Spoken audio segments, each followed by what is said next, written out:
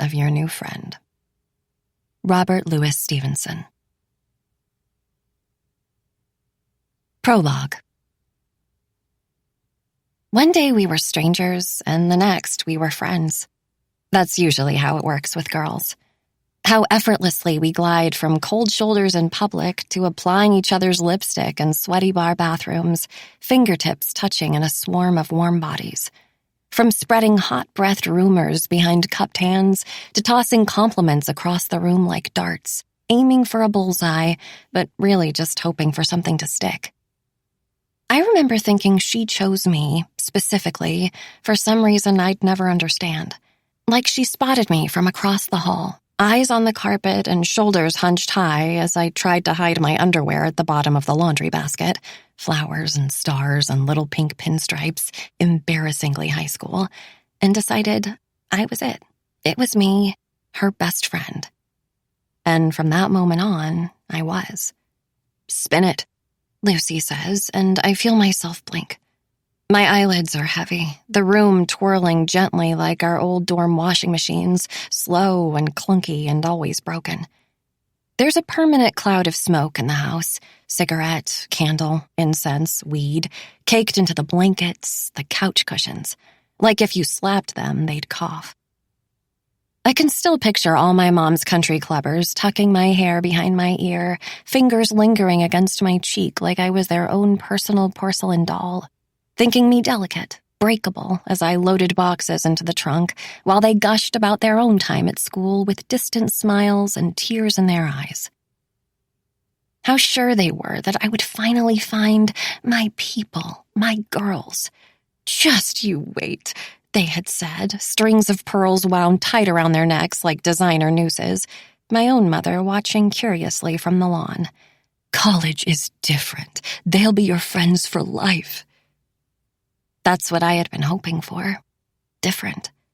But friends for life is a myth, a fable, a feel-good fairy tale we tell ourselves to avoid having to think too hard about facing the world alone. I had believed it once. I had held it tight against my chest like some kind of feral animal I'd claimed as my own before it scratched my neck and wriggled itself free, leaving me battered and bloodied and alone. Margot. I look up to find Lucy staring straight at me, her pupils wide and round like cigarette butts. I swear there's smoke coming from her eyes, curling into nothing. Spin. I blink again like I just woke up from a dream and found myself here. Thighs stuck to the hardwood, back digging into the corner of the coffee table. Everything feels dreamlike, hazy, faded like the milky bottom of the stale water glass sitting neglected on my nightstand. We're in a circle, Lucy, Sloane, and I, our legs pretzeled on the floor with the knife Lucy yanked from the kitchen block between us. Nicole is on the couch, detached as usual, and I reach for the knife, finally flicking it with my fingers, watching as the shiny tip rotates in a circle like we're a strange kind of clock. 3, 6, 9, 12. We all hold our breath as it slows to a stop, the point aimed directly at Lucy. I see Sloane perk up out of the corner of my eye, her back lengthening like a meerkat, suddenly aware of some distant danger. Even Nicole darts a look in our direction, skinny frame slumped over a pillow, hugging it hard with toothpick arms. Truth or dare? I say, my voice raspy and raw. My lips are pulsing, tingling, and I take another swig from the Svedka bottle between us because I need something to coat my throat. Lucy smiles, like the question is rhetorical, like I shouldn't have even bothered to ask. Then she leans over and grabs the knife, her fingers curling around the handle, one by one, as naturally as grabbing the base of a curling iron, a bottle of beer. The same way her hand grips my wrist when she finds me in a crowded room, pulling me away and into the night. They were right, those women. College friends are different. We would do anything for each other. Anything. Chapter 1. We're seated next to each other, shoulders touching, side by side like a prison lineup. I can feel Nicole's hip bone jutting into my side. Sloane can't stop picking at her cuticles, sprinkling dead skin across the floor like salt. We're in our pajamas, cheeks still smeared with last night's mascara, and Nicole looks about 5 years younger with her baby-faced skin and braided pigtails, barely a teenager. Sloane's dark hair is knotted up in a scrunchie, a single curl jutting out like a corkscrew, and I don't even know what I'm wearing.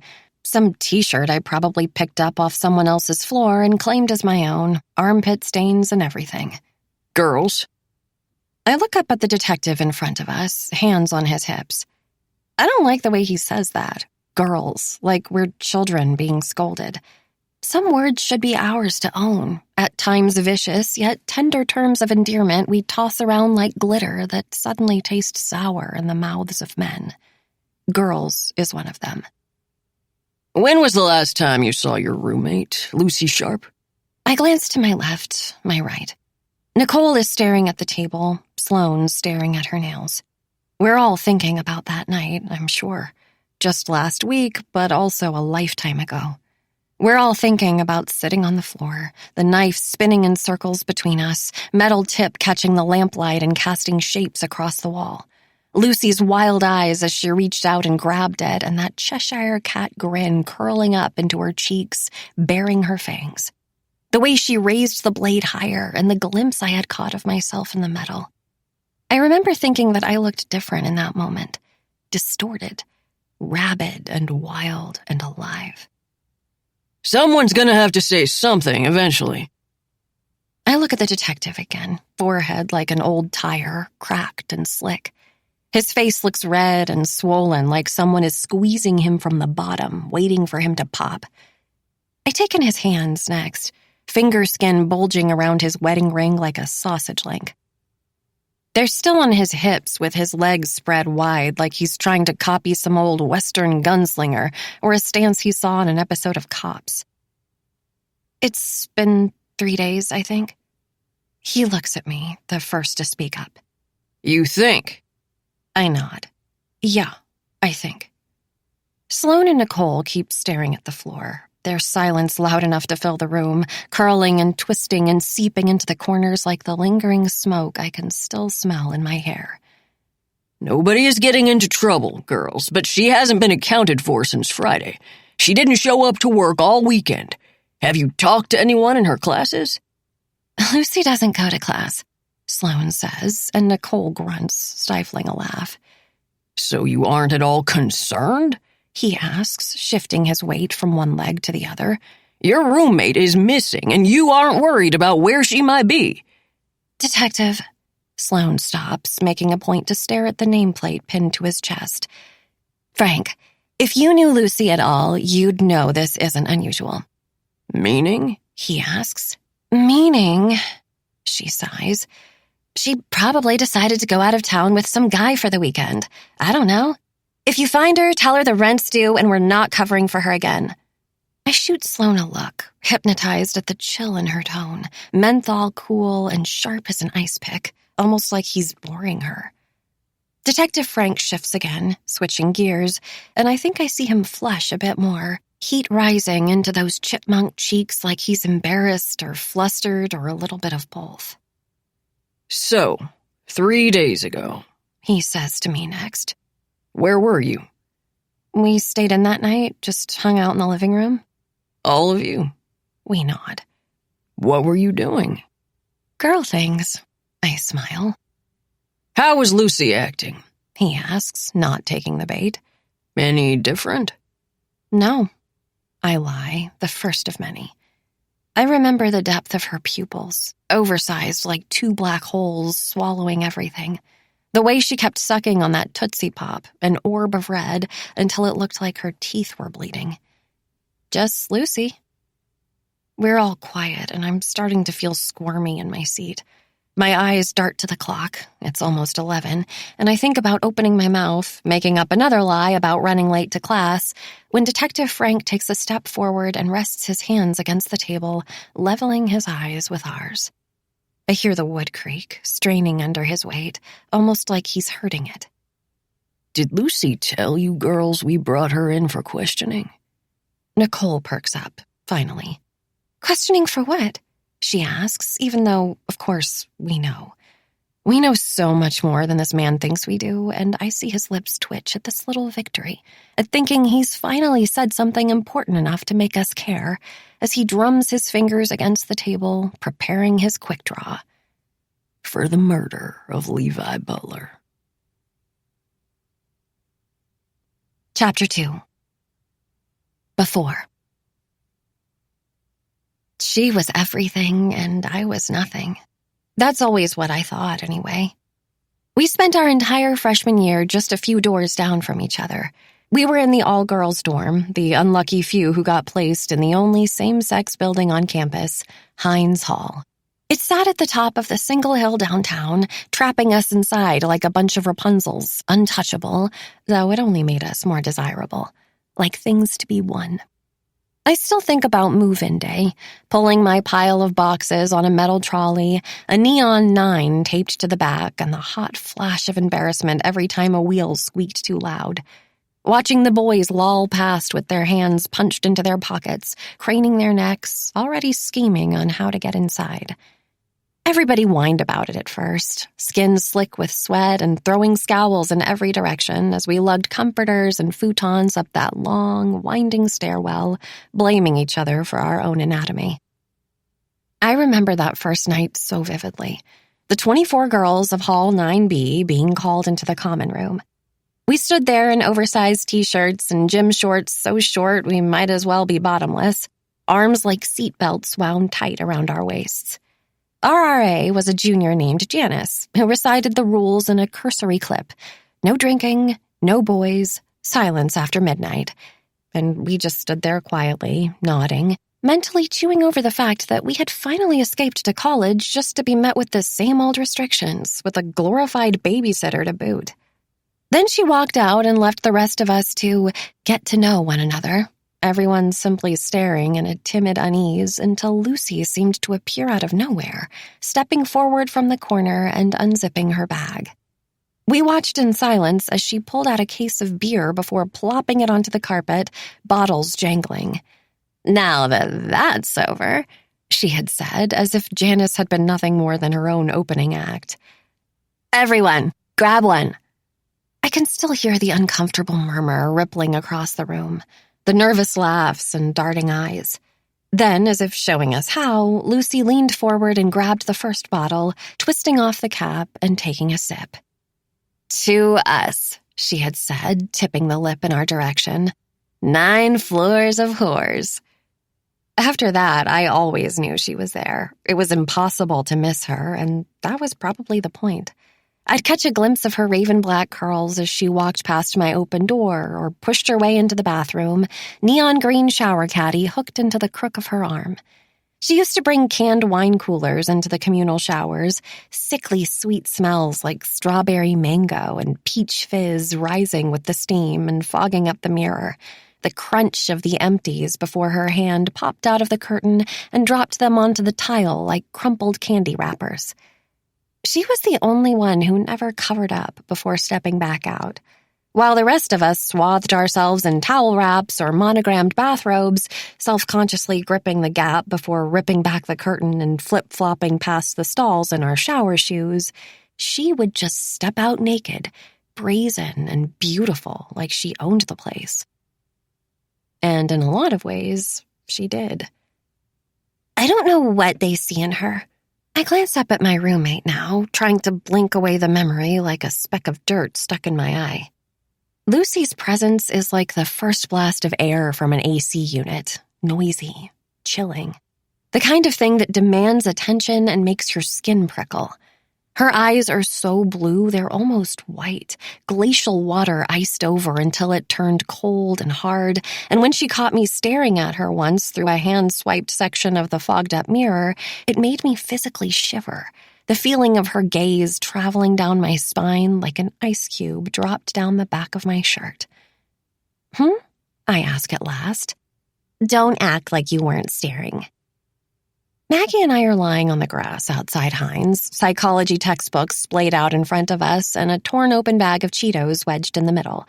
She flips from her stomach to her back, propping herself up on 2 kickstand elbows. Everyone's staring. She's right. Everyone is staring. I can see their eyes darting in Lucy's direction from behind their sunglasses, their notebooks, stealing a glance as she pushes her bikini top an inch to the right, head flopped back as she stares into the sun. She acts like she doesn't even notice, like she's on her own private beach somewhere, not sunning herself in the middle of campus. A busy intersection of horny teenagers who watch her rub lotion on her skin and immediately start to salivate like Pavlov's dogs. She's crazy. I peel my eyes from Lucy and look back at Maggie, jealousy radiating from her skin like a bad smell. Why do you say that? Because she is, she says. I heard she blinded her boyfriend in high school. What? No way. I'm serious. They were arguing about something, fighting at a party, and she reached out and scratched him across the face, she says, clawing at the air. Like a fucking cat. I don't believe that, I say, eyeing her closely. Maggie isn't usually like this. Gossipy, mean. She's one of the nicest people I know, actually. Irritatingly so. But at the same time, Lucy seems to bring out this side of people. It's like her existence alone is somehow threatening to the rest of us. We know we can't compete, so instead we recoil, snarling at her from the corner to make ourselves feel safe. Swear to God, it's true, Maggie says, holding her hands up, defensive. Her nail was kind of jagged or something, and it ended up puncturing his cornea. Where did you hear that? Rachel down the hall had a friend visit a few months ago. She said her boyfriend knows a guy who saw it happen. I cock my eyebrow. I'm just relaying what I heard. I turn back toward Lucy, noticing the way her fingers itch absent-mindedly against her chest, the way her long, skinny nails leave little white streaks in the angry red of her sunburn. It isn't the first rumor I've heard about her, each one more outlandish than the last. Some other girl on our hall swears she's a foreign exchange student, undercover royalty shipped over from somewhere rich and exotic, although I've detected zero trace of an accent any time I've heard her speak. Another is convinced she's sleeping with her professors. All of them, females included, the only logical explanation for how she seems to get by without studying. Anyway, Maggie says, rolling back over and grabbing a Cheeto before popping it in her mouth. I think I found us an apartment for next year. 2-bed, 2-bath. It's on the second floor, thank God. No more elevators. I hear myself mumble some distant mm-hms, but I'm not listening. Not really. 2 other girls have joined Lucy now, a blonde with braids and a dark-skinned girl with calves like baseballs that bulge beneath the skin. They live on 9B too, Nicole Clausen and Sloane Peters. They're almost always with Lucy, the 3 of them swigging from water bottles everybody knows aren't filled with water before stumbling back hours later, eyes glassy and lipstick smeared. The first time I saw them, there was something about the way they walked that stuck with me. Side by side, Lucy in the middle, arms hooked together like a chain-link fence, like they couldn't break apart even if they wanted to. Did you hear me? I whip back around to the sound of her voice to find Maggie looking at me, eyebrows raised. Sorry, what? I said it's close to the library, so we won't have to take the bus. Oh, yeah, that's great. I smile, then turn back toward the girls. Thanks for doing that. I watch as Sloane lays a towel on the grass and Nicole starts to slather sunscreen on her arms, though Lucy hasn't even looked at them. Her eyes are still hidden behind her sunglasses as she stares up at the sky, and the truth is, I do know what everyone sees in her. I've seen it myself all year. It's the way her eyes seem to pierce you so deep, leaving behind microscopic little puncture wounds like a snake or spider bite. Something you can still feel on your skin long after she's left. It's the easy confidence she exudes, as natural as breathing, and the way she took control of that first night so effortlessly. Just a handful of words making 24 strangers not only break the rules, but simultaneously shatter some widely held belief about ourselves. Some latent voice telling us to be embarrassed about our situation, 9 floors of whores, when we should have been emboldened. All right, I'm done, Maggie says suddenly, slapping her textbook shut with too much force. I crane my neck as she stands up, noticing the thin lines of sweat that have soaked their way through her tank top. Everyone is cramming for finals, meaning it's only May, but it's already hotter in Rutledge than it'll ever be in most of the country by August. We're used to it, though. Students lugging backpacks through 100-degree heat before stripping off their clothes and heading to the beach, drowning their stress in salt water and sweat. "Do you want to grab dinner or something?" she adds, offering me one last chance at conversation I should probably take. Instead, I give her an apologetic smile, already feeling my neck threatening to turn back in Lucy's direction like a quivering magnet. "I'm going to stay a little longer," I say. "Sorry." I watch as Maggie shrugs and walks off, a little string of pollen dangling from her thigh, but by the time my gaze makes it back to the girls, I'm not staring at the side of Lucy's face anymore, her head tilted back with her face angled to the sun. Instead, I'm staring straight into the sharp blue of her eyes as she looks into my own, sunglasses perched on the tip of her nose.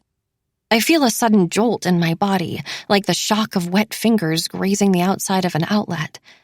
Then, before I can even realize what's happening, she waves. Chapter 3. My room is empty by the time I make it back to the dorm. I was hoping to catch Maggie, maybe, join her for dinner like she had asked. She's probably sitting in the dining hall by now, pretending to study or read something riveting on her phone to mask the embarrassment of eating alone. For a second, I consider walking down there, scooting in beside her. I can even picture her looking up at me, relief flooding her features as she realizes she won't have to pretend anymore. The silent apology we would exchange before launching into some pointless small talk about our summer plans.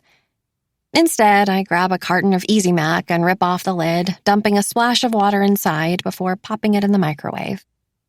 It's not that I don't like Maggie. I like her fine. She's nice enough, the perfect roommate even, kind and considerate, always letting me bum one of her Diet Cokes out of the mini fridge and never letting her dirty clothes pile up.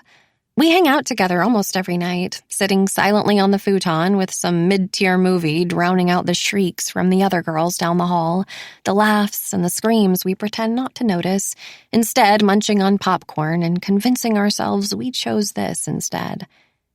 During those first few weeks of freshman year, I remember watching the other girls scramble around, mad and frantic like headless chickens, everyone desperate to make their friends and find their place.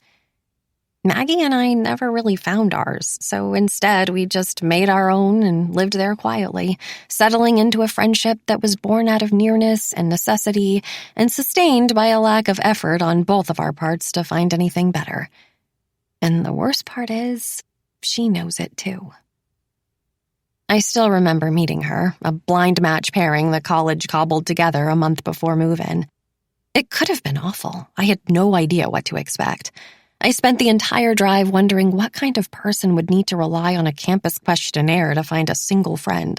A person like me, I supposed. But when I showed up, her over-eagerness was the only flaw I could find.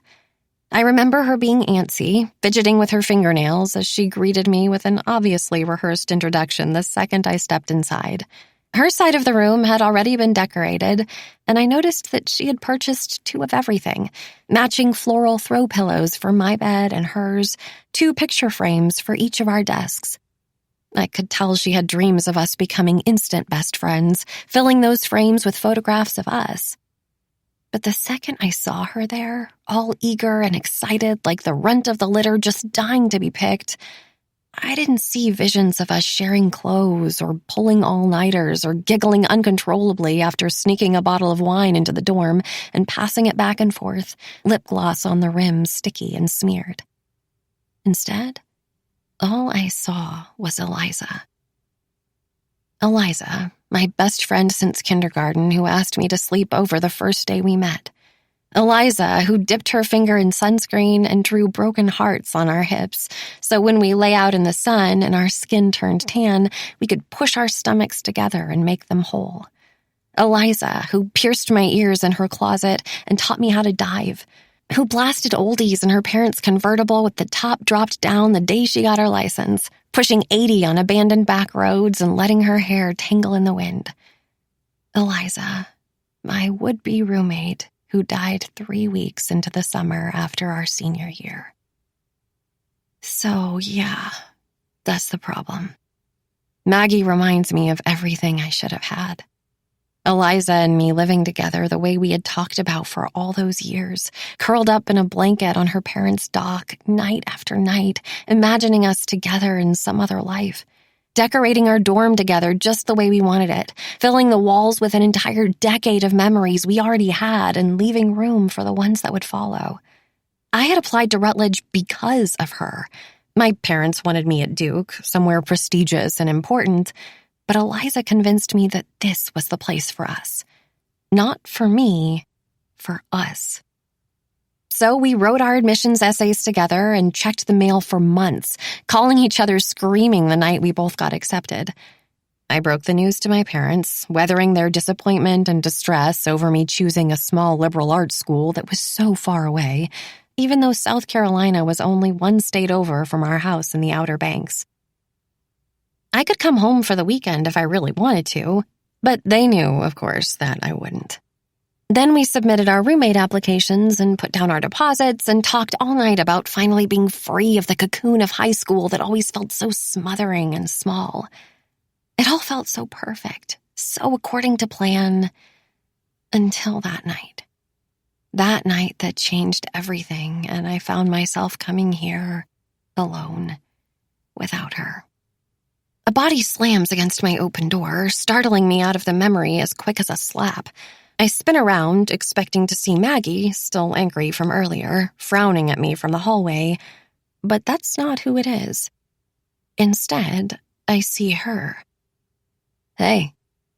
Lucy is leaning against my doorframe, arms crossed tight and her denim shorts unbuttoned to reveal the cherry red of her bathing suit bottoms. Hey, I echo, though it comes out more like a question.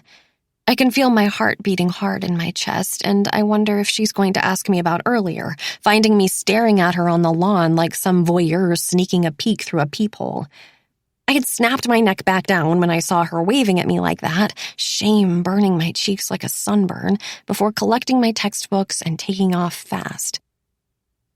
I feel an apology start to bubble up my throat like bile, some half-hearted attempt to explain it all away. Are you staying for the summer?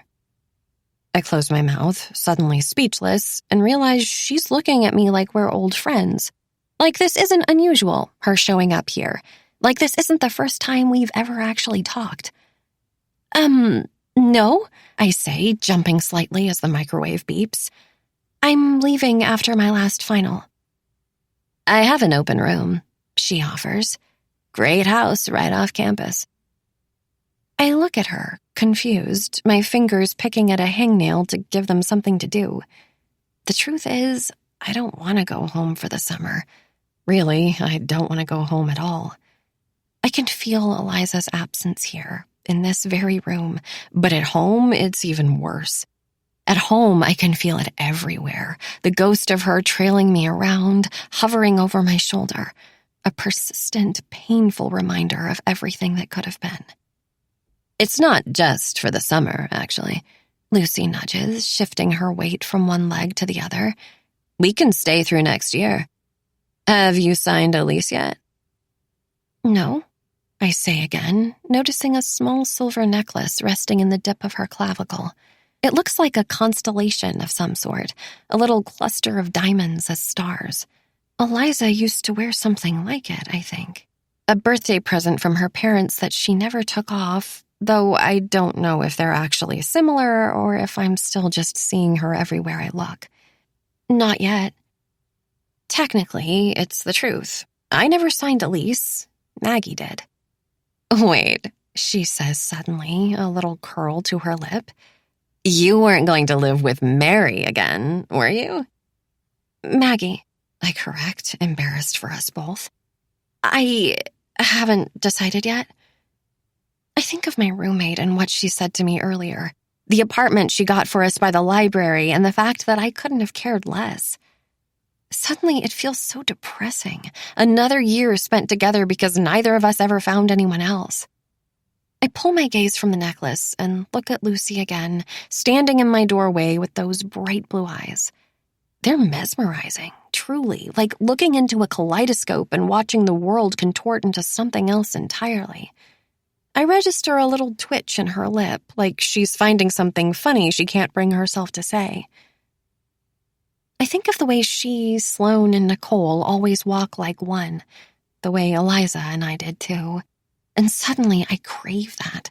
I crave it more than I've ever craved anything, the kind of friendship that I once knew so well, not comfortable and contained, but something messy and maniacal and real. Well, Lucy says, that twitch of a smile morphing into a full-blown grin. Looks like I just decided for you. Chapter 4.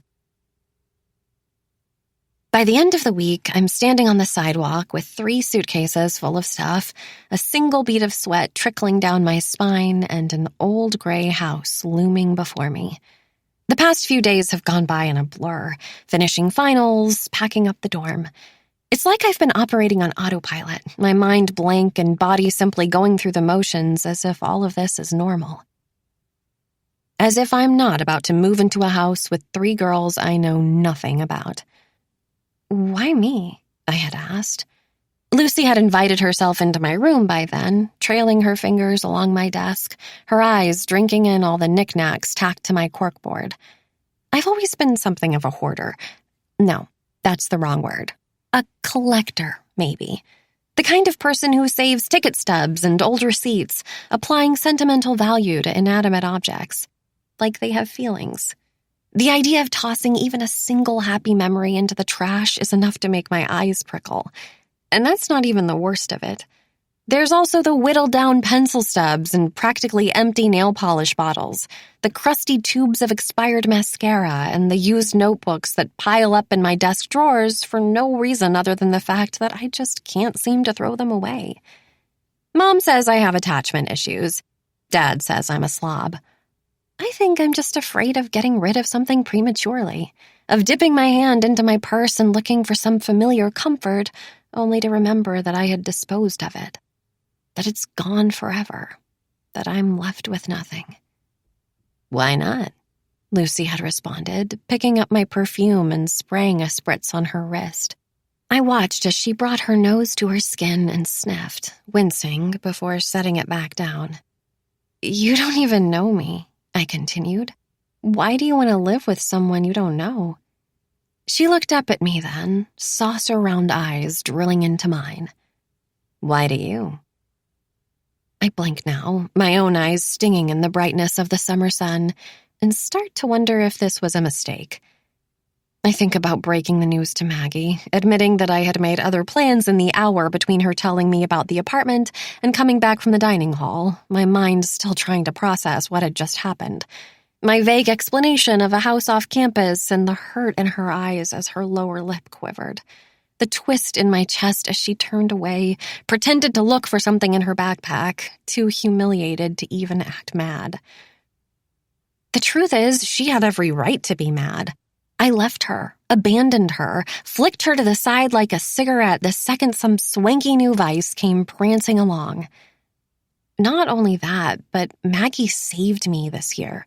Without her, I don't know what I would have done. It's true that I didn't feel any real attachment to her. I didn't love her in the way that I loved Eliza, but that's only because I didn't feel any attachment to anything. I spent the entire year floating, totally unmoored, completely removed from not only my body, but from reality, too.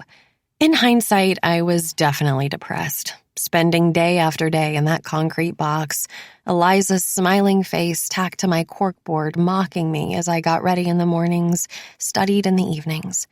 Lay in bed and stared at the ceiling, replaying the events of that night over and over and over again. My parents never noticed. My teachers didn't either. I was required to go to counseling after the college learned of Eliza's passing, but my grades never suffered, so they simply egged me on, signed my slips, told me to keep doing what I was doing. That whatever it was working just fine. Somehow, though, Maggie could always tell when that film started to descend over my eyes, the one that turned them glassy and gray, somewhere far away. my mind wandering to all those deep, dark places it sometimes escaped to when the memories of Eliza became too much. Maggie could see when my attention would start to dart around the room, wildly searching for something to distract me. A handful of painkillers, swallowed dry, a few too many to knock me out. The sharp bite of a thumbtack pushed into my finger until the skin popped. And she would gently nudge me back, suggesting we watch another movie or grab an ice cream, anything to snap me out of it.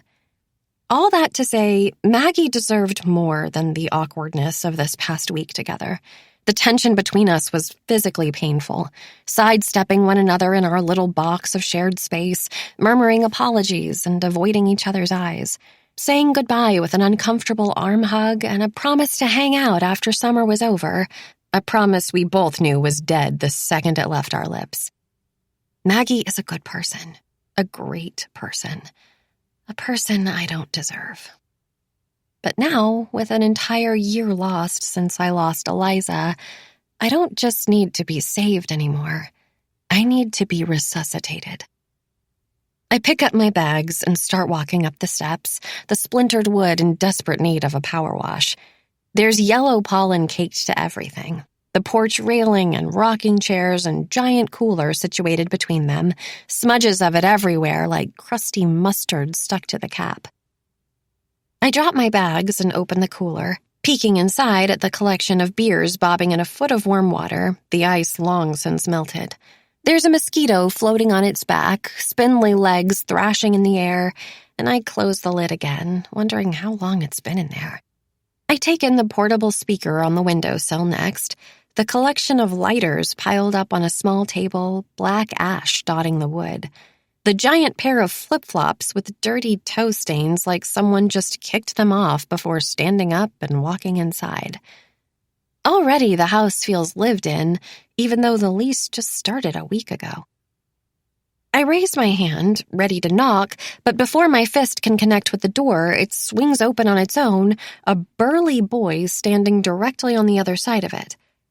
I stare at him for a second, wide-eyed, trying to keep my attention from traveling down his bare chest, the thin line of hair sprouting beneath his belly button and pointing like an arrow to the waistband of his shorts. Who are you? He asks, a mop of brown hair tousled like he just rolled out of bed. I'm Margot, I say. I'm supposed to live here. Suddenly a sense of horror descends upon me, and I cannot believe it didn't dawn on me before. I peer past the front door and into the house, a place so disheveled it looks like a cave occupied by animals. I think about the shoes outside, the men's shoes, and take in the shirtless guy in the living room staring at me with a smirk on his lips. It's the same way Lucy had looked that day in the dorm, almost like she was laughing at some joke I didn't understand. This is a prank. All of it. A prank. She must have seen me staring at her that day on the lawn and thought it would be funny, inviting me here to live with her, with them, knowing I was desperate enough to say yes. I wonder if she's watching me right now through the window of some neighboring house, pointing, laughing. I wonder if it's too late to call Maggie and apologize, beg for mercy, take it all back. I feel the tears well up and start to mumble excuses, ready to pick up my bags and run away, until the door opens wider and I see Lucy standing on the other side of it. Sorry, she says, pushing the boy out of the way. Her hair is pulled up into a bun and she's wearing a Pink Floyd t-shirt and black biker shorts, her toned legs bronzed and beautiful. This is Nicole's boyfriend. Trevor, Margot, Trevor. She gestures between us, and the boy smiles at me again, nodding that thick shock of hair before sticking his hand down his waistband and scratching his crotch. Lucy rolls her eyes at me like we're sharing some kind of mutual disgust, and I smile, feeling the relief fill me up fast. Everyone's still asleep, she says, gesturing for me to come inside. I grab what I can of my bags and watch as she motions to the empty beer bottles littering the floor. There's a giant bong on the coffee table, cloudy water specked with debris, next to a glass ashtray shaped like a peace sign. I notice a bowl of assorted candy in the center, a handful of coasters I doubt anyone uses. I'll show you to your room. The house is one of those old homes Rutledge is known for. 2 stories with a giant front porch, big white columns, and defunct fireplaces in almost every room. The floors look like original hardwood, and they would be nice if someone had cared enough to take care of them. Campus is small, a cluster of old buildings situated between bars and restaurants, coffee shops and independent boutiques. And although most students live in apartments downtown, out here, mere minutes from city center, there's space to roam, room to breathe.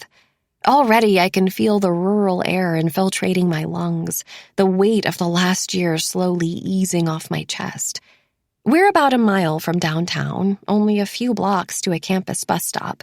Greek Row looms large on the street perpendicular to ours, and I can't help but think about how this section of town has been overrun by students who can only afford to live in big houses like these because their rich parents pay for them to. My own parents weren't thrilled about me ditching out on a summer back home, but at the same time, when I explained the situation, a group of friends, real friends, the kind my mother's friends were so sure I would find, they begrudgingly agreed to send me a security deposit and the first 3 months' worth of rent. Nicole and Sloan sleep upstairs, Lucy says now, weaving me through the living room. It's furnished with 2 mismatched couches, a coffee table, and a floor lamp. On the opposite side of the room, there's a TV on the floor and an old record player propped open on a side table, a collection of vinyl covers decorating the main wall in a grid. You and I are down here. When we get to the back of the house, Lucy gestures to 2 closed doors, one apparently hers and the other mine. She swings open the one on the right, and I peer inside, my eyes scanning it all. It came furnished, so it's actually good you don't have much to bring.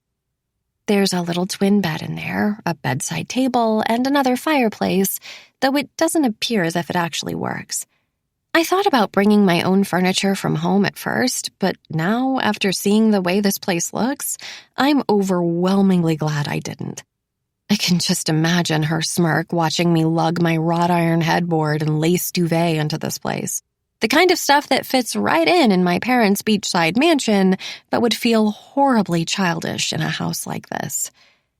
It's perfect, I say, dropping my bags in the center of the room. And I'm not just saying that. Really, it is. The house radiates an effortless cool the way Lucy does, too. A kind of grunge aesthetic that could not be more different than Maggie's matching throw pillows. Exactly what I want. Thank you. Don't thank me just yet, Lucy says, hands on her hips. You just got here. Chapter 5. It doesn't take long to unpack my things. I have 1 suitcase full of clothes that are still on their hangers, easy enough to put away, and another full of school supplies, books, electronics, and cords, most of which I'm unsure of their function.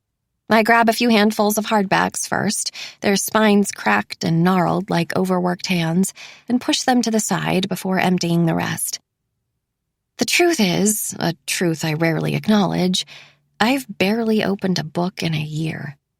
I used to get so lost in these imaginary worlds, slipping into another skin every time I parted their covers, the musty scent of the pages curling beneath my nostrils like an elixir that ripped me from one reality and implanted me into the next. That's the beauty of fiction, of words. When your life becomes too boring, too bland, too hard, or depressing, or chaotic, or calm, they allow you to simply float away and inhabit another. Try it on for size. With so many options so ripe for the picking, it would be a shame to only taste just one. I still read for school, of course. As an English major, that's impossible to avoid. But ever since I lost Eliza, every time I've tried to flip open the pages of an old favorite, immerse myself in something mindless, the words won't melt in my mind the way they used to, warm and smooth like freshly whipped butter. Instead, every sentence feels clunky, hard, taunting me like they're written in some foreign tongue, completely illegible.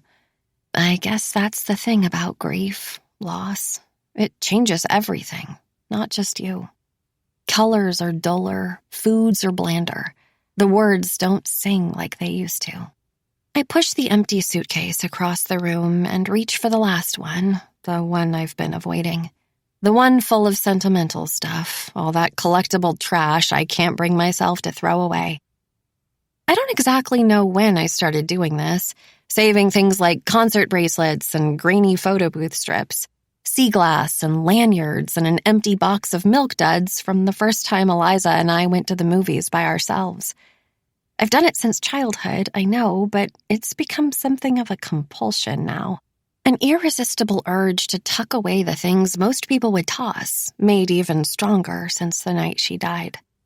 Maybe it's because these are the only things I have left of her, the objects that keep her partially alive in my mind like some kind of shrine. One of her scrunchies with thin strands of hair still knotted into the fabric, an old tube of lipstick she didn't live long enough to finish. If I were to get rid of them now, it would feel like getting rid of her, too. Throwing her memory in the trash along with an embroidery floss bracelet, a broken ornament we made together in kindergarten, a cookie from her 10th birthday party I never took out of the packaging, so rock-hard stale I couldn't bite into it now even if I wanted to. I'd do my best to organize the clutter before setting it aside and pulling out my pictures. I stare at the one of Eliza and me first, resting on top in a delicate gold frame. It's of the two of us in our bathing suits, a grinning selfie we snapped while lying out on her parents' dock. I can't even remember when we took it. Freshman year, maybe? Still early in high school. And behind it, there's a second one of us in our graduation caps, taken just before walking into the auditorium on commencement day. We looked so effortless in that first one, all limbs and teeth glowing bright against our summertime tans.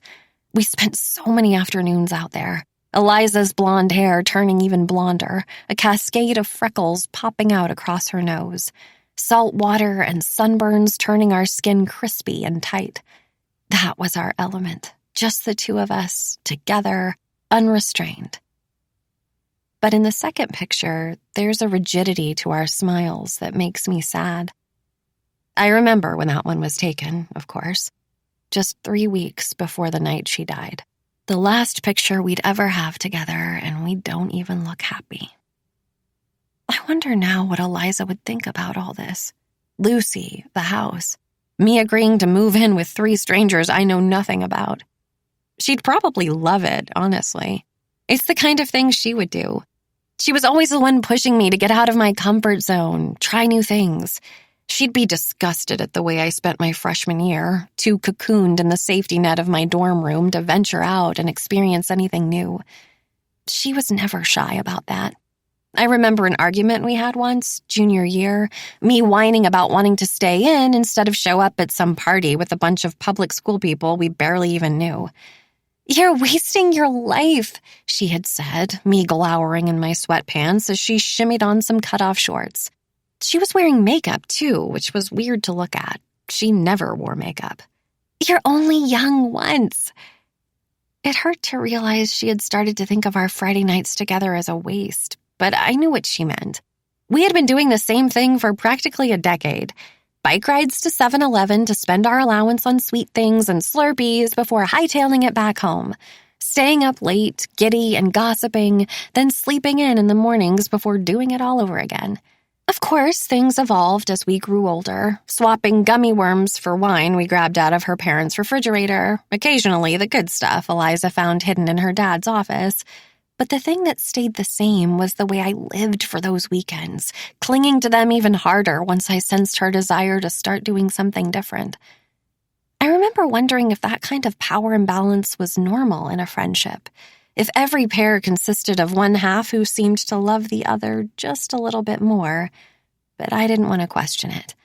I was content with the way things were. I never felt like I needed anybody else, but slowly, inevitably, Eliza did. "I'm sorry," I say to her now, my fingertips touching her static face. I wish I could take back every stupid argument, every meaningless fight. Her death had shocked the Outer Banks, sending a ripple of uncomfortable contemplation across everyone who ever knew her. It was a stark reminder that none of us are immortal, especially the ones, like Eliza, who lived like they were. And it had scared me for a while, realizing that any second could be the end of it. Something as simple as a trip into traffic, a cramp while you're swimming. That a life as bright as hers could be extinguished without even the courtesy of a heads up. But at the same time, the abruptness of it all made me realize that she was right. You're only young once, and only if you're lucky. Margot! I jump at the sudden banging on my door.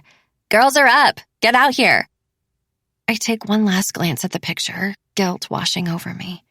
It's pretty obvious now what I'm doing here. I'm trying to replace her.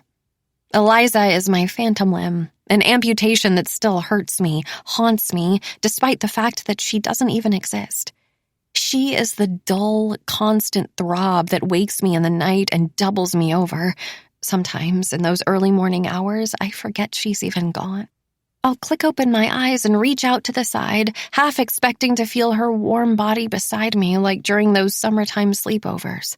My fingers dragging their way across my comforter, searching for the familiar feel of her.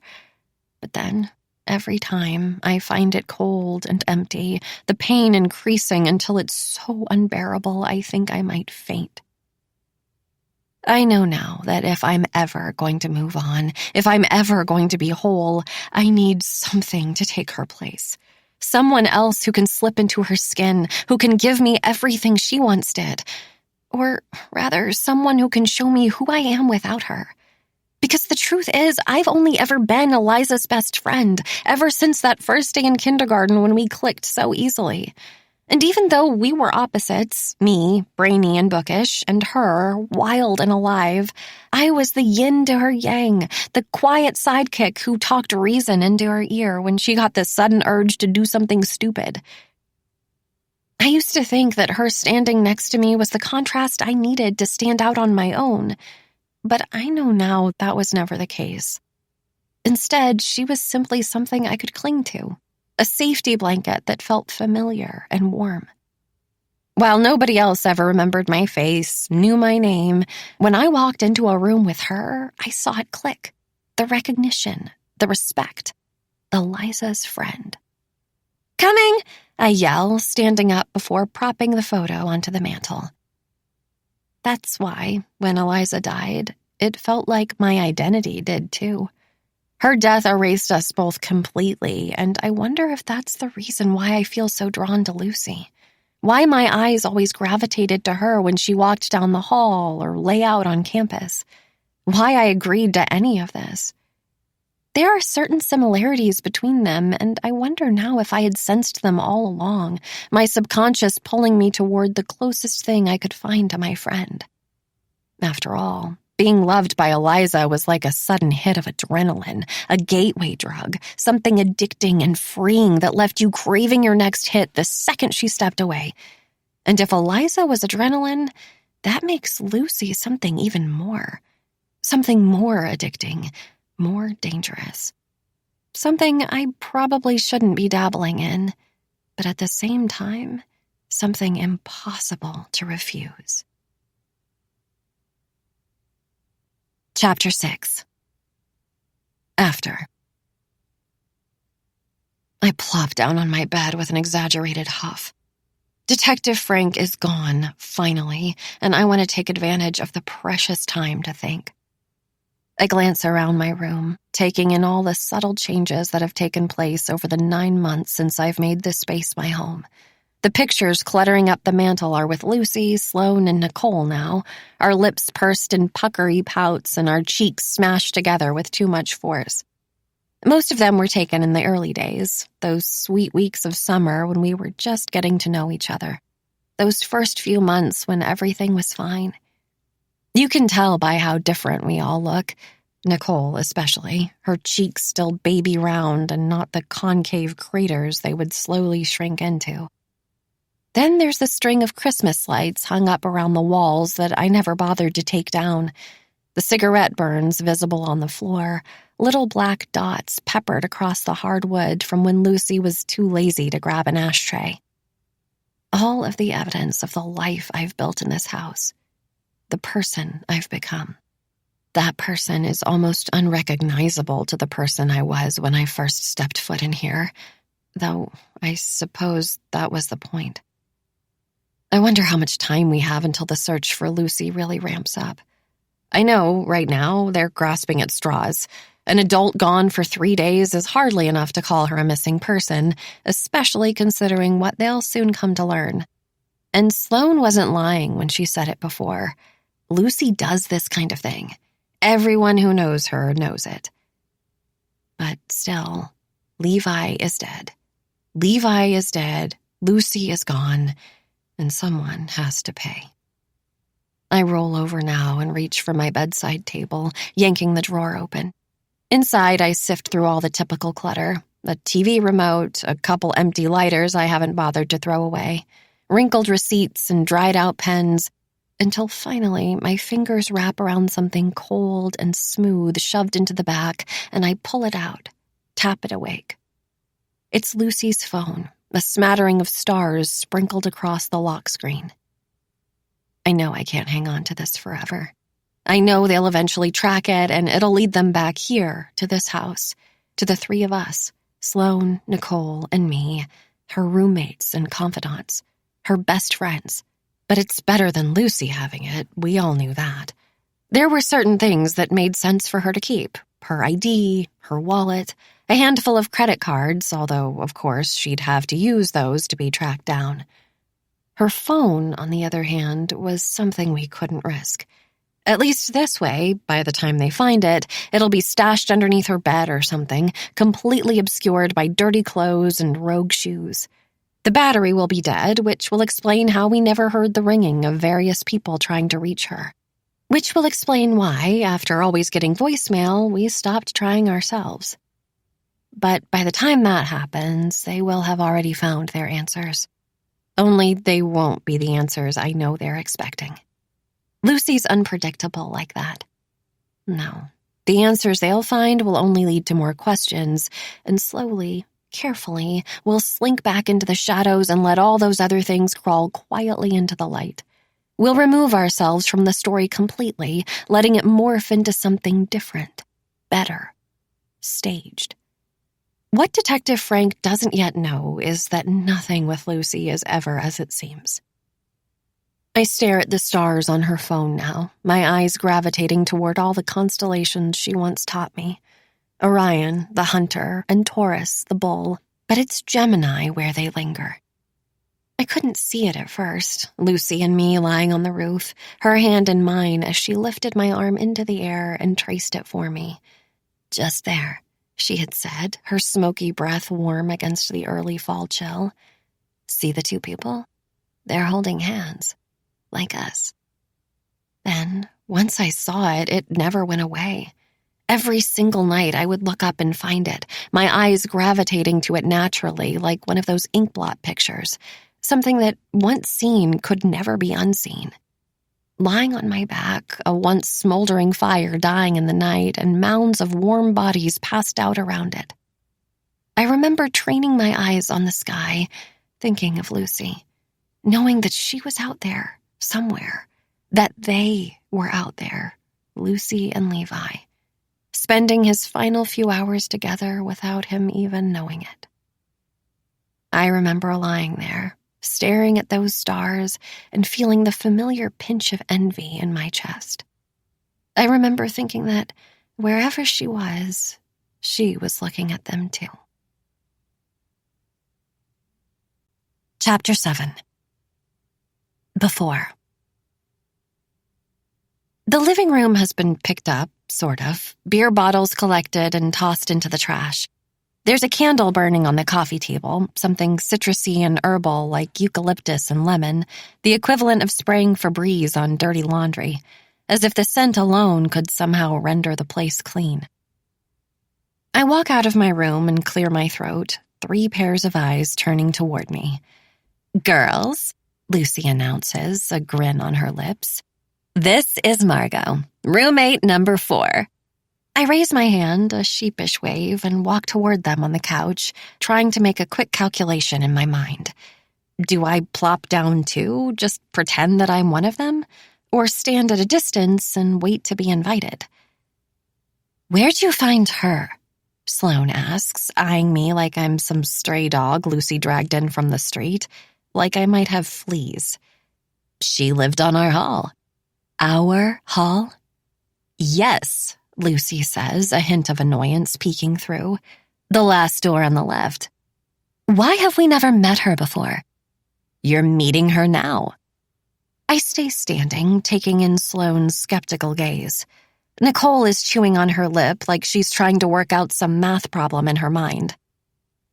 I'm not surprised they don't know my name. I barely left my room at all last year, but still, the fact that my face isn't even vaguely familiar sends a deep sting through my chest.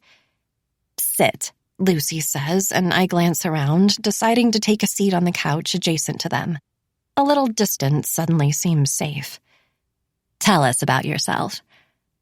I blink, my eyes flitting between the three of them as they stare at me expectantly, and I feel a sudden sense of vertigo, a sharp pang of panic, like I'm standing on a hot stage and suddenly forgot my lines.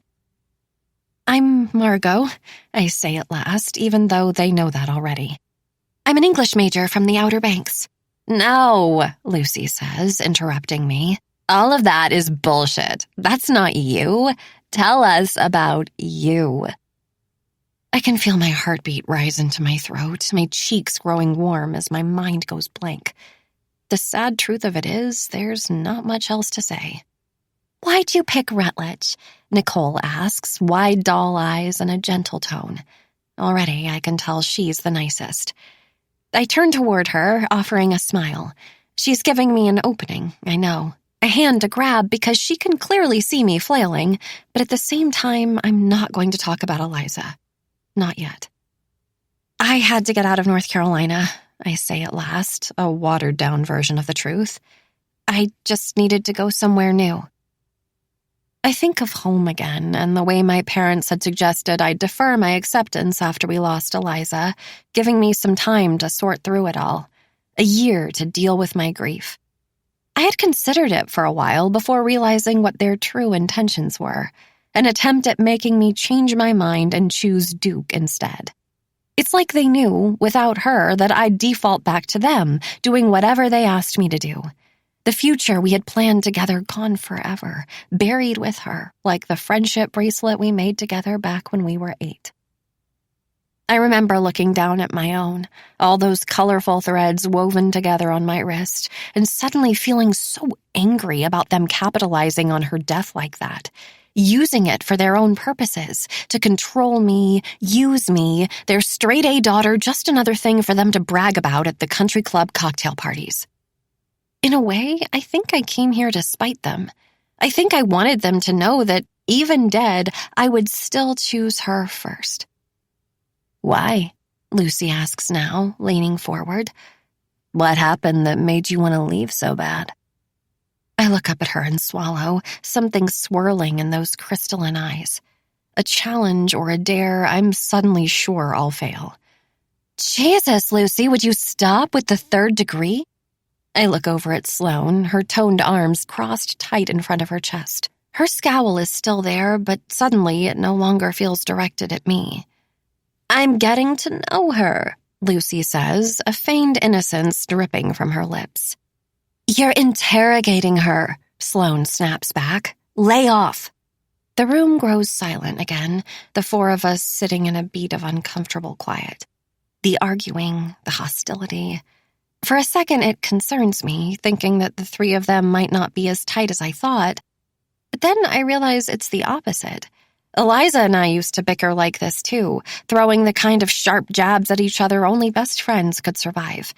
Words can stick, wedging themselves fast into the tenderest parts of you, but when you have years of memories to thicken the skin, they aren't quite as fatal. Instead, they bounce off, land with a whimper, most of the time anyway. Come on, I'll show you the rest of the house, Sloane says, standing up from the couch. Then you can meet the boys. The boys? I ask. The boys next door, Lucy says, pulling her legs beneath her. They own the house. Well, technically the fraternity does. Kappa Nu. They use it for extra rooms when they need it, rent it out when they don't. That's why it looks like this, Sloane grunts. And why it's so cheap? Nicole cuts in. Our rent is unheard of. Trevor's the president, Lucy says.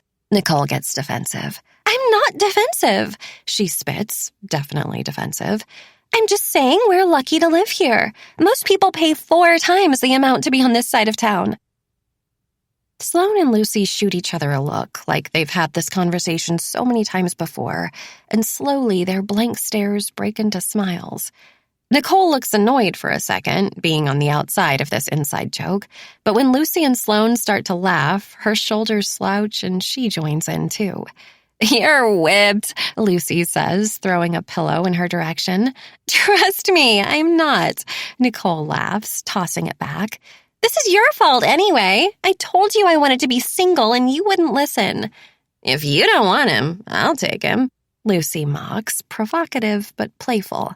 I'm not going to apologize for introducing you to the most beautiful boy on campus.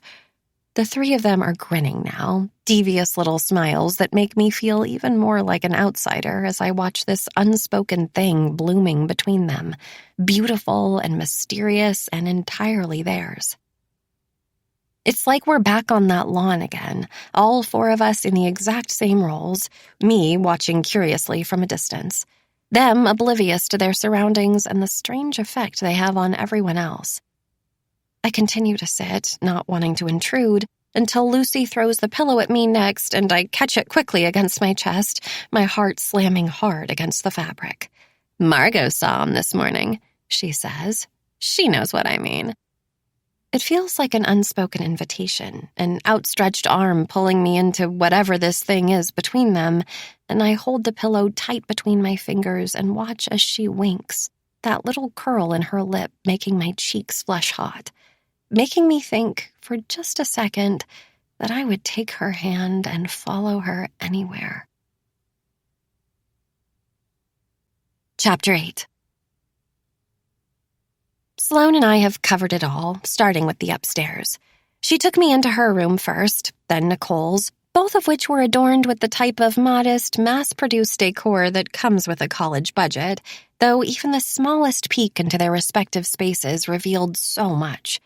The focal point of Sloane's room was a giant white desk covered with textbooks and papers and a sleeping laptop, a large calendar on the wall with old exam dates obsessively circled before getting crossed out in red.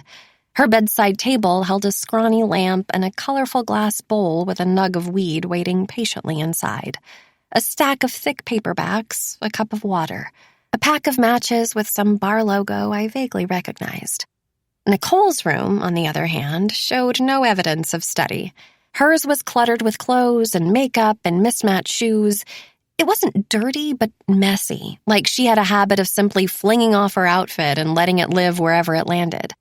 I noticed some of Trevor's things peeking out from behind her own, a pair of blue boxers, a white crew sock, a Kappa New sweatshirt draped over the back of her chair.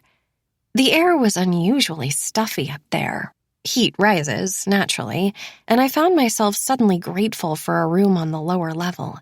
Mine, in comparison, was unusually cold, the floor frigid to the touch, and I wondered why. Maybe there was a vent by my bed I hadn't noticed earlier. I saw Sloane and Nicole's shared bathroom next, tiny and clean and smelling of lavender, but mine and Lucy's, I learned once we ventured back downstairs, had a malfunctioning toilet tank that caused water to run at all hours of the night. If it gets really annoying, just jiggle the handle, Sloane had said, wiggling it with her fingers as if to show me how. We've asked the boys to fix it, but, you know. She rolled her eyes, and I nodded, inherently understanding the headaches that must come with frat boys as landlords. Lucy's bedroom door remained mysteriously closed, and we skipped past it wordlessly, moving next into the kitchen, then the backyard, a surprisingly large plot of land obscured from view from the street. I survey the patchy grass now, the row of azaleas pushed tight against the side of the house. The single magnolia tree with its milky white flowers and the gravel driveway big enough for 6 cars, squinting my eyes in the sudden brightness of the sun reflecting off the bleached white pebbles. This is the shed, Sloane says, walking me over to a little wooden shack at the edge of the property. It connects our backyard to Kappa News. It's the quickest way to get over there. She opens the double doors and a blast of musty air hits me, a combination of smells fighting for attention. I recognize the metallic tang of rust, the cold damp of fresh dirt. But there's something else, too, something different, earthy and sweet-smelling like barrels of hay or freshly mown grass. It isn't until I peer over the edge of the door that I see what's inside. Tight rows of leaves dangling from ropes on the ceiling, each of them swaying gently like hundreds of hangmen in the breeze. They're drying tobacco, she explains, reading my mind. Don't ask. I'm momentarily speechless as I stare at the maze of leaves in front of me. They're absolutely massive, the size of my head, bunched in clusters of 3 and 5. I can barely see past them, the inside of the shed much deeper than it appears, though Sloane forges on, pushing the leaves out of her way like a stage curtain as she moves farther away. I move in quickly behind her, a swirling scent of moss and wood and sweet vanilla making my eyes water. Most of the leaves are yellowing, but some of them are brown, and before I can think twice, I reach up and touch one. Its sticky consistency making me think of a spoiling corpse, juicy and putrefied. Here's the frat house, Sloane says as we make our way out the back doors and into the Kappa Nu backyard. I'm strangely relieved to be out of that place, though I try not to show it. There's just something about it that makes me uneasy. The ropes and the leaves hanging from the ceiling, obscuring my view, like someone could come up behind me and I'd never even know it. The long, curved blades I had glimpsed dangling from hooks on the wall, dried animal blood caked to their edges. The way the scent of gore and tobacco seemed to mix in my mind, creating something sweet and unsettling, like looking down at a rare steak on your plate, stomach roiling as you lick your lips and watch the blood pool. We stand there for a second, right outside the open shed doors, an uncomfortable quiet relaxing over us as we stare at the side of the house. I realize now that it isn't the shed that's strange, or even the things in it. I've seen my share of shotguns and hunting knives, fish hooks and fillet blades. We're in South Carolina, after all. Rutledge is a tiny little town in the middle of nothing but forest and fields. 30 minutes to the water in one direction, 30 minutes to the woods in the other. What seems strange to me is the unrestricted access we have to someone else's property, how easy it was for us to simply let ourselves into their space, and by that logic, how easy it would be for them to let themselves into ours.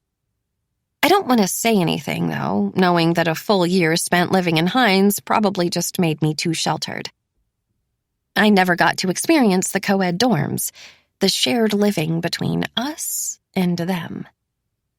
Are you sure you want to do this?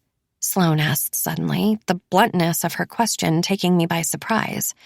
I turned to face her, realizing too late she's already looking at me. Do what? I ask, wondering how long she's been doing that, staring, taking in my expression as I tried to work through my thoughts, a jumbled coil in my brain I still can't untangle. Meet the boys? This, she says, gesturing vaguely around us. Live here. All of it. You seem, I don't know, too nice. I have a sudden flash of Maggie in my mind. Too nice. What she really means is too boring, too bland, masking the bite of her words with a pinch of politeness in hopes that I won't taste that comment for what it truly was. How do you know Lucy? She asks again. Remember I lived on your hall? No, she interrupts, shaking her head. How do you know her? How did you meet? Well, I don't know her, I say, suddenly embarrassed. Not really. We didn't actually meet. Look, don't take this the wrong way, but you seem like her flavor. Her flavor? What does that mean? You're very vanilla. Thanks, I say, not bothering to hide the sarcasm. That's not a dig, she says. Kind of sounded like it was. I just mean that's what Lucy looks for, she says, resting her arms on her hips. You can turn vanilla into anything, right? It's a blank slate. It's malleable. Okay. She's a fucking liar. Sloane interrupts, a viciousness in her voice I never expected from her. Like pathological. Did you know that? I don't really know anything about her. Yeah, she says, looking away as if that somehow proved her point. Just take everything she says with a grain of salt. Trust me. Look, don't you take this the wrong way, but if that's how you feel, then why are you friends with her? I don't know what drove me to say it, but suddenly, standing here listening to Sloane bash her best friend sitting just inside, a strange protectiveness has settled over me, like Lucy somehow needs me to defend her honor in her absence. I don't know her, not really, but she gifted me an opportunity of belonging, of friends, and so far she hasn't given me any reason to doubt her intentions. So far, she's been nothing but nice. Sloane looks back at me, her eyebrows bunched like she's never actually asked herself that question before. Maybe she's jealous, I think, the same way Maggie was jealous in the courtyard outside Hines. Maybe she's threatened by Lucy, or, I realize with a sudden sense of surprise, maybe she's threatened by me. By another person stepping in, taking her place. I can understand that. The envy that blooms in your chest when you see your best friend with somebody else. The fear of being replaced. Sloane is quiet for a while longer, considering, before turning back toward the shed like she's afraid Lucy might be hiding in it. She's fun, she says at last. She gets you into places. Lots of people are fun, I counter. When you're friends with Lucy, she makes you feel special. Sloane says, exhaling like the statement finally unburdened her from a truth she's been carrying around for far too long. Like she chose you for a reason. That, too, I intimately understand. I've been feeling that way ever since she stepped into my dorm room, the piercing blue of her eyes pulling me into some kind of trance. It's almost as if I've been hypnotized ever since, entranced by the spell of her, moving through the motions of whatever she tells me to do without a second thought. I don't know. She sighs again, like she's doubting herself now. Maybe I'm being harsh. Maybe a little bit. Or maybe I'm afraid of what would happen if I stopped. She looks at me now, an intensity in her eyes that makes my skin crawl. This veiled warning of hers, cloaked as concern, is making me feel lightheaded, dizzy, like standing on a ledge and looking down, feeling my body start to sway. I know I should probably take a step back and reassess what I'm doing here, but I also know that if I think too hard about it, I'll come to my senses and scamper back to safety, to a place where I can feel my own 2 feet planted firmly on the ground. I think of what Sloane just called me. Vanilla, malleable, a blank slate. That's what I was with Eliza, too, if I'm being honest with myself. Not my own person, but a mirror she could stare into and see a reflection of herself gazing back. Sloane is trying to tell me that if I'm not careful, Lucy will do the same. She'll turn me into something I'm not. She'll twist me and mold me until I'm unrecognizable, transforming in her hands like soft, wet clay. She'll shape me into whatever she wants me to be, something useful to best fit her needs, a deliberate instrument of her own design. But here's the thing Sloane doesn't know. I want to be changed. That's all I've ever wanted, really, for someone to scoop me up and tell me what I'm supposed to be. My entire life, I've contorted so easily in the hands of others. My parents, Eliza, shape-shifting at any given second to be the thing that everyone else wants. So maybe that's who I am. A chameleon that can take on the appearance of its surroundings. A master of camouflage to stay invisible and safe. I need someone to mold me like putty, give me function and form. I want Lucy to bend me, break me, rip me to pieces and reassemble me into something different, better, new. Chapter 9. A scream echoes across the backyard, startling Sloane and me out of our standoff. What was that? I ask, eyes darting, though Sloane doesn't look concerned. Instead, she looks annoyed. "Come on," she says, taking off toward the Kappa New house, cutting her way through a sea of weeds and apparently forgetting about our conversation entirely. "Let's meet the boys." We walk the length of the yard and approach the house from the back. The door is cracked open and we step through it, entering a massive living room, though I hesitate to call it that because I can't imagine people actually living here.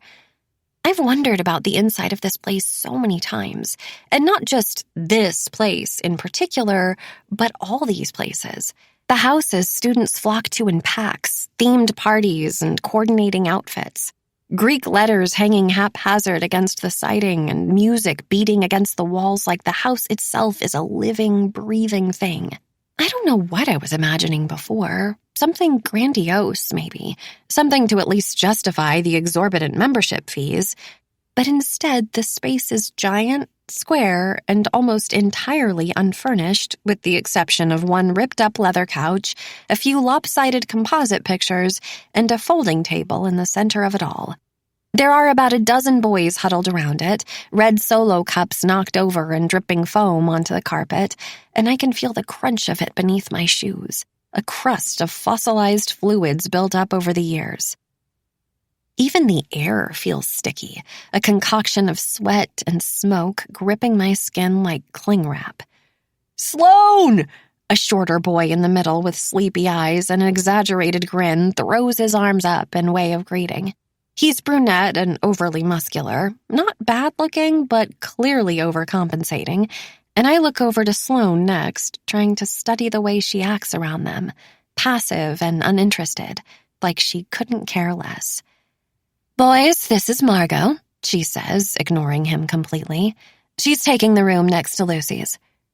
I stand still as their collective gaze turns in my direction, and I can feel it slipping all over me. My face, my neck, my chest where their eyes linger too long, then down the length of the skin-tight camisole I changed into while unpacking. I can practically see the cogs turning behind their blood-red eyes, trying to imagine how everything looks underneath. "Hi," I say, feeling my cheeks turn hot. The scream, I realize now, was coming from them, or at least one of them. A few of the boys are holding ping-pong balls between their fingers. That and the dripping beer tells me they were in the middle of some type of game. "Looks like you've made yourself at home." I catch sight of Trevor in the back. He's eyeing my spaghetti straps, smiling, and I can feel myself burn even hotter, my mind flashing back to the image of him shirtless in the living room without my permission. "You're a sophomore?"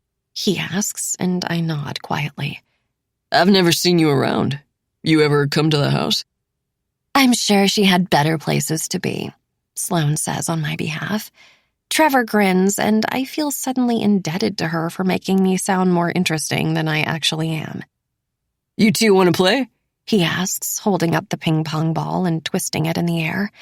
Sloan looks at me, eyebrows raised, and this feels like another test. An on-the-spot assessment to see what kind of person I am. The kind to crack open a morning beer in a house full of strangers, or the kind to politely decline and retreat back to my bedroom. You seem, I don't know, too nice. "Sure," I say, forcing myself to head toward the table, trying to exert the same indifference as Sloan, the same cool demeanor, but instead I feel like I'm walking on stilts, awkward and rigid, my entire body put on display. The game resumes with Sloan and me on one side of the table and Trevor and the other one, who is apparently named Lucas, on the other. I try to focus, try to block everything else out, but the sudden sting of irony is too sharp not to notice. This is the exact type of situation Eliza and I used to wrestle with. She was so much more outgoing than I was. Whenever we found ourselves approached by other people, invited to some house party or bonfire on the beach, she would say yes, always, flinging herself into any situation with the kind of calm confidence I could never grasp. The concept of not knowing anyone never dissuaded her. Instead, she embraced it, reveling in the idea of sauntering into a circle of strangers, their eyes on her making her walk even taller, talk even louder. I, on the other hand, had a hard time understanding what was supposed to be fun about the things she so desperately wanted to do. Standing around, self-conscious, drinking warm beer somebody's brother had been hiding in the bed of their truck. The pimple-pocked boys with their greasy hair and gangly arms, sour breath on our necks as they leaned in close. I hated having to act like I knew what I was doing in those situations, that I was somehow born with the knowledge of how to shotgun a beer, pack a bowl, tamp a pack of cigarettes like everyone else seemed to be. I still remember the first time I ever tried one, lighting the wrong end, burning my thumb on the flame, and proceeding to suck the tobacco particles straight onto my tongue. The embarrassment as I sputtered and gagged, tried to smile through the smoke in my lungs and the tears in my eyes. The blister that later formed on my thumb, round and clear, a little bubble I proceeded to pop with my fingernail. The sting of it like a punishment I didn't want to forget. So, tell us about your friend. Lucas arcs his arm with inflated finesse, and I watch as the ball slaps straight into the center cup. He grins, all his attention directed at Sloane. "Why don't you ask her?" she says, picking up the cup and downing it in a single gulp. "She's right here." Touché, he says, looking at me next. "I'm from the Outer Banks," I say, not knowing how else to fill the sudden silence. I twist the ball in my hands, trying to remember the rules from the handful of times I played at a house party with Eliza. I'm suddenly grateful for those nights now, saving me from having to ask, and I do my best to mirror Lucas's stance, extending my arm long and high, but when I release it, it soars straight over their heads and onto the floor. "We have a pledge coming in from the Outer Banks," Trevor says, jogging across the room to grab the ball. "He's here this weekend, actually. Went on a beer run with some brothers. He's a legacy, so, special treatment and all that. At least for now." He looks at Lucas and smirks, and I listen to him chatter on about recruitment, relieved to have the conversation steered so quickly away from me. Greek life isn't everything at Rutledge, but there's a decent amount of it given the size. It's still early in the summer, meaning most incoming freshmen won't start rush until fall, but apparently Kappa Nu has lined up a few summer events to get early commitments. The strategy, essentially, is to take them out and give them the time of their lives. Bottomless booze, all-night parties, older girls. Show them the college nirvana that could be theirs if only they pledged their life and loyalty to Kappa Nu. And then, once school starts, the hazing begins. "Speaking of which, there's a party tonight," Trevor continues, tossing the ball again. It lands in my cup this time, and I pick up the beer and down it quickly, the warm, flat liquid like malty urine. I peel a strand of hair from my tongue, and I can sense Sloane staring at me, her eyes on the side of my face. "Y'all coming?" "We'll be there," I say, not waiting for Sloane to speak first.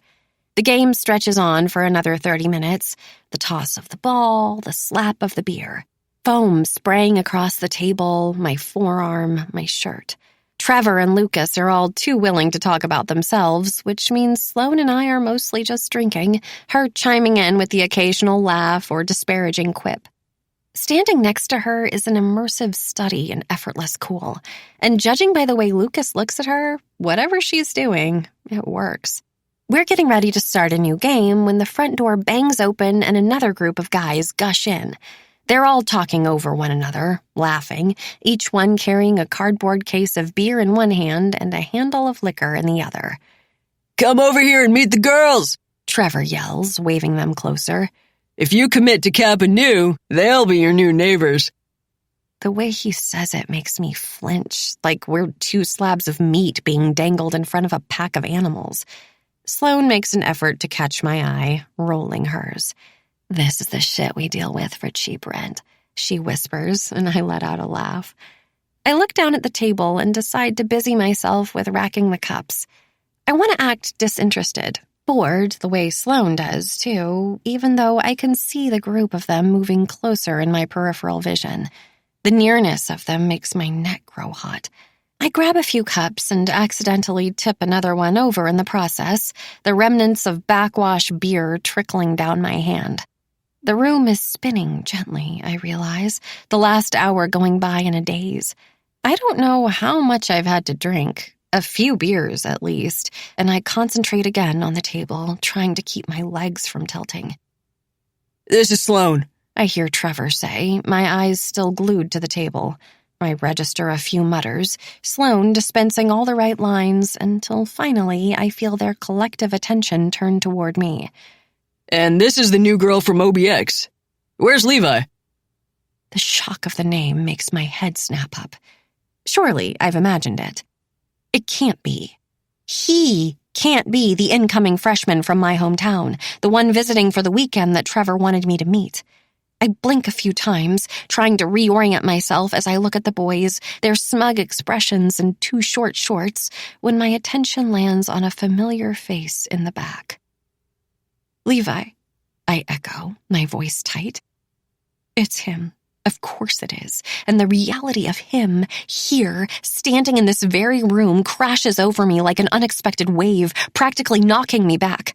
I can feel the past suddenly pulling me under, taking me down, a rip current in water that I'm powerless to fight. Because if there's a single person who brings back memories of Eliza, a body from before that could have stopped what happened, saved her from it all, it's Levi.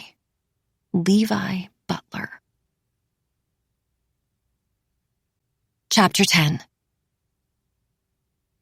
We were in the water the first time we saw him, his slow approach down the dock thieving our attention. Who's that? I had asked, my legs kicking beneath the calm of the current like a hidden panic concealed from the surface. Eliza's dock was long and lean, over 100 yards of salt-stained wood spooling into the ocean like a red cedar carpet. It was the summer going into our senior year, and we had spent every day out there, flip-flopping down to the floating dock in the mornings, marinating ourselves in tanning oil until our skin started to crisp. That day, we had been out there for hours already, our towels wet and rumpled and smelling of musty coconut, before deciding to dive in to cool off. But suddenly, we could just barely make out the outline of a person walking our way. "I think it's my neighbor," she said, her lips just above the waterline. The house next to Eliza's had been vacant for years. Like lots of homes in the Outer Banks, it spent most of its life as a vacation rental until the owners simply decided to stop renting it. They must have been pretty wealthy to let it sit like that, unoccupied, but when they did finally decide to let go of it, it was barely a week before the for sale sign was replaced with sold. By then, though, Eliza and I had gotten used to the dock being solely ours. We didn't want to share it with anyone, despite the fact that it straddled the property line and technically was just as much theirs as it was ours. Or, rather, hers. The Jeffersons, my home away from home. I always thought of Eliza's family as flawless, and I guess that's why I spent so much time there. It was like I hoped proximity alone could get some of whatever they had to rub off on me like a barbed hitchhiker sticking to my clothes, traveling back with me before planting itself in our home. Their love like an invasive species that could take over us all.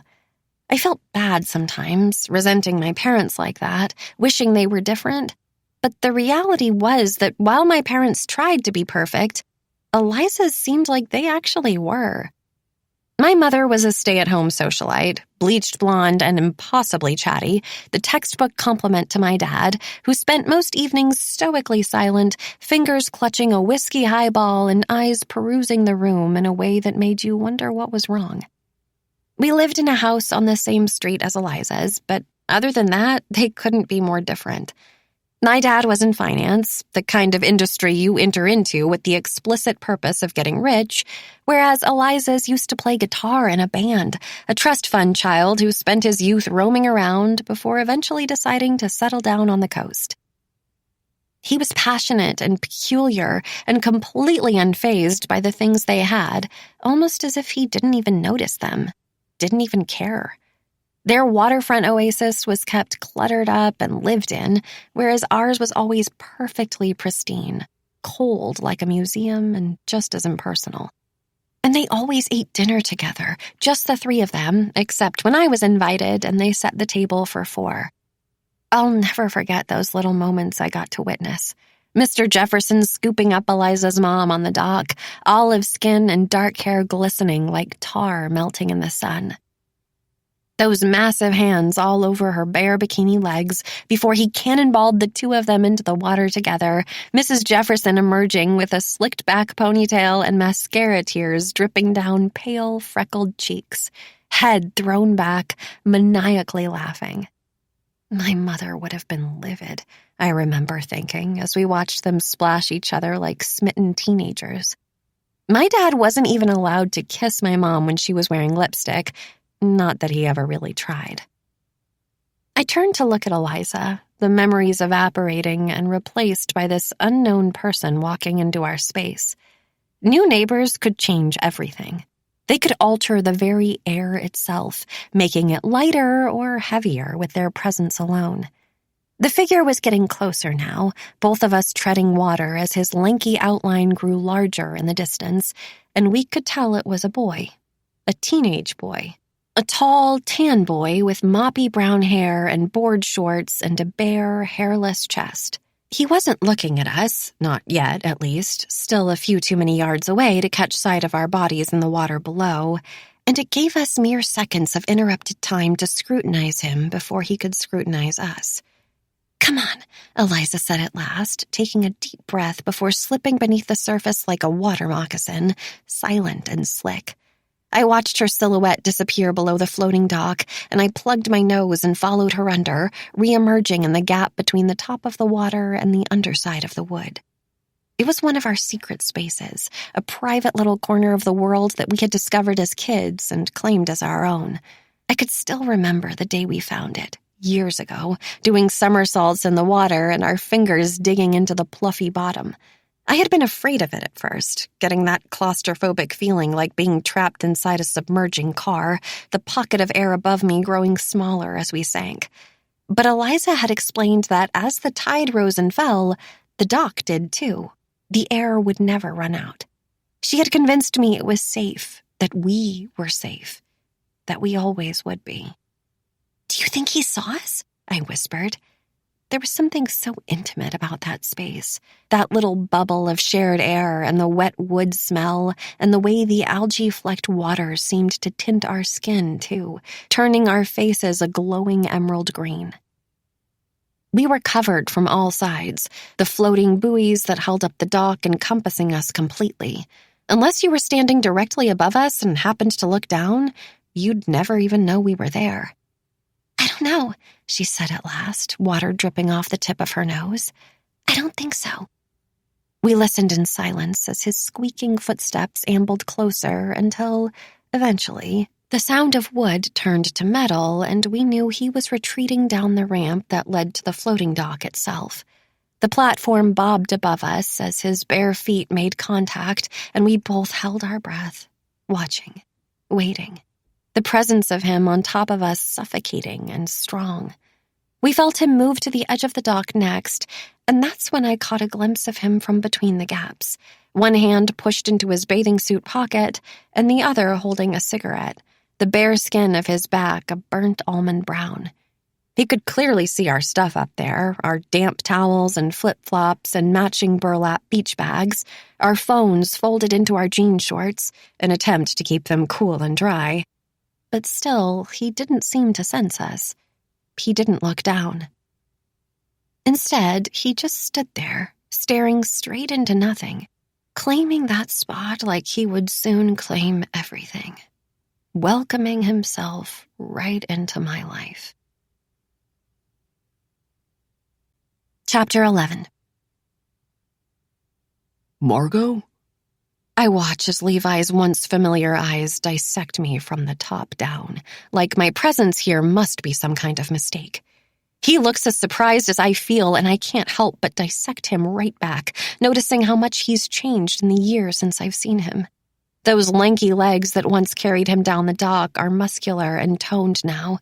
His arms are wider, thicker, juicy blue veins bulging out of biceps that didn't used to exist. His right hand is gripping a can of natural light so hard I can hear the aluminum crack, and a newly ripened Adam's apple juts out of his throat, bobbing when he swallows, pulling a spray of patchy stubble tight across his neck. So, you two are already acquainted, Trevor says, nudging Levi with his shoulder. The insinuation makes me nauseous, and I swallow it down, wincing at the taste. Why are you here? I ask, even though it's obvious. He's here because he's going here. He wouldn't be at a fraternity spending the weekend getting coaxed and courted if he wasn't planning on returning come fall. Why are you? He counters. I live here. So do I. Is that a commitment? Trevor whoops, but we both ignore him.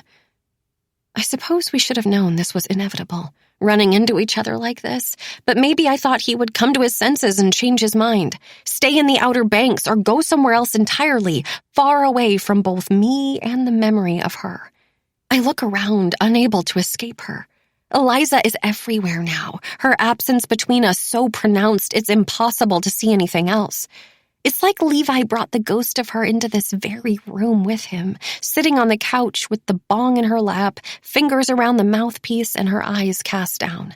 Blonde hair hanging, obscuring her face, naturally comfortable the way I'm naturally not.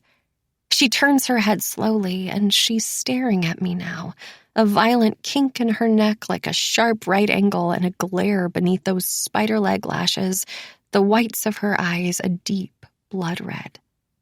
She smiles at me, a curl to her lips as they hover above the glass, and I know she's waiting to see how I'll react, what I'll say, like this is one big test she orchestrated herself, plopping two rivals in a ring and watching as we fight to the death for her. Listen, Margot. If it had all been different, I wonder if we still would have found ourselves here, together, like this. All three of us, Eliza, Levi, and me. I wonder if she would have befriended Lucy first, tucked me under her wing and let me tag along the way she always did. I wonder if she would have been the fourth roommate, leaving me behind the way I left Maggie. No, I shake my head. No, she wouldn't. I realize too late that everyone is looking at me now, a sea of craned necks, watching, waiting for my rebuttal to whatever Levi just said. I had tuned it out, a hissing static ringing in my ears, and the room is tilting harder now, though I can't tell if it's from the beer or Levi or everything all at once, so I force myself to smile and turn toward Sloane. I should probably finish unpacking, I say, facing Trevor next. Thanks for the beer. Margot, wait, Levi says, but I turn around and walk out the door before he can finish. I vaguely wonder if he'll run outside too, chase me down and force me to talk, but deep down, I know he won't. Levi never really cared about me. I was nothing more than a gnat to him that hovered around Eliza, a pesky annoyance, something to be tolerated, a price to be paid in exchange for proximity to her. He never let me spoil his fun, and I know this time will be no different. He'll continue to do what he wants to do, take what he wants to take, batting me away or just ignoring me completely. Meanwhile, this was supposed to be my fresh start, a place to redefine myself, but now, with Levi here, I don't see how that can happen. His presence alone is a reminder of the person I used to be, the person I lost when I lost Eliza. Not only that, but I lost her because of him. She wouldn't have been where she was that night if he hadn't brought her there. She wouldn't have said what she said, did what she did, if he didn't drive her to it. If Levi Butler never came into our lives that day, invading our space as the two of us huddled beneath the dock, legs cramped and fingers pruned, Eliza would still be here, safe, with me. Eliza would still be alive. Chapter 12.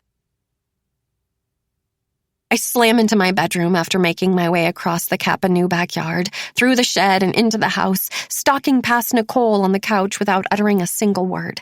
I'm hanging my head and massaging my temples, trying to think, to organize my thoughts, when I realize there's someone already in here, a body hovering next to my bed. Jesus! I jump, my hand shooting to my chest once I register her there. You scared the shit out of me! "Hi," Lucy says, smiling like that day in the dorm. Like there's nothing unusual about her being here in my bedroom without my permission. "What are you doing?" I ask, though I regret it the second I say it. This is her house, after all. My room for just a few hours and my boxes barely unpacked. "I left something in here," she says, even though her hands are empty. "Who's this?" She points to the picture of Eliza and me on the mantel, the only decoration I've managed to put up, and I walk over to it, our tanned bodies tangled together on the dock mere feet from the spot Levi Butler once stood. Even now, after all this time, I can still feel the claustrophobic weight of him as we held our breath below. I can still register the hammering of my heart, the nervous energy generated from his presence alone. "That's my best friend," I say at last. "Eliza." "If she's your best friend, how come she's never visited?" I look at Lucy, eyebrows bunched, wondering what she could possibly mean by that. I haven't even lived here a day. How could she have already visited? "I would have noticed her in the dorm," she clarifies. "She's pretty." I tilt my head, realizing now that maybe Lucy had been watching me all year the same way I had been watching her, secretly, from a distance, eyes darting in the other direction after hovering in the same spot for a beat too long. I just never noticed. I open my mouth, ready to respond, when the door creaks behind me and I whip around, registering Sloane in the entryway. "What the hell was that?" she asks, brown eyes boring into mine as she steps deeper into my room. "Who was that guy? An ex or something?" "What guy?" Lucy asks, an eagerness in her tone. I see Nicole appear behind Sloane now, too, the dependent pet who can't stand to be left alone for too long.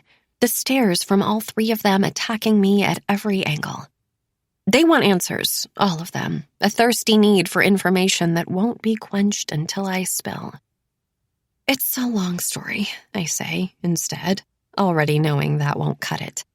"We've got time," Lucy says, throwing herself onto my bed.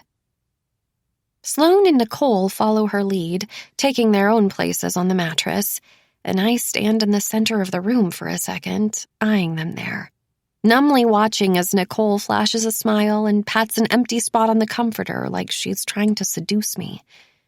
I chew on the side of my cheek, thinking, trying to decide how much to reveal. These girls are still strangers to me, still enigmas I can't quite crack. But isn't this how friendships are born? From shared traumas and bedroom bonding? Eliza and I used to do this too, curled up on her dock in the dark, whispering secrets that drew us closer in the night. It was always the topics that felt taboo that ended up pulling us in the tightest. Eliza, age 10, revealing that she had bought her first bra but was too embarrassed to wear it, too afraid of the straps poking through the fabric of her t-shirt, of the boys zeroing in and snapping them against her skin. Me, age 12, showing her my ravaged ankles from trying to shave with my mom's old razor I had dug out of the trash, the nicks and the cuts and the dried, crusty blood, her fingers grazing over all those prickly patches I couldn't quite reach. The two of us talking about boys and tampons and growth spurts and braces, all those tumultuous things that present themselves during the fragile years. Years so fragile they were always in danger of shattering completely if not for that one friend who helped you hold it all together. How many times had we come home from school with our uniforms on, shirts untucked and bras flung off, retreating into our bedroom to talk about our problems, each one seemingly larger than the last. Every conversation tying us tighter until, at last, we were two threads knotted into one, indivisible, inseparable, eternally intertwined. I grab the picture from the mantel now and hold it in my hands. I know I can't keep Eliza from them forever. I know I'll have to explain it all eventually.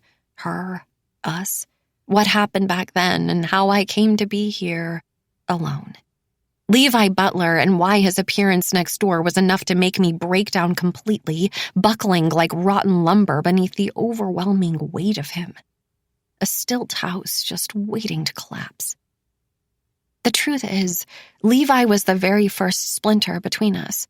Like salt-stained wood, it started small. A hairline fracture, skinny as a paper cut, but still, I could feel it. Even then, I could feel it. Beneath that dock, I had been hiding, but Eliza, she had been watching Levi, her lips dipped beneath the water and a dark curiosity washing over her like an ominous cloud blotting out the light. I watched her while she watched him, and somehow I knew that splinter would just continue to grow, expanding slowly from a crack to a crevice to something else entirely. I knew it was only a matter of time until he would split us apart, forcefully, violently. I just didn't know how violent it would be. "Margot," Lucy says, and I pull my gaze upward at the three of them sitting frog-legged on my bed. They're looking at me so strangely, and that's when I register the wetness on my cheeks, 2 twin tears that have managed to snake their way down my face. I lift my hand and wipe them away, smiling weakly. "You can tell us," she continues, Sloane and Nicole on either side of her, nodding like bobbleheads. "We're your friends." Chapter 13. After. It's gonna work. I look up from my bed, Lucy's phone still clutched in my hand. Sloane is in the doorway. Behind her, Nicole hovers, like neither of them quite want to come in. "Margot?" She prods when I don't answer. "It's gonna work." I sigh, letting the phone fall asleep and sliding it back in my bedside table before gesturing for them both to come closer. They push the door all the way open, scampering across the floor in their bare feet, and I fling the covers back, inviting them in. "They won't find her," she adds, scooting in beside me. "It's Lucy." "I know," I say, knowing Sloane is right. Lucy, who is known to take off on her own without warning, whose only predictability is being impossible to predict. Lucy, whose own mother is still blissfully unaware that she's even gone. I wonder if she's even thought about her recently, Lucy's mom, if there's been some kind of primal tickle in the back of her subconscious, alerting her that something is wrong, or if this kind of sustained silence is so normal for them that maternal instinct has long since left. I wonder if she even cares. If I was the one to disappear, my parents would already have missing posters stapled to every light pole across the state. I know I complain about them. I know they have flaws, but I can't deny that they are the ideal family for a missing girl. They have money and resources and endless time, the kinds of faces that would look nice at a press conference, their televised grief still achingly attractive. There would be manned tip lines and $1 million reward set up within the first 24 hours. Probably a hashtag already trending. I can't help but remember now how we all sat here together in these very same spots on that very first day. Lucy, Sloane, Nicole, and me, squeezed together on this tiny little twin. Maybe it was the cheap beer still sitting stale in my stomach, or the knowledge that Levi Butler was just next door, or the fact that Lucy had been looking at me, blue eyes wide and attention-rapt, in a way I had never seen her look at anyone before. But whatever the reason, something changed in that moment. My guard dropped and I started talking. I started telling them everything. "You're getting scared," Sloane says now, her hand on my leg. "You shouldn't be. This was her idea to begin with." "I know," I say again. "She's the one who got us into this." "I know." "The Butlers are filing a lawsuit against Kapanou," Nicole adds. "Wrongful death." I nod, my eyes drilling into my bedspread. I had heard that, too, the breaking news alert chirping across my phone. Even though Levi's death was initially deemed an accident, it happened at a fraternity function. Alcohol was involved, a lot of it. None of us were of age, yet all of us had been wasted, guzzling cheap booze before passing out around a giant open flame as the temperature plummeted around us, frozen fingers and plumes of breath visible in the night. He had marks and bruises on his skin, possible evidence of being hazed. His blood alcohol content was 3 times the legal limit. It's a miracle, his parents would argue, that there weren't more fatalities. I can see the impending articles now, all the blame being pointed at Rutledge and Greek life and the way we students were able to run wild, drinking ourselves into a stupor with barely any oversight. Surely it would go national. Endless headshots of Levi flashing across the television, poised and professional and not at all the party animal I had always known him to be. He would be painted an athlete, a scholar, despite the fact that he ran track for 1 year in high school before dropping out, his smoking habit decimating his lungs. Despite the fact that he was a solid C student who was probably only admitted because his dad was a donor. Nevertheless, the entire country would still mourn his promise, his potential, all of it washed away with the water of an outgoing tide. Kappa Nu would be seen as a mere casualty, an innocent bystander caught in the crossfire. But were they innocent? Were they, really? I can't bring myself to feel bad about the consequences that have already come for the rest of the brothers, the suspensions and the fines, the collective black spots that will follow them around campus the rest of their lives, forever marring them as the reason one of their own had died. Because they brought this upon themselves, too, the way they looked at us like part of their property, the way they treated us like things they owned, mere decorations that came with the house itself, the way they used us, dangled us like carrots, hung us up like a neon sign flashing in the night. Girls, girls, girls. They deserve it all. Yeah, I say, nodding, remembering. The brightness of the stars that night and the way they shone like diamonds in the sky. The totality of the darkness around us, a deep, dank, velvety black. The way Levi stood up and immediately stumbled, pitching forward in his bare feet before lurching off into the distance. The way Lucy had stood up too, glancing in my direction before following him into the cattails, quick and quiet, disappearing into the night. Yeah, I repeat, my confidence growing. It's gonna work. Chapter 14. Before. Levi Butler was my best friend's next-door neighbor. I say at last, picking at a loose cuticle until it bleeds. The 3 of them are sitting beside me, chins in their hands. And he's the reason she's dead. The bluntness of the statement catches me by surprise, the way it spewed out of my mouth like a sneeze, powerful and without permission. I look up at them, registering their shocked expressions, their bunched-up foreheads and wide, white eyes. Like, he killed her? Nicole asks. I open my mouth, then immediately close it, the answer too difficult to form into words. It's complicated, I say at last. It was ruled an accident, officially, but there was more to it than that. What happened? She asks, and eventually I sigh, my body back in that lukewarm water. The tangle of seaweed caught in my toes, and the flitter of minnows grazing my thigh. Later that night, during dinner, Eliza's parents told us that the Butlers were from somewhere in state, that their son, Levi, was a year younger than us and rightfully bitter at having been yanked out of high school the summer going into his junior year. He doesn't know anyone in the Outer Banks, Eliza's mom had said, stabbing at a chunk of salmon with her fork.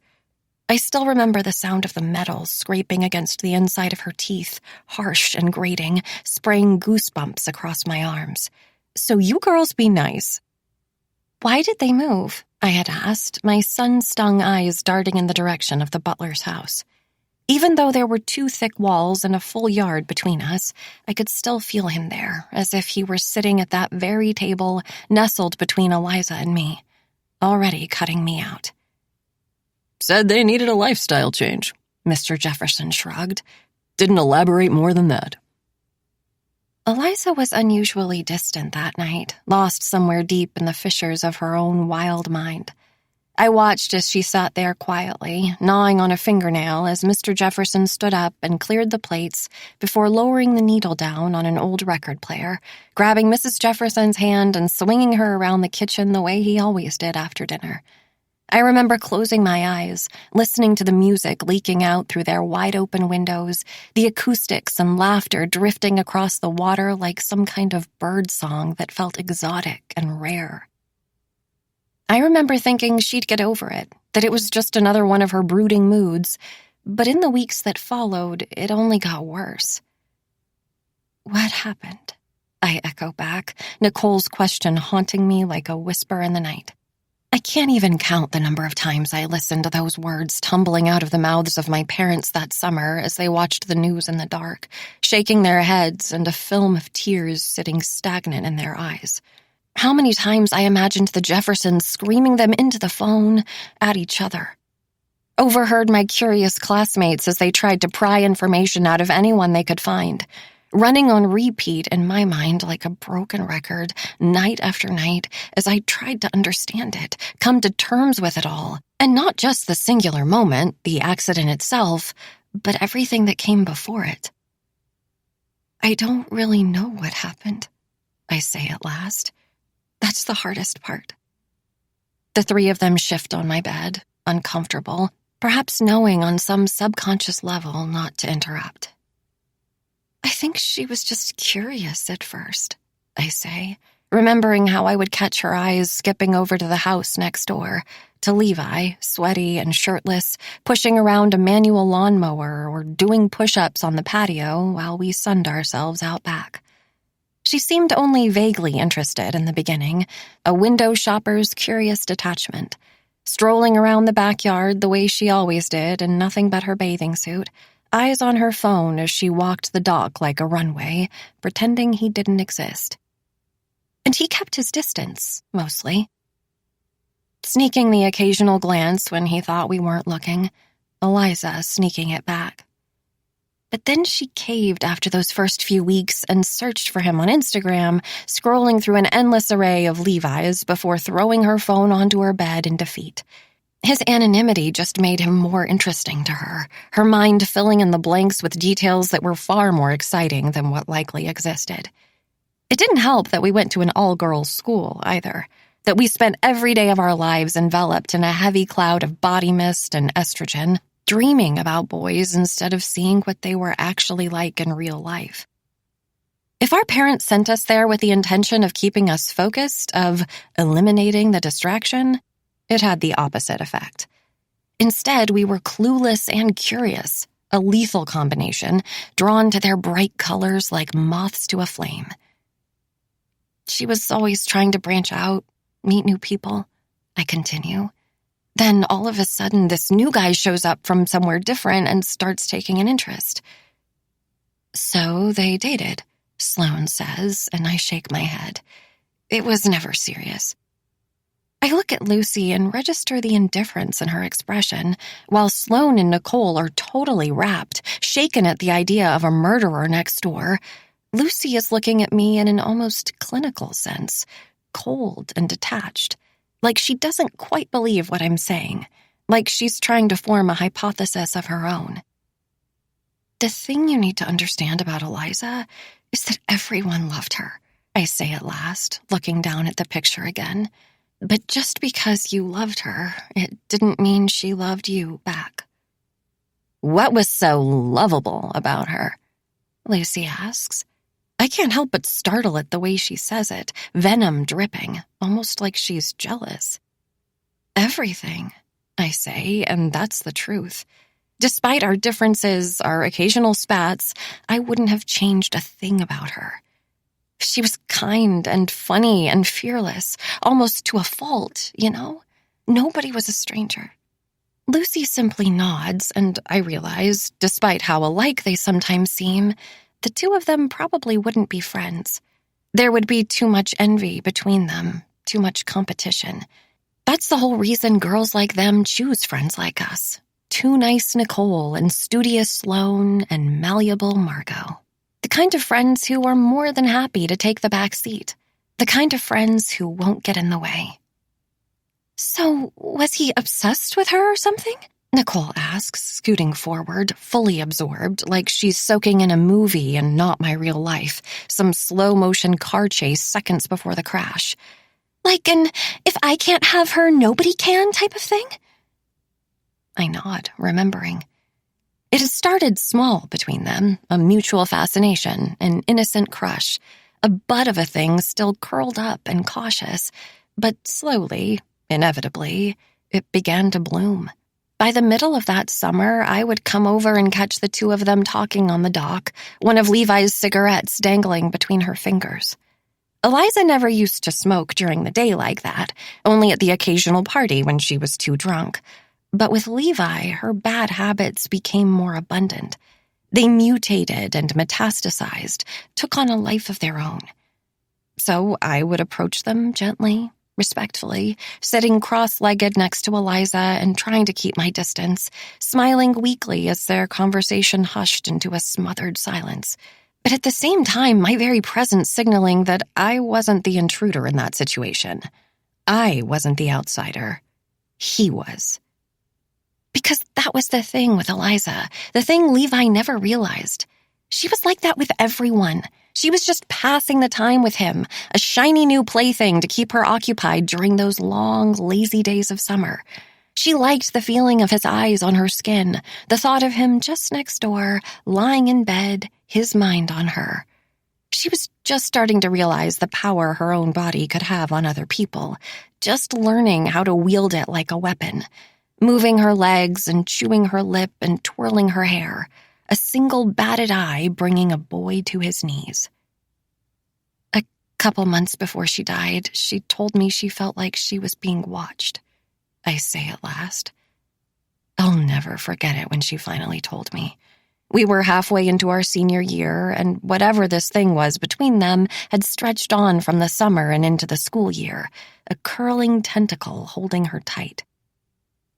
I thought it would naturally fizzle out once classes started up again, but the distance only seemed to make it stronger. Nobody else looked at her the way he did. At school, she went back to being just another carbon copy of everybody else. Long hair, starched skirt, knee socks, and scuffed-up clogs that made us all sweaty and shapeless.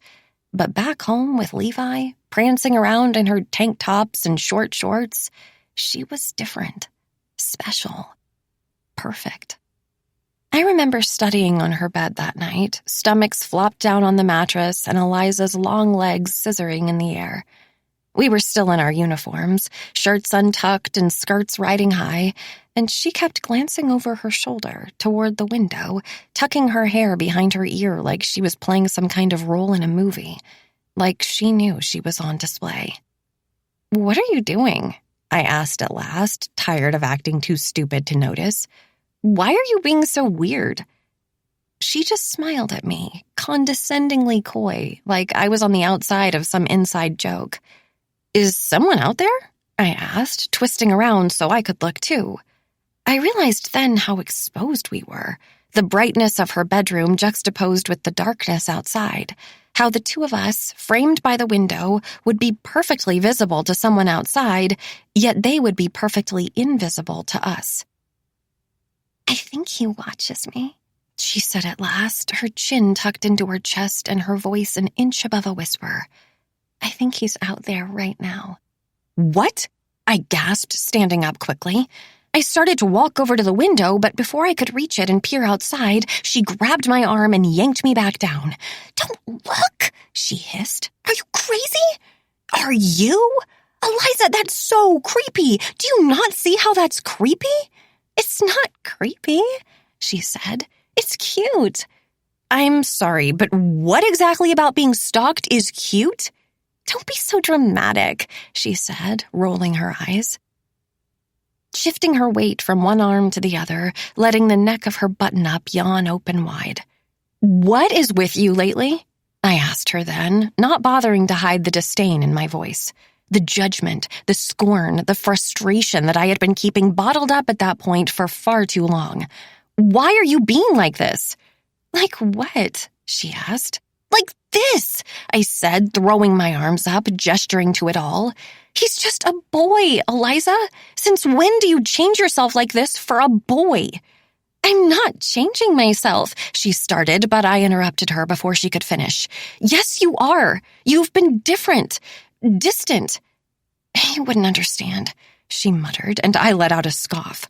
"Try me." She looked up at me then, front teeth digging into her lower lip. I raised my eyebrows, egging her on, and watched as her eyes darted back to the window. "There's nothing wrong with letting him look." I stared at her then, disbelief washing over me, the thin line between danger and desire evaporating completely and melding the two together into something else entirely. It was so classically Eliza, driving without a seatbelt, diving into the marsh when the tide was too low. Sometimes I thought she genuinely enjoyed the prospect of getting hurt, the threat of impending danger dangling over her, heightening the sensation of being alive.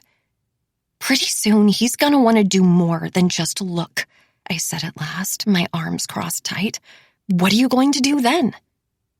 Eliza just shrugged, ignoring me, lifting her pen to her lips and chewing on the cap in the same mindless way she used to saunter down the dock, adjusting the triangle of her bikini top before flipping onto her stomach and untying the straps. She was doing it on purpose, I realized, all of it cunning and calculated and entirely for him, cracking the window but never opening it completely, flashing a glimpse of her bare back before clicking out the light and closing the curtains, letting him wonder what was happening in the dark. I shot another look out the window, squinting my eyes against the inky beyond, and in that moment I swear I could see him, a silhouette in the distance, standing on the dock. The outline of Levi watching us both. Chapter 15. I wake up to the sound of rolling thunder, a shuddering through the house I feel deep in my bones. We're 3 weeks into summer, and the noise reminds me of that very first day, the bloated clouds encroaching on campus, turning the sky a marbled gray. The way I had glanced out the window as the four of us sat on my bed, the spray of rain suddenly fogging up the glass. I remember thinking Levi had summoned it somehow, his presence alone turning a perfect morning into something dreary and dark. But the truth, I knew, is that summer storms are normal around here, those reliable rumbles showing up as soon as the sun peaks in the sky, those flashes of lightning, the torrential rain. Quick, violent things that disrupt everything before disappearing again once they've found their release. We ended up skipping the party at Kappa Nu, opting instead for a girls' night in. And I was grateful for it, relishing the opportunity to both avoid Levi and settle into my strange new life. Nicole and Sloan latched onto my stories about him immediately, swigging straight from a bottle of bourbon they brought into my bedroom when I described the way we once found a cigarette butt smoldering in the grass outside Eliza's window, proof of him moving even closer in the night. "What a perv," Sloan said, her hand wringing the bottleneck, mindlessly twisting. I watched as Nicole shivered, long fingers pulling my duvet tight around her shoulders. I didn't tell them about how Eliza had picked it up, though. That curl of a smile as she rolled it slow between her fingers. The way she lifted it higher until her lips grazed the spot where his had been. I didn't want them to blame her somehow, but I also couldn't help but feel a little thrill about the way we had all started to settle in so seamlessly together. Though the irony wasn't lost on me. The fact that Levi Butler was the thing bonding us all together when he was also the one who tore Eliza and me apart. "Yeah, just stay away from him," I said, turning toward Lucy next. I expected to find her nodding along, eyebrows bunched in the same cloak of concern, but she seemed more fascinated than frightened, drawn to the danger just like Eliza. The more I talked, the more I watched, the more I realized how alike they really are. It was the little things at first, things that made me do a double take every time Lucy walked into a room, my mind believing for a single second that it was Eliza instead. It doesn't matter that they look so drastically different. Lucy is dark, dangerous, a blur of black curls and bronzed skin compared to Eliza's fair hair and freckles. Lucy has blue eyes, Eliza had green, but beneath the surface, they're so much the same. The way Lucy walks with an acute awareness, swaying the important parts of her in a way that causes heads to turn, throats to clear. The decibel of her voice, loud enough to command attention, before dipping into something more intimate in the moments that matter, making you feel like the only one in the room. But then those things got even sharper, clearer, and I couldn't tell if they were really there or if I was just imagining them, overlaying Lucy over Eliza like a sheet of tracing paper, my subconscious trying to copy her completely. Every last curve. The little ticks that no one else seemed to notice. Lucy tugging twice on a hunk of hair before pushing it behind her ear. Rolling the diamonds of her necklace between her fingers when she was deep in thought, or gnawing on a pencil, dreamy and deliberate, leaving little bite marks behind in the wood. I roll over in the dark now and grab my phone, limbs slippery and duvet damp. The last few weeks have stretched by without incident since that confrontation at Kappa Nu, Levi going back to the Outer Banks and leaving me in a strange state of quiet unease. I'm happy he's gone, but at the same time, I know he'll be back. I try to tell myself that maybe he'll change his mind, go to another school, or at least pledge another house. I tell myself that I can handle it, that this time will be different. I tell myself, but I never believe it. I tap my phone now and watch as it glows in the dark, eyes squinting as I search for the date. I'm hoping to find it flipped over to tomorrow, hoping to learn that I've slept straight through it, spent the worst hours of my life entirely unconscious, hoping to feel the relief of a new day flood into my chest, release the unrelenting pressure from my lungs. But of course, it's still today, Eliza's death day. 1 year since the night it happened. A full rotation since she's been gone. They don't know when she died exactly, though the coroner estimated it was sometime just before midnight, about 2 hours from now. I roll back over, eyes trained on the ceiling, a single bead of sweat snaking down my spine, and the gentle sound of rain on the window numbing me into oblivion. The storm gave me a plausible excuse to stay in bed, to refuse to turn on the lights, peel myself from the covers, though everyone seems to instinctively understand what today is, why I've locked myself in here without explanation. I've heard the muffled sound of footsteps as the others approached from down the hall and stopped in front of my door. I've felt them hovering, waiting, before giving up and leaving again. I've ignored their gentle knocks, their throat clearings, allowing myself this single day to slip back into the person I was last year. This cracked open shell of a thing I never wanted them to see. If I were a stronger person, I would have gone home for this. I would have spent the day with the Jeffersons, cozy in their living room as we swapped stories about her, laughing and crying and licking our wounds. I would have visited my parents, maybe even the spot where it happened, laying flowers on the ground in memory of her. Instead, all I can do is lie here, counting the hours until it's over, until today turns into tomorrow and I can finally breathe. I hear another rumble, but this time it's not coming from the sky. It's coming from my stomach, gaping and hollow beneath the covers, and I remember with a sense of curious detachment that I haven't eaten all day. I sit up and attempt to turn on the light, only when I twist the switch, nothing happens, so I fling the covers from my legs before walking across my room and stepping into the hallway, following the familiar hum of voices upstairs. "There she is," Lucy says when I step into Sloane's bedroom. The three of them are sitting on the floor in the dark, surrounded by candles, Lucy flicking a lighter so close it looks like the flame is coming straight out of her fingers. "I was about to do a wellness check. Make sure you were still breathing."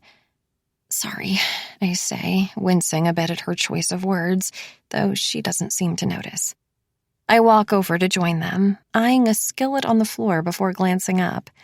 There's a steady drip of rainwater erupting from a damp spot in the ceiling, each drop landing on the cast iron with a rhythmic plink. Is the power out? Has been all day, Sloane says, a sheen of sweat across her upper lip. Next door, too? I ask, sitting down, wondering why they aren't over there. They're always over there. All four of us are, especially on gloomy days like today. No, but Nicole and Trevor are fighting. When are they not fighting? Lucy adds, and I can see Nicole's jaw clench in the dark. I told you you could go without me. She cuts in, but Sloane just leans over and nudges her shoulder, smiling, before turning back toward me. We didn't want to go anywhere without you, she says. Are you hungry? Starving, I say, a little bubble of warmth blooming in my chest. We could go to Penny Lane's, Lucy suggests, her eyes still trained on the flame.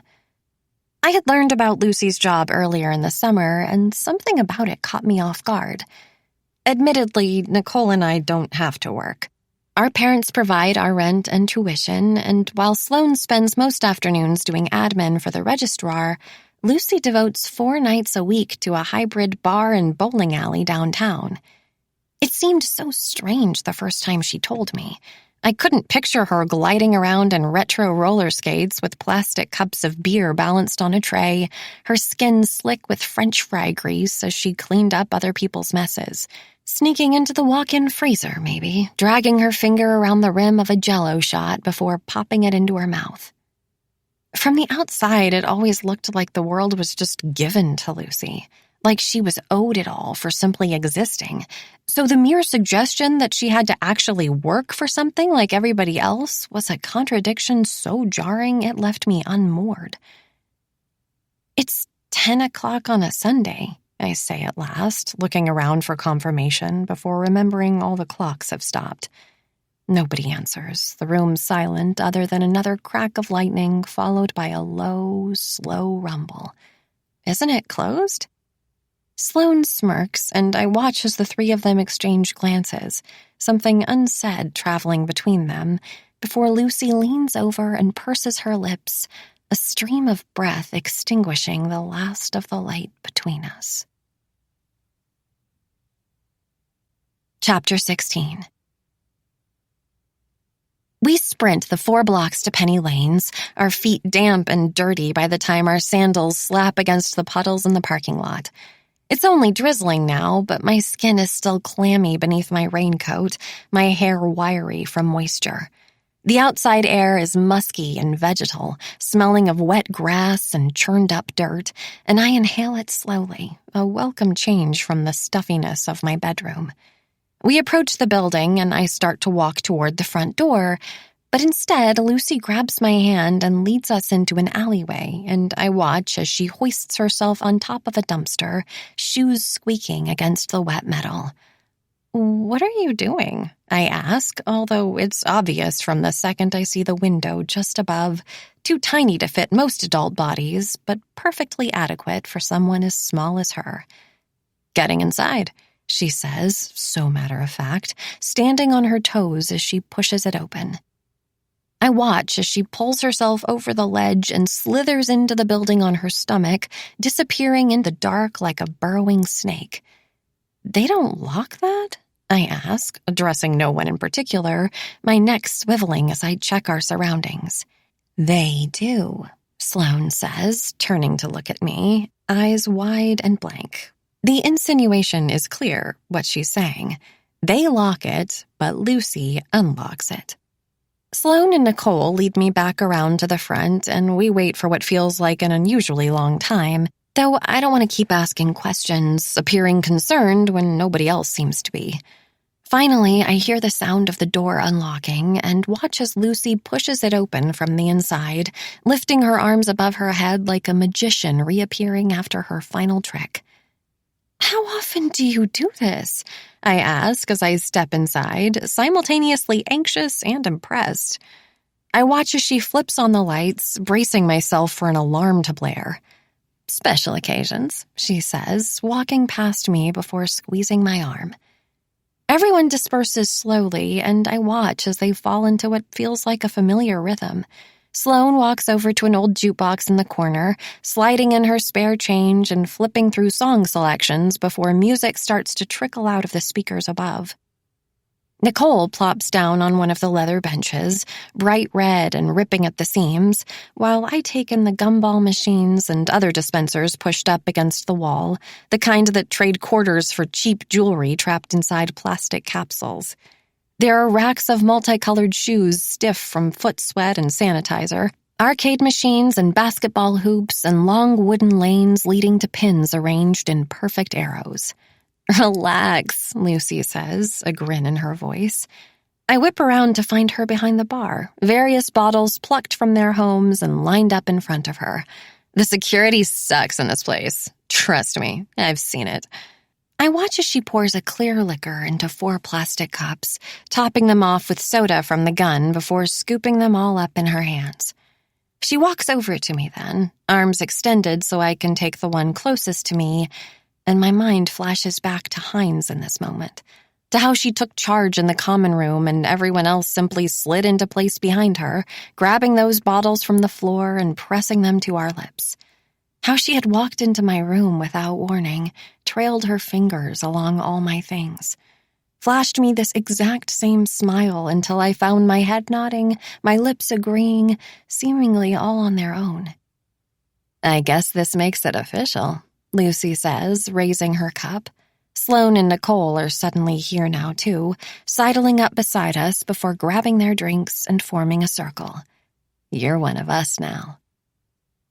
I smile, clinking my drink before taking a sip, and in this moment, despite the warmth blooming in my chest, I can't help but wonder again why she chose me. Why I'm the one Lucy is pulling into her circle like this. Why I deserve to be brought into her space. I've been her roommate for 3 weeks now, and still I haven't seen any glimmer into her thought process, any indication of why. I've been waiting patiently for it to arrive, some aha moment that explains it all away, but so far it hasn't. Nothing has. I haven't brought it up again since that day in the dorm, either. The moment I had looked at her and asked, "Why me?" The indifference in her eyes, the bored curiosity when she responded with a flat, "Why not?" Now, for the very first time, I wonder if it really is that simple. If she really chose me because, well, why not? Here are 3 girls who lucked into a 4-bedroom house too perfect to turn down. They had a spare room, nobody to fill it, and a lonely girl down the hall who seemed desperate enough to say yes. Maybe Lucy saw me on the lawn that day, staring in their direction with a longing in my eyes, and simply saw an opportunity. An answer to a problem, decided to do what she always does, take what she wanted and never look back. The next 4 hours go by in a fluorescent haze, guzzling sweet margaritas and amaretto sours so fast they make my throat feel wrecked and raw. Lucy coming up behind me with a refill every time my cup goes dry, dancing to the music from the jukebox and devouring ice cream from the freezer, sliding down those long, slick lanes like some scene out of Risky Business, and using the pins as microphones, screaming out every word. At some point, we collapse into a pile on the floor, limbs sweaty and tangled and warm to the touch, the ceiling spinning slowly above us. Sloane checking her phone, muttering, "Shit, we gotta go," before pulling me up and into the night. I vaguely remember Lucy putting back the liquor, flipping out the lights. The 3 of us leaving through the front door and waiting in the alley for her to shimmy back out the window, listening to her laugh as she landed hard on the dumpster. The 4 of us stumbling home with our arms threaded together like a daisy chain, wild and delicate, Lucy's words pulsing through my mind like a meditation, a prayer. "You're one of us now." It isn't until I wake up the next morning when I realize what happened, how the moment of Eliza's passing came and went and I didn't even feel it. How I had lost myself in Lucy completely, her attention the remedy I needed to make the pain go away. Instead, when the clock clicked to midnight and just kept going, time marching mercilessly on without her, I wasn't suffocating the way I had expected to be, thinking about Eliza lying flat on the ground, her final breath ejected out of her with too much force. Instead, I had been dancing, singing, wholly lost in the moment. I had slept soundly for the first time in a year. Chapter 17. I glance up at my door, a prickling on my neck alerting me to the presence of Lucy. She does this sometimes, appears without warning, watches from the hallway, all silent and still, waiting for me to notice. "Hey," I say, looking back down at my feet. I'm sitting on the floor of my bedroom, legs arched, painting my toenails a neon blue. "Where is everyone?" she asks. "I think they're next door." It's the last week of summer, somehow, and we've been drinking it up madly, wildly, like roots in dry soil, going out every night and sleeping until noon, sweating out our hangovers before starting the process all over again. We've passed the days at the beach, mostly, the four of us piling into Lucy's old Mazda in the mornings, windows perpetually down, a warm breeze tangling our hair because her air conditioner is always broken. It's a short drive to the coast, 30 minutes tops, 20 when you're speeding, and we've spent the empty hours burning patterns into our backs, eating watermelon bloated with vodka, taking cold showers, napping in our towels, then going over to Kapanu in the evenings to smoke a bowl and play some beer pong, our cheeks and eyes poppy red. The truth is, I've absorbed more in these 3 months than I did my entire freshman year. How to shotgun a beer and roll a joint and blow perfectly circular smoke rings by arcing my tongue in just the right way. I'm still a little quiet around the boys, sometimes on edge, but Lucy has been opening me up slowly like a finicky houseplant still learning to be loved. She's been hatching me out of my shell, gently, gradually, but in a way I know would have made Eliza proud. And I've been starting to understand why Eliza wanted this too. The thrill of it, unlike anything I've ever experienced. It wasn't the parties or the games or the drinks she craved. I know that now. But the little things that appear in the moments in between. The way it feels to have someone recognize your face, know your name, call you over to the other side of the room like they genuinely want you there. It's the roar of laughter when a joke lands just right, or the feeling of someone's eyes on your skin that makes you feel so achingly alive. Finally, I'm starting to get it. I'm starting to get her. And every single night I collect those moments like I collect everything. Sentimental souvenirs I can't stand to toss away. "I have to work tonight," Lucy says, leaning against the mantel.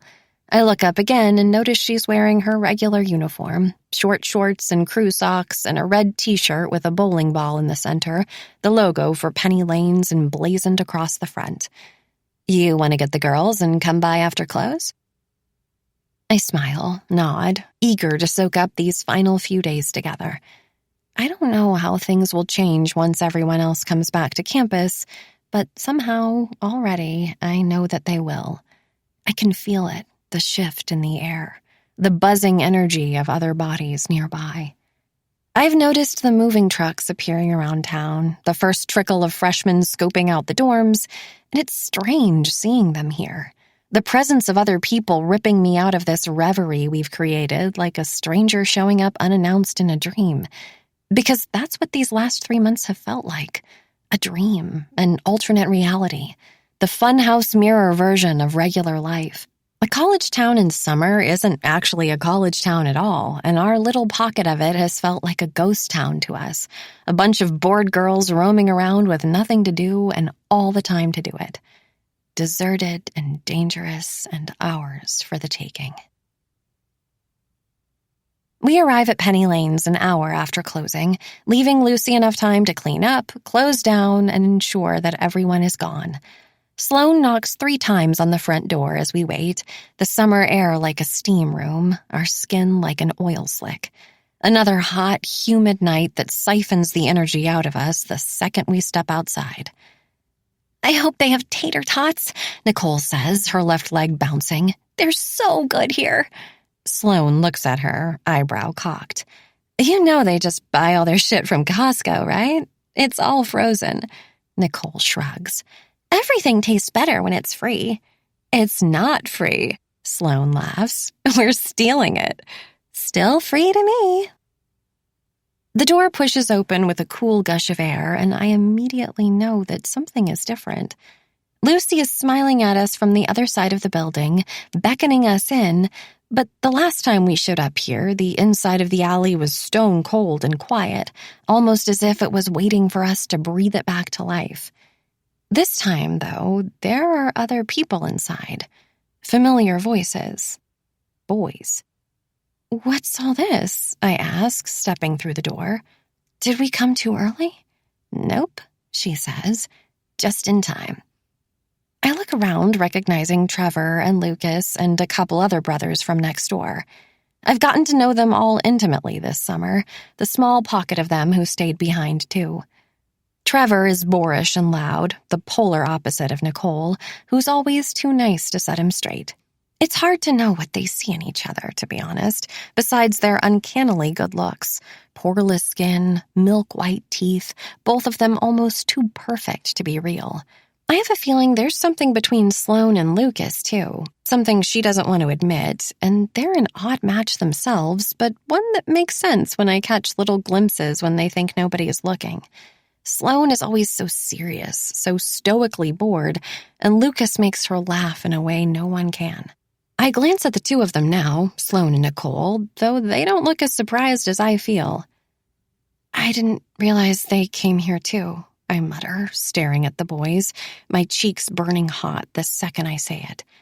I don't want to admit it, the attachment I've grown in such a short amount of time, and not just to the roommates, the girls, but to this place, too. Ever since my first night here, I've come to think of Penny Lanes as something sacred, the four of us swinging in circles, holding each other's sweaty hands. A secret spot, like that pocket of air beneath the dock, where we can go to hide, to get away. A thing we share and keep from everyone else. Lucy turns to look at me, a flash of what feels like pity appearing across her face. Then she grabs my hand and gives it a quick squeeze before walking over to a group of them and leaving me alone. I decide to walk over to the bar and mix myself a drink before turning around and surveying the room. It's giant, square, and completely windowless, the way bowling alleys usually are. The cavernous atmosphere makes it the ideal place to do something like this. Nobody on the outside could possibly know that there are people on the inside, and as a result, it's easy to feel a little punch-drunk in here. The concrete walls make everything feel impersonal, teetering on clinical, time stretching on the same way it did when my dad let me tag along to the casino once. With no natural light to indicate the passage of time, your mind feels perpetually suspended, like you're reliving the same scene over and over again. I look to my left and see a couple guys flinging themselves down the lanes, laughing hysterically as they slam into the bumpers. Nicole is sitting on Trevor's lap on top of the ball return, and Sloane has wandered over to the jukebox again, flipping through various options before deciding on Fleetwood Mac. "Hey, Margot." I twist around, my eyes bulging at the sight of him. Levi is here, self-consciously gripping a plastic cup so hard it's beginning to bend beneath the pressure. I've been bracing myself for his return, of course, my eyes continually darting over to the Kapanu parking lot, scanning the cars for his rusted white Jeep with the Outer Banks bumper sticker peeling at the edges. I've been on high alert every time we venture next door, ears tingling with the emergence of every new voice. Chest squeezing with each peripheral glance I got of a tall, tan boy with tousled brown hair. But I hadn't been expecting him here, of all places. I look around again, my gaze darting madly around the room, trying to understand what he's doing, why he's hanging out with Trevor and Lucas and all the guys a grade above him instead of people his own age, when I remember what Trevor had said that very first night. "He's a legacy, so, special treatment and all that." "Hey," I respond, trying to somehow swallow my heartbeat. I can feel it rising, slowly making its way up my throat. Levi's father was in the fraternity, which means he's always going to get the invite to these things, at least in the early days when they're still trying to schmooze him, still trying to convince him that he's different, special, somehow immune to the hazing that's inevitably headed his way.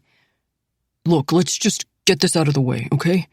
I know you don't want me here," he says almost urgently, like he had been bracing himself all summer to say it. "You made that clear from the beginning, the very beginning." I bite my lip, remembering that first day under the dock. The way Eliza and I had watched him walk toward us before we dipped beneath the water, re-emerging in that secret space. How interesting.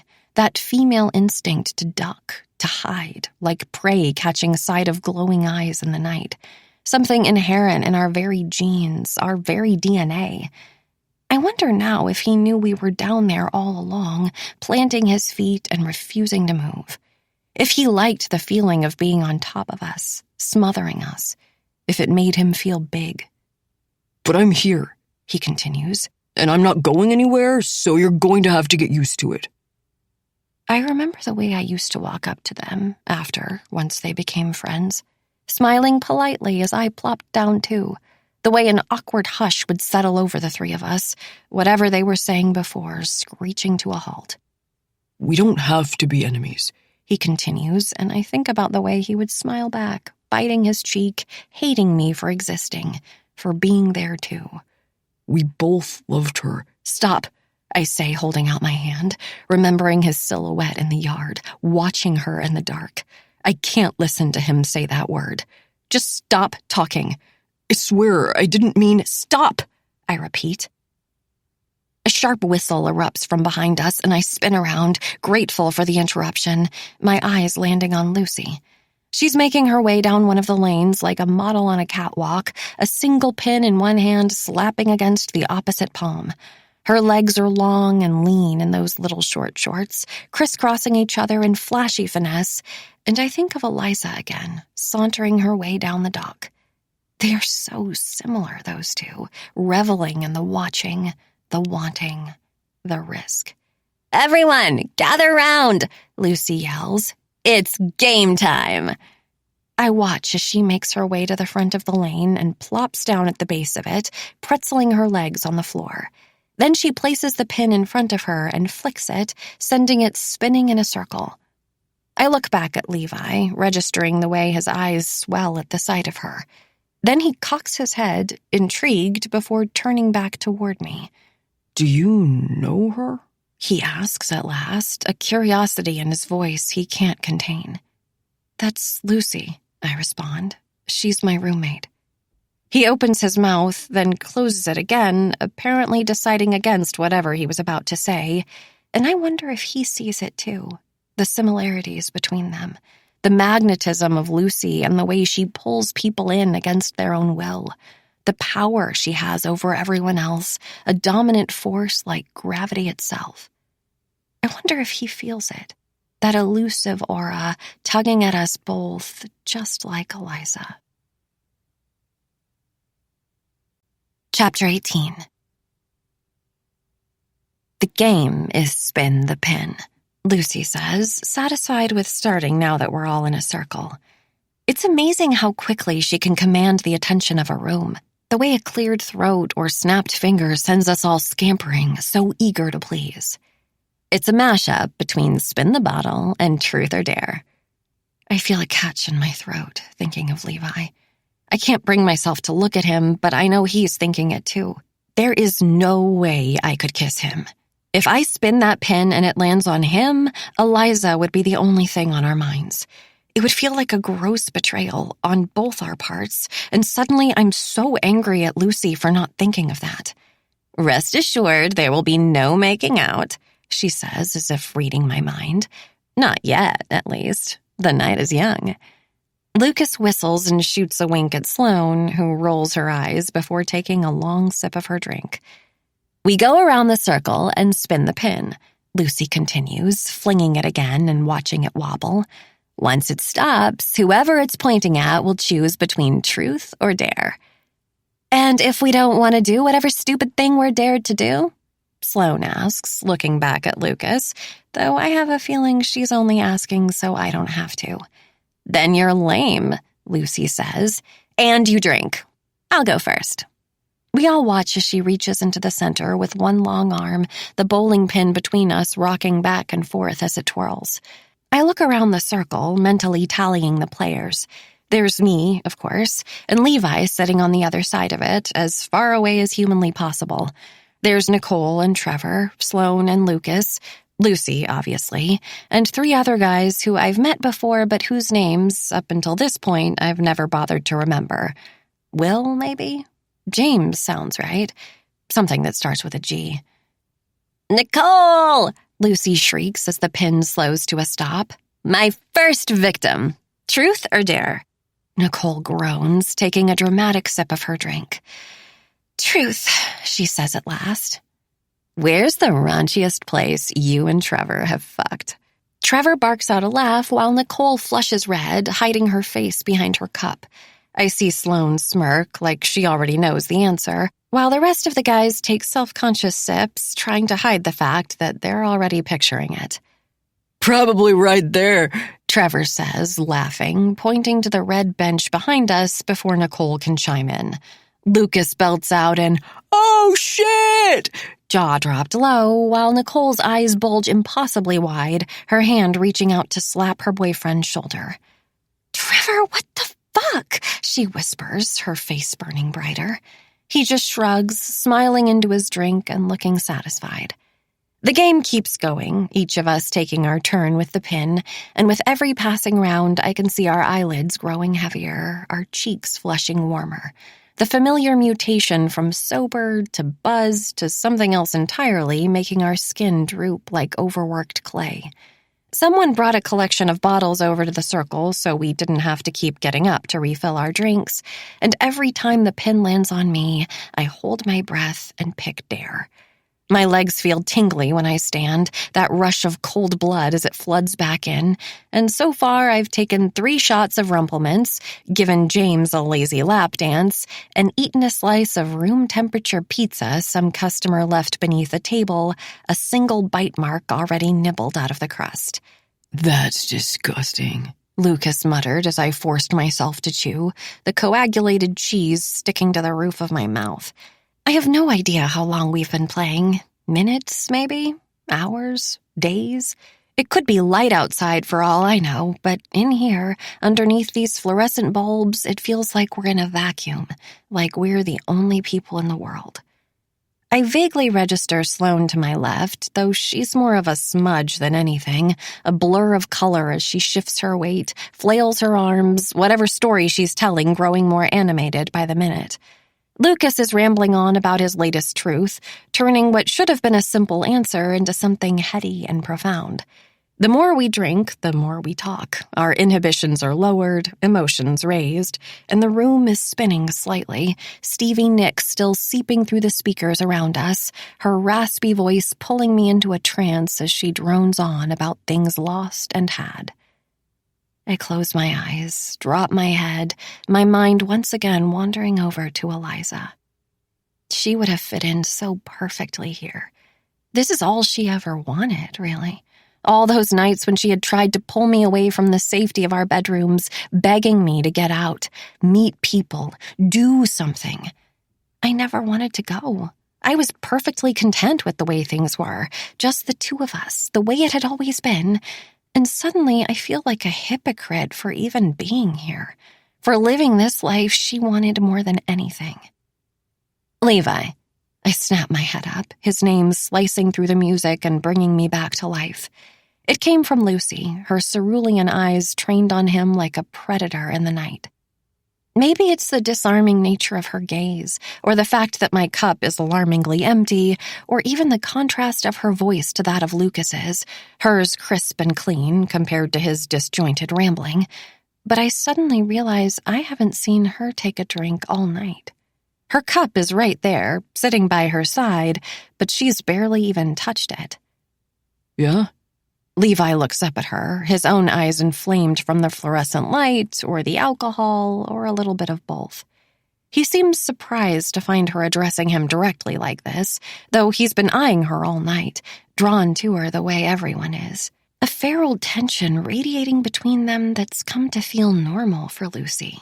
I can tell he's been wanting to talk to her, catch her eye, and I watch as he looks back down, realizing the pin is pointed at him. Oh, he lets out a laugh, self-consciously dragging one hand down his face. Truth, I guess. Lucy smiles, her lips curling up into that feline grin like that was the answer she was hoping he would pick. Then she leans forward, dramatic, hands on the floor in front of her like she's about to let him in on her deepest secret. Levi Butler, she whispers, her body tilting closer, a seduction in her voice that makes my skin pulse. The air around us is suddenly so charged we've practically stopped breathing. If you knew you could get away with murder, would you do it? Chapter 19. After. Sloane is right. It was Lucy's idea. Right there, sitting in that circle, the seed was planted in all our minds. We didn't even know it was there in the beginning. It was still a hidden thing, tucked away and biding its time, though over the next few months its roots would dig deep into our brains, settling in. Spindly little things that would grow thick and strong, tendrils curling, suffocating us, holding us tight. We knew what we were doing, though. We knew the risks. We can't blame it all on Lucy because while she was the one who started it, we were the ones who finished it. My phone buzzes loud against my bedside table, the violent jolt of it startling me back to life, back to the present, away from my memories of those early days, utopian and distant, and back to the stark reality of now. Levi dead, Lucy missing. Sloane, Nicole, and me at the beating center of it all. I glance over to my phone, finally, and roll my eyes when I see who's calling, pulling myself from my comforter and answering after the 5th ring. "Hey, Mom," I say, wishing almost immediately that I let it go to voicemail instead. "Margot, honey, oh my God," she says, not bothering with a hello herself. "Are you okay?" "I'm fine," I say, rubbing my eyes. Lucy has been gone for a full week, and none of us have been getting much sleep. It's even worse now that it's officially hit the news, the police asking for the public's help to find her. They still have no idea where she is. They're starting to get desperate. "Where is Lucy?" "I don't know," I say. "She does this sometimes." "What do you mean she does this sometimes?" "She just does her own thing. It's not the first time she's gone somewhere without telling anyone. You remember Christmas."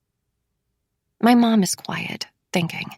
They had met once, my mom and Lucy, a whirlwind of a week that was, other than that night at Penny Lane's, the unofficial start of all this. "I knew I had a bad feeling about her. Even then—" "No, you didn't. You said you loved her. Did she have something to do with that butler boy?" She interrupts, the real reason she's calling. "Margot, honey, this is serious." "No," I say. "God, Mom, are you kidding? You're really asking me if Lucy killed someone?" "It's just strange," she says. "Another freak accident, especially after what happened to Eliza." "This has nothing to do with Eliza," I snap. "Why are you even bringing her up?"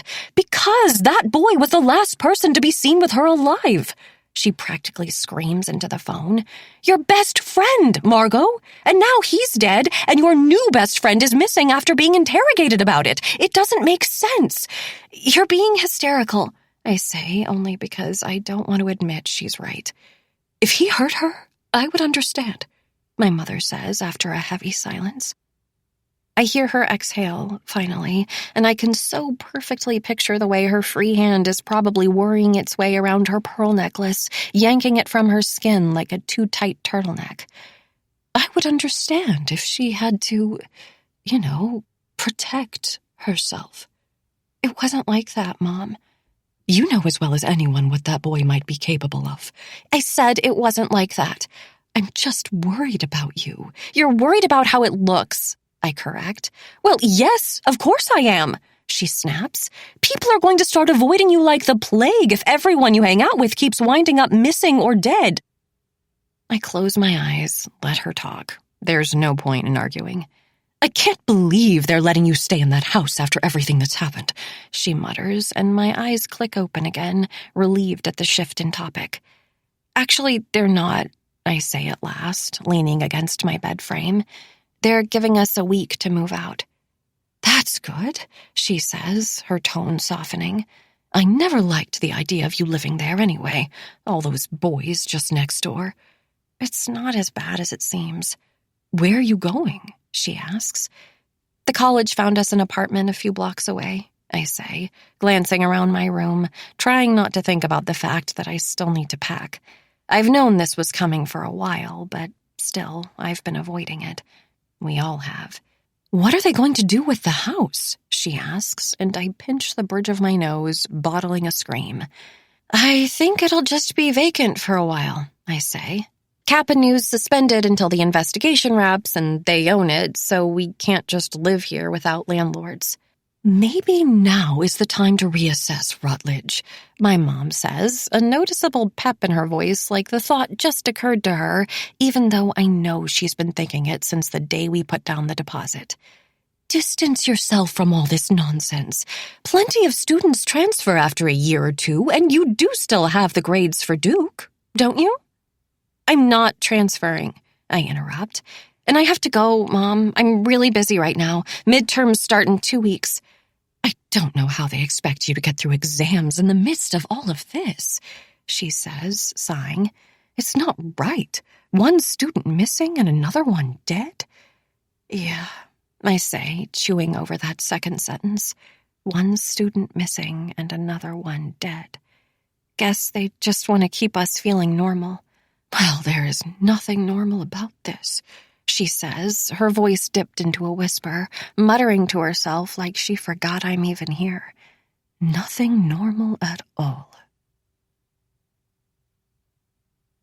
Chapter 20. Before.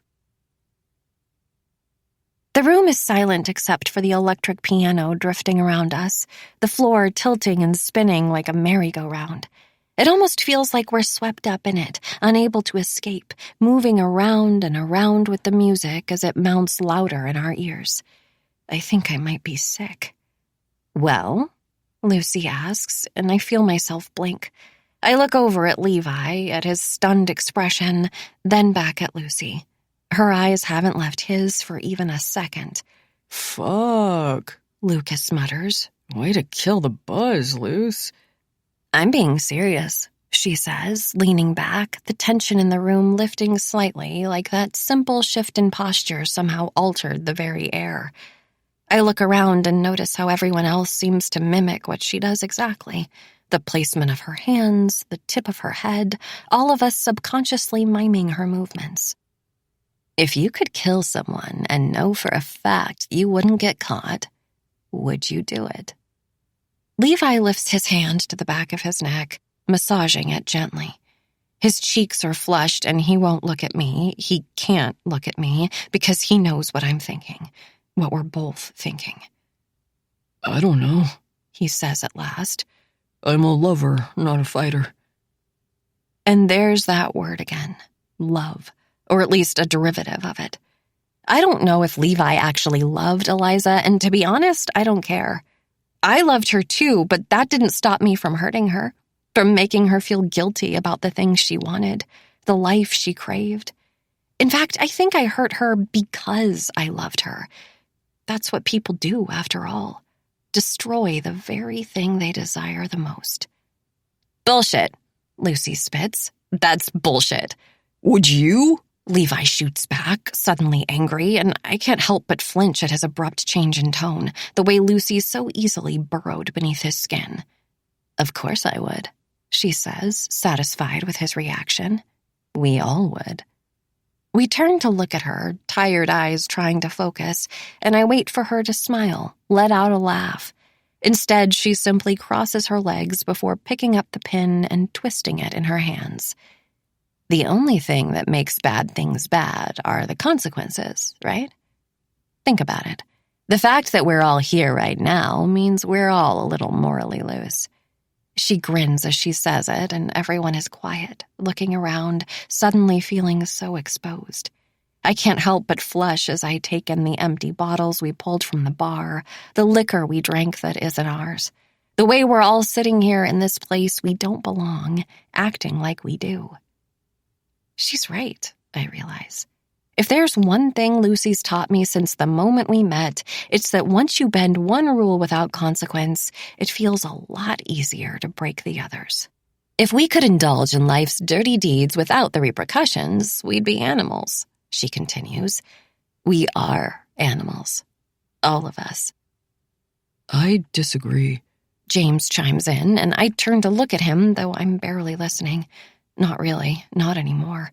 I'm still thinking about Lucy, entranced by her confidence, mesmerized by the way she asserts herself with no apology before inevitably bringing everyone around to her side. That's not the way it works. It's not? She asks. No, it's not, He says. Morally, most people would draw the line before killing someone. Moral is subjective. Moral is straightforward, He argues. It's right versus wrong. Nothing in life is straightforward. Okay, Nicole juts in, an uncomfortable twinge in her voice. Her eyes keep darting over to Levi, his long, tanned legs knocking into hers. We get it. You've made your point. No, Lucy shakes her head. I haven't. And my point isn't about morality anyway. My point is that if you claim you're above killing someone, it's only because you haven't found a reason to do it yet. She looks at me and winks, a shot of adrenaline spiking through my chest. We break rules when we decide the cost of getting caught doesn't outweigh the reward of doing it, right? She asks. You can say the same for everything. Once you find the right person, the right reason, the scales start to tip. We're all quiet, considering it in our drunken stupor, the idea of it like some distant dream. I'd kill my stepmom, Trevor says at last, his expression blank. He nods once before bringing his cup to his lips, like the matter is settled. Professor Lund, Sloane adds, nudging Nicole to let her know she's kidding. He gave me a B in pre-cal for no reason at all. We all have it in us, Lucy continues, ignoring her, crossing her arms tight against her chest. Joke all you want, but under the right circumstances, we'd all do it. I know we would. What about you? I ask without even realizing I said it out loud. I'm still looking at Lucy, at the glimmer in her eye that I swear wasn't there just a few seconds ago. Only she could make something like murder sound so straightforward. Only Lucy could make you feel like you might actually consider it, or that there's something seriously wrong with you if you don't. Who would you kill?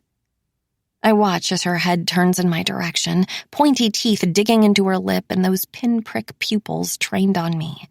Then she cocks her head, eyebrows furrowed like she doesn't understand the question, like she's disappointed in me somehow, like I shouldn't have even had to ask. I would kill someone who deserves it. Chapter 21. I'm up early. 6 a.m., the gin and tonics I drank the night before making my tongue feel raw. I don't know if I ever fell asleep, really, but instead just lay rigid beneath my comforter in some kind of comatose state, staring at the ceiling, my head pounding gently to the rhythm of my heart. I pull the covers up to my chin, a chill traveling down the length of my spine. It isn't just the temperature that's making me shiver, although it is freezing in here. I had noticed it on that very first day, the way the upstairs was so stifling hot compared to my room, constantly cool. I had chalked it up to shitty insulation at the time, cracks in the windows, although technically that should be making it hotter in here, not the other way around. But right now, it's thoughts of Lucy that are making my body react like it had that day in the dorms, her glacial gaze on my back turning my spine cold and hard, an icicle materializing from the chill of her eyes alone. I can't stop thinking about the way she looked last night, elbows pressed together as she leaned into Levi, the concentration on her face and that little twitch of a smile as she bit her lip, watched him squirm. If you knew you could get away with murder, would you do it? I climb out of bed and creep toward my door, pushing it open in the dark. It's just starting to get light outside, the hazy start of a new day, but the silent stillness of the house tells me everyone is still sleeping. I'm not surprised. I can't even remember what time we stumbled home last night, only a few hours ago, surely. But still, I slink into the hallway, past Lucy's room, and tiptoe up the steps until I reach the second floor. Sloane? I whisper, knocking gently on her door. Are you up? She doesn't respond, but still, I enter, her blackout curtains choking any trace of light from outside. I climb onto her bed and shake her gently. Sloane, I say, wake up. What? She groans. What time is it? Shh, I say, dipping my voice low in case Lucy is around. I know it's illogical. I know her door was closed when I walked past. I know she's sleeping, but still, she has that habit of creeping up behind you, popping up unannounced. You never really know when she might be around. I need to talk for a second. And I need to sleep, she says. What was up with last night? I ask, ignoring her. That was weird, right? What about last night? Lucy, I say. That question. Oh, I don't know, she says, eyes still closed. Lucy likes to play games. Well, yeah, I gathered that. I don't mean that game, she clarifies. I mean games, head games. You think she was trying to get into Levi's head? Because of what I told you? Like I said, I don't know. I'm quiet, chewing it over, remembering the way she dipped her chin low like she was sharing a secret, a confession, and the way she had chosen Levi, specifically, as the person to share it with. We had been playing the game for hours at that point. She could have asked anybody, but instead, she asked him. I don't like that, I say at last, thinking out loud as I cross my legs. I don't like her dangling it in front of him like that. Then you shouldn't have told her. Sloane interrupts. That's what Lucy does. She dangles. She's right. I know she's right. I risked this when I decided to tell them about Eliza and Levi and the history they shared. The accident that killed her and the fact that Levi was there with her. The unanswered questions, all those loose ends. Everyone looked at him differently after that, rumors mounting when he was identified as the last person to be seen with her alive. Silent speculation trailing him around like an invisible odor, turning up noses. I suppose I just hoped they would keep it to themselves. What is she going to do? I ask at last. She isn't going to confront him about it, is she? Are you really asking me what Lucy is going to do? Sloane asks, finally flipping over to face me. You should know by now that's a stupid question. Nobody ever knows what Lucy is going to do. It's a bad idea, I say. It could make him feel cornered or something. People are dangerous when they feel cornered. Sloane is quiet, her head pushed into the pillow and her tired eyes open just barely. Finally, she sighs, rolling onto her back so she's staring at the ceiling. I don't think she'd do that, she says at last, but she is gonna fuck with him. What do you mean? She's gonna play with him, scare him, paw at him like a little mouse. I remember the way Lucy had looked that night on my bed, her expression impenetrable as I told her about Levi and the things he did. I could tell, even then, that there was something churning around in her mind, something gaining substance, growing solid. I just didn't know what. Why do you care, anyway? Sloane asks, pulling me from the memory. Why should he get to come here and live a perfect life after what happened to your friend? He shouldn't, I say, sinking lower into the comforter, the feeble resolve getting harder in my chest. Right, she says. So let him squirm. We settle back into the silence, Sloane's chest rising and falling until I'm certain she's asleep again. I think about getting up, heading back into my own room and trying to do the same, when my mind wanders back to Lucy's cup last night, sitting untouched by her side. Did you notice she wasn't drinking? I ask at last. Margot, I have a raging hangover, Sloane says, eyes still closed. I didn't notice if Lucy was drinking. She wasn't, I say, thinking about how we all got so drunk so fast, while she seemed to stay sober, voice straight and words unwavering. I mean, I'm pretty sure she wasn't. Sloane sighs, finally pushing herself up and resting her head on the headboard. I watch as she gestures to a half-empty glass of water on her side table, a smudge of old lipstick kissing the rim, and I hand it to her, watching as she takes a small sip. Lucy likes to know everything about everybody, she says at last, licking her lips. Then she exhales long and hard and closes her eyes like she just ingested some kind of drug. She wants to know it all. She's inquisitive, I say, but Sloane shakes her head. She's cunning. If she wasn't drinking, it's because she had some kind of agenda last night. She wanted to keep her wits about her. You still don't know anything about her, do you? I think for a second, knowing she's right. Sloane had asked me this very same question on that very first day the two of us pushed against the side of the shed, and now, months later, my answer is still the same. I consider Lucy a friend at this point, no longer a stranger on the hall or an object sunning herself on the lawn. Not just an enviable face I looked at with wonder and awe, but something more personal now.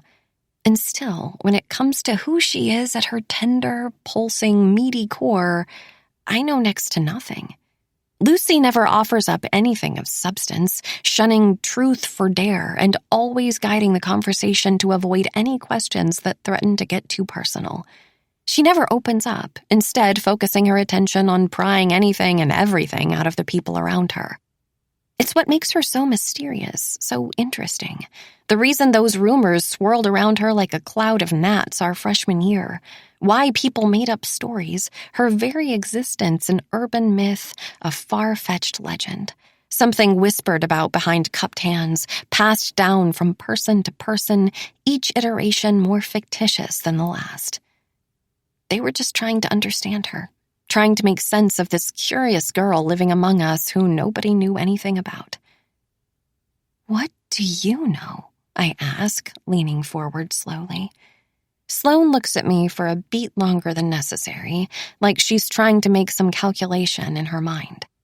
Finally, her eyes dart to the door, her mouth starts to open, but the moment is interrupted by a wooden groan in the hallway, long and grating, and we both look to the side, the sudden noise sending an inexplicable pang of panic through my chest.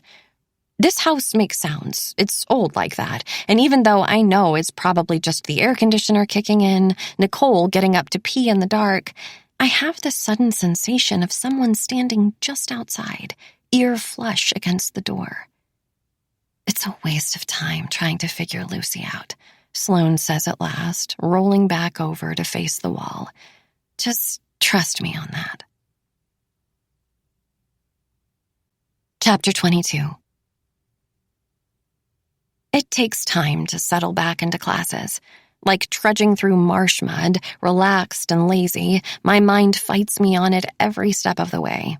Maybe it knows on some subconscious level that the farther I move away from the summer, the deeper I sink into Lucy and this house and all the thoughts of Levi just next door, the harder it'll be to pull myself out, crawl back to safety before it's too late. For the first few days, I sit in class and zone out completely, the slow drone of my professors turning into static as I reminisce on the last few months, trying to convince myself that they were, in fact, real. Back in the presence of other people, it feels like a fantasy, like something imagined. An old movie that runs on repeat in my mind, my favorite scenes popping back into my awareness without warning. Nicole and me side by side in the sand, both of us in stitches over something stupid that happened the night before. Sloane and me watching movies in bed, burning popcorn in a saucepan and drinking wine straight out of the bottle.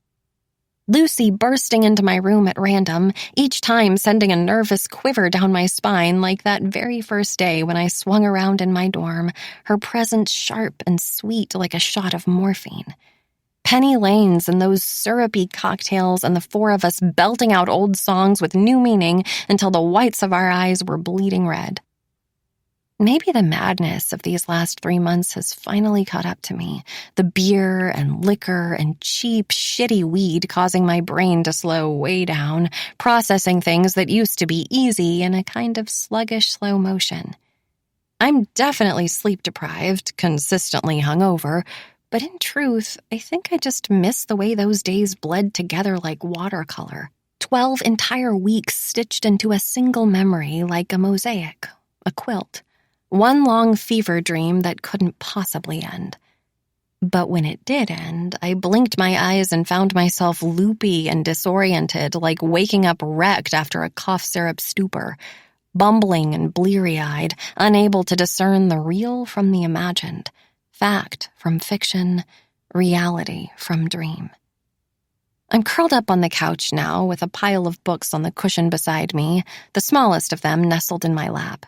I'm enrolled in a great books class this semester, and the reading list is exorbitant, a fast slap back to reality. Homer and Dostoevsky and Twain and Tolstoy, all of us warned on the very first day that we'll need to get through a book a week in order to be prepared for the final, no matter if the selected text is 90 pages or 900.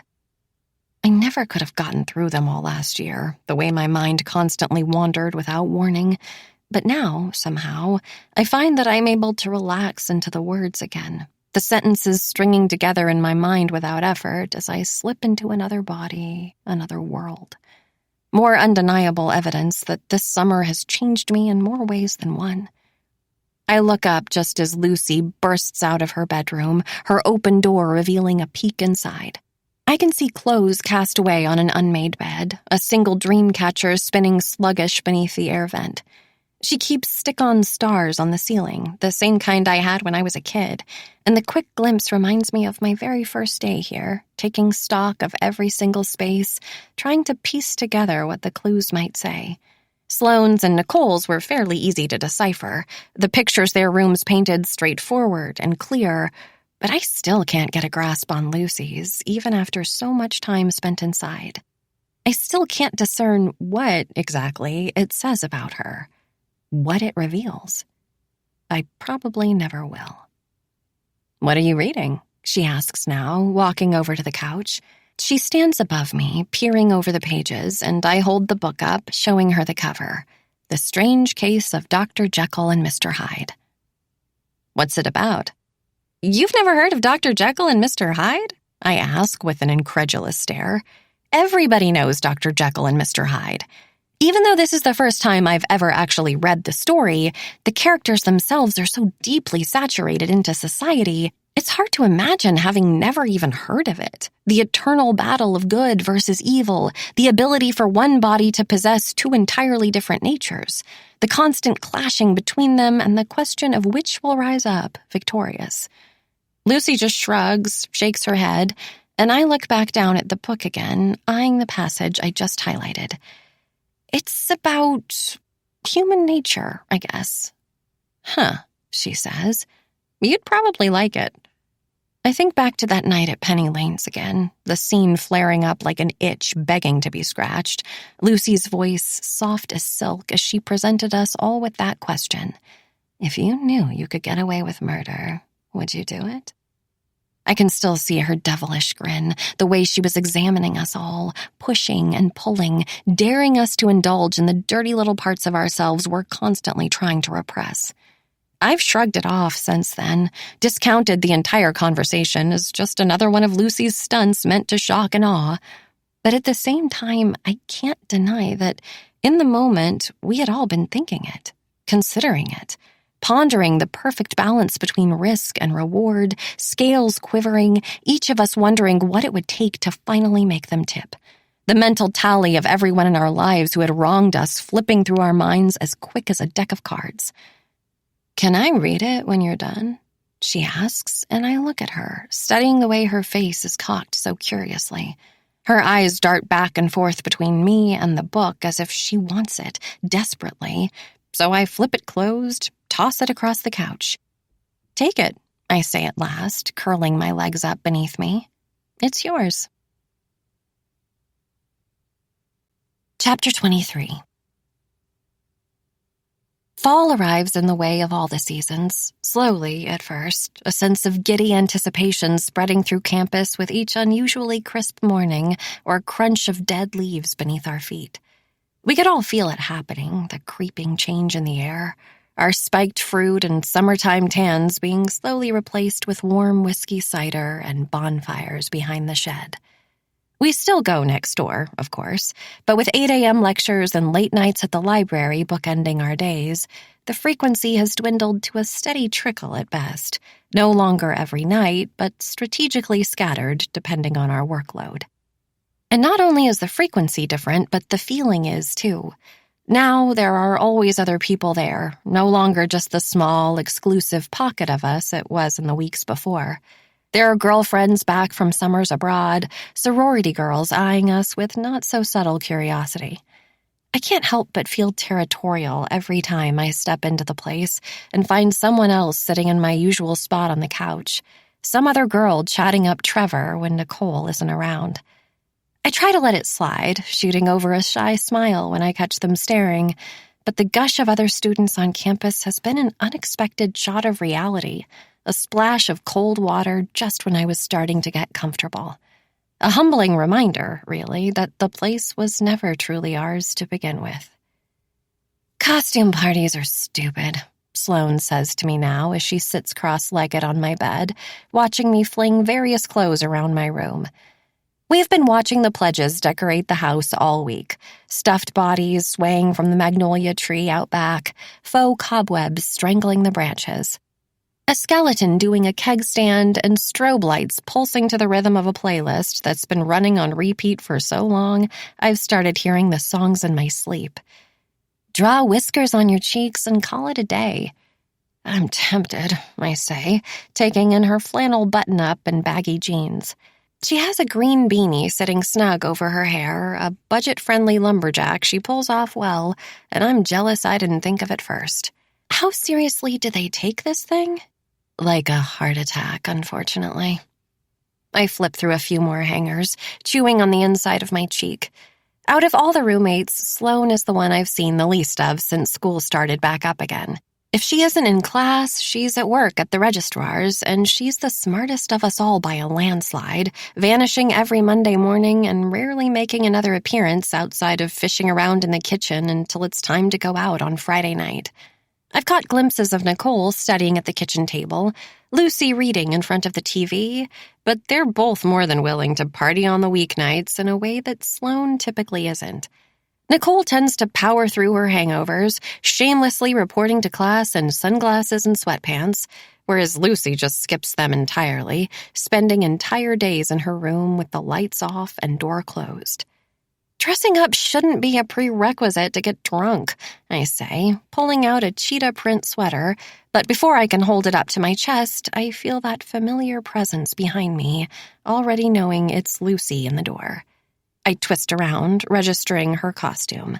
A black tank top, leather pants, and combat boots complete with felt ears and thin little lines scratched across her face.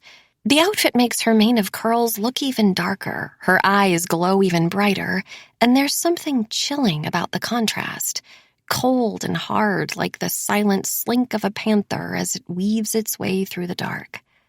Well, I say, there goes that idea. Be a prisoner, Lucy says, walking toward my closet and plucking a black and white striped dress from the back. I have some handcuffs you can attach to your wrist. A prisoner, I echo, tossing the sweater onto the floor and slipping the dress off the hanger instead. And why do you have handcuffs? Do you really want to know? She asks, and I fake a gag. I'll go get them.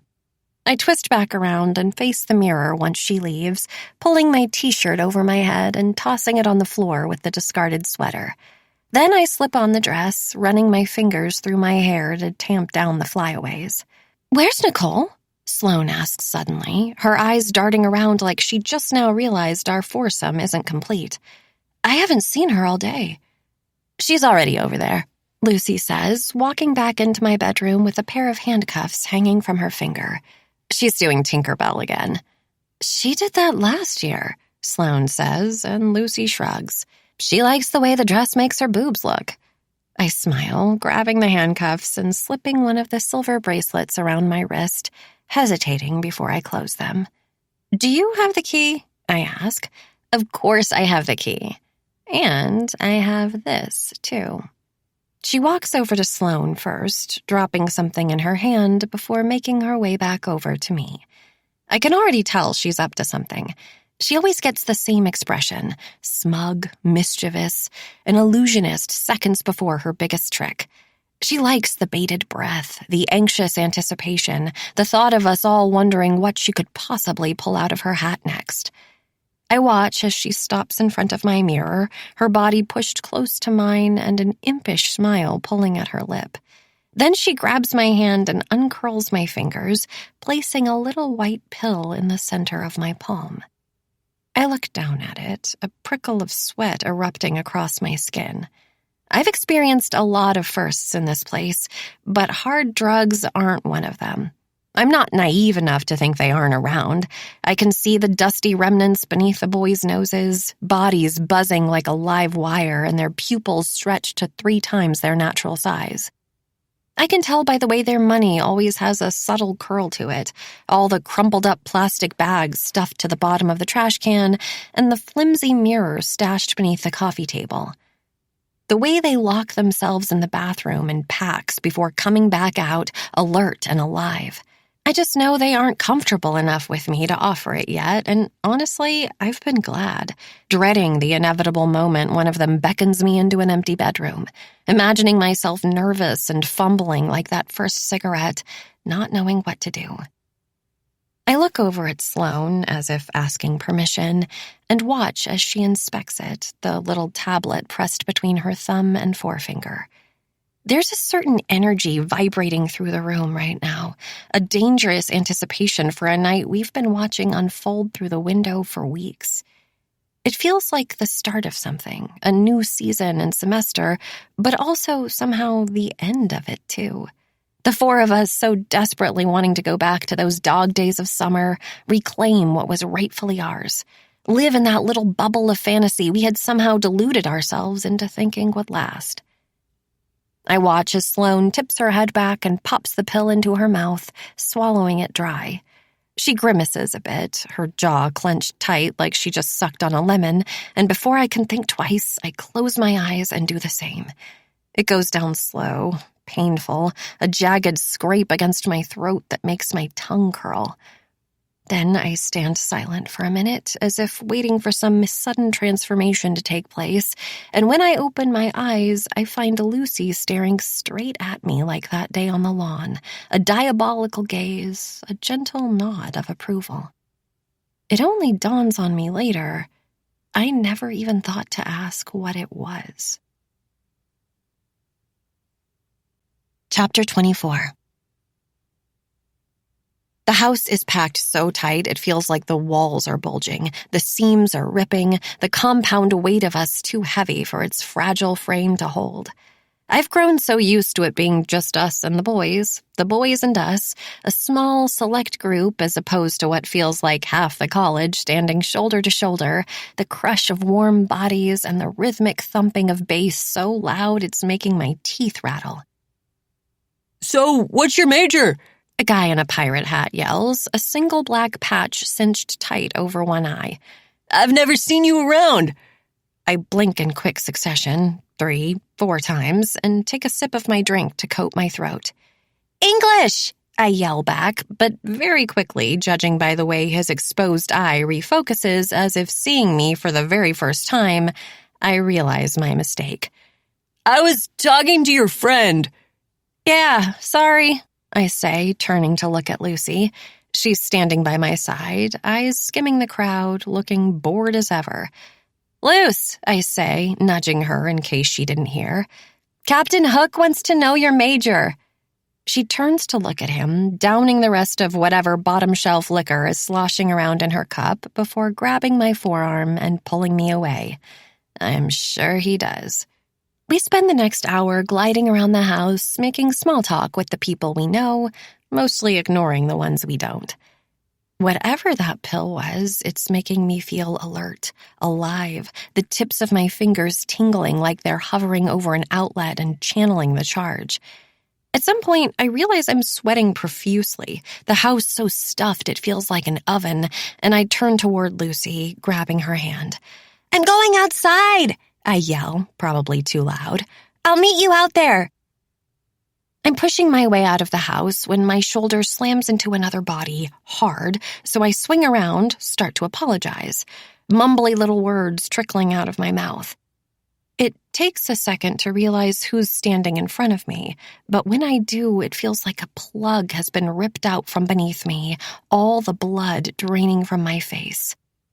Margot, she says, and although I can see her jaw tense, she offers a smile. Of course she does. It's so good to see you. I look at my old roommate, a strange mix of emotions coursing through my chest. She's wearing black leggings and an orange t-shirt, awkwardly oversized, a jack-o'-lantern drawn onto the stomach, and a strange kind of grimace. She looks so out of place here, so uncomfortable, and as I think back on the life we lived together, the kind of friends we used to be, I realize with a sense of startling clarity that I don't regret what I did to her. I don't regret it at all. I wonder what kind of person that makes me. Maggie, I say, realizing now that it's been months since I've thought about her. In the beginning, my mind used to flash back to her constantly.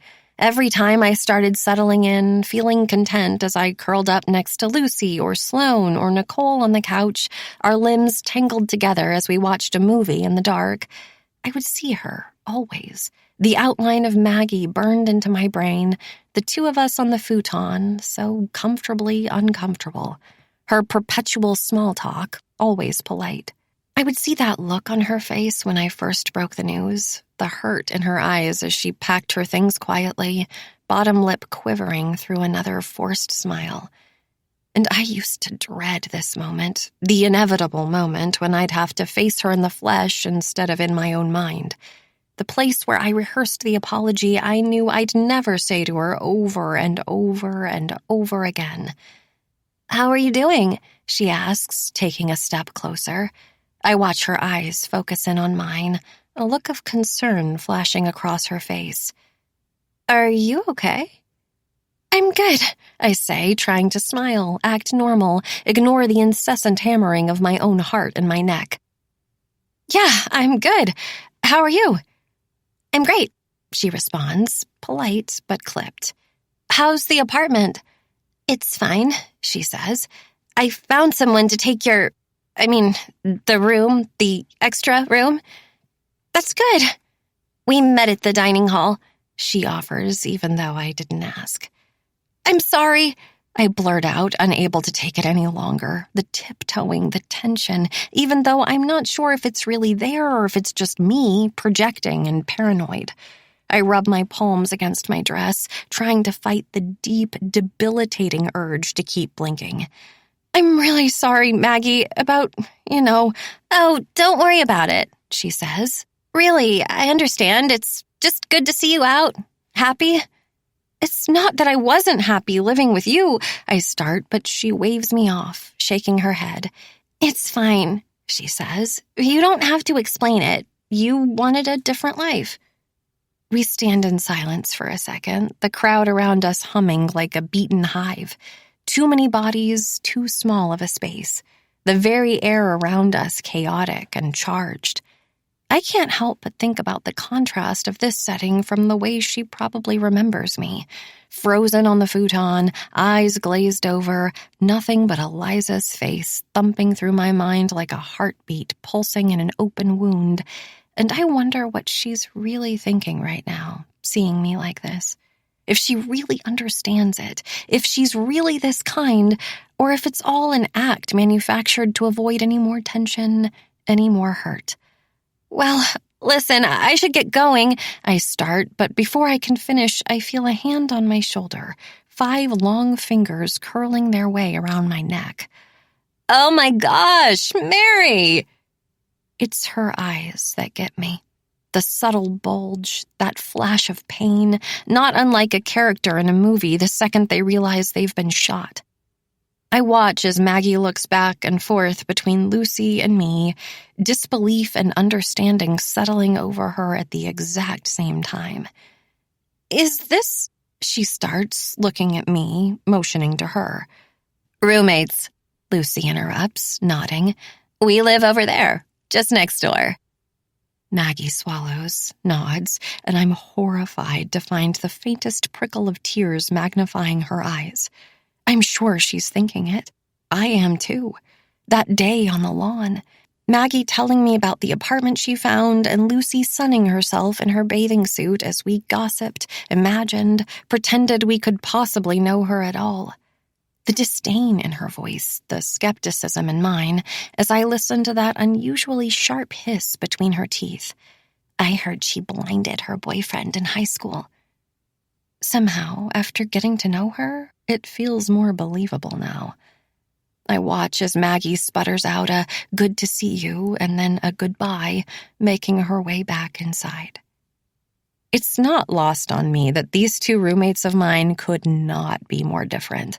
If Lucy is darkness, then Maggie is light, pure, clean, angelic light, and that's probably what's hurting her the most right now. The realization that I met Maggie, got to know her, and actively chose the opposite. But the truth is, this has nothing to do with her and everything to do with me. Maggie's only flaw is that she reminds me too much of me. Too mild, too meek. Like Sloane said that day in the yard, "You seem, I don't know, too nice." I had tried that before. I had tried to be the watchful one, the protective one, the one that was always cautious and careful. Like Maggie coddling me in the dorm, always alert for some subtle sign that I was putting myself in danger, I had been that person for Eliza, too. I had been her voice of reason, trying my hardest to keep her safe. I had pushed back against her perilous urges, and none of it ever worked. She just pushed back harder, pushed me away. So maybe that's the reason I had to get away from her, this kind, quiet girl who not only reminds me of me, but of all my failures, of everything I didn't do. Maybe that's why I'm finding myself oscillating toward the opposite, toward Lucy, a swinging pendulum making my way slowly to the other side. Chapter 25. I wait until Maggie is out of sight before Lucy and I join Sloane and Lucas sitting around a makeshift bonfire out back. "How are you feeling?" Lucy asks, a smirk on her lips.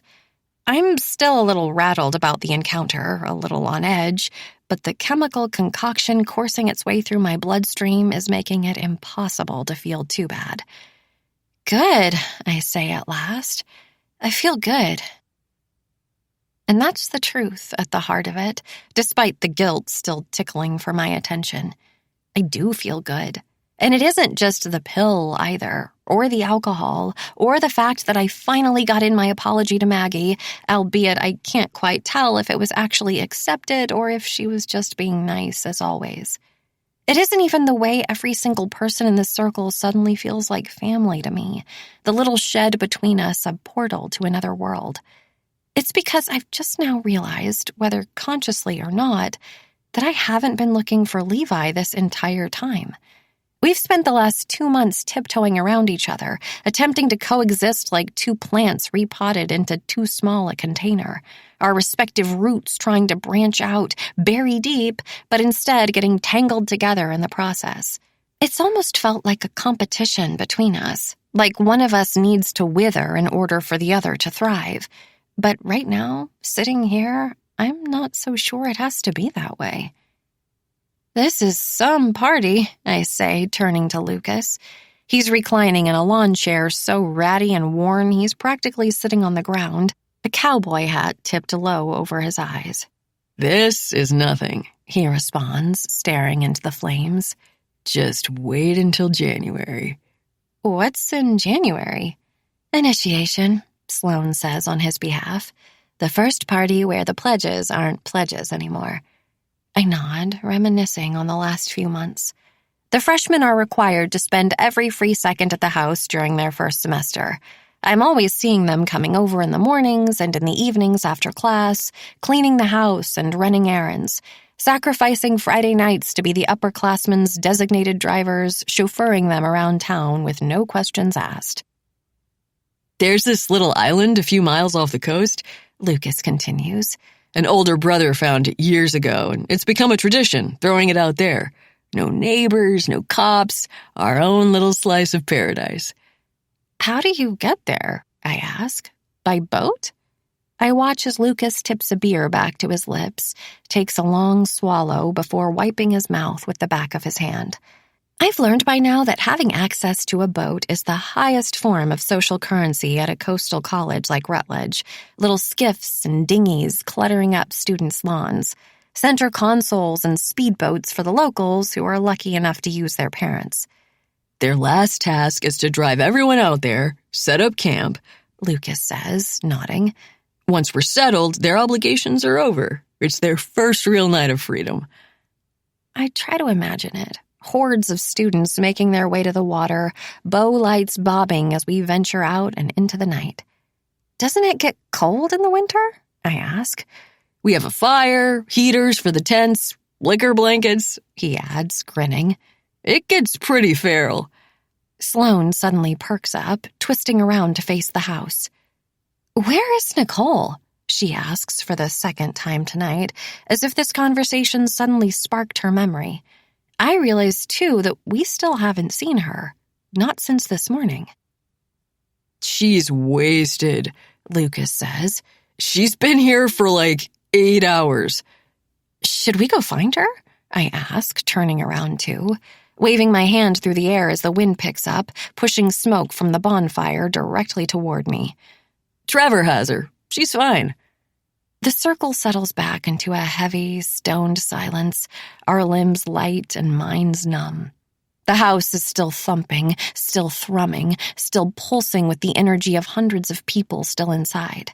I can practically feel the sweat dripping, the body heat radiating, and eventually Sloane and Lucas get up to grab another drink, leaving Lucy and me alone again. I look over at her, blue eyes ablaze as she stares into the flames, feeling another rush of warmth in my chest. How was it complicated? It takes me a second to realize she's talking to me. She's still staring into the fire, completely entranced, her voice barely above a whisper. I look around, checking to see who else she could be directing the question to, but still, we're alone. What? I ask at last. Your friend, she says. You never said how she died, only that it was an accident, that it was complicated. I feel a quick twinge in my chest like a popped guitar string, my insides buzzing. Remembering that conversation on my bed, the three of them staring as I started to talk. She fell, I say at last, still staring at her profile. I wait for Lucy to turn and face me, but she never does. There was an argument, and she had been drinking. Honestly, it's one of those things that doesn't even feel real, like I dreamed it or something. I'm quiet as I turn back toward the fire, my eyes getting lost in the glowing logs, the licking flames, watching them travel up the pile of wood before transforming into curling black smoke and disappearing altogether. Where did it happen? She asks. A party? I respond. I didn't want to go, and she went with him. I swallow, close my eyes, remembering how it felt to be lying in bed that night, tapping through Instagram and seeing the videos of them together, Eliza and Levi. I knew she must have been drunk to be posting them like that, raw and unfiltered, one after the other in quick succession. Her eyes were glassy and unfocused, a vacant stare, and I could so perfectly picture her heavy fingers punching at her phone screen as Levi draped an arm around her shoulder, the weight of him heavy, pulling her down. I remember sitting up fast, my screen glowing in the dark, an alarm growing in my chest, watching the two of them giggle uncontrollably, stagger around, a bottle of vodka clutched in his hand that he lifted to her lips, tipping it back. I open my mouth, ready to speak again, when the body of a boy comes out of nowhere and slams into the seat beside me, making me jump. Holy shit, he says. Lucy Sharp? Maybe it's because everything feels so detailed tonight, the edges razor sharp like a freshly whetted blade, but I can't help but register the way Lucy's eyes swell at the sight of him, her face freezing for just a second before slipping back into that indifferent facade. Jesus, we all thought you were dead or something, the boy continues, laughing, missing the fact that Lucy is ignoring him. Or maybe he just doesn't care. Where have you been? Did you go here? I watch as she gives him her full attention, finally, a fair-faced blonde wearing a short blue dress slathered in blood. Even from behind, I can see his shoulders tense beneath her scrutiny, a self-conscious laugh escaping his lips. Yeah, I know. I didn't pick the costume, he says, grabbing the dress. All the pledges had to wear something stupid. I'm one of the twins from The Shining. What year are you? I'm sorry, I have no idea who you are, Lucy says at last, crossing one leg over the other. We've never met. Yes, we have, the boy says, shaking his head. He doesn't seem drunk. In fact, compared to the rest of us, he seems shockingly sober. You said you're a pledge? She asks, leaning forward, the light from the fire making her eyes shine. Freshman, then? Yeah, I'm Danny, remember? Then why aren't you getting me a drink? She thrusts her cup in his direction, the liquid inside barely half gone, and I look back and forth between Lucy and the boy, her cold eyes trained on his, something heavy traveling between them. It isn't like Lucy to be so casually cruel like this. Blunt? Sure, she gets off on making people uncomfortable, commanding them around, but it's usually with an air of intimacy, like she's teasing them because she loves them. People would kill to be bossed around by Lucy, wearing her attention like a badge of honor, but Danny looks concerned right now, uneasy, cataloging the way she's staring at him, like she doesn't even know him at all. I was just going... He gestures behind us, farther into the backyard, before closing his mouth and shaking his head like he suddenly thought better of whatever he was about to say. Yeah, sure, he says at last, standing up and taking her cup. Coming right up. We watch in silence as he walks away, nothing but the popping of the fire and the distant echo of music masking the utter stillness between us. I wonder if she's going to bring it up again. Eliza nudge me to continue, but instead she turns toward me and smiles like she only just realized I'm here. Terrible pickup line. You really didn't know him? I ask, looking back at the house where the boy disappeared, my own voice suddenly sounding strange in my ears. It seems like he knew you. No idea, she says. I bet one of the guys put him up to it. They always try to embarrass the pledges like that. Yeah, I say, nodding vaguely, suddenly feeling a little nauseous. Slowly, quietly, the sense of euphoria I had earlier feels like it's being replaced with something else now, something more like unease. Listen, should we find Nicole? I don't want to leave her... Before I can finish, I hear the bang of the shed door swinging open behind us, the slap of the wood hitting the siding hard. I twist around, relieved, expecting it to be Nicole. Maybe Lucas was wrong. Maybe she hasn't been here after all, but instead in her room, and now she's mad at us for leaving her behind.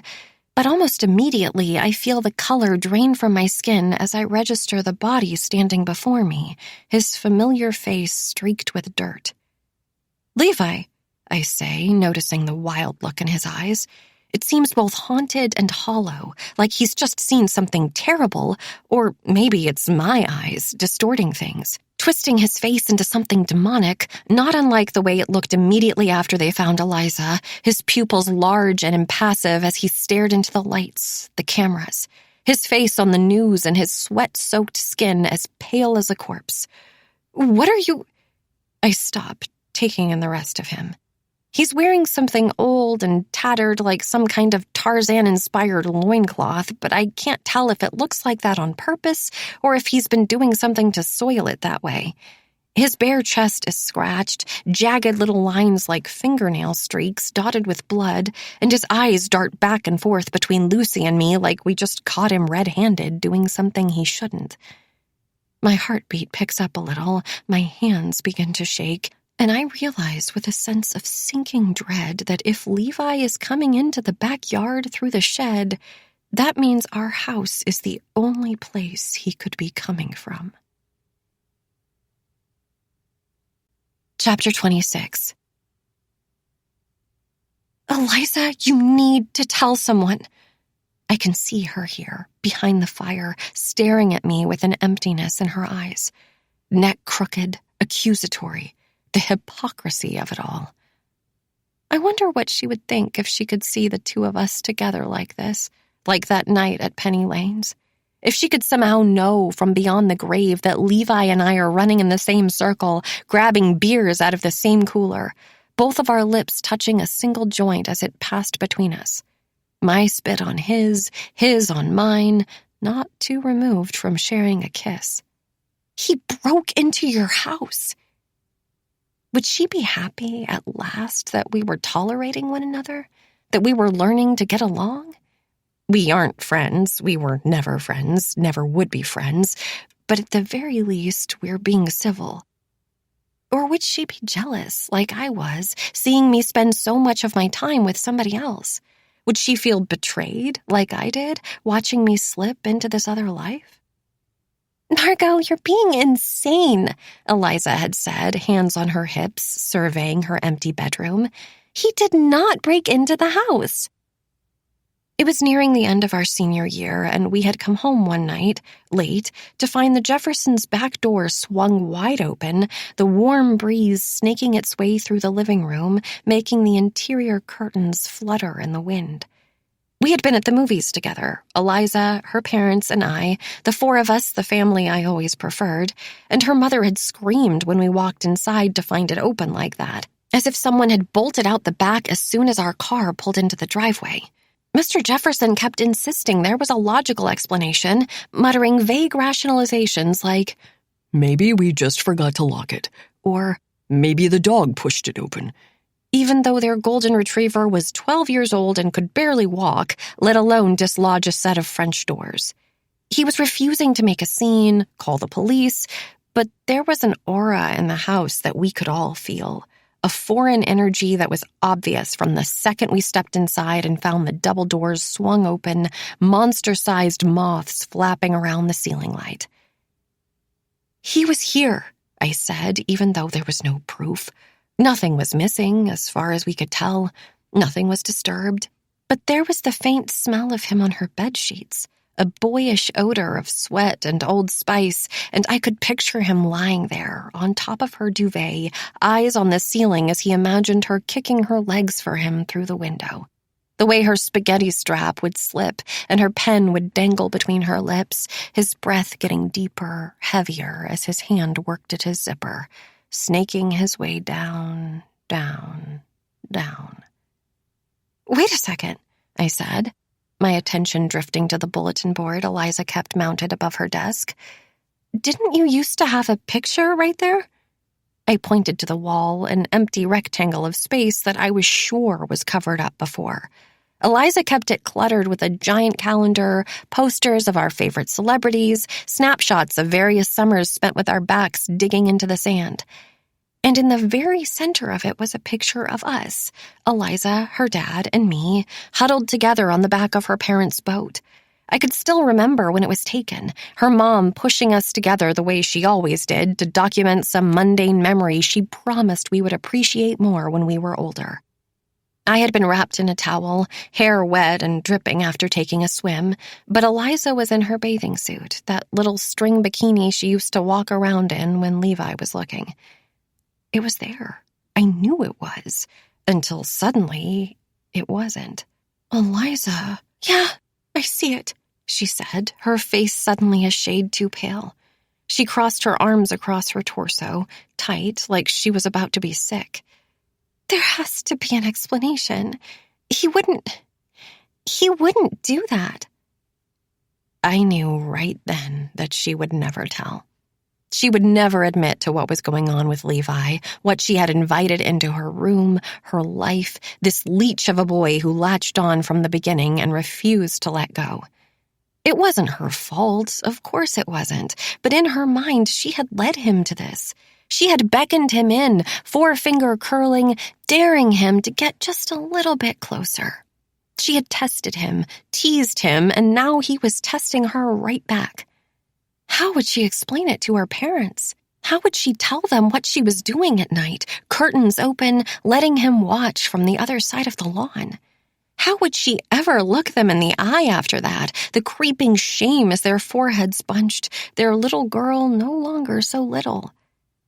In that moment, holding her stomach tourniquet tight, she must have been thinking about all those conversations between us. She must have been thinking about the way I had told her, warned her, tried to nudge her along so many times. She must have been remembering what I had said in that very bedroom, that very spot, the disgust in my voice as I told her soon, watching from a distance wouldn't be enough. Soon he would want more, crave more, feel entitled to more the way they always do. He would, I said, staring out the window. I was looking at Levi's house, a single light emanating from his bedroom in the otherwise dead of night, wondering what he was doing in there with that picture, our picture, Eliza in her bathing suit and Mr. Jefferson and me probably ripped from the edges before being crumpled into a ball and tossed in the trash. And I know I should have walked to her then, held her, comforted her, told her it wasn't her fault. I should have swallowed my pride and simply let her be scared. But I couldn't help but feel a certain smugness in my chest about being right all along, about knowing there was something wrong with him, something sick. So instead, I crossed my arms too, reinforcing the wall that was already building between us.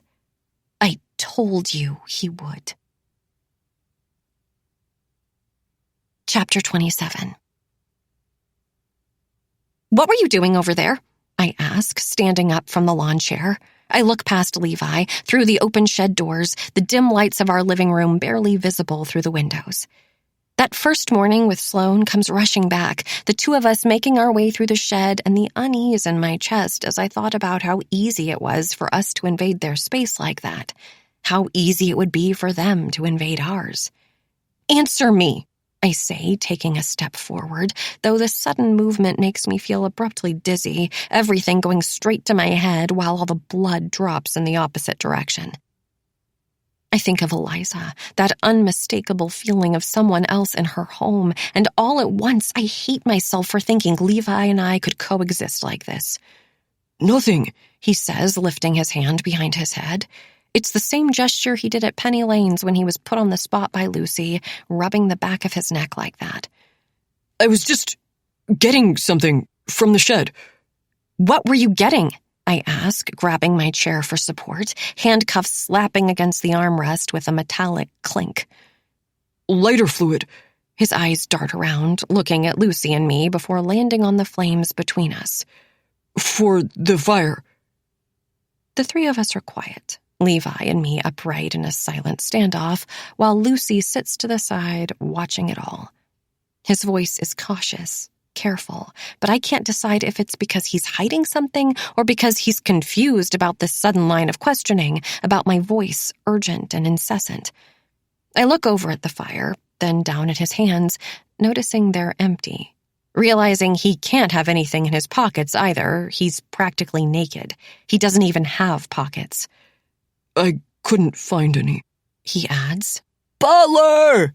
We all turn around at the sound of Trevor's voice interrupting us, echoing across the lawn. He's shirtless too, even though the temperature is nearing 50, and we watch as he walks out the back of the house and approaches us with a manic grin. Danny is behind him, Lucy's solo cup clutched in one hand, that gory blue dress seeming even more ridiculous than before. All these people, their costumes, it's giving everything such a strange edge, like I'm standing in the center of a lifelike dream. Everyone is themselves, but also not. There's something warped about their features, something wrong, like they're all caricatures of who they should be, who they were just a few seconds ago, a strange energy emanating from them all. I reach down and pinch my arm, feeling silly the second I do it, although I really wouldn't mind if I snapped out of whatever this is and suddenly woke up, sheets damp and skin slick, gasping for air in my pitch-black bedroom. You doing okay, man? Trevor asks, slapping his palm against Levi's shoulder. You look a little pale. Yeah, Levi says, a weak smile cracking across his face. Yeah, I'm okay. I've been looking for you. Trevor winks. Where you been? I was just... He gestures to the shed again, the door still hanging open to reveal the back of our empty house. I watch as he looks at Trevor, then me, then Lucy sitting silently in the corner, a little curl to her lip as she watches him squirm. Trying to bring this fire back to life. Why don't you let Danny handle that? Trevor says, squeezing his shoulder hard. Let's get you a drink. Levi looks back at me one last time before nodding silently and slinking into the house, Trevor's grip still firm against his skin. There's a certain energy to him tonight, Trevor, one that sometimes creeps in when I've seen him bossing around the pledges, drunk on power and playing God. It feels coked up and dangerous, like he's looking for a fight or maybe just returned from one, adrenaline pounding around him like a pulse. Or maybe that's just me again, my own imagination, whatever I ingested earlier making everything feel so good until it took such a violent turn in the opposite direction. Here, Danny says, turning to Lucy once the others are gone. He hands her the drink, arm outstretched, but she doesn't take it. I'm not thirsty anymore, she says instead, standing up before walking toward me and grabbing my arm. We are going home anyway. We step around the fire and stumble through the grass, Lucy's fingers digging hard into my wrist as she pulls me through the shed. My head is dipping, spinning, and I'm relieved to be leaving, the sights and sounds and smells of the party suddenly too much, but at the same time I can't stop thinking about Levi slinking around in our house just minutes before. I can't stop imagining him creeping through my bedroom the way he once crept through Eliza's, fingers flipping through my clothes, scanning the pictures on my mantle maybe, his greedy eyes on her still, even now. Wait, I say, stopping abruptly in the backyard, feet from the door. Lucy turns and looks at me, her head cocked to the side. I don't want to go in there. What do you mean? She asks, hands on her hips. I think of him on Eliza's bed, his head on her pillow, the faint smell of him staining her sheets. Levi, I say at last. He wasn't in the shed. He was in the house. Lucy is quiet, staring at me before twisting her head and looking at the back door. We were sitting around that fire for over an hour, I continue. He wasn't in the shed for that long. Margot, she says, smiling, we were out there for like 20 minutes. Still, I say, feeling my cheeks burn hot. He wasn't in the shed for that long looking for lighter fluid. She sighs, rolling her neck like she's trying to stretch something out. Maybe he was tinkering with the toilet tank or something. I told Trevor the other day they need to take care of that. The noise is pissing me off. Why would Levi be doing that? Trevor always sends the pledges to handle that stuff, she says. He's too lazy to do it himself. Plus, he can't use a tool to save his life. In a loincloth? I ask. In the middle of a party? I don't know. Maybe. We need to start locking the doors, I say. We always leave them open. Yeah, because Nicole can't keep track of her key, she says. She lost her key card to Hines the second day of freshman year. But the boys can't just come in here without asking. Yes, they can, she says, cutting me off. They own the house, Margot. They can do whatever they want. They own the house, I echo, realizing for the first time what exactly that entails. I didn't even have to sign a lease to live here. Levi isn't just my neighbor anymore. He isn't just some guy next door who looks through the windows or loiters out back. He's more than that. He can do more than that. Look, you're messed up, Lucy says, touching my arm. You're paranoid, having a bad trip. It's my fault, honestly. I should have only given you half. I look down at her fingers on my forearm, feeling a twist in my chest, thinking of the pill she placed in my palm, the bitter pinch of it as I swallowed it dry. She's right. I know she's right, but at the same time, the energy back there was unmistakably off. It felt like I was on the outside of something among all of them, Levi included, a sinister secret pulsing around them like a shared heartbeat. Let's go inside, get you some water, Lucy says. Then you can sleep it off. Chapter 28. The night that follows is one I'll never forget. The music from next door pulsing like blood in my ears. It goes on for hours until the sound eventually dwindles into a faint trickle of the final stragglers, a single laugh, someone tripping in the gravel, the metallic kick of an empty can skidding across the road. It's even worse once it's quiet, though. The thought of Levi creeping through our house the same way he once crept through Eliza's, forcing my brain to stay awake. It comes to me in flashes, the juxtaposition of then and now blurring together until they're indistinguishable. His calloused hands on our doorknob, twisting it gently before stepping inside.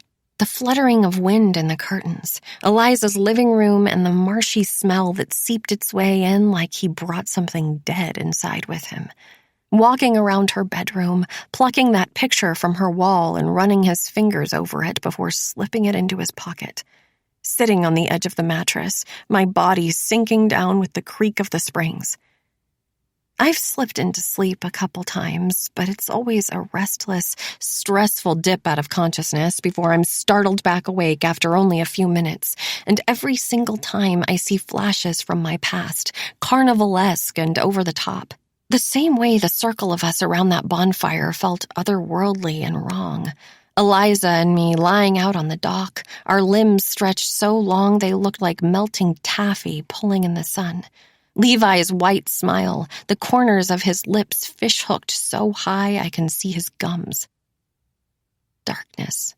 Total darkness. So disorienting that I feel myself falling far and fast until I hit the ground with a quick, wet splat. I glance at my bedside table, little digital numbers glowing red, and the pair of handcuffs coiled on the clock, serpentine in the dark. It's almost 4 a.m, and even though the effects of whatever I took earlier have mostly worn off, there's still that lingering discomfort that borders on fear. My legs won't stop pulsing, thrashing, my body begging me to run. It's totally harmless, Lucy had said, grabbing her keys from a hook on the wall and unlocking the cuffs. Then she sat me down on the kitchen floor and fed me little sips of water, hand cupped tight under my chin. I had been shaking uncontrollably at that point, trembling jaw like a chattering teeth toy. Just gives everything a bit of a glow until, it doesn't. I wish it was him, I had said, ignoring her completely. Goosebumps sprang across my skin and my voice as sharp as a blade. Lucy cocked her head and I watched as the understanding dawned on her slowly. I had been thinking of Levi, of course. Visions of him and Eliza staggering around that night on my phone, their lips slick with vodka and spit and their fingers twisted together, knuckles white in the dark. It should have been him. I flipped to my side, eyes wide and stinging. Now that I'm coming down, I try to talk myself into believing what Lucy had said. There are so many explanations that could make sense. Maybe Levi really was in the shed, one of the other brothers sending him on some obscure errand like fetching lighter fluid that didn't exist, laughing behind his back as he fumbled around, frantic, too afraid to come back without it. It was the kind of stupid thing they did to the freshmen, the kind of thing meant to embarrass and belittle. Or maybe he really was fixing something in the house, fiddling with one of the many broken things we had to hound the boys about. The shoddy heater that wasn't a problem in the summer, but now, in October, made our toes stiff when we walked barefoot across the floor. The leak in Sloane's ceiling that still wasn't fixed, or, like Lucy had said, the running toilet tank that, now that I think about it, I haven't heard all night. I closed my eyes, exhaling long and hard. It was a bad trip, that's all. A foreign chemical that managed to hotwire my brain, revving up the worst of my fears. But then, just as my body starts to unwind, I hear the faintest sound. I sit up quick, trying to determine where it came from. It seemed like it was both inside and outside at the exact same time. A muted thump like a fist pounding or foot kicking, or the hard, fast slap of a door slamming shut. I click on the lamp on my bedside table, holding my breath as I listen. I hear it once more, in my room but also out of it, a muffled shuffling, close but quiet, so I fling off the covers and get out of bed, creeping my way toward my closed bedroom door. "Lucy?" I whisper, even though I know from down the hall she can't hear me. She's probably asleep anyway. It's 4 a.m. "Luce? Is that you?" I can feel my heart in my throat as I pray for a response. She's in the bathroom, maybe, grabbing a glass of water. But instead of her voice, I hear it again. That sound. A thump, a groan, a single dry cough. Shit, I whisper, the palms of my hands prickling with damp. Shit, shit, shit. Even if what Lucy said is true, there is no logical explanation for why anyone should be entering our house at 4 a.m. Suddenly, the thought comes to me like a punch to the chest. What if Levi was listening to Lucy and me talking when he was in the shed? She had been wondering about Eliza, after all, pushing me along, asking me questions. I didn't say anything bad out there. I didn't say anything wrong, but still, he had looked so strange once he emerged, like he had heard us. Heard every word. There was an argument, I had said. He wouldn't have liked that. I hear it again, something resembling a dry heave, and before I can think twice, I fling open the door and step into the hallway, the sudden pitch black of it throwing me off balance. I take a few steps out of my bedroom, but before I get far, my bare feet brush against something on the floor, warm and wet, and I immediately jump back, squinting at whatever it is on the ground. What the hell? I whisper, kneeling down. Suddenly, a familiar scent fills my nostrils. Vomit, warm and sharp, something fermenting on the floor. My eyes are starting to adjust now, and I can see that it's a piece of clothing, a costume, bright green fabric with torn-up edges. I glance to the right, toward the bathroom, and see a dark figure slumped on the floor. Nicole? I ask, realization dawning on me as I run toward the bathroom and turn on the light. After Levi showed up, I had forgotten all about her. Lucas said she was drunk, too drunk, but that Trevor was taking care of her. But now I remember Trevor, too, walking out back to boss around the pledges. Nicole, I say again, reaching out to shake her shoulder. She's half naked, huddled on the tile with a puddle of red bile beneath her. I turn back toward the hallway, looking at her dress.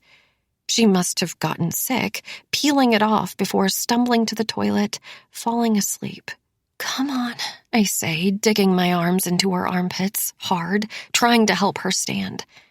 I don't think she was in here when I went into my bedroom earlier, but at the same time, I can't be sure. It was dark and I was disoriented, basically beelining from the kitchen straight into my bed. Nicole, come on, let's get in bed. She groans, her head flopped to the side like a newborn baby, a crust of dried spit stuck to her lip. No, she mutters, holding up her arms before they flop back down again, gummy and boneless. That's when I see the marks on her wrist.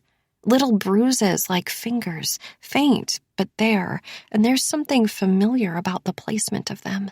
Something about it I've seen before. Stop!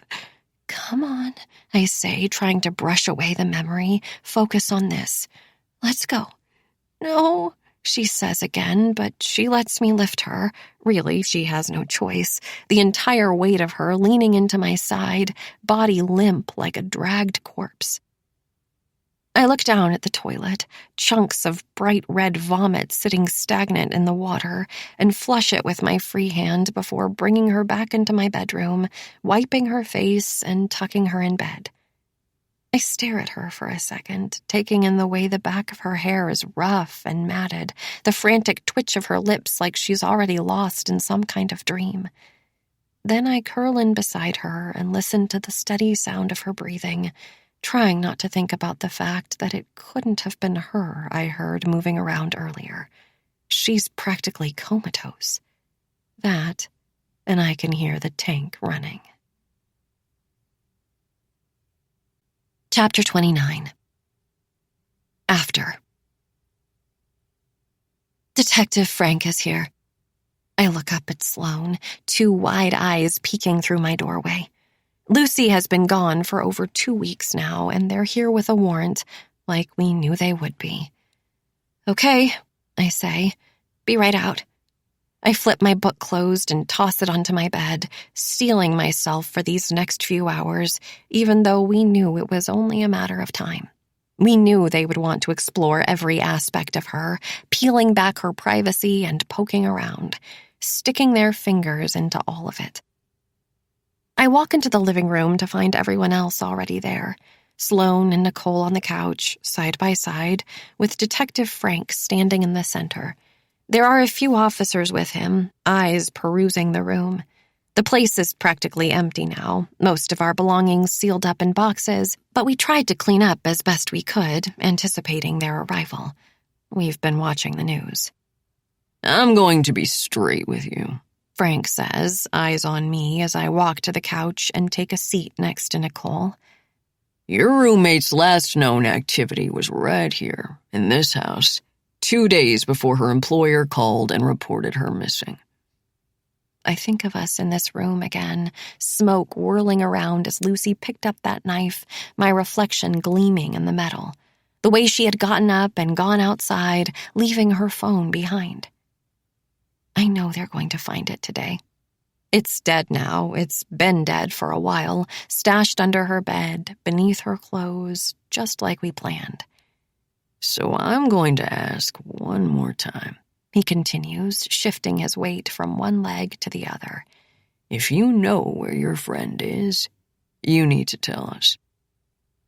We don't know where she is, Sloane says, practically pleading, but it's all an act. I know it's an act. We've rehearsed this so many times. We weren't concerned before, but we're worried now too, okay? We've been trying to call, but her phone is off, he interrupts. Or dead. We know. You said you questioned her about Levi, Nicole says. Maybe she took off because she didn't know what else to do. She acts tough, but she's only human like the rest of us. Detective Frank looks at Nicole for a beat too long, bored with her monologue.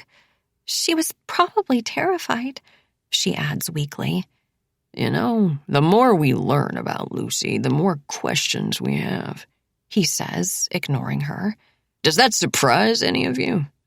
No, I say when it becomes clear that Sloane and Nicole aren't going to answer. That sounds about right. How exactly did you all meet? She's very outgoing, Sloane says.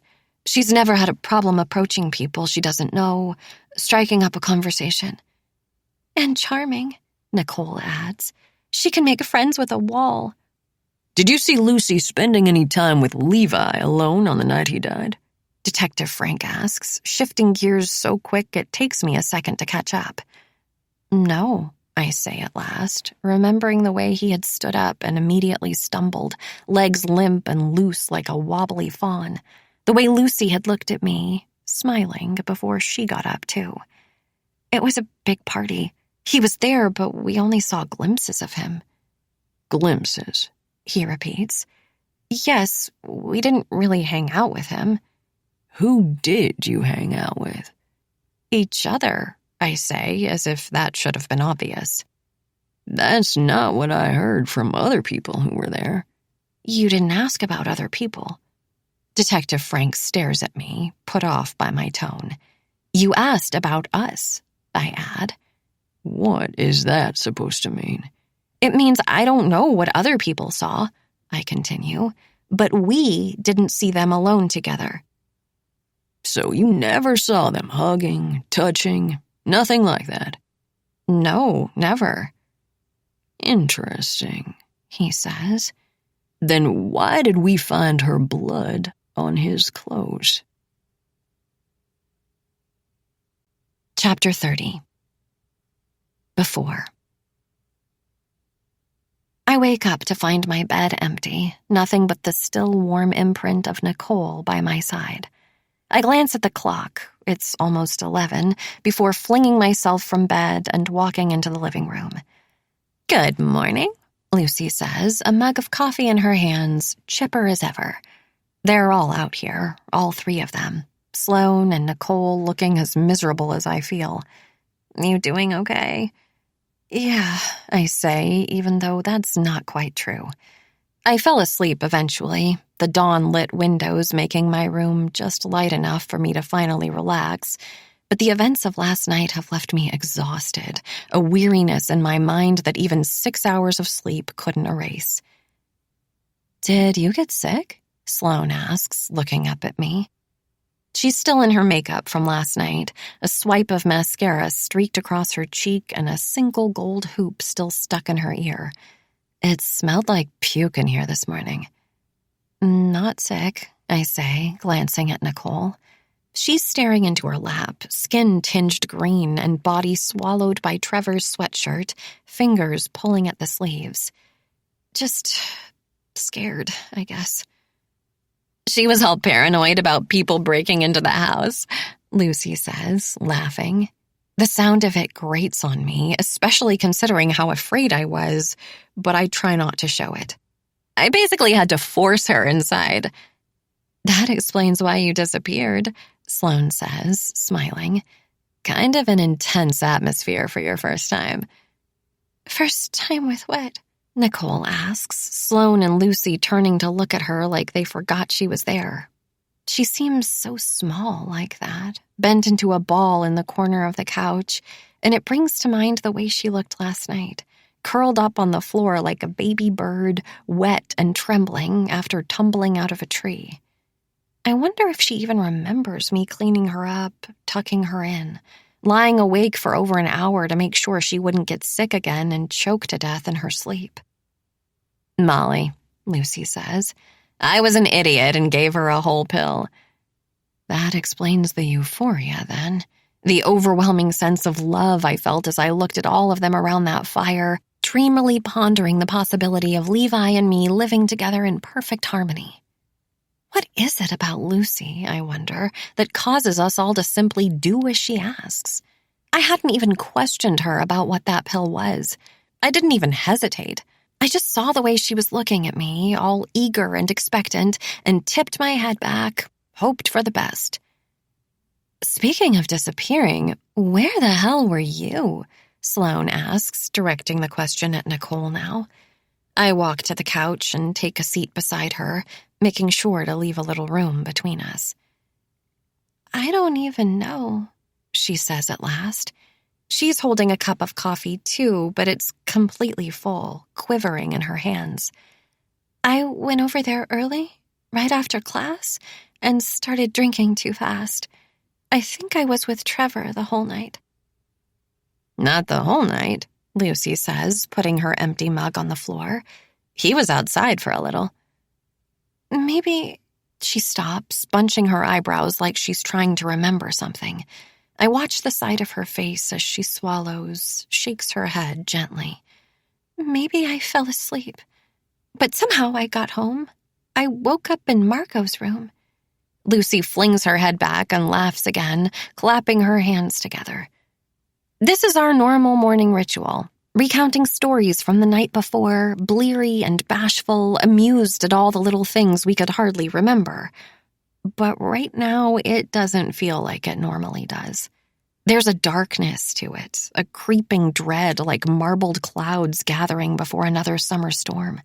There were too many things about last night that went wrong, and I watch as Lucy and Sloane get up, making their way into the kitchen for more coffee, but Nicole is still sitting, staring, her eyes on the couch in a way that feels the opposite of focused, like she's no longer trying to remember something, but instead trying to forget. Are you okay? I whisper once the others are gone. She still has her wrists covered with her sweatshirt, and I try to remember the look of those bruises I saw, unless they weren't actually bruises at all. It could have been a trick of the light, maybe, a cluster of shadows, a smudge of makeup. It's tempting to believe that, but still, there was something about them that felt eerily familiar.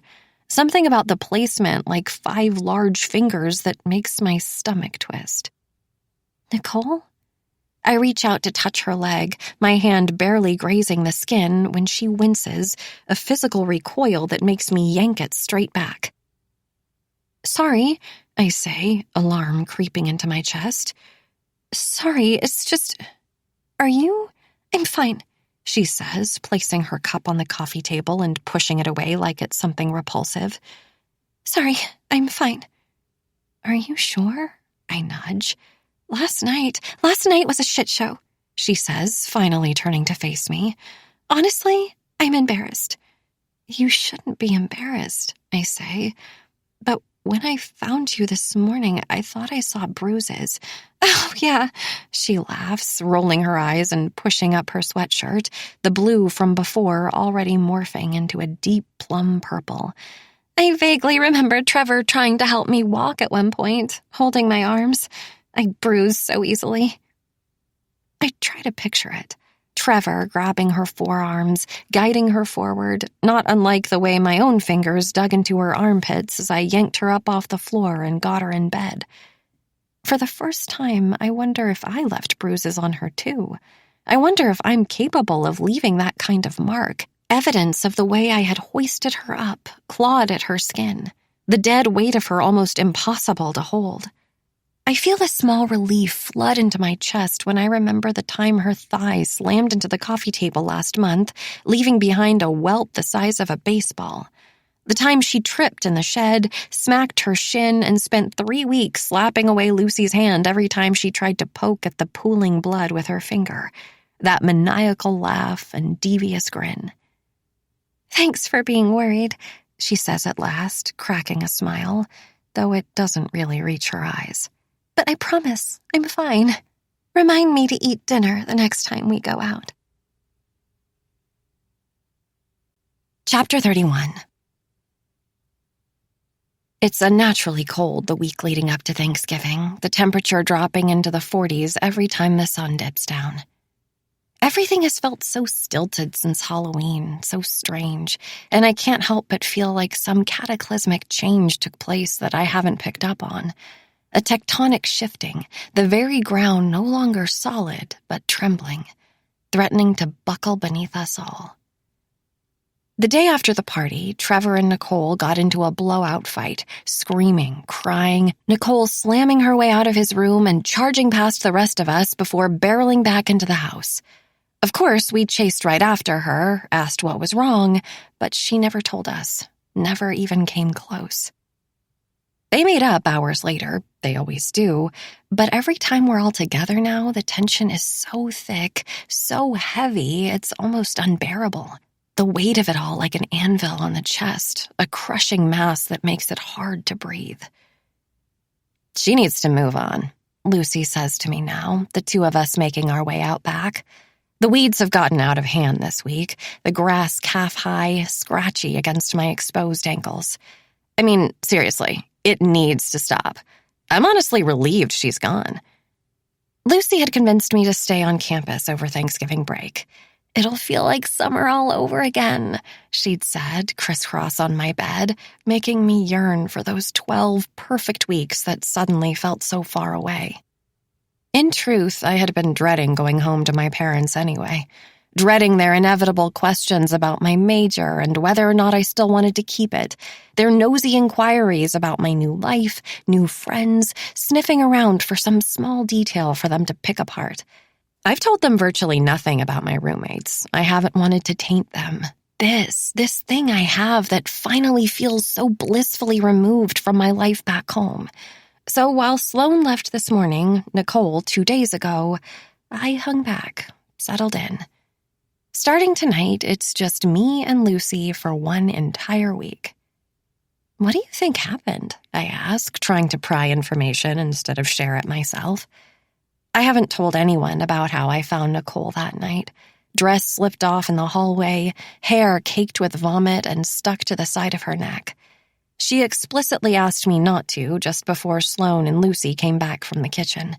She said she didn't want to deal with Lucy's jokes about her being a lightweight, said she just wanted to forget, so I had nodded, agreed, and kept my mouth shut. Because her story made sense. I could see it so vividly. Trevor's fingers digging into her wrists, pulling her down the fraternity halls, trying to separate her from the rest of the party once he realized she drank too much. Maybe she got sick on his shirt and that's why he wasn't wearing one. Maybe that's what their fight was all about. But lately, I've started to feel the emergence of a new feeling in my chest. The same feeling I had when I watched Eliza stomach down on her bed, knowing that Levi was just outside, watching her in the dark. The same feeling that flared up every time she strutted down the dock, played with her bathing suit. The same feeling that's screaming at me right now, flailing its arms, begging me to acknowledge that something's not right. "Oh, I know exactly what happened," Lucy responds as she slaps away a bug on her arm. "She got shit-faced on Halloween, and Trevor got mad because the president's girlfriend shouldn't be acting like that." "That seems a little harsh," I say. "Yeah, well, that's how it is with them. He gets jealous, too. She's flirty when she drinks." I open my mouth, then immediately close it, still not sure how much to say. "But if she breaks up with Trevor, we lose the house," Lucy continues. "The president picks the tenants. We'll all be homeless." "I don't think she's going to break up with Trevor," I respond, even though Lucy is right. Nicole's the whole reason we got this place. "You sure about that?" "No," I admit. "But it doesn't really seem like Trevor's the thing she's so upset about."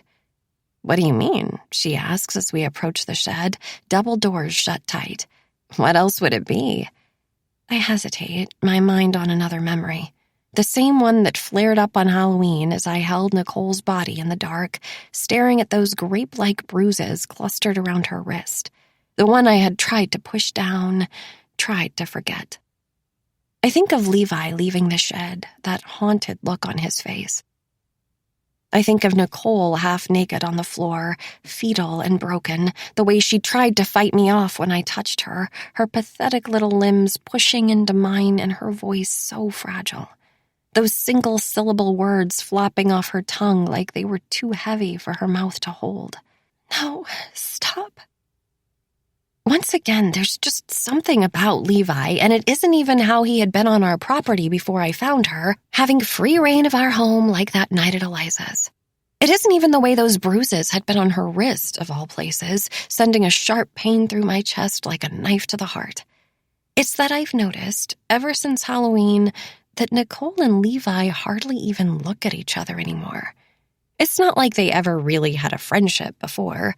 Nicole listened to me when I told her those stories about Eliza, his watching, what happened between them on the night she died, and after that, she always kept her distance, albeit pleasantly, politely, such as Nicole.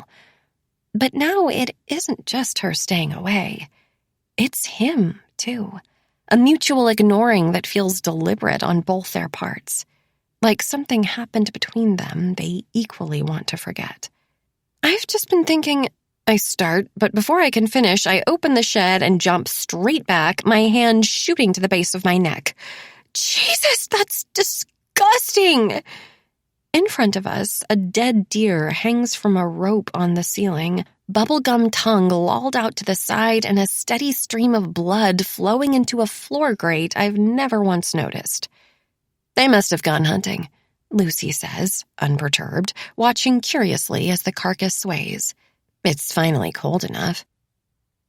I suddenly remember the way the shed smelled the very first time I stepped inside. That metallic tang, like something decayed, that has since become as commonplace as the vanilla perfume dabbed behind Lucy's ear, Nicole's peppermint shampoo pushed into the pillows. I barely even notice it anymore, the smell of death.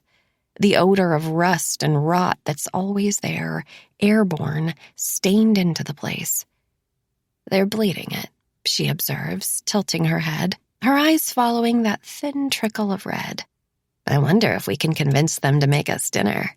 "No, thank you." "You've never had venison before?" "No." "You should try it. It's good." "I don't know," I say, staring into its pupils, seeing myself in the inky reflection before forcing myself to look away. "It feels a little different when you look into its eyes before eating it."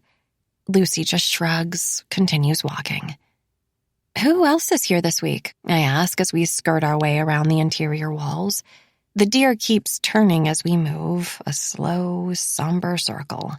"Lucas, Trevor, James, Will," she says. "They're all local, so they're just going home for the day." "That's it?" "A couple of pledges," she adds, deliberately not looking at me. "They always make a few of them stay behind to take care of the house." "Which ones?" I ask, suddenly more alert. We're almost to the back door now, the faint eruption of laughter leaking through the windows. the scrutiny of the deer on my back making the little hairs on my neck stand up straight. "Levi," she says. I'm pretty sure I saw his Jeep out front. I stop, barely a few feet from the door now, and Lucy twists around, annoyance on her face. "Look, I know you don't like him, but you can't hide in your room every time he comes around. You were here first." "I know," I say, biting my lip. "You're going to have to learn to ignore him. It's not that easy. Why not?" "I don't know," I say. "Being around him just makes me feel guilty." "Because of Eliza?" she asks, and for a second I forget to breathe, hearing Eliza's name on her lips for the very first time jarring something loose in me I didn't even know was there. It feels so strange, listening to her say it so casually like that, like bumping into someone you know in a place you don't expect them, seeing them ripped from one world and dropped into another, notably out of place. "Yes," I say at last, "because of Eliza." And that's the problem, really. Lucy and Eliza should exist on two totally different planes. They shouldn't be intersecting like this, over and over again, the two lives I've created that were meant to be parallel, now painfully perpendicular. "Why do you feel guilty?" she asks, taking a step closer, her hand reaching out, fingers wound around mine. I think back to that night, those videos.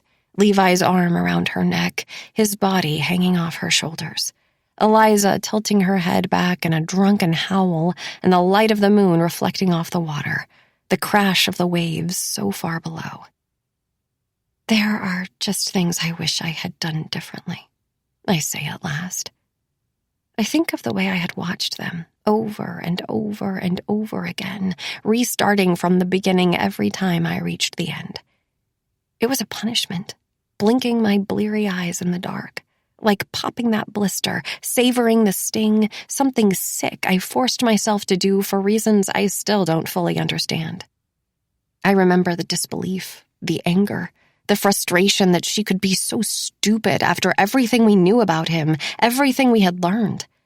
I remember navigating to my contacts, finding her name, my finger hovering, ready to call, ready to pick her up maybe, bring her home and tuck her in bed, followed by the spite in my chest when I thought about how she went there without me, the wound ripping open when I just wanted it to heal. So instead, I put my phone down, silenced it completely. I rolled over in bed, closed my eyes, and tried so hard to forget about it all. To forget about her, to forget that feeling that was growing in my chest, instead swallowing it down so it sat in my stomach, putrid and sour, coating my tongue, poisoning me from the inside out. Chapter 32. "Happy Thanksgiving!" Lucas says. "It's better than turkey, I promise." I look down at the plate in front of me, a small circle of steak with a puddle of gore leaking out around it. The scoop of mashed potatoes layered beneath has already turned soggy and pink, the brassy aroma of it all tingling my tongue. I made the mistake of walking into the kitchen earlier just as James was slamming a wooden mallet onto the meat, microscopic specks of red spraying the cabinets. "Tenderizing it," he'd said, oblivious to the little drip making its way down his cheek. There's blood on the ceiling now, pinpricks of plasma misting the stucco. I take a sip of my water, shrugging off the thought. "Thank you, boys," Lucy croons, lifting up a glass of wine. We set the table earlier for the first time since I've lived here, a mismatched collection of plates and silverware gathered from secondhand stores and left behind by previous tenants. Wildflowers from the backyard soaking in juice glasses, and the overhead lights dulled down low. There's a handful of flickering wicks between us, skinny candelabras making the dining room look gothic and dim. What would we do without you? "Starve to death," Trevor responds, pulling out the chair beside me. Thanksgiving is tomorrow, and while the locals are going home for a formal dinner with their families in the morning, they've agreed to do a Friendsgiving-style one with us tonight. Lucy had begged them, really, making them feel guilty about the two of us being here by ourselves, even though we chose it. That's not fair, I say. We made the sides. I try not to look at Levi as he takes his seat across from me, our table of 7 feeling a little too intimate in the subdued light. As much as I hate to admit it, though, Lucy was right. Despite the fact that Levi is here, this past week has been wonderful. The way we've all slipped back into our summer selves. Lucas is still as much fun without Sloane as the object of his affection, and I've gotten to know Will and James from the night at Penny Lane's better, too. Trevor is just as obnoxious without Nicole, but he's paid me more attention these last few days than he ever has before. Which one did you make? Trevor asks, turning toward me now. I feel a flush of something in my chest under his eyes, a crawling heat that makes me uncomfortable. The mac and cheese, I say. How did you know mac and cheese was my favorite? Lucy clears her throat, shooting me a look from across the table that I don't like. It's suggestive, eyebrows raising, and I try to signal back a bulge-eyed innocence, communicating that I'm just as confused about his attention as she is. Which one of you do we have to thank for shooting our dinner? I ask, picking up my silverware, attempting to divert the conversation from me. James, Lucas says, slapping him on the shoulder. Never seen such a clean kill in my life. I look up, stunned at the image of James, of all people, being the one to pull the trigger, the shyest of them all, so kind and quiet. Beginner's luck, he says, sawing into his steak.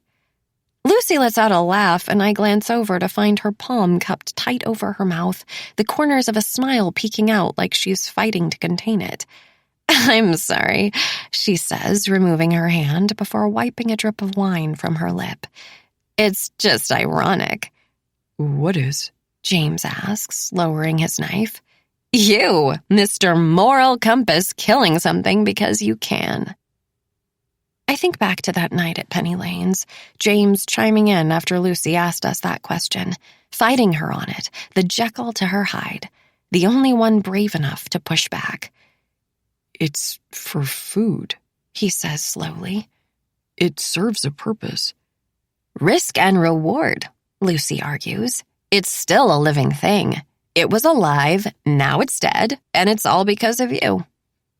You can't be serious, he says, his hands still holding the silverware, hovering in the air. I glance down at my plate, little threads of meat torn apart by the serrated blade, and force myself to look away. Humans and animals are two completely different things. Sure, Lucy says, taking another sip from her glass before twisting the skinny stem between her fingers. Although, morally, I'd consider that subjective, don't you think? We're all quiet, the soft glint of the candles the only movement between us. Lucy smiles again, the glass lip hovering just beneath her mouth, warm breath fogging up the reflection. Not so straightforward, is it? We gather in the living room after dinner is over, candles reduced to nubs of wax and bottles of wine lying empty on the floor. Lucy keeps trying to talk us into playing spin the pin with one of them, but they're half-hearted attempts, more in jest than anything. For the first time in a long time, she actually seems drunk like the rest of us, maybe too drunk, her body slumped over the couch and her bare legs draped across Levi's lap. Truth or dare, she says, twirling around a puddle of wine in her glass. There's a crescent of lipstick stuck to the rim, and I wonder if she snuck into her room to apply it after dinner. She wasn't wearing any earlier. I'm almost positive she wasn't. Lucy, enough, Lucas says, flipping through a pile of old records in the corner. We're not doing that shit right now. Levi's a pledge, so he has to, she taunts, leaning up so her flushed chest is facing him, practically sitting in his lap. I watch as Levi glances at Trevor like a child looking for an escape, but Trevor only shrugs, his eyes red and worn. She's not wrong. The entire room is silent again, bated breath as we stare at Lucy, wondering what she has in mind. A single sentence from her has the power to change an entire night's dynamic, alter the very air between us, and I try not to overanalyze how she's clearly singled Levi out again, almost all of her attention directed at him like that night at Penny Lane's. I wonder what she's doing, what this new game is, the way she plopped down right beside him on the couch, her legs kicked up on his lap and her fingernails trailing their way down his arm. If she really doesn't find anything wrong with the way she's acting, or if there's something more to it. Something I can't yet see. Fine. Truth, Levi says, downing his drink. Lucy reaches for the open bottle on the floor, but he holds his hand over his glass and shakes his head.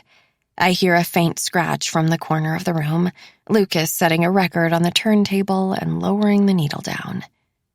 What are you afraid of more than anything? She asks, resting her head in her hand. Anything in the whole world. A long, dense silence packs the room, the kind that makes it feel like there's cotton in my ears, drowning the sound before the hazy hum of Janis Joplin trickles into all of us. Heights, Levi says at last, looking into his drink like he's studying something hidden in the bottom. I'm afraid of heights. I stare at him, trying to decide if this is some kind of sick joke, and without warning, his words summon her again. Eliza materializing out of nowhere, sitting beside Levi with her hand on his thigh, her eyes on mine. A single trickle of blood, skinny and serpentine, snaking its way out of her mouth. And small spaces, he adds, making me blink. I'm kind of claustrophobic.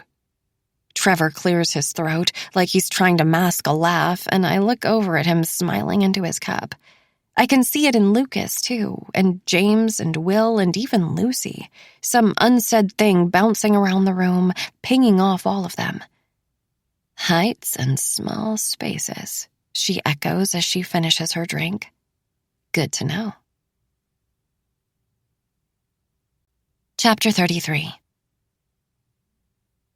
Lying in bed, staring at the ceiling, it feels like I've traveled back in time to 2 years ago. To that night in my bedroom, my phone alight in the dark, watching my best friend play with fire while I stayed wrapped in the cool safety of my duvet, wound around me like a fiberglass blanket. Looking at Eliza and Levi on that screen felt like looking through someone else's window and seeing something I shouldn't, something dangerous. A child in the kitchen reaching for the knife block, little fingers fiddling with the safety of a loaded gun. Watching, waiting, wondering what would happen, knowing deep down how it would end. We had always been so different, Eliza and me, but that's the reason we worked so well. Without her incessant nudging, her never-ending efforts to get me to go out, do something spontaneous, I never would have left the house. But without me around to constantly reel her back in, remind her of her own mortality, she never would have come back. And then, that night, she didn't. Now, sitting in the living room and staring at Lucy, it's like I'm looking at a carbon copy of all those nights together, fuzzy and fading and just different enough to let me know that this is real. This really is happening. Lucy's legs stretched across Levi like a seatbelt, pinning him back, long and lean and smooth under his touch. The way she laughs when he talks, twirling a curl around her finger the same way Eliza used to tinker with that pen in her bedroom, suck on her diamond necklace. Kicking her legs, biting her lip, anything to get him to look. I suppose I shouldn't be surprised, Eliza and Lucy being as similar as they are. Even when I talked about Eliza that first night on my bed, Lucy had a wariness to her, an obvious envy emanating from her eyes like she felt the need to compete with someone already in the grave. Eliza loved the danger, and Lucy does too, so maybe the idea of dangling herself in front of someone who might lash out and bite, someone who already has, makes him all the more appealing.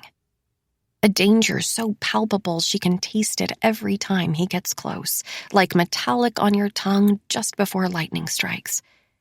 I keep turning it over in my mind, trying to understand it, when I hear a noise from outside. The same muffled movement I heard on Halloween, a slapping door, a gentle scraping, someone clearing their throat. I sit up, listening quietly before climbing out of bed and turning on my light. Just like last time, it sounds too close to be coming from the yard, but it's not coming from inside the house either. I open my door and tiptoe into the hallway, glancing into the bathroom, just in case. It's empty, like I knew it would be. No Nicole on the tile, loose limbs at harsh right angles, the heave of bile trying to claw its way out. "Lucy?" I whisper, walking to her room next. The door is shut, the way it usually is, and I think about knocking, but instead I just place my hand on the knob and twist. "Luce, do you hear that?" Her room is partially illuminated by the glow of the moon through the curtains, those neon stars alight on the ceiling, and almost immediately I see that it's empty. "Lucy?" I ask again, opening the door wider even though she's clearly not here. Her comforter is flung back, an imprint of where her body once was on the mattress, a single pillow housing the shape of her head. I resist the urge to step in farther, instead closing the door again and making my way into the living room, perching myself on the edge of the couch. I think back to earlier in the night when the boys were leaving. I had stood up, collected our glasses, a silent cue that the evening was over. Lucy acted like she was heading to bed too, hands on her hips, yawning in the hallway, watching until they all filed out the back door, into the shed, and disappeared into the dark. Unless, of course, she was waiting for me to shut myself in before she left too. But if Lucy went next door, who would she have gone with? In the months we've lived together, I've never once seen her spend the night anywhere other than here. It can't be Trevor, surely. Judging by the way she looked at me at dinner, eyes on mine as he worked his charm, she would never go home with our roommate's boyfriend. Although I do remember her laughing about it the day I moved in, teasing Nicole as she tossed the pillow in her direction. "If you don't want him, I'll take him. I'm not going to apologize for introducing you to the most beautiful boy on campus." Maybe, once I left, Trevor had stayed, lingering in the yard before walking back inside, convincing Lucy to head home with him too. She was drunk tonight, more so than usual, but it still doesn't feel like the kind of thing Lucy would do. It's definitely not Lucas. She always acts so annoyed at his immaturity, his silly sense of humor, and she couldn't care less about Will or James. She hardly even talks to them. Which only leaves Levi. "She wouldn't," I whisper, but already I know that she would. She's just like Eliza, drawn to the risk of him like adrenaline, like pheromones, some chemical reaction that leaves her helplessly high. The fact that he's been dubbed dangerous, off-limits, is only making him more desirable to her, the same way Eliza would flaunt herself in front of her window. The way she was still out with him that night, even after we found the proof of what he did, who he was. The missing picture, her open door, the stomach-churning smell of him everywhere we looked.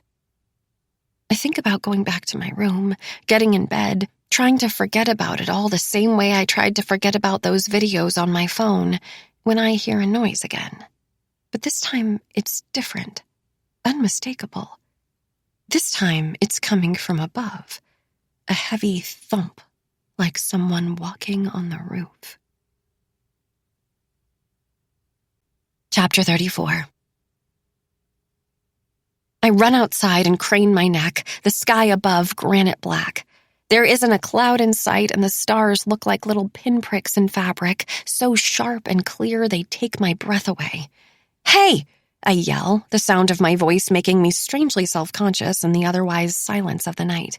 It feels like talking out loud in an empty room, searching for proof you really exist. "Who's up there?" I hear more shuffling and turn to the right, squinting my eyes, trying to make out shadows in the dark. I still can't see anything, so I walk around to the side of the house, angling for a better view, when a figure emerges out of nowhere, like whoever it is was lying flat on their back and suddenly decided to sit up straight. "Hey," she responds. "Lucy?" The voice is unmistakable. It's Lucy up there, maybe alone, maybe not, and I get the distinct feeling I've interrupted something. "What are you doing?" I ask, walking closer. "How did you get up there?" "The lattice," she says, leaning back on her hands. I can see the red glow of a cigarette between her fingers, the shadow of her feet bobbing to some undetectable beat. "If you stand on the railing, you can get your foot on the bottom one and climb up." I glance at the lattice, the jasmine growing around it dormant this time of year, though the leaves are still lush and green, thick vines working their way up the wood like juicy veins on an outstretched arm. I grab the nearest stake and shake it, testing its strength. "Why are you up there?" I ask. "Is there someone with you?" "No," she says, finally giving me her full attention. I can somehow sense her sitting up straighter, eyes intent on the shadow of me below. "Who else would be up here?" "I don't know." I bite my lip, too embarrassed to admit what I was thinking. It was stupid, my own insecurities rearing their ugly head. Not only that, it was impractical, too. Levi wouldn't be up on the roof, not after what he admitted to earlier. He's afraid of heights, apparently, even though that didn't seem to stop him the last time. "Just come up," she says after a beat of silence. "It's nice." I look at the lattice, then back at the roof, my heartbeat thumping hard in my chest. This would normally be the kind of thing I'd scoff at. Eliza on the roof, beckoning me up while I rolled my eyes and shook my head, nagged her to come down before she broke her neck. But instead, I hoist myself up and grab the stake to the side, scooting my way over until I find my footing. I can sense Lucy watching me from above, silently observing, and even though the cheap wine coursing through my bloodstream is making everything feel a little airy and light, I'm still acutely aware of how high up she is, how flimsy this thing feels beneath my weight, like one wrong step will make me tip back and fall. "Here," she says, leaning over with an outstretched hand. I'm almost to the roof now, practically parallel to Nicole's second-story window. "Thanks," I say, grabbing her arm, feeling her fingers wrap around my wrist as she helps me up. Then, once I feel secure, I push off from the lattice and land on my knees, crawling around to the other side of Lucy, farther away from the edge. "So," I say, once I sit down next to her, palms stinging at my sides. I cross my legs, mirroring her stance, trying to come across as relaxed even though I can still feel my heart beating hard in my chest. "You always come up here in the middle of the night?" "Sometimes," she says, taking a drag. She offers it to me and I shake my head. "What do you do?" "Just sit," she says, "stare, think." We're quiet for a while, no noises between us outside of the suck of Lucy's cigarette, the crackling tobacco, the long exhale, the curl and crisp of the paper, and the gentle flick of her fingers, red-hot ash scattering at her feet. "Why are you awake?" she asks at last, not bothering to look at me. She's staring out at something I can't see, her gaze settled on one of those invisible spots in the distance. "I don't know," I say, not wanting to reveal the real reason. All those thoughts of her and Eliza, Eliza and her, the two of them dancing around in my mind like the stars of some terrible ballet. I couldn't fall asleep. "How come?" I look at her, the side of her face revealing nothing. "I heard noises," I say at last. "It was you, I guess, although it didn't sound like it was coming from above before." I look back ahead, the realization just now dawning on me. It sounded like it was coming from below.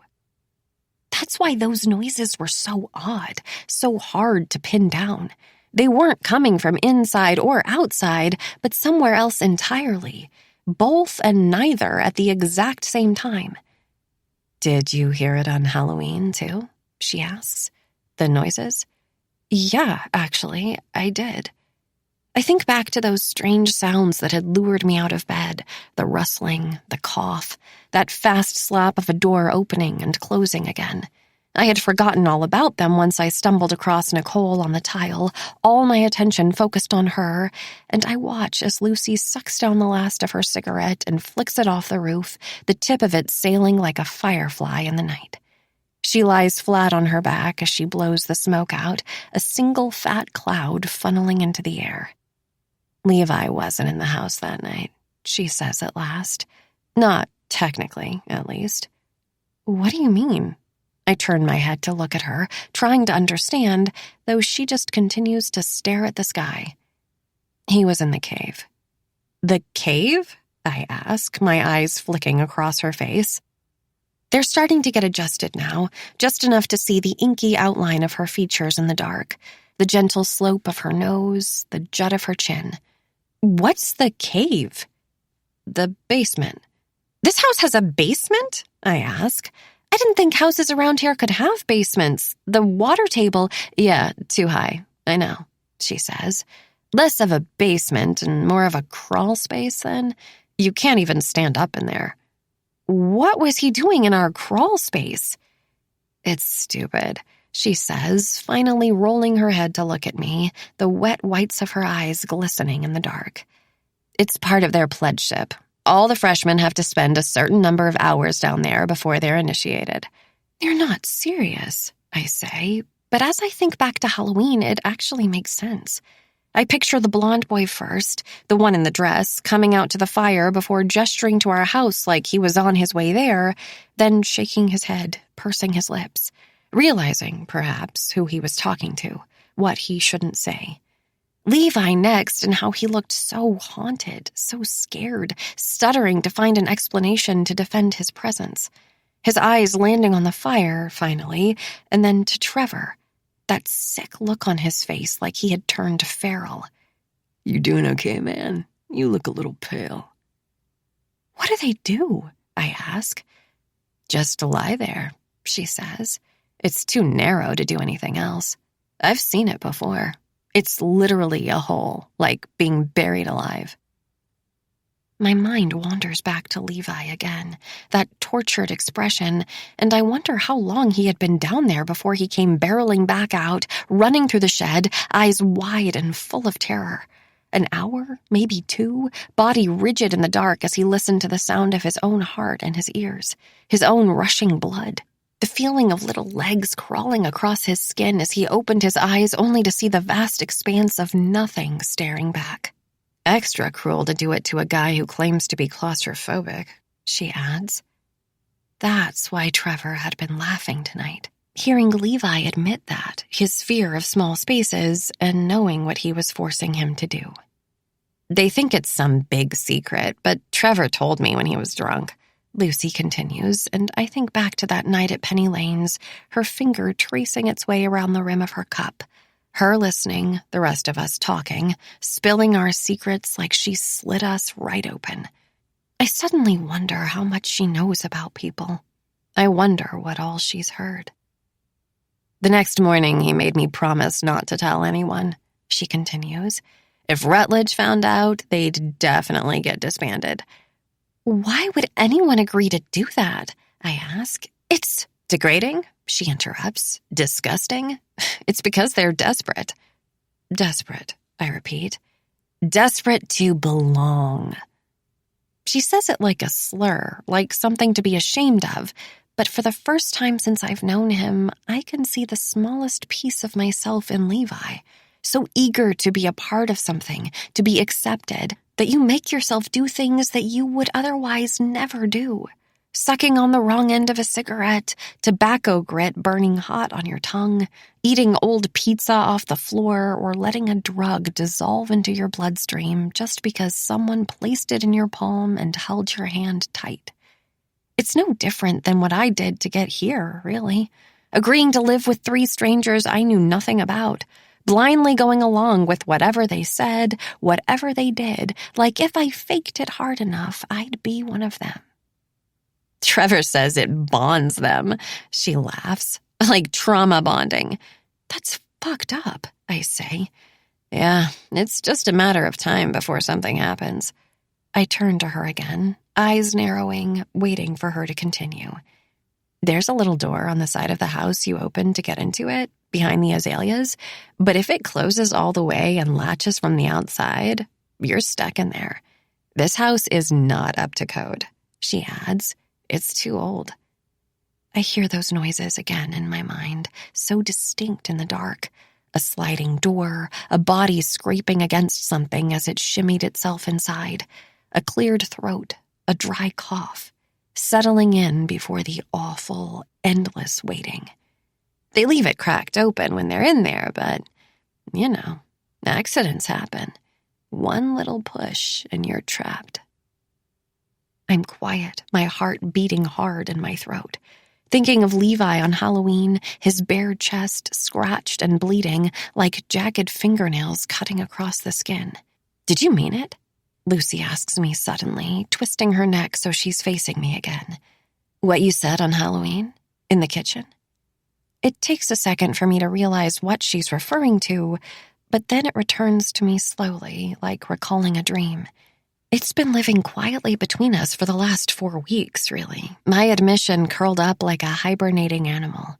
Neither of us wanting to poke it awake, acknowledge its presence. Talk about those words I had muttered as my body trembled cold in the kitchen, Lucy feeding me water, baby sips in the dark. It had barely been conscious, the thought ejecting itself from my mind like an exorcism, demonic and violent, completely out of body. I just had to get it out, the terrible belief that had been living inside me for far too long. I wish it was him. It should have been him. Of course I meant it, I say at last, and I expect to feel ashamed afterward, maybe even embarrassed. I expect to feel disgust or surprise, but instead I feel lighter the second I say it, like the thought itself had been tied around my ankle, a ball and chain weighing me down. Eliza didn't deserve to die like that. Levi did. Chapter 35. After. I can feel the collective intake of breath, all three of us sucking it in. This is a detail we hadn't accounted for, a fuzzy memory we had forgotten all about. Lucy's blood, Levi's clothes. We can work with this, though. We can use it to our advantage if we play it right. "How do you know it's Lucy's?" I ask at last, remembering the way it had dripped from her finger like a leaky faucet, little red spots polka-dotting the floor. Detective Frank can clearly tell he caught us off guard, a satisfied smile emerging on his lips. "Her parents provided DNA samples for us to compare it to," he says, his eyes trained on me now. Me and only me. "It was a match." I rub my temples, the idea of it all so hard to grasp. "They want to see their daughter found just as much as the rest of us," he adds. "I'm sure they do," Sloane snaps, her voice sarcastic and sharp. "What's important here is we know your friend was with Levi Butler the night he died, and we know they were in close enough proximity for her blood to get on his clothing," Frank says, growing impatient. "Why was she bleeding, girls?" The moment flashes through my mind again, and suddenly we're back together, all four of us, the citrus sky giving everything an unnatural glow. It had felt like another dream, another bad trip, Lucy's hand bleeding in such a steady, rhythmic drip that the sound of her blood hitting the floor reminded me of the second hand of a ticking clock, strangely soothing in the silence. I see her lift her finger to her lips, eyes on mine as she sucked it dry. "Did he hurt her?" "No," Sloane says, and I blink out of the memory. "It wasn't like that." "Did he hurt any of you?" We're all quiet, hands ringing nervously in our laps. "We know this boy's background," Frank says, eyes darting back over to me again. "You can tell us." "It wasn't like that," she repeats. "The marks on his body, they weren't natural. This wasn't just some accident." "You heard her," I interrupt, realizing too late that my fingers are digging into my palms so hard the thin skin is starting to sting. I release my grip and wipe the sweat from my hands, placing them on my lap to hide the little crescents left behind by my nails. "It wasn't like that, and we don't know where she is." The room falls into a heavy silence, and Detective Frank just stands there, waiting for us to fill it, even though he knows by now that we'll only refuse. Finally, he exhales, looking at the officers still standing behind him and jerking his head toward her bedroom door before turning his attention back at us. "Well, all right," he says, chubby fingers back in his belt loops. "If that's the way it's gonna be, I'm gonna need you girls to wait outside while we search." Chapter 36. Before. We've been in a state of comfortable quiet since Lucy told me about the cave, Levi, that secret thing they do when the four of us are fast asleep.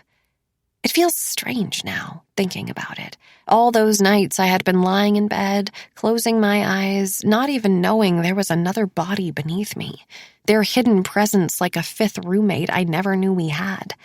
But now that I'm in on it, now that I know, it's hard to imagine I didn't somehow feel the company of another person down there. That I didn't pick up on the reason I always felt so cold, that underground pocket of concrete and dirt drafting into my bedroom, emitting through the floor. That I didn't feel their nervous energy, hear their shallow breaths, pick up the panicked beating of their pulse beneath the floorboards, shrill and haunting. My very own telltale heart. "That guy from the fire," Lucy says to me now, breaking the silence. "His name is Danny DeMarcus. I do know him. He went to my high school." I roll over to my side, curled up in a ball like we're lying in bed and not on rigid asphalt, shingles rough beneath the weight of us. "Danny DeMarcus," I repeat, remembering him from Halloween. The blonde boy in the blue dress who had plopped down next to us, striking up that conversation Lucy desperately didn't want to have. He had been so insistent, so sure he was right, and Lucy had just brushed him off the way she always does, asserting ignorance. But still, I had seen something different in her expression that night. I knew she was lying. "I guess I just prefer for people around here not to know about my past," she says, rolling over to face me, too. "I wanted a fresh start. I figured you'd understand." "Yeah," I say, nodding, hand under my head like a pillow. "I understand. There are things from back then I didn't want to bring with me." I'm quiet, not knowing how to respond, Lucy's eyes on mine like she's waiting for me to say something next.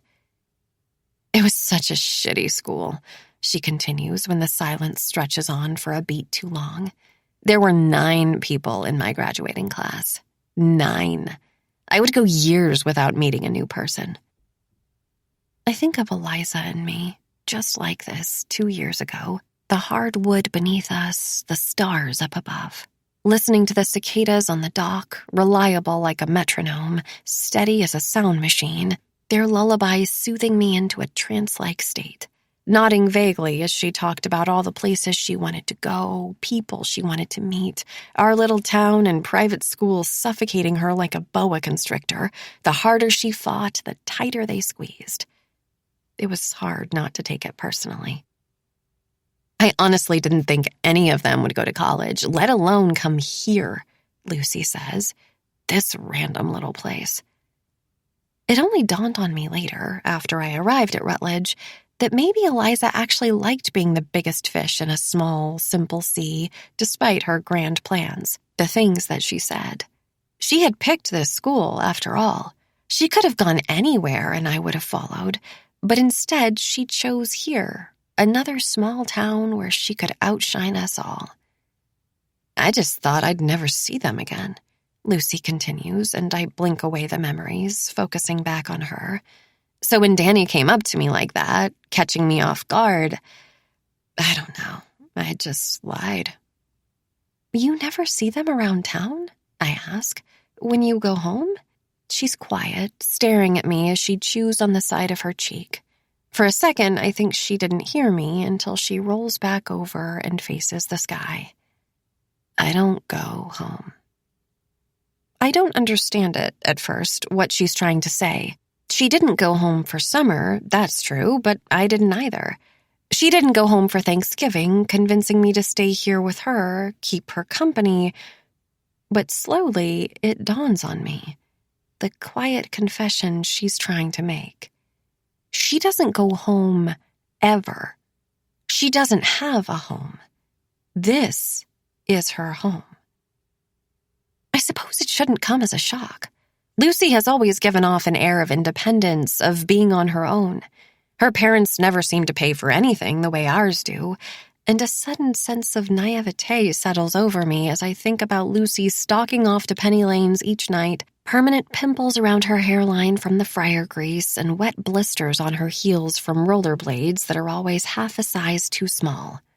Meanwhile, I've been blindly reliant on a direct deposit that appears by some dependable magic on the first of every month. Rent, tuition, the very food that feeds me still being doled out by Mom and Dad. I've never seen Nicole want for anything either. She flashes around her credit card so carelessly it can't possibly be linked to her own account. And Sloane has that job with the registrar, sure, but it feels more like a resume cushion.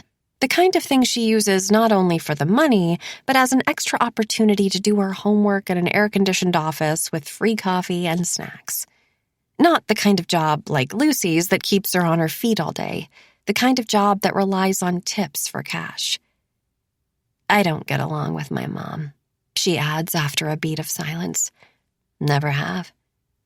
I'm sorry, I say, the raw truth of it all stunning me into silence.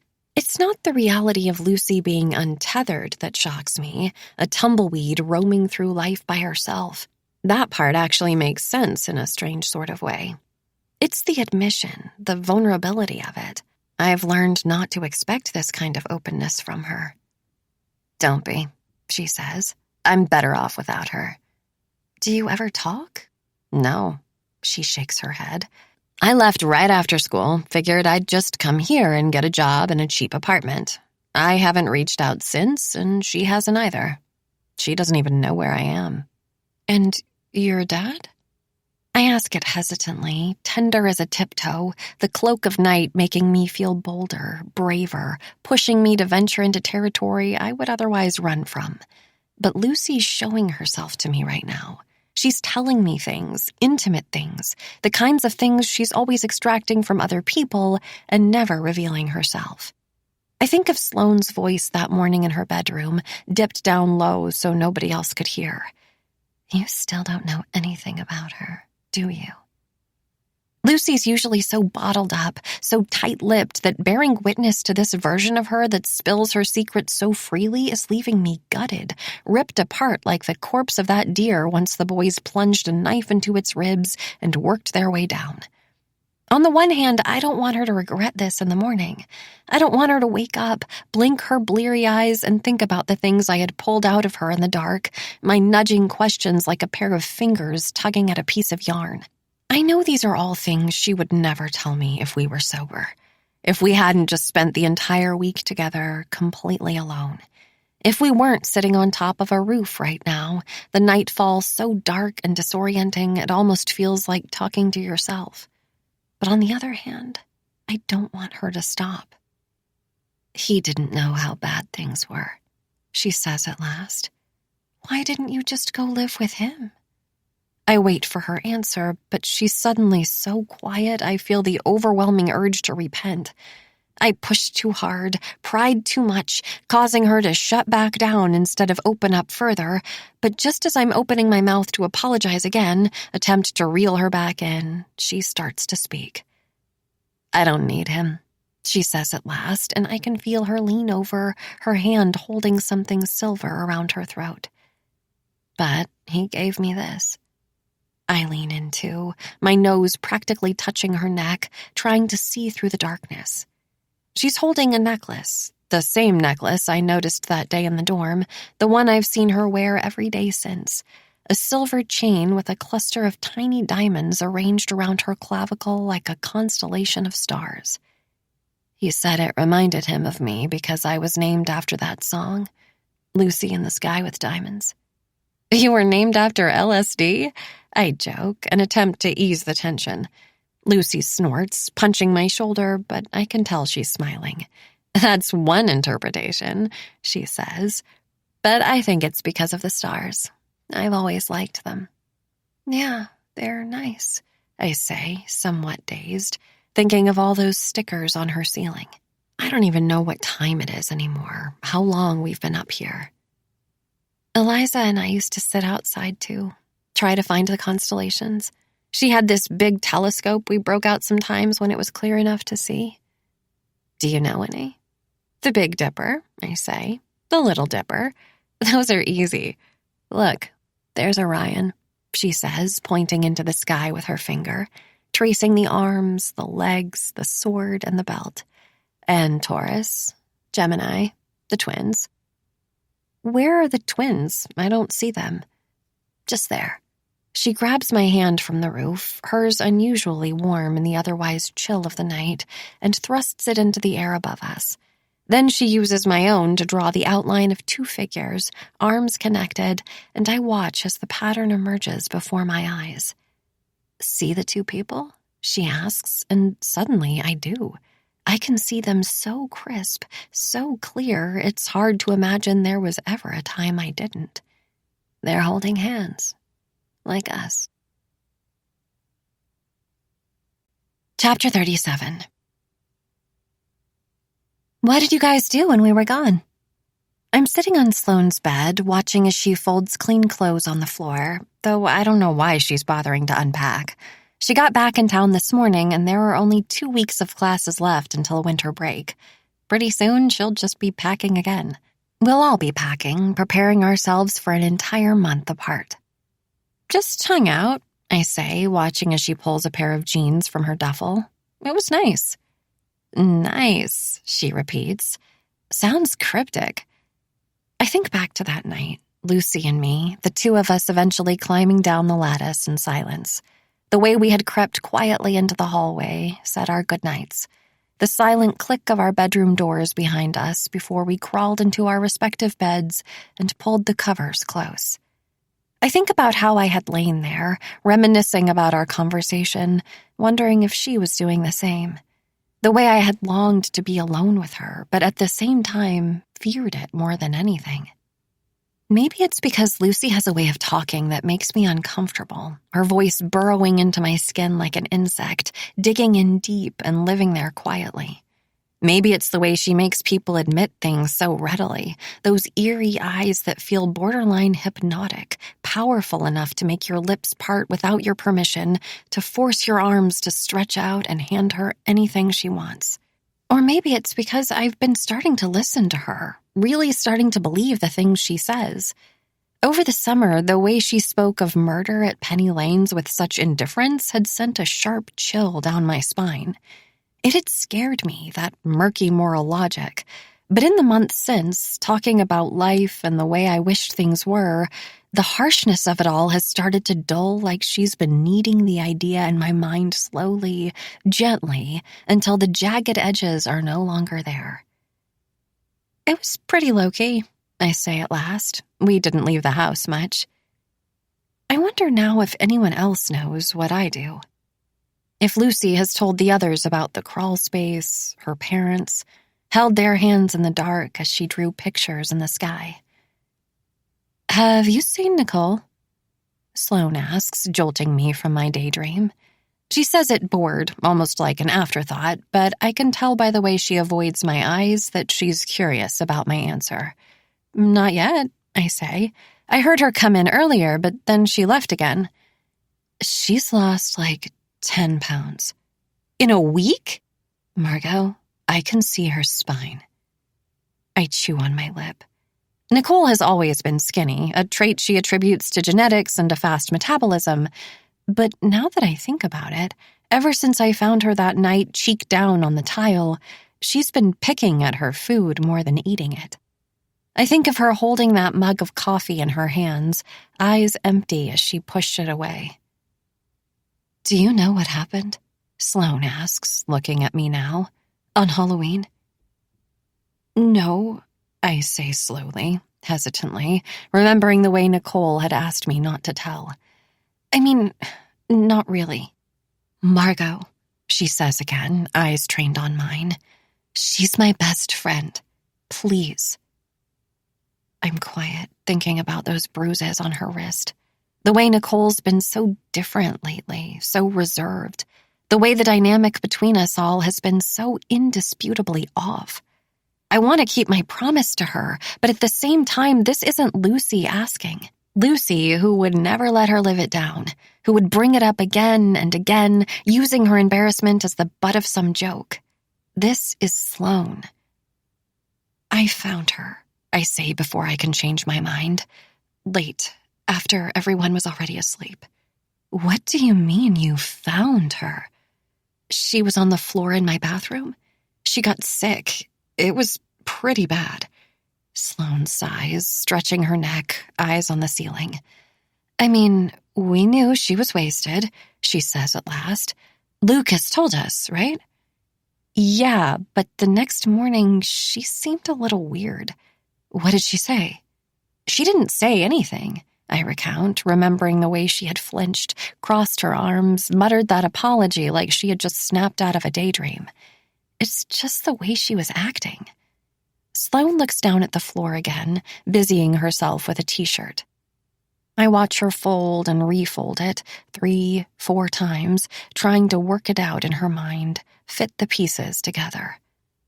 Levi was on our property that night, I blurt out against my better judgment. Not only do I have no idea if Sloane knows about the cave, but I don't have any proof of Levi being anywhere other than inside it all night. If what Lucy told me is true, if he wasn't in the house on Halloween, but instead below it, then that means he couldn't have done anything to Nicole anyway. Unless, of course, he wasn't in the cave at all, a possibility I've been massaging around in my mind ever since I remembered that admission he made on Thanksgiving. Maybe he had walked through the shed toward the little door behind the azaleas, but instead of going under the house like he was supposed to, he went in. Maybe it started simple. He didn't want to do it. He was claustrophobic, dreading another night in that cramped little space.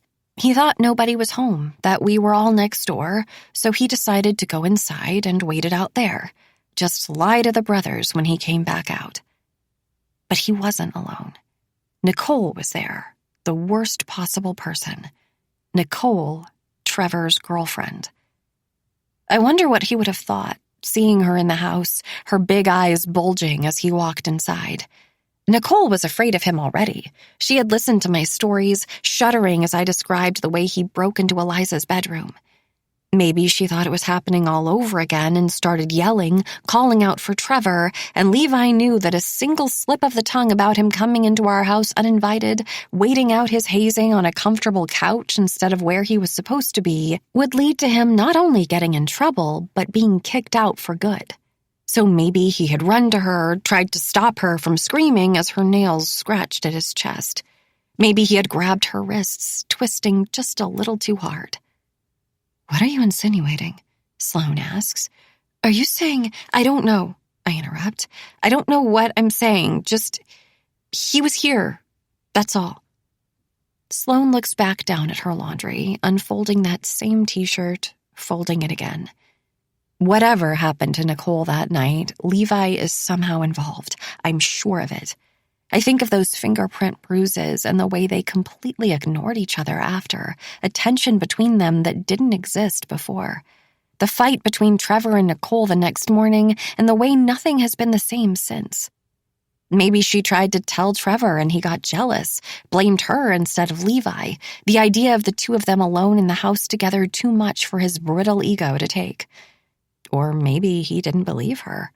Levi is a legacy, after all.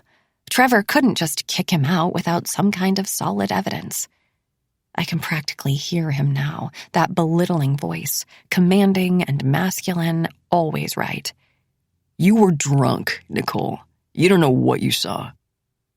We need to start locking the doors, I say. Lucy told me Nicole keeps losing her key, but we can't just leave them open for anyone to come in. Sloane looks at me, opening her mouth like she's about to tell me off. I'm not blaming Nicole, I add, holding up my hands. That didn't come out right. I'm just saying we need to protect ourselves. She closes her mouth again and glances down at her lap, fingers working at the seam of a skirt for so long the thread has pulled, unraveling the fabric. Yeah, you're right, she says at last, nodding slowly. We need to protect ourselves. Chapter 38. Finals go by in a sleep-deprived blur. Waking up early, slogging to campus, those bleary morning hours desolate and dark despite the string lights wrapped tight around the fronds of the palmetto trees. Entire days spent hunched over textbooks in an always abandoned corner of the library, underslept and overcaffeinated, my body buried between archaic desktop computers like the only mourner left in a forgotten graveyard. Saying goodbye is strange once the semester is over and it's finally time for us to all part ways. Maybe it's because we've spent every single day of the last 7 months together, suddenly inseparable the way Eliza and I once were. Hips attached, finishing each other's sentences, oftentimes falling asleep in the same bed. So many nights I wake up with a jolt to the glow of some old movie playing in the background, the sticky sensation of cottonmouth on my tongue. Turning to the side to see the three of them curled around each other like plaited roots, eyelids twitching in the dark and the twinkle of Christmas lights hung haphazard around my bedroom, as I'm left wondering what I did to find myself here. How I've gotten so lucky with this second chance I know I don't deserve. Or maybe it's because I know, once we all leave, that Lucy will stay. That while the rest of us will be making our way home, 4 whole weeks getting fattened up with home-cooked meals and spoiled with piles of intricately wrapped presents, Lucy will still be here, alone, without us. She'll be making her own meals or probably picking up takeout, plastic fork nudging at the leftovers from Penny Lane's. The house will be eerily quiet around her. Even Kappa Nu will be empty, every last one of the boys gone too. And it's such a depressing thought, so un-Lucy-like, picturing her all forsaken and small. Are you going to be okay? I ask now, my hand on the door as I hesitate outside my running car. Exhaust is billowing out as Lucy stands on the porch in sweatpants and bare feet, arms crossed tight against her chest. Being here by yourself? Margot, she says after a beat of silence, the tip of her nose chapped and pink. Are you serious? You can come home with me. We'd be happy to have you. Ever since that night on the roof, her voice raspy and raw as she told me her secret, I felt the offer threatening to rip right through me so many times before simply swallowing it back down and forcing myself to forget. I know she'll refuse, maybe even get angry at me for feeling an ounce of pity for her, but now that I'm standing here, the last one to leave, it feels wrong to just drive away without saying something. I'm touched, she replies, hand over heart, monotone and mocking. Really, my parents are, they're parents. They get annoying sometimes. They'll probably interrogate you the second you step inside. You're doing a really great job selling me on this. But at least you won't be by yourself on Christmas, I finish. Come on, Luce. You don't deserve that. Nobody does. She hesitates, and for a single second I imagine her stomping down the steps and wrapping me in a hug, her nose nuzzled tight into my neck and her breath warm on my ear. I picture her sliding into the passenger seat, fiddling with the radio, bare feet on the dash as she pokes around the cup holders, curious fingers collecting loose change. Instead, she crosses her arms tighter and leans against the doorframe. I want to be by myself, she says at last. Really, it's fine. I see the silhouette of my mom in the yard the second I pull onto my street. She's waving frantically, standing on her tiptoes with one long arm flailing in the air, while my father hovers behind her with his hands in his pockets, looking uncomfortable. I haven't seen either of them since last March, 9 long months ago, over freshman year spring break. Maggie went on a family vacation to Disney World, and everyone else on my hall had apparently planned some trip to the Keys that I only learned about the day before they departed. I would have happily chosen to stay in my room by myself, spending the week catching up on schoolwork or simply watching TV, but Heinz was closed during break. All the dorms were. For one fleeting moment, I thought about staying behind anyway, getting locked inside after the RAs left, roaming the abandoned building like some kind of purgatoried ghost. But I hadn't moved quick enough when Janice came around, poking her head into every room to make sure they were empty. When she saw me sitting on the futon, eyes wide and faking innocence, I heard her swear under her breath before walking into our room and hovering while I packed. "Oh, sweetie," my mother says to me now as I step out of the driver's seat, pulling me in for a hug. She smells the same, a permanent scent of sunscreen seeped into her arms mixed with the perfume my father gifts her each year for Christmas. She's always dropping hints that she wants something different, but every single year she unwraps it and acts surprised. "Thank God you're here." "Hey, Mom." "How were finals?" "Fine," I say, detaching myself. "I feel good about them." "You're still wanting to major in English, then?" I stay quiet, already knowing what she'll say next. "I'm really not sure about that, Margot. It's not practical, and the longer you wait, the harder it'll be to change it. I like English," I say. "I'm not changing it." "But what are you going to do with that, though?" "Honey," my dad interrupts, "let's let her get unpacked first." Right, my mother says, holding up her hands. "And your friends?" she asks. "They're good?" "They're good." I force myself to smile, walking around to the trunk and hoisting a duffel bag out of the back. "Well, I would hope so, considering they've completely stolen you from us." "They haven't stolen me," I say, pulling the bag over my arm. "I've just been busy." "You'll tell us all about them," she continues, a command more than a question, before turning around and making her way back toward the house. My father nods at me, his version of a hug, before twisting around and trailing her silently. "Everything there is to know." Dinner goes by in the way it always does, the clinking of silverware against my mother's best china, the three of us rattling off the kind of sterile small talk you'd expect to overhear at a networking event.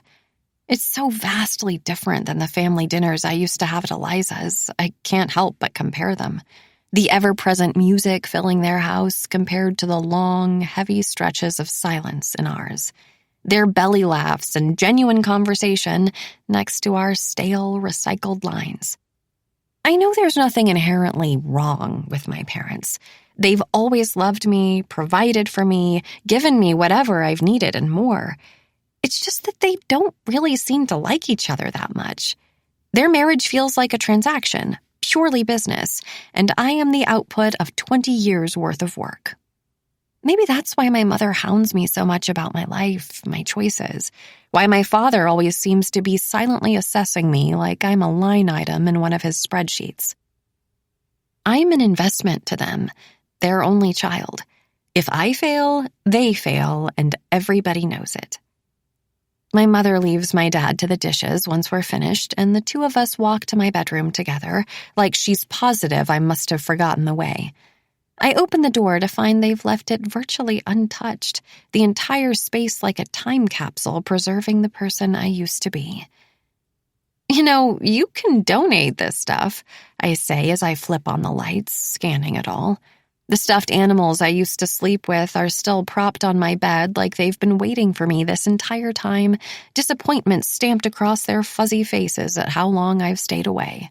The clothes I didn't take to college are still hanging in my closet, by now outdated and most likely too small, and there's even a picture of Eliza and me tacked to the wall, that one in our graduation caps, stiff smiles in the auditorium, the edges curling in on themselves like a ribbon of shaved wood. I don't need it anymore. "I would never," she says, crossing her arms in the doorframe.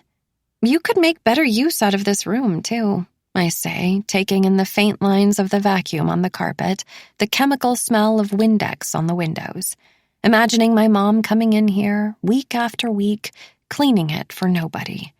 Turn it into an office or something. "Why are you so eager to move on from us, Margot?" I turn to face her, the comment taking me by surprise. I never really thought my mom registered the way I'm always shrugging her off, pushing her back, letting her adulation slip away like salt water on sunscreened skin. I never considered myself worthy of such praise. I know I am and always have been painfully average, so I always assumed she was doing it for her own benefit, inflating all my attributes, reciting them in the mirror like an affirmation, a prayer. Like if she said it often enough, I might actually become the daughter she always wanted me to be. I'm not, I say, cheeks burning. You are. You never come home. We missed you on Thanksgiving. I'm busy at school. You're avoiding us. My mother gestures vaguely around the room, and I know what she's saying, the silent insinuation, that I'm not only avoiding them, but this, her, Eliza, and the memories of the two of us here in this very room, faded pencil lines etched onto the trim, marking our growth spurts, the pictures we ripped out of magazines and taped to the wall. There are reminders of her everywhere, and I drop my bags on the floor and sit on the bed. If only she knew the reminders were even stronger at school. Between Lucy and Levi, Eliza is everywhere now. There's nowhere safe. You should go see them, my mom says, walking over to sit next to me. I bet they'd love it. Yeah, I say, although the thought of visiting the Jeffersons is almost too much to bear. They're bulldozing it, where it happened. I look at my mother, eyebrows lifting. Just like I've been avoiding home, I've been avoiding the thought of that place too. Like a pothole in the road, a puddle in my path, my mind skirting around it if only to make myself more comfortable. I saw it on the news in the days immediately after, of course, that old abandoned building with caution tape stretched tight across the ash-black entryways, little red flags stuck in the grass, plastic flapping in the breeze. When? I ask. 3 weeks. That's good. It is good, she says.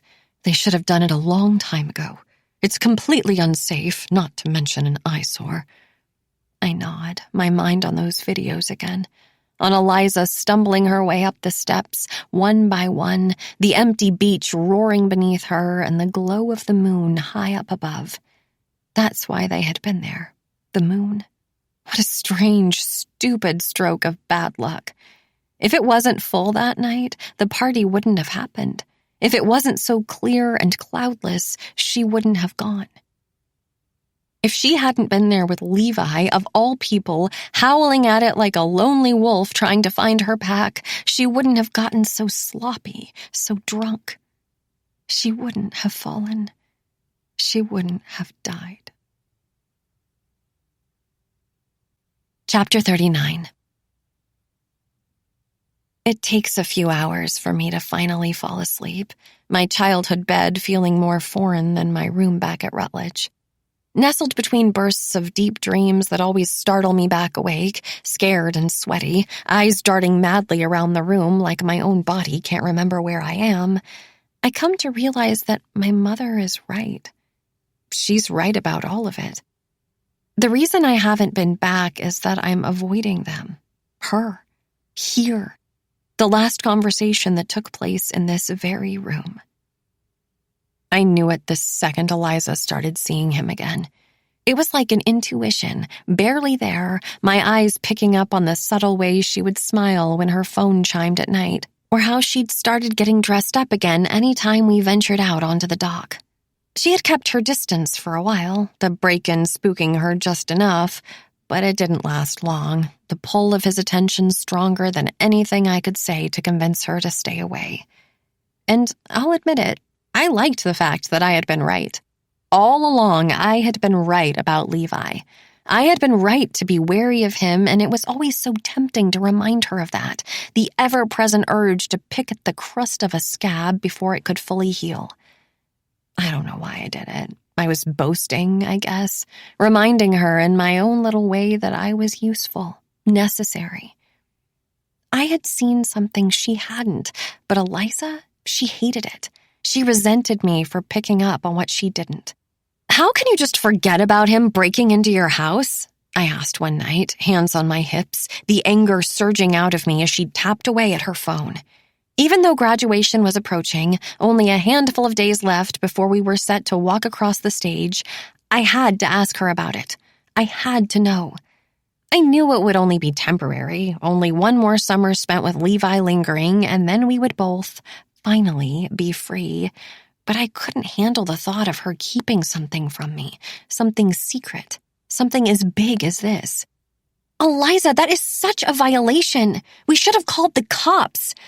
I realized too late that I was mirroring the way my mother sometimes stood when she was berating me about a mediocre test score, her judgment like a physical thing between us, sucking the very air out of the room. Even my tone was the same, harsh and grating, so I dropped my hands to my sides, suddenly unsure where to put them. She looked up at me, a beat of silence before she dropped her phone onto my bed. He said he didn't do it. What do you mean? I started, then stopped, my eyes growing wide as understanding dawned. You asked him about it? Yes, she said. I asked if he came into the house while we were gone. And what did he say? He said he would never do that there had to be some other explanation. Well, yeah, of course he's going to deny it. I could have misplaced the picture, Margot. Maybe my mom took it to use in the yearbook or something. We never even told my parents it was missing. That's stupid, I said. You didn't misplace it. Levi also suggested that maybe you took it. I stared at her, a wave of disbelief washing over me, trying to process what she just said. What? I asked, although I heard her fine. I just wanted her to repeat it. I wanted to give her a second to reconsider what she just said, the opportunity to apologize, take it back. He said that? He suggested it. And what did you say? I said it made sense. I blinked 2, 3 times, a substantial silence settling over us. It had been almost an entire year of Levi trying to weasel his way between us, break us apart like a splinter in dried wood, but that was the very first time he had been so deliberate about it. Like instead of just sitting back and waiting for the crack to travel, growing slowly, naturally, until the fissure was complete, he decided to take a sledgehammer to it, smashing us to smithereens. You've done it before, she said, averting her eyes like she was suddenly embarrassed for me. What do you mean? You collect things. I've seen you take stuff out of my room before. Ticket stubs, receipts. That's different, I said, my cheeks burning at the knowledge that she had seen, at all the little mementos that were stashed away in that very room at that very moment. I would never steal something of yours. You wouldn't? She asked, infuriatingly calm. No, I wouldn't. Besides, why would I steal a picture and blame it on Levi? Because you hate him, Margot. You've always hated him. I don't hate him. Yes, you do, she yelled, finally getting angry. Just admit it. Why wouldn't you try to turn me against him? I just have a bad feeling about him, okay? I yelled back, throwing my arms in the air. I'm trying to protect you. I don't need you to protect me. You're not my mother. Yeah, but I'm your friend, I said, trying to calm down. I walked toward the bed and took a seat on the edge, resting my hand between us. There's just something about him that bothers me, Eliza. Something that doesn't feel right. You're being dramatic, she said. I'm not being dramatic. Okay, then you're being jealous, she snapped, standing up and stalking across the room. Christ, Margot, what is it with you? Am I not allowed to have other friends now? A boyfriend? Yes, of course you can have other friends, I said. It's just, he's too what? She asked, hands stuck to her hips. Too cute? Nice? Interested? Clingy? I yelled again, too frustrated to keep my voice down. He's obsessed with you, Eliza. It's not healthy. It's weird. Well, I guess that makes 2 of you. I froze, her words hitting me like a slap to the face. I stared at her as the silence mounted, and I could tell she regretted it instantly. I could tell the second she said it that she wanted to reel it back in, swallow it back down, but no matter how she apologized, no matter how she backtracked, it was out in the open now, the way she really felt. I didn't mean that, she started, but I held my hand up, shook my head. Clearly, you did. I didn't, she said. I'm sorry, I really didn't. It's just, I have a lot going on right now, okay? And I really like him, and you've been trying so hard to break us apart. Get out, I said, standing up myself and pointing to the door. I had to look to the side then, lip quivering, trying not to show the mounting tears crawling up my throat, the cry threatening to spring free with a single glance in her direction. I tried to warn you. Marco, I tried to keep you safe, I said, finally turning to face her, surprised to find that she was crying too. I'm not breaking you apart, Eliza. He's breaking us apart. He's manipulating you. Just sit back down, she said, gesturing to the bed. We can talk about it. I already tried that, I interrupted, my voice cold as I grabbed her wrist and ushered her out of my bedroom. It wasn't the first time we had tried to hurt each other like that, our words more painful than any physical act of violence, our tongues sharper than any freshly whetted blade. We knew each other's weaknesses better than we knew our own. We had touched every single soft spot, pushed on them like purple bruises just because we could, but until that moment, I never stopped to wonder what would happen if we went for the kill. Never even considered the possibility of one fatal blow that had the power to end it all. I tried to talk, but you wouldn't listen, I continued. You're choosing him over me. That's not true, she said, whimpering in the hall. Congratulations. You fell for it. Marco, stop. He's gonna hurt you, Eliza. It's only a matter of time. Please don't say that. And whenever it happens, I said, staring at her in the hallway, those bright pink eyes and tear-streaked cheeks begging me not to say it. Don't call me. Chapter 40. I wake up on Christmas morning to a text from Mr. Jefferson. Merry Christmas, sweetie. Saw your car drive by last week. I lie in bed, staring at the message, my own cursor taunting me to come up with something to say. Before I can make up my mind, it pings again. Would love to see you today. I sigh, my head sinking deep into my pillow, thinking about the last time I'd seen Eliza's parents. It was the summer she died, the night of her funeral. Even then, I had been avoiding them, the guilt I felt over Eliza's death rearing up like a storm surge every time I drove by their house. I'll never forget their faces that day. The makeup smudged heavily beneath Mrs. Jefferson's eyes as Mr. Jefferson pushed her around the room by the small of her back, shaking hands, glumly nodding, accepting condolences on her behalf. I just wish you had been there, he said to me that night, a haggardness in his face I had never seen in him before. We were sitting on the back porch together, tie loosened around his neck, and I could smell the bourbon on his breath, warm and stale. I knew whatever came next, he'd probably regret in the morning. You kept her safe. I stayed silent, wondering if Eliza ever told him about our argument, the things we said to each other that were so hard to take back. I doubted it. She had died with her parents still thinking I was a good person, and I watched as he continued to sip, picturing myself in bed that night, staring at my phone. Whenever it happens, don't call me. You talked sense into her, he continued. She listened to you. Not always, I said, looking down at my lap. Sometimes I think she did things specifically because I told her not to. Welcome to my life. He smiled into the distance, then turned toward me. Was anything bothering her? He asked at last. Any reason you can think of why she might have... He trailed off like the rest of the sentence was too painful to say.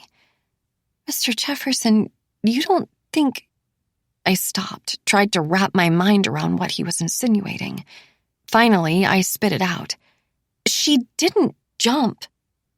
No, he said after too long a pause. no, of course not. But she never mentioned anything to you. Nothing seemed wrong. I stayed quiet, our final conversation running through my mind. The tears in her eyes and that quiver in her voice. The betrayal leaking out of us both for reasons related, but also entirely apart. No, I said at last. I can't think of anything. And you never saw anyone giving her a hard time? Someone who might have gotten under her skin?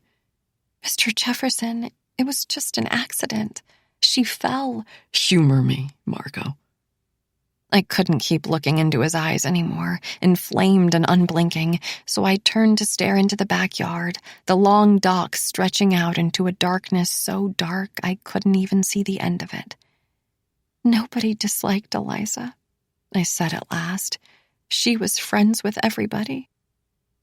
He sighed, squeezing the lids of his eyes with his fingers, probably realizing how desperate he was starting to sound, how deranged. I looked at him and felt a pang of pity flare up in my chest because I knew what he was doing, what he had been doing ever since he got the call that night. Ever since he was startled awake at 2 a.m, looked down at his phone and saw Eliza's number on the screen, but heard someone else's voice on the other end. That heavy silence, a long exhale. The sound of sirens in the distance and the words no parent is ever equipped to hear. He was grasping at straws, blindly searching for anything and anyone to blame other than Eliza's own recklessness, her own stupidity. I knew because I was doing it too. There were bruises, he said at last, and I jerked my head toward him, a hitch in my throat that made it hard to breathe. I watched as he opened his eyes, stared into his glass, inspecting something invisible at the bottom. What do you mean? I asked slowly. On her wrist, he said. Like fingers. The coroner said they were fresh. I glanced over to Levi's house, the little pinprick of light coming from his bedroom. He had been at the funeral too, keeping his distance, sitting silently in the corner before standing up and walking away as soon as it was over. He had been interviewed by the police that night, then later on the news. Skin pale and eyes haunted after leaning over the edge, seeing the way her body looked after falling 50 feet in the dark. We later learned that her bones had broken immediately upon impact. Her neck snapped in half like a raw noodle. The small mercy, I supposed, was that she was dead as soon as she even realized what was happening. Of course, she was all banged up, Mr. Jefferson continued, his eyes glistening with fresh tears. She was covered in them, bruises. But I don't know. I guess I was just wondering. She was with Levi, I interrupted, still staring at his window. They went to the party together. I know, he said. I know that. They were dating. I don't know what they were, but he was always around. How did you feel about that? Honestly, I said, turning to face him, I hated it. Why? He's just a bad influence, a bad guy. How so? He just is, I said. Things got so different once he showed up. Eliza told me... I stopped, my chest flushing as Mr. Jefferson snapped his head in my direction. Even though she was dead, I still felt a strange sense of allegiance toward her, a deep-seated obligation to keep my best friend's secrets. Eliza told you what? He pushed. She told me Levi used to watch her at night, through her window, I said at last, the admission making me uncomfortable. That he used to follow her around. She told you that? I nodded, shame creeping into my cheeks. Why wouldn't she? She didn't want you to be upset, I continued, talking fast. She thought it was cute, I guess, that he was that interested. I watched as he sighed, took another long sip of his drink, more resigned than anything. We both stayed quiet, listening to the sounds of the cicadas in the distance, the occasional thrash in the water, the gentle waves. You know, you try to instill a sense of right and wrong in your kids. This isn't your fault, I started, but he held his hand up. But as a parent, you usually get it wrong more often than you get it right. He was quiet, twirling the melting ice in his glass. It's hard to be mad at her. I stared at the side of his face, new lines etched deep into his skin like he had aged years instead of days. He was right. It was hard to be mad at her, but I couldn't tell him that. I couldn't tell him about the awful things we had said to each other, all the terrible things we had done. I couldn't tell him that I blamed myself, too, in so many different ways. So instead, I just sat there silently, staring into the distance, my eyes trained on the Butler house until Levi's light finally switched off. Chapter 41. The morning crawls by in a sluggish daze, sugary casseroles and Christmas carols running on repeat as I unwrap my gifts. I feign delight over a new set of plaid pajamas, a sterling silver charm bracelet I'll probably never wear. My mother unwraps her annual perfume, my father a stack of books he always picks out himself. Then I throw on a pair of jeans and a sweatshirt before making the walk down to Eliza's. It's a quick journey, just a handful of houses between us, and as I round the bend to the Jeffersons' driveway, I can't help but notice how empty it looks. Not just the yard, all the old flowers long since dead, but the house itself, too. None of the regular decorations are cluttering up the porch. There are no candles flickering in the windows or wreaths hanging from hooks on the door. Mrs. Jefferson always used to set up an inflatable nativity scene on the lawn, something my own mother chastised as tacky whenever we drove around the neighborhood to look at the lights, though I know I can't blame them for not feeling festive this year. Finally, I reach the front and push my finger into the bell, waiting impatiently as I hear the sound of footsteps approaching on the other side. Margot. The door swings open and I try my best to conceal the surprise, though I'm sure it's apparent all across my face. Eliza's father is barely recognizable beneath the tuft of a newly grown beard, wiry hair peppered with gray. His skin is still a deep, dark tan, but there are more wrinkles now, too. Fine creases where it used to be smooth and bags that didn't exist before hanging heavy beneath his eyes. "Hi, Mr. Jefferson." "Thank you for coming," he says, opening the door wider, ushering me in. "Merry Christmas." "Merry Christmas to you."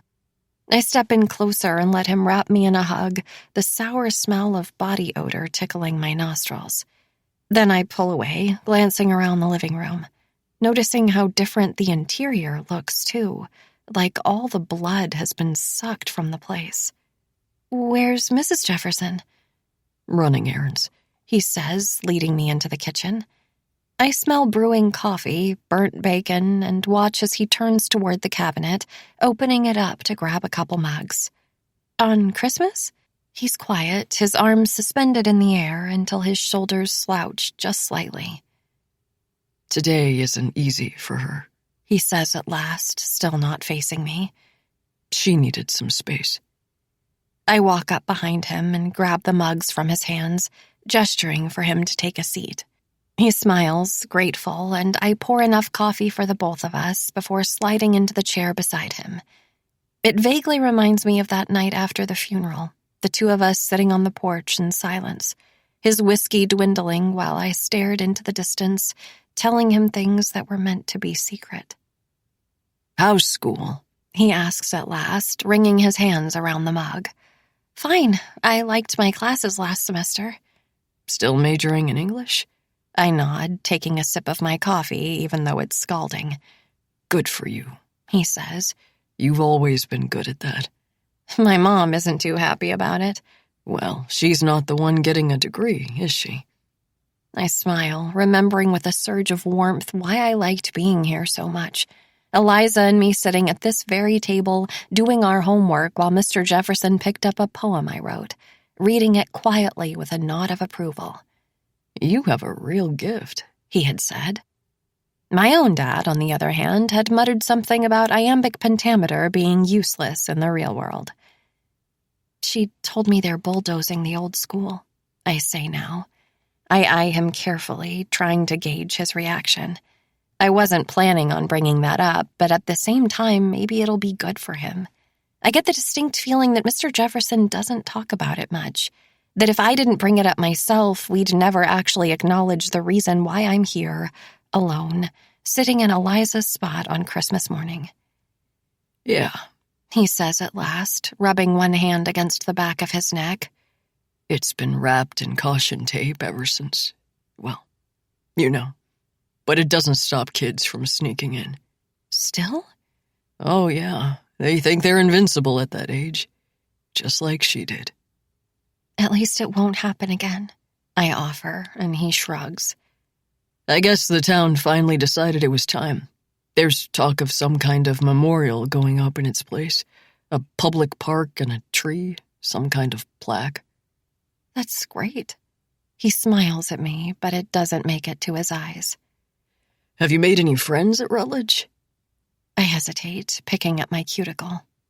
I know Eliza's parents want me to be happy, but at the same time, I don't want them to think of her as replaceable.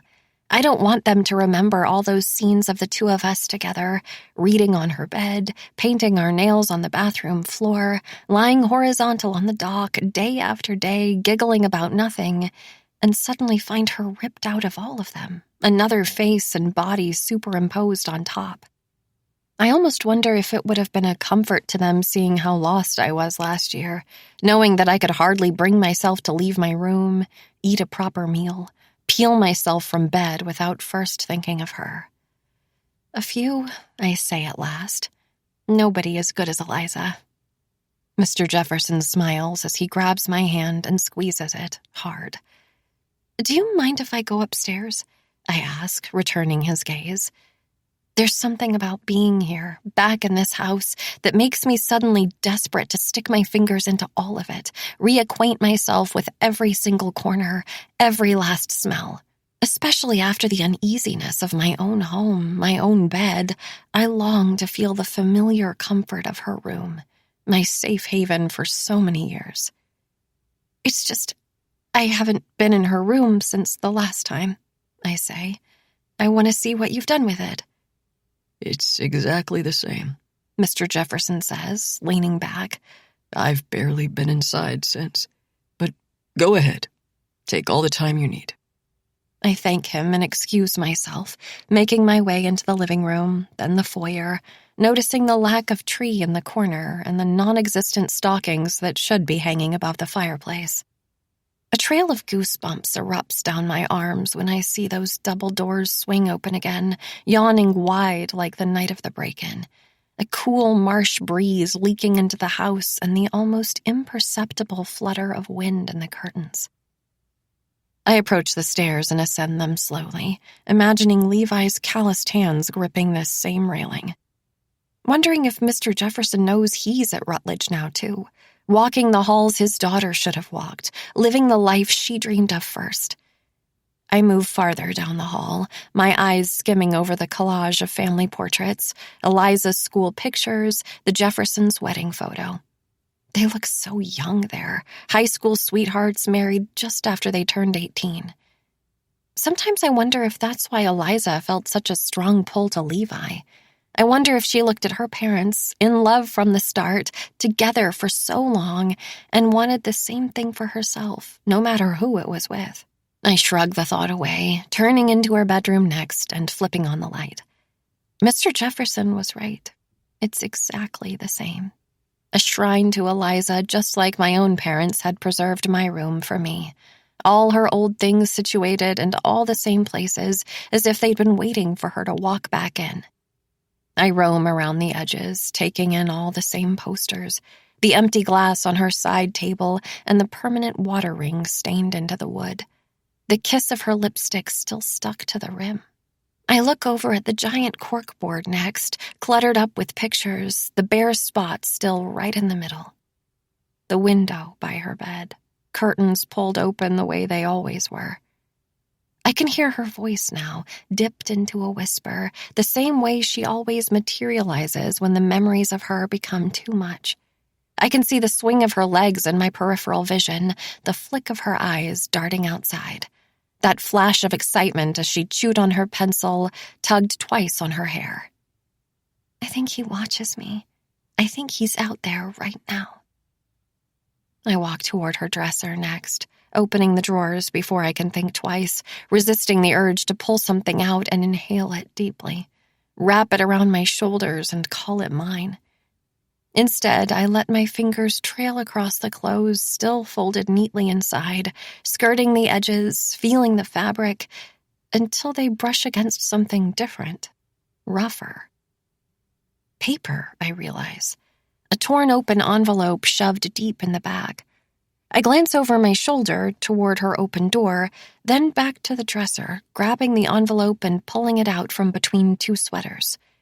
It's thick, bulky, and I stick my fingers inside, eyes widening as I pull out a stack of cash.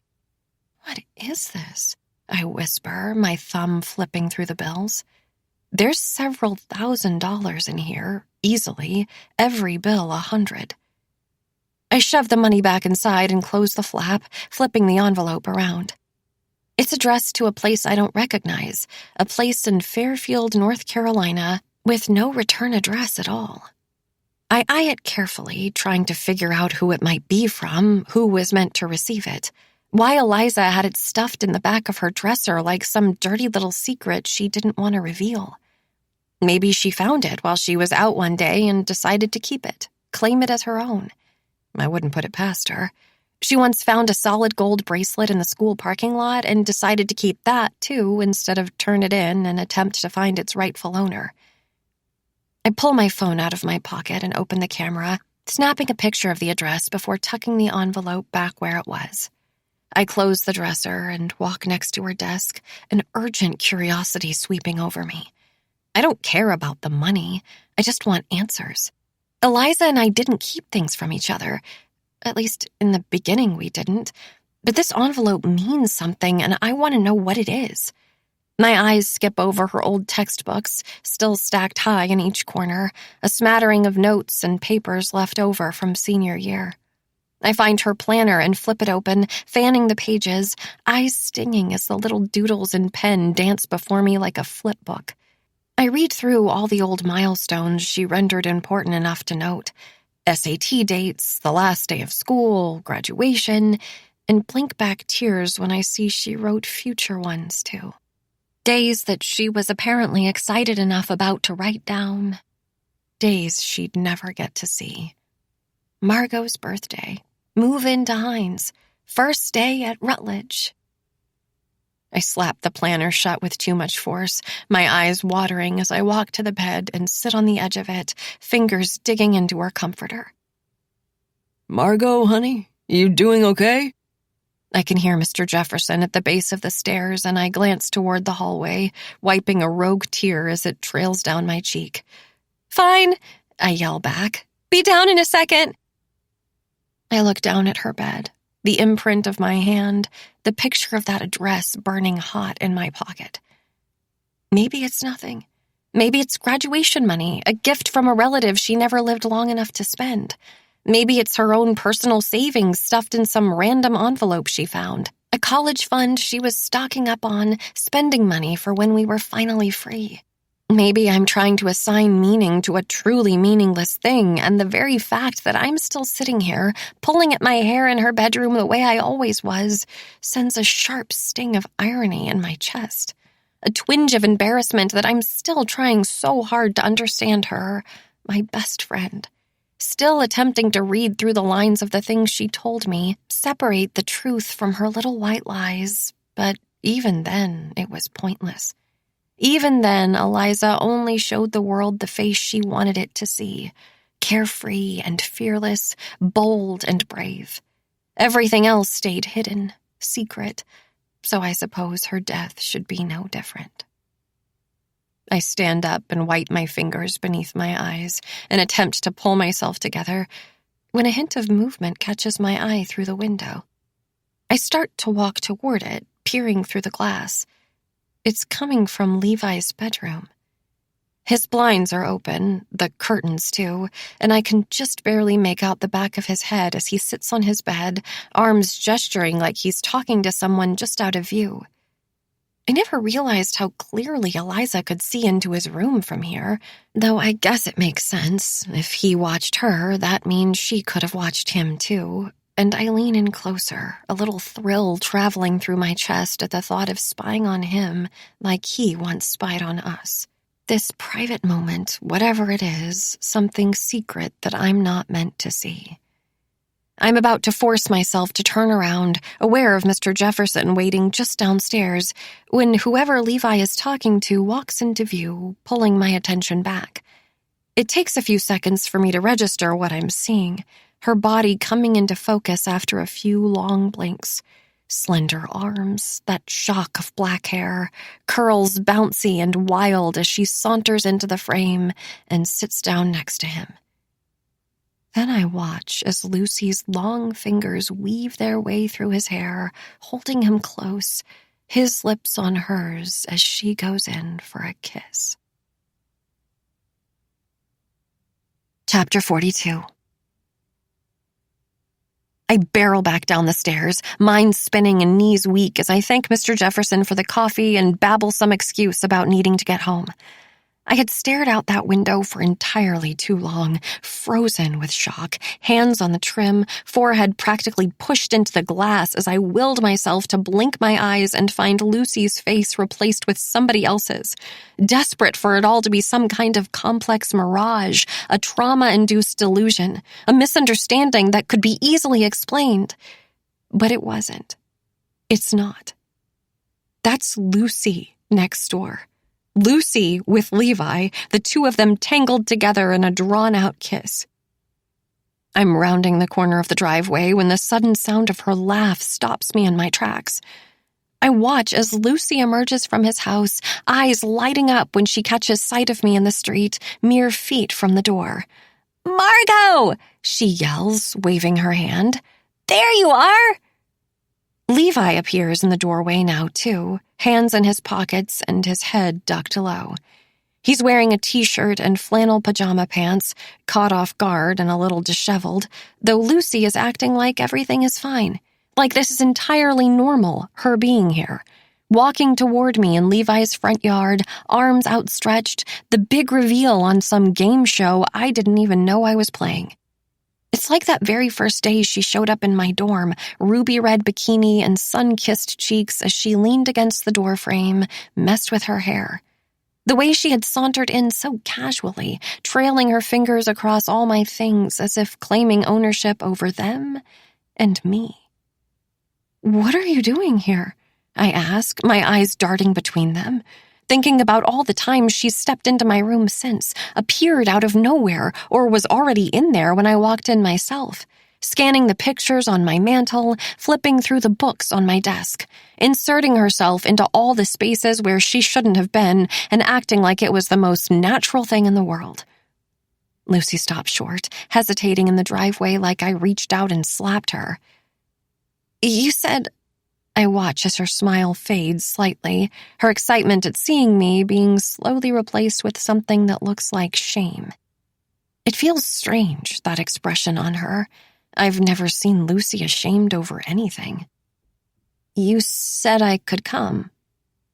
"What?" I ask, taking another step forward, still trying to wrap my mind around seeing her here, with him. "What do you mean?" "For Christmas. You said if I didn't want to be alone on Christmas..." "Oh, God, I'm sorry. You didn't actually mean it, did you? You were being nice. You came for Christmas," I repeat, remembering that conversation on the porch. My offer, her decline. The sad smile on her face and the split second when I actually thought she might agree. I feel like an idiot. "No, don't feel like an idiot. I just mean... Why are you here?" I ask, gesturing to Levi, lowering my voice. "With him." "I went to your parents' house earlier, but your mom said you were visiting a friend. I saw Levi's Jeep in the driveway, so I figured I'd come by and say hi. Pass the time until you were done."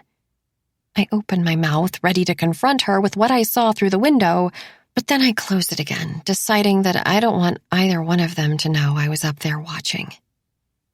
Even more, I want to see if Lucy will bring it up herself, if she'll try to hide it or if she'll come clean, tell me everything, explain what she was doing in Levi's bedroom, fingers wound tight around his hair.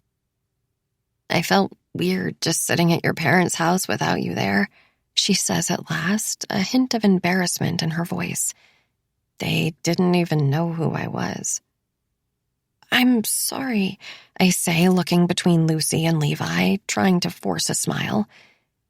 It's true that I had kept her from my parents, the details at least, the intimate things I didn't want them to taint.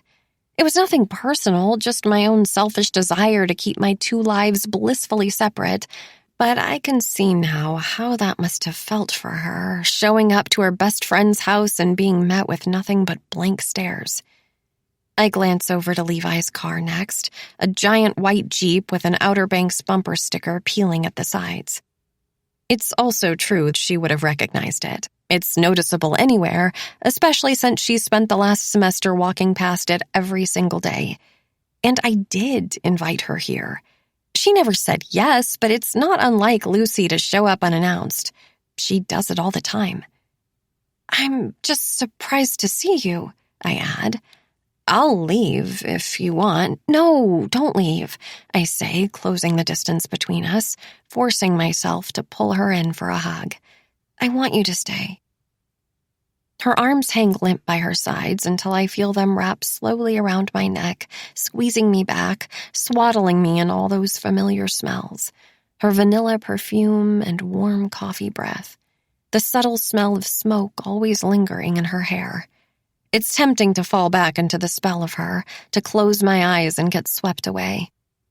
Lucy never lets herself be vulnerable like this, and I can just imagine her waking up this morning, the first hint of light leaking through the windows and the cold quiet of our house as she brewed a pot of coffee for one.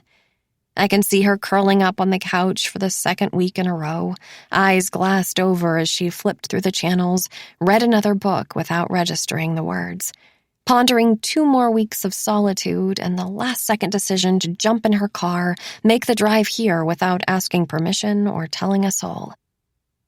Something selfish and impulsive that is, to be honest, the exact type of thing that Lucy would do. I'm glad you're here, I say at last, my nose nudged into her curls. Part of me means it. I really do. The idea of Lucy needing me enough to put herself out there like this sending a surge of something warm through my chest. But the other part of me can't deny what I saw through that window. I think about these last 7 months, the way Lucy has slowly singled Levi out in almost every interaction. From the moment his eyes landed on her at Penny Lane's, the moment I heard her throaty whisper as she leaned into him on the floor, asked him that question that's been ringing through my mind ever since. I had been afraid of this. Afraid of Levi swooping in and claiming another thing that was meant to be mine. Afraid of Lucy leaving me like Eliza did for a boy who doesn't deserve her. I open my eyes, detach myself from Lucy's grip, and notice that Levi is still standing there, observing us curiously from the porch. He seems to be turning something over in his mind, dissecting it slowly, and I watch as he runs his hand along his jaw, wipes what's left of Lucy from his lips, before he turns around and disappears into the house, closing the door behind him. Chapter 43. After.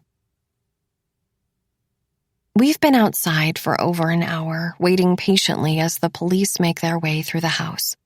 We're sitting in the backyard with our legs pretzeled on the ground when Detective Frank finally emerges, a swarm of officers behind him carrying plastic bags of evidence to their cars. "You're free to go in," he says at last, stopping a few feet in front of us. Sloane holds her hand above her eyes, shielding the sun as she stares in his direction, while Nicole keeps playing with a pile of gravel in her palm. The pads of her fingers are chalky as she tosses the little white rocks back onto the driveway, one by one, like skipping stones at the beach. What is that? He asks suddenly, something in the distance catching his attention. I watch as his eyes dart away from us and around the yard, his nose upturned. The boys, I say, already knowing what he's referring to. They keep meat in the shed. Meat? They're making jerky. Sloan and I watch as he walks closer, a single stubby finger pushing the door open with a creak. I can feel his grimace from here as that familiar smack of metallic hits our nostrils. Watch as he takes in the long, lean strips of deer, rust-red and limp, drying from rows of metal racks. Tufts of pelt heaped in the corners and bloated flies buzzing around the room. Is that safe? He asks. For consumption? I shrug, twisting back around. I don't know, I say. They seem to know what they're doing. Detective Frank looks back at me, at Sloan, then finally at Nicole, still busying herself with those rocks. You know, this whole situation seems like it has the potential to get awfully volatile, he says at last. Trouble waiting to happen. And what situation is that? Sloan asks. Your living situation. 4 girls living here right next to all those boys living just over there. They're your landlords? We nod. And how's that work exactly? They own the house. We pay them to live here, I say. Pretty straightforward. You signed a lease. We're quiet, knowing the boys are probably breaking some kind of city rule by letting us live here. I doubt they have a rental license. We never signed anything or scanned our IDs. Like Lucy had told me that night on the roof, the house probably isn't even up to code, structurally sound, safe for daily living. We just hand over an envelope of cash every month under the table, and they fix the things that need to be fixed when they feel like it. There's a power imbalance here that I don't like, he says when we don't respond. It's probably a good thing you're moving soon. Did you find anything? I ask, jerking my head toward the house, an attempt at changing the subject. They found her phone, I'm sure, among other things. You know I can't tell you that. I watch as Detective Frank pokes his head into the shed again before closing the door and walking back toward us. We're worried about her, Sloan says. We really think she got spooked and ran. And why would she do that? He asks. Why would she run if she has nothing to hide? Because that's what Lucy does, I interject, folding my arms. She ran away from home after high school. It doesn't mean she did anything wrong. Look, girls. Detective Frank takes a few more steps in our direction, squatting down. I can't tell if he's trying to come across as sympathetic, on our side, or intimidating by making himself eye level with us. Either way, seeing him wobble around on his toes like that, seeing the knees and groin of his pants pulled too tight against the tension of his weight, just makes him look a little pathetic, like an adult using the slang of kids half his age. I know you know more than you're letting on. Nobody speaks, a heavy silence settling over us except for the occasional click of gravel. Nicole's still tossing those stones, and I wish she would stop. It's a nervous habit, I think, like Sloan picking at her cuticles. She needs to give her hands something to do. I've tried to be patient with you, but I'll be honest, it's starting to wear thin. So we can do this the easy way, with you cooperating here at home, or we can do it the hard way with you down at the station. You know what? Fine, Nicole says suddenly, finally directing her attention toward him. She drops the rest of the rocks and stands, wiping the white residue on her shirt. Maybe Lucy did do something to Levi, okay? Maybe she did. Nicole, I watch as she juts out her hand, silencing Sloan, her gaze still on the detective crouched a few feet below her. I'm sick of being treated like criminals when we haven't done anything wrong. Sloan and I are quiet, Nicole's outburst echoing around us, the tension thick and sticky like a gust of hot, humid air. Detective Frank raises his eyebrows, quiet, waiting for her to continue. She did say all that stuff, Nicole, Sloan warns. What stuff? Frank asks, attention unyielding. About murder, she says, justifying it. She didn't mean that, I say, thinking back to that night at Penny Lane's, to all of us sitting in that circle like a seance, bobbing heads and tired eyes as we murmured to each other about deviance, about death. We were just messing around. She said everyone would do it, Nicole continues, for the right reason. Okay. Sloane stands up now, too, placing her hand on Nicole's back. If you'll excuse us, we're going back inside now. We're all exhausted.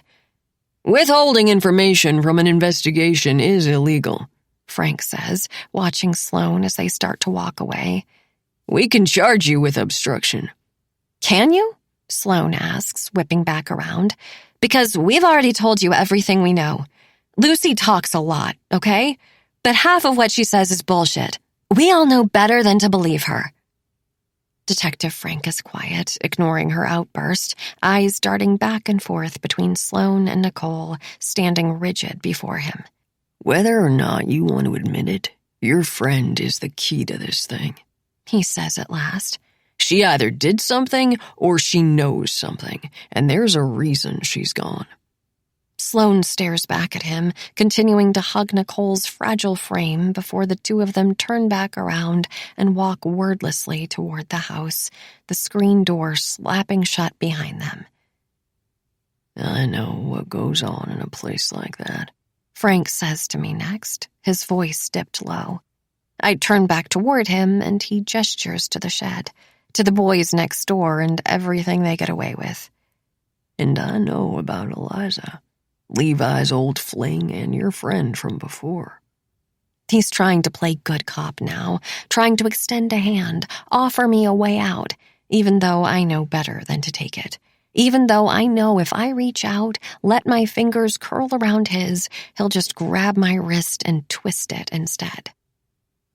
I would understand if something happened, he continues. If Lucy needed to protect herself or one of you. If it was self-defense, maybe. I don't know what you're talking about, I say, cutting him off. Are you sure? He asks. Because it seems like a pretty big coincidence.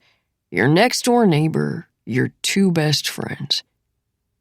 I continue to stare, silent, before Detective Frank finally sighs and stands up, nodding gently and making his way out front without uttering another word. Then, once he's gone, I drop my head into my hands, pushing hard on my eyes until I see stars. Chapter 44. Before. Lucy and I are on our own private stretch of beach, neck sandy as we stare up at the sky. We found this spot a few days ago while we were wandering around, shoes dangling from our fingertips as we stumbled through the dunes, trying to escape the crowds that, despite the cold weather and biting sea breeze, never really seem to dissipate around here. There's a faint crackle of fireworks somewhere to the north of us and the crashing of waves down by our feet, though it's too dark to see how close we are to the water. I hear a sloshing to my left and turn to the side, vaguely register Lucy's outstretched arm holding the bottle of wine she snagged from my parents' pantry. Happy New Year, Margot. She wiggles the bottle in my direction, the sudden sound of her voice making me realize we've been lying in silence for a long, long time. 10 minutes, maybe 20, quietly comfortable in each other's presence. Happy New Year, Luce. I grab the bottle and take a pull, the sweet bite of rosé making my skin prickle. We're bundled up in sweatpants and sweatshirts, 2 knit blankets spread out between us, but still it's cold out here. We should have brought hot chocolate or something, spiked it with Bailey's. Lucy has been in the Outer Banks for about a week now, the two of us sleeping feet to head in my bed, even though my parents have 2 perfectly acceptable guest rooms they made up for her the second they realized who she was. After we left Levi's, we had walked back into my house to find my mother doing laps around the living room until she heard our entrance and stopped abruptly, clasping her hands tight behind her back like we had caught her stealing. I tried to ignore the hot flash of embarrassment that shot up my chest at the thought of her spending the entire hour since Lucy's unexpected arrival running around in a flurry of nerves, collecting the dishes, lighting candles, barking out orders, and madly fluffing the throw pillows like Lucy might take one look at their lumpy physique and shake her head, disappointed in us all. Once we settled in, though, it turned into a slow, lazy week the way the holidays usually are, and I actually found that I didn't mind it. Thanks to my mom's incessant questioning, I've learned more mundane details about Lucy's life in the last 7 days than I have in the last 7 months combined. She grew up with cats, apparently, even though she thinks she might be allergic. She doesn't have any extended family, no aunts, no uncles, no cousins, and even though I warned my mother not to ask too much about that, about how she grew up, she still found a way to pepper in her nosy inquiries, feigning ignorance when I shot her looks across the table. "How about a boyfriend?" she had asked the other night, the 4 of us sitting close in the dining room. I could see my dad's shoulders hunch instinctively, the small cough he'd let slip, like something was caught in his throat. "A pretty girl like you has to have one." "Mom," I warned, but Lucy just laughed. "It's fine. I had one in high school, but it didn't work out." I heard Maggie's voice in my ear then, that hiss on the lawn as we watched Lucy lie out there. "I heard she blinded her boyfriend in high school." It felt like just another rumor at the time, one of the countless wild tales some student made up about her to feel relevant, but still, I felt myself leaning forward, not wanting to miss a word. "His loss," my mom said, spearing a piece of broccoli. "Yeah," Lucy said, averting her eyes, her voice suddenly sounding too clipped, too strained. He didn't hurt you or anything, did he?" "Mom, seriously, Margot, honey, we're just having a conversation." "It's fine," Lucy said again, cutting into a chicken thigh. "No, nothing like that, at least not physically." She smiled. "Truth or dare?" Lucy says to me now, and I feel myself blink. I brush off the memory along with a streak of sand on my cheek before rubbing both arms with my hands to warm them. "Truth," I say at last, another pop going off somewhere in the distance, a flash of light, a faraway cheer. "That's new for you." "Yeah, well, if I said dare, you'd dare me to go skinny dipping, and I'm not trying to die of hypothermia." Lucy laughs, an open-mouthed snort that's cut short by another slug from the bottle. She shakes her head, wipes her lips on her hand, and plops it down in the sand between us. "You're not wrong about that." I'm quiet as she thinks, fingers tickling at her chin until she flips to the side and rests her head on her arm. "What's your New Year's resolution?" "I don't really have one," I say, and that's the honest truth. I've never been that kind of person. There have always been things I've wanted to change about myself, things I've disliked, but until I met Lucy, I could never imagine waking up one morning and just actively choosing to be somebody else. Shedding my insecurities like a too small skin, leaving them behind, outgrowing my old self and simply morphing into someone new. You have to have one. Just pick something. I take a minute to think about the past year, such a drastic detour from my life thus far. I can't even believe that 365 days ago, I was still living in the dorms with Maggie, cocooned in a cradle of junk food and mediocre movies to keep myself from having to think too hard about everything I had lost. So maybe that's my resolution, to never go back to that place again, to never lose anything else so completely. And I don't just mean Eliza, I mean myself, too. I had no idea how fragile I was back then, how my very being was held together by such a perilously thin thread. Because before I was with Maggie, I was with Eliza. I hadn't lost her yet. We were still best friends, still doing everything together. We were still counting down the days until Rutledge when we could both finally be free. But was I happy back then? Was I really? I don't actually know. I never tried to change the things I didn't like about myself, fix the things that needed to be fixed. Instead, I just latched on to Eliza, zeroing in on all the places she was full where I was hollow, and hoped that if I lapped them up for long enough, they'd pool their way in and fill me up too. I want to be different, I say at last, the only way I know how to put it. Different how? I don't know, I say, rolling over now too. I'm sick of being weak, I guess. Of being malleable. I don't think you're weak. Lucy, come on. We're both quiet. Nothing but the roar of waves between us. I want her to say something, to crack some kind of joke to break the tension, but instead she stays silent. You saw how I was last year. I'm grateful for the dark right now, the cover of night, so she can't see the warm flush creeping into my cheeks.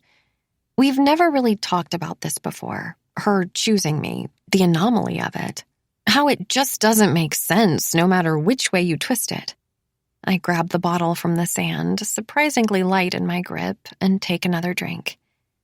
You were going through something. I was always like that, I say, shaking my head. Even before Eliza. I was always too cautious, always letting people walk all over me. Well, I like you the way you are, but I know you have it in you to be different. I've seen it. We're both silent, memories from Halloween flooding right back. The way I had stood up by the fire, interrogated Levi as soon as I saw him emerge through the shed, my accusations fierce and unafraid. Later, shivering on the kitchen floor, a hatred so pure and razor-sharp it sliced straight through the silence, surprising us both. It should have been him. That wasn't me, I say now. I was angry. It is possible to be both, she interjects. Radically both. I twist my head, eyes straining against the night. I still can't see her, but I can feel Lucy's smile stretching through the darkness, pulling wide, cheeky, and taunting, the kind that bares teeth. You read Jekyll and Hyde, I say, remembering that line, radically both, one of the many I'd highlighted before flipping it closed and tossing it across the couch. The concept of being mutually good and evil, dark and light, tickling my subconscious like an incessant itch growing stronger, harder to ignore. What a profound notion, that neither of those things needed to cancel out the other, but instead could simply swirl together until you became your own unique mixture of each. I liked it, she says. I knew you would. It's what I've been saying all along. I pinch at the sand between us, rubbing the grains between my fingers. If there's one thing I've learned about Lucy, one thing that's become glaringly clear, it's that to her, the entire world exists as a gradient, a sliding scale.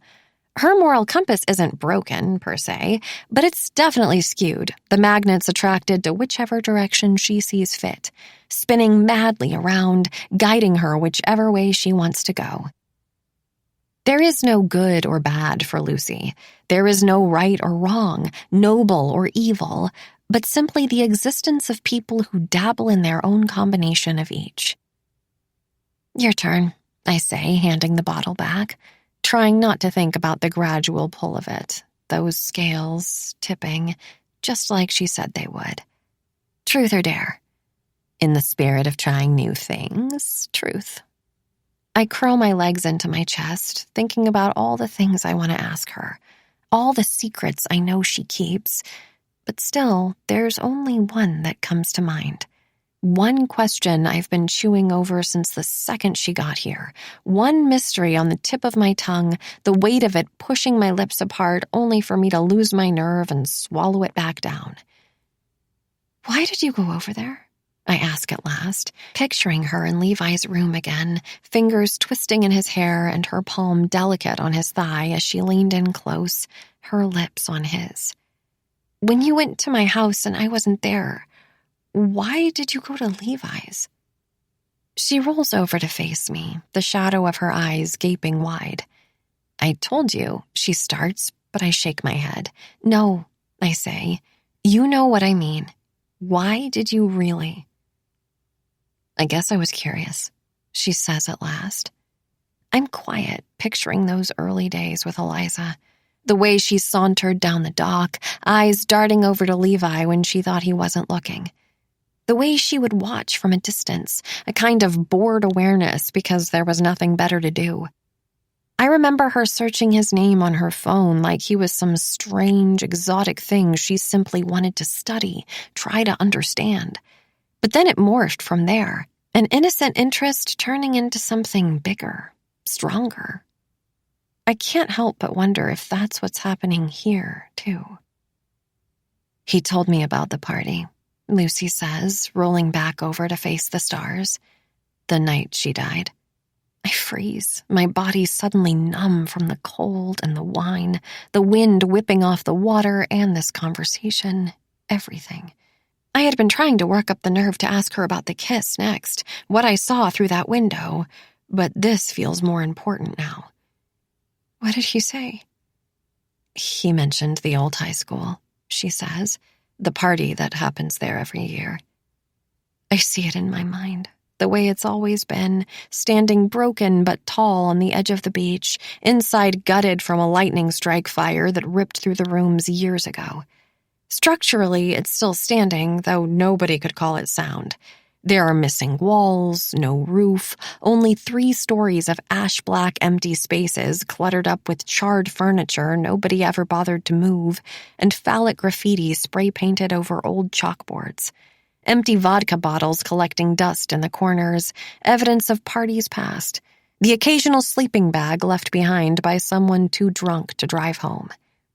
Even I couldn't deny that it was the perfect place for a bunch of underage kids. Right on the beach, a view of the water, abandoned and messy and ours for the taking. The first full moon of the summer, I say at last, nodding slowly. It's usually pitch black out there without any power, but when the moon is out and the sky is clear, it's suddenly light too. You can see everything. Even from my phone, I remember thinking it looked impossibly bright. The midnight moon reflecting off the water like a giant mirror, a pane of glass, cloaking everything in a ghostly glow. The kind of eerie luminescence that appears just before a tornado, still and haunting, dark and light, the sky itself sending a warning of certain danger to come.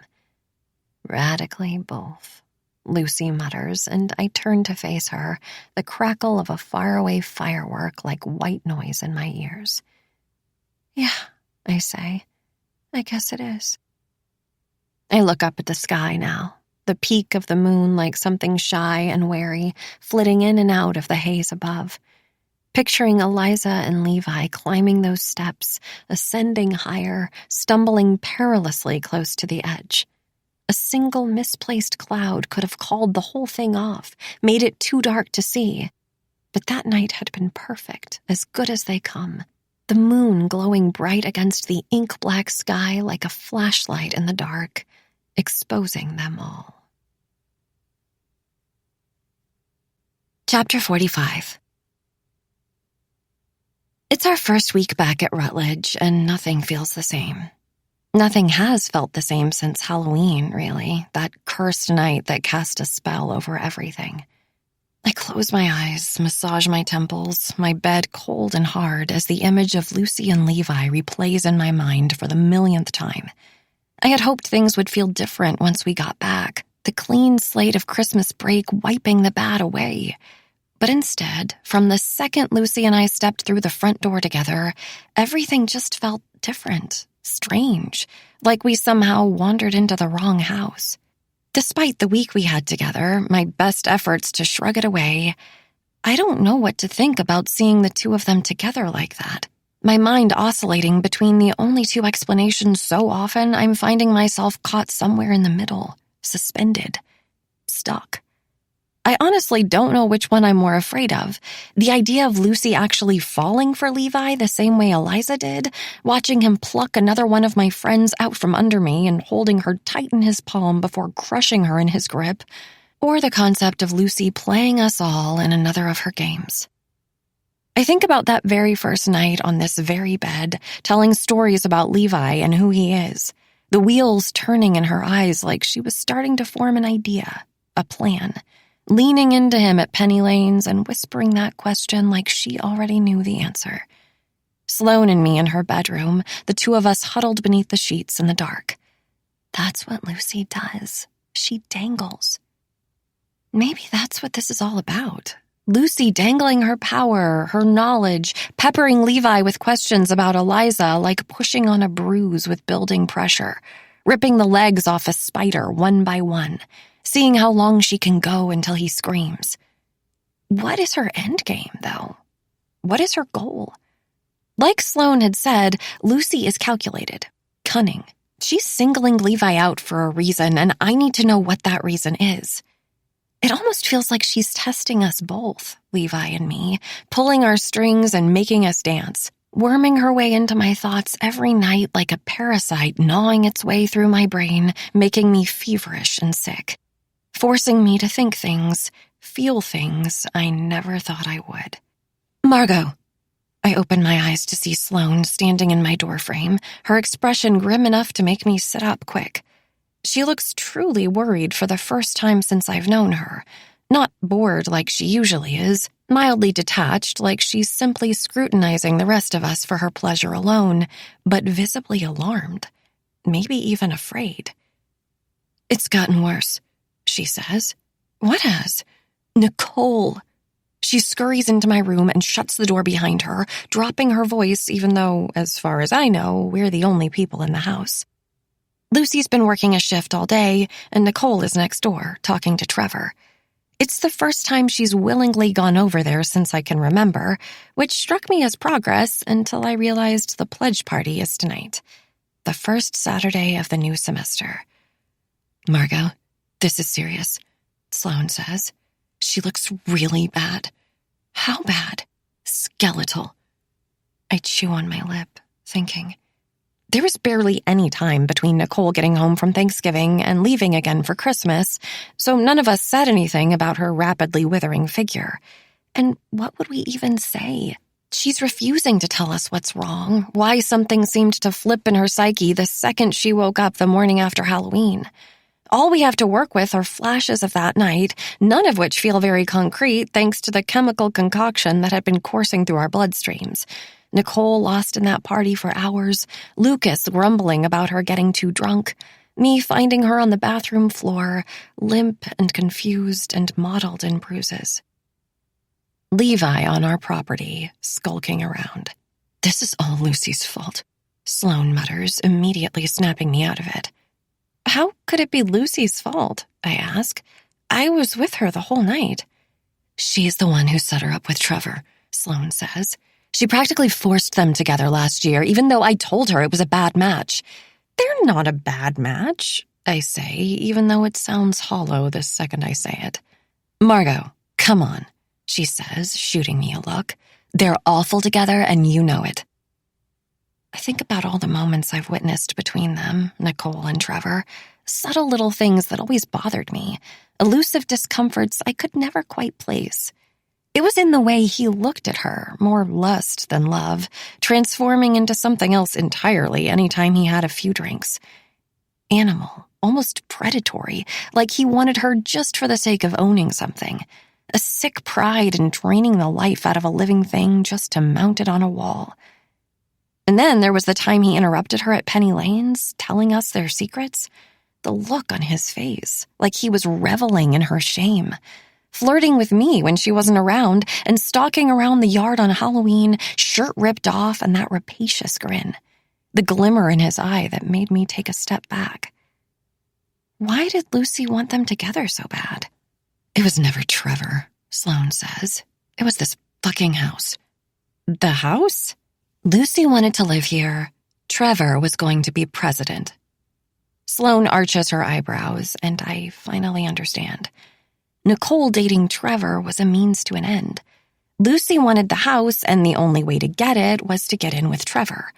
She had practically admitted it to me that first day of Thanksgiving break when the two of us were trudging through the grass together, making our way out to the shed. Her fear over them breaking up and it going to someone else instead.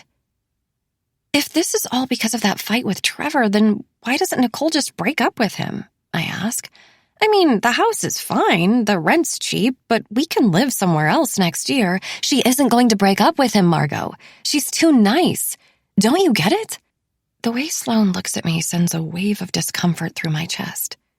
She's right. Nicole is too nice.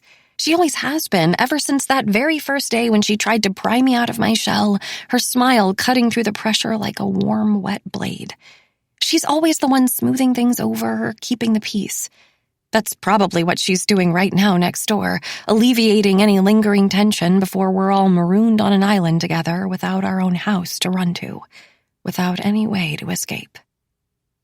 Lucy picked her for a reason, Sloane continues, leaning forward, and I can feel it now, radiating, some massive admission coming so close to barreling right out of her. The force of it something she can no longer contain. I've been telling you that from the start. I think back to the two of us outside the shed. The way she stopped, seemed to think hard about something before turning my way, asking that question. Are you sure you want to do this? The way she had called me vanilla, malleable, a blank slate. The very thing Lucy wanted, like she had picked me specifically, casting me to play some kind of role for her. A preordained purpose I still don't understand. When you're friends with Lucy, she makes you feel special, she had said, that ache in her face like she hadn't yet decided if that was good or bad. Like she chose you for a reason. I had stopped questioning what my reason was, but I never even thought about the fact that Sloane and Nicole might have reasons too. What do you know? I ask, a chill creeping up my spine. What do you know that you haven't told me? She hesitates, glancing over her shoulder again before leaning closer on my bed. Lucy didn't live in Hines last year, she says at last, and I notice the way she's ripping at her fingers now, pulling a loose nail so hard it bleeds. What do you mean? Of course she did. She was there all the time. No, she didn't, she says, shaking her head. Margot, you need to listen to me. Everything you think you know about Lucy, none of it is true. Chapter 46. I can still see her on that very first day, stepping into the circle of us with a case of beer in hand, bottles rattling. The way she plucked one out and twisted the cap, plunging her arm into the air like a call to arms, a battle cry. To us, she had said, glass lips smoking, taking a long swig and cementing herself in our minds as just that. Us. One of us. Our ringleader, our North Star, the self-imposed brightest one of all. She had been everywhere, always, making her way down the hall in the dark and stepping into the showers in the morning, rinsing off her hangover before appearing again, starting all over. The three of them linked, forever intertwined. They did everything together. I don't understand how that's possible, I say now, trying to wrap my mind around it. She was there. She was always there. She approached Nicole and me on move-in day, Sloane says, introduced herself in the courtyard, and we clicked. By that night, she was hanging out in our room like we'd known her forever. I picture that circle again. The RA, Janice, wrangling us into the common room, reciting the rules. The 24 girls of Hall 9B grouped together, huddled in twos, except for Lucy. Lucy wasn't there with a roommate, hip attached to the only other person she knew like the rest of us. But she wasn't like the rest of us, was she? She never had been. She was just there, standing behind Sloane and Nicole, biding her time until Janice left and she could step into the center, make herself known, eternally comfortable with being alone. There were 25, I say, mentally counting us all. 12 rooms, 12 sets of roommates, and Lucy. But in my mind, Lucy didn't belong in a set. She belonged in a trio. It was always the three of them with her in the center. It never struck me as odd until now. She told us she didn't like her roommate, Sloane recounts. That's why she was always in our room. Did she sleep there? I ask. She was on the hall all the time. Sometimes on our futon, not always. And you never asked to meet her roommate? Sloane shrugs like the thought had occurred to her, but in the end, she'd simply dismissed it. She said she was boring, never left her room. She says, biting her lip as soon as the words escape. I feel my cheeks flush. I can tell she feels bad. No offense. It's fine, I say, waving it off. But maybe she lived on another hall or something, a different floor? That's what I thought at first, too. When did you start thinking otherwise? Sloane sighs, rolling her neck, and I can't help but dart my eyes over to my closed door again, always aware of the possibility that Lucy might be listening. After finals were over, when it was time to move out of Hines and into the house, Nicole and I couldn't find her, she says at last. We were calling her phone, looking in the lobby. Even if she lived on another floor, she should have been there too, right? Moving out with everyone else? Right, I say, nodding, remembering the swarm of girls with their campus-owned carts. The metal corners crashing into our ankles, rickety old wheels and neon numbers stuck to the back. We finally figured she was at work or something and was going to get her stuff later, but when we pulled up to the house, she was already here unloading shit out of her car. Where did it all come from? She asks, leaning forward. If she didn't move it out of Hines, where was she keeping it? I chew on the inside of my cheek, thinking, remembering that night on the roof. Lucy's admission that didn't feel like much at the time suddenly looking different in this strange new light. I left right after school. Figured I'd just come here and get a job at a cheap apartment. Did you ever ask her about it? Yeah, Sloane says.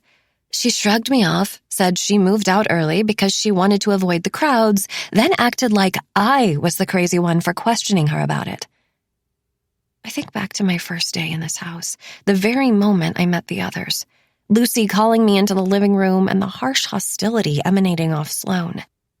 The way she had been glaring at me, snapping at her. Where'd you find her? She'd asked, eyeing me suspiciously. She lived on our hall. I still remember the inflection in Sloane's voice when she responded, incredulous. Our hall? I always thought she said it like that because she couldn't believe I'd lived there too.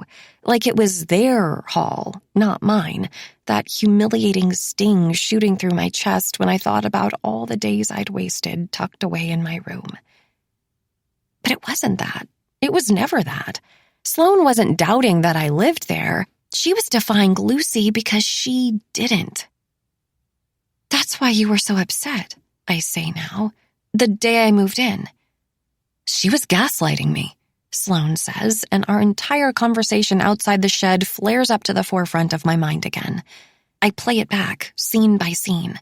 Sloane, eyes darting, afraid of being watched. The venom in her voice, like somebody scorned. She's a fucking liar. There has to be an explanation, I say at last, trying to tread lightly. I don't want Sloane to think I'm brushing her off, siding with Lucy, but at the same time, it doesn't make sense. If she didn't live in Hines, how was she always getting in and out of the building? Wouldn't you constantly have to be buzzing her in if she didn't? Nicole's keycard, she says. You're the one who made me see it. I think back to the two of us in Sloane's bedroom just after Thanksgiving, talking about Nicole and how skinny she looked. The way I had demanded we start locking the door even though she could never keep track of her key. Sloane opening her mouth before closing it again, looking concerned. Fingers working at that seam for so long the thread started to fray. She lost it, I start, but already Sloane shaking her head. She didn't lose it, she says. Nicole still swears it was stolen. We just never figured out who took it. The thought of it makes my skin crawl. Lucy wandering up to Sloane and Nicole in the courtyard and talking her way inside. Swiping Nicole's keycard so she could let herself into the dorm as she pleased before drifting down the hall into the common room, convincing us all that she belonged. Before I left for Christmas, I stopped by the registrar, Sloane says. Right before they closed for the holidays, I searched Lucy's name. You can't just look at student records, I say, eyes widening. You could get expelled. I know, she says, holding up her hand.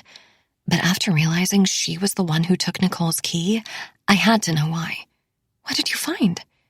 Nothing, she says. Every time I searched her name, nothing showed up. What do you mean nothing showed up? I ask, though I can see it now. Sloane sneaking to her computer, an empty office just before the holidays. Booting it up, glancing over her shoulder, confirming she was alone. Pulling up records and typing Lucy's name, brown eyes widening when it came up blank. Are you sure you spelled her name right? Sharp with an E? Yes, I spelled her fucking name right. Okay, sorry, I just don't understand. What is so hard to understand, Margot? I can tell she's biting her tongue, trying not to scream, those ravaged fingers tugging at her hair as she begs me to just put it together, figure it out. Her frustration is mounting, leaking out of her eyes, and I brace myself to hear the thing that, deep down, I've known was coming all along. All those little moments are bubbling up to the surface now. Moments with Lucy when someone asked about her major and she shrugged them off. When they mentioned never seeing her on campus and she just smirked and walked away. She never studies. Sure, she reads, but they're books I've lent her. She was like that last year, too. Jealous girls speculating about all the terrible things she must be doing to get by. She's always coming and going out of the house like the rest of us, but she works, too. She's the only one of us with somewhere to be that isn't on campus. So how do we know she isn't just grabbing her backpack and taking off to Penny Lane's instead of going to class like the rest of us? The answer is, we don't. Nothing showed up because there is no Lucy Sharp enrolled at Rutledge, Sloane says at last, and I feel the twist of something sharp in my chest. Fear, cold and hard, plunging in deep like a knife to the heart. Lucy Sharp doesn't exist. Chapter 47.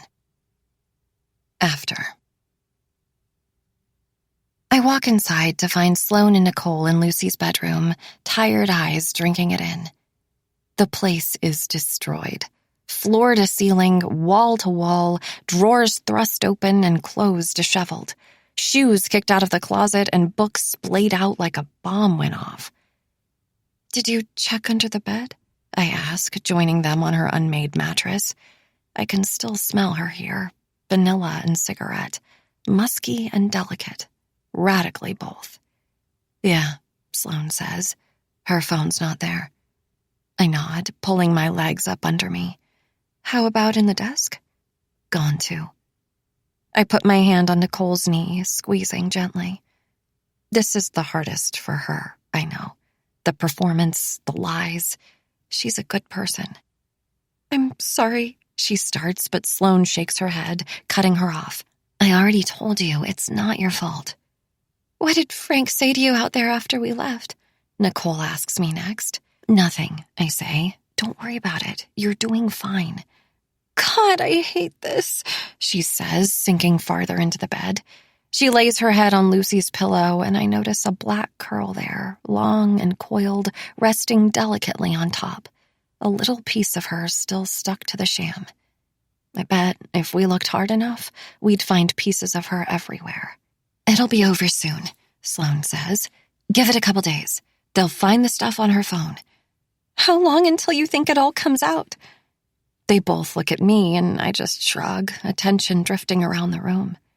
I feel a bit dazed seeing it like this, sort of like taking in the ruins of a place you once loved. Her room, the epicenter of the earthquake that shook our lives apart. I have no idea, I say at last. The press is still reporting she's a student. Rutledge has got to say something eventually. They're probably scrambling, Sloane says, laughing a little. Can you imagine the dean admitting that a random person spent an entire year shacking up in their dorm and nobody knew about it? She kept a shower caddy in the bathroom, for Christ's sake. The parents will have pitchforks, I say, and my mother will be leading the pack.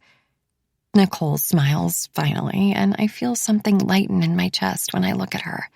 She glances at Sloane, then at me, and the three of us burst out laughing, a violent fit that leaves us in stitches. We must be tired, delirious, the stress and surreality of these last few weeks doing something strange to our brains. It is sort of ridiculous, though, when you really think about it.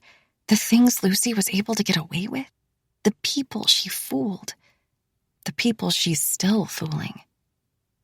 The cops have got to know by now, Sloane says, wiping a tear from her eye.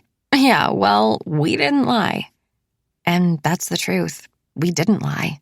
Not outright, only by omission, crafting our responses slowly, deliberately, every time Detective Frank hit us with a question that could come back to bite. That very first morning, sitting in the dining room, the three of us swallowed by our oversized T-shirts as our plan lurched into motion. Slow at first, but gaining momentum. Soon it would take off and leave us all behind. Nobody's getting into trouble, girls, but she hasn't been accounted for since Friday. We held fast, doe-eyed and innocent, and it was easy, really, because that's all we were to him.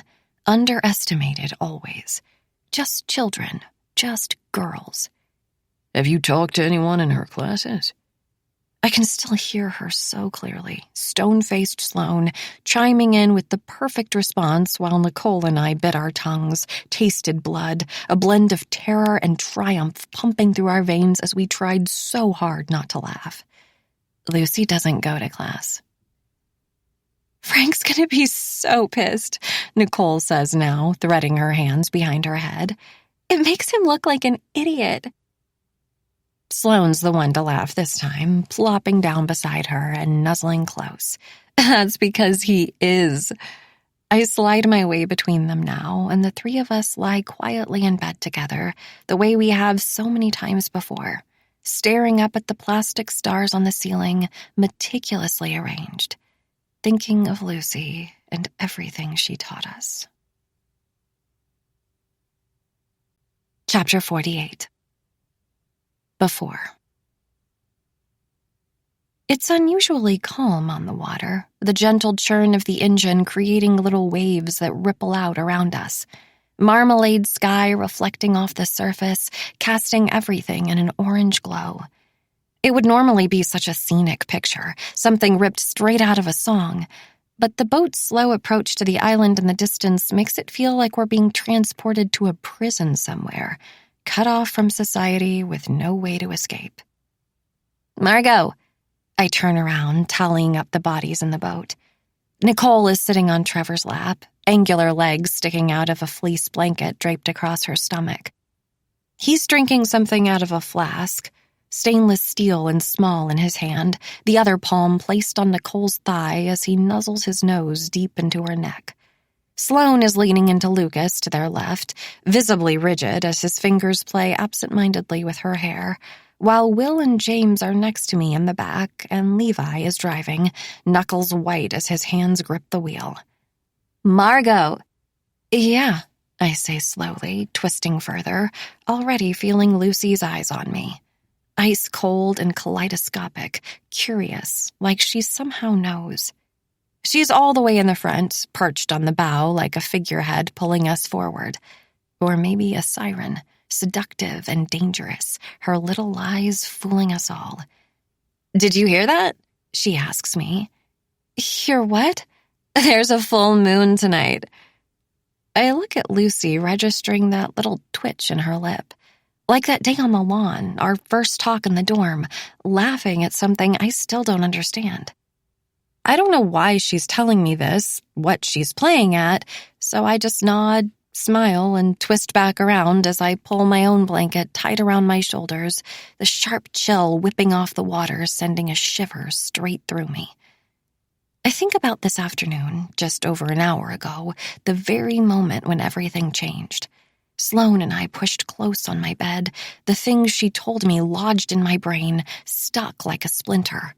Harsh and throbbing as I tried to summon a single memory of Lucy on campus, in one of my classes. Black curls bobbing in a sea of other students, or sharp blue eyes staring at me from the back of the library. That whiff of vanilla hovering like the ghost of her trapped in an empty room. It was a pointless exercise. Lucy was never there. I was starting to accept it with a certainty that was startling, so much so that it's hard to imagine how I never noticed it before. But the truth is, it's easy to blend in a place like this. Rutledge may not be big, but it's sprawling. The classrooms are scattered across the city, historic buildings tucked into little cracks and crannies, disappearing into their surroundings so naturally it's hard to even know what belongs to the college and what doesn't. There are full sections of the school I've never noticed before, entire buildings I haven't had a reason to step inside. Not only that, but I've seen the same handful of people in my classes for almost 2 years now, all of us trapped inside a bubble of our own making, completely unaware of what goes on outside it. I rarely catch glimpses of Sloane or Nicole during the day either, both of them retreating to their respective spaces and staying there until it's time to come home again. And when I think about all this, really think about it, it actually seems shockingly easy to do what Lucy has done, to simply step into this place and blend in so seamlessly, to convince us all she's one of us. "She's still our friend," I said to Sloane, the implications of it all sitting stubborn between us, refusing to sink in. "I mean, this doesn't change anything." "Margot, it changes everything," she gaped. "We're living with a stranger." "She's not a stranger," I said, somewhat mildly, humiliation blooming in my chest at how natural it was for me to keep jumping to Lucy's defense like this, no questions asked. Same as that first day outside the shed. Listening to Sloane's slander, the reflex to protect her was automatic, instinctive, like a mallet to the knee. Well, she's not who she says she is either. It's still tempting, even now, to give Lucy the benefit of the doubt.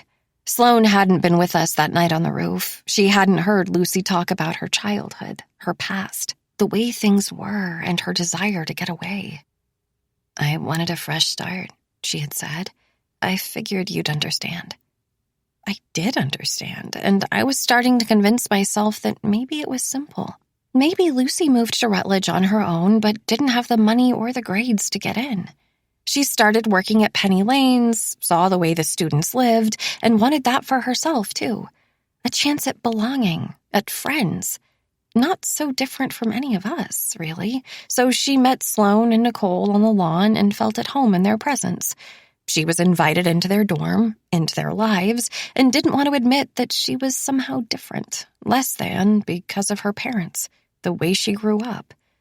Why wouldn't she fake it when nobody questioned her?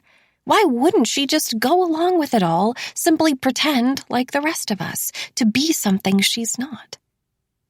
We're so close to the island now that I can see the other boats anchoring, swarms of boys hopping off and onto the sand, carrying duffel bags and coolers over their heads to keep them from getting wet. Girls sitting on the sides with their legs dangling off, taking swigs of vodka straight from the bottle. Salt water and wind turning their hair crimped and wild. I thought about skipping the party tonight, hanging back while the others left and using the free time to sort through my thoughts, try to find some answers.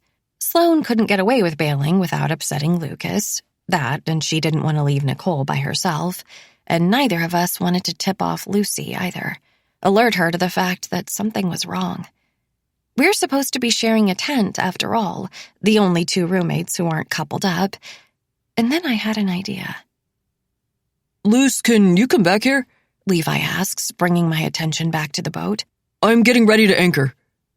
I've never heard him use that nickname before, and I watch as he pats the seat next to him while Lucy stands up, stepping over our stuff as she makes her way toward the back. Images of the two of them flash through my mind again. Lucy in his bedroom, sinking deep on his mattress. Long fingers winding through his hair as she pulled him close, her lips on his.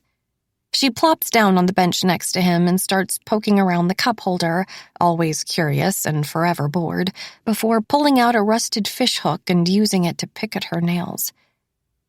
"Make sure you girls don't wander away when you're drunk," Lucas says, a giddy anticipation sweeping through him now that the night is so close to starting. "There are animals out here." "What kind of animals?" Sloane asks, crossing her arms. "Spiders," he says, his fingers crawling their way up her leg. "Alligators, snakes. Just stay on the beach and you'll be fine," James says, and I turn around, startled at how close he is. With everything else going on, I forgot he was even here. "Wait until you see the stars," Lucas continues, hugging Sloane close. It gets so dark without the ambient light. Fuck!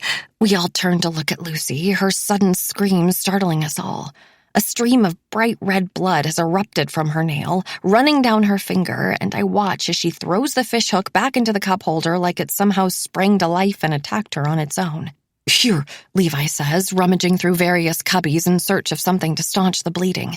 I watch as it leaks out in a steady gush, perfect little circles dripping onto the floor of the boat, the cushioned seat, Levi's shorts.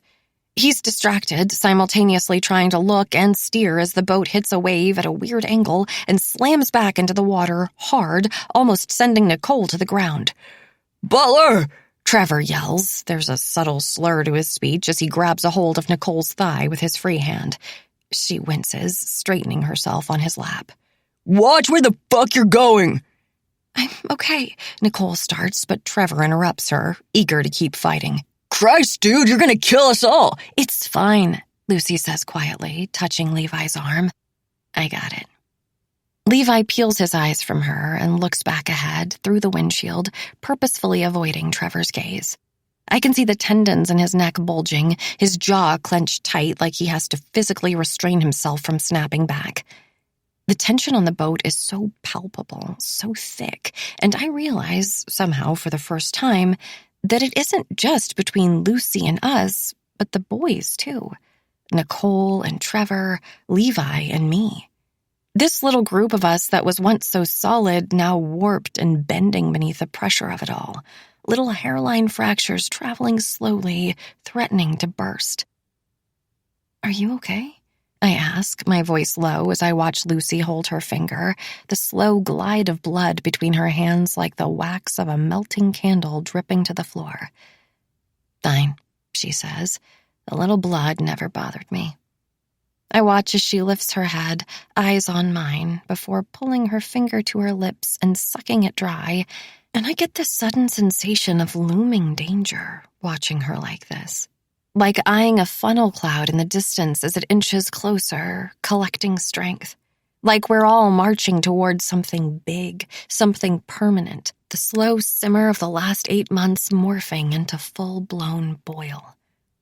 The boat sidles up to the shore and lurches to a stop, the anchor plunging into the water with a violent splash. The night is officially alive with the sound of drunken shrieks and wild laughs, but all I can hear is my own blood in my ears. My own beating heart like the steady thrum of drums in the distance, the executioner's call, intensity building until we hit the inevitable crescendo, and once we do, once we reach the top, there will be nothing left for us to do but fall. Chapter 49. It gets dark fast, the little bubble of sun in the distance melting into the water as the boys work quickly, quietly, trying to pitch the tents and get the fire going before we're swallowed by the sky. Already I can hear the noises of the night, the quick thrash of something feeding in the distance, the buzz of bugs as they skim across our skin.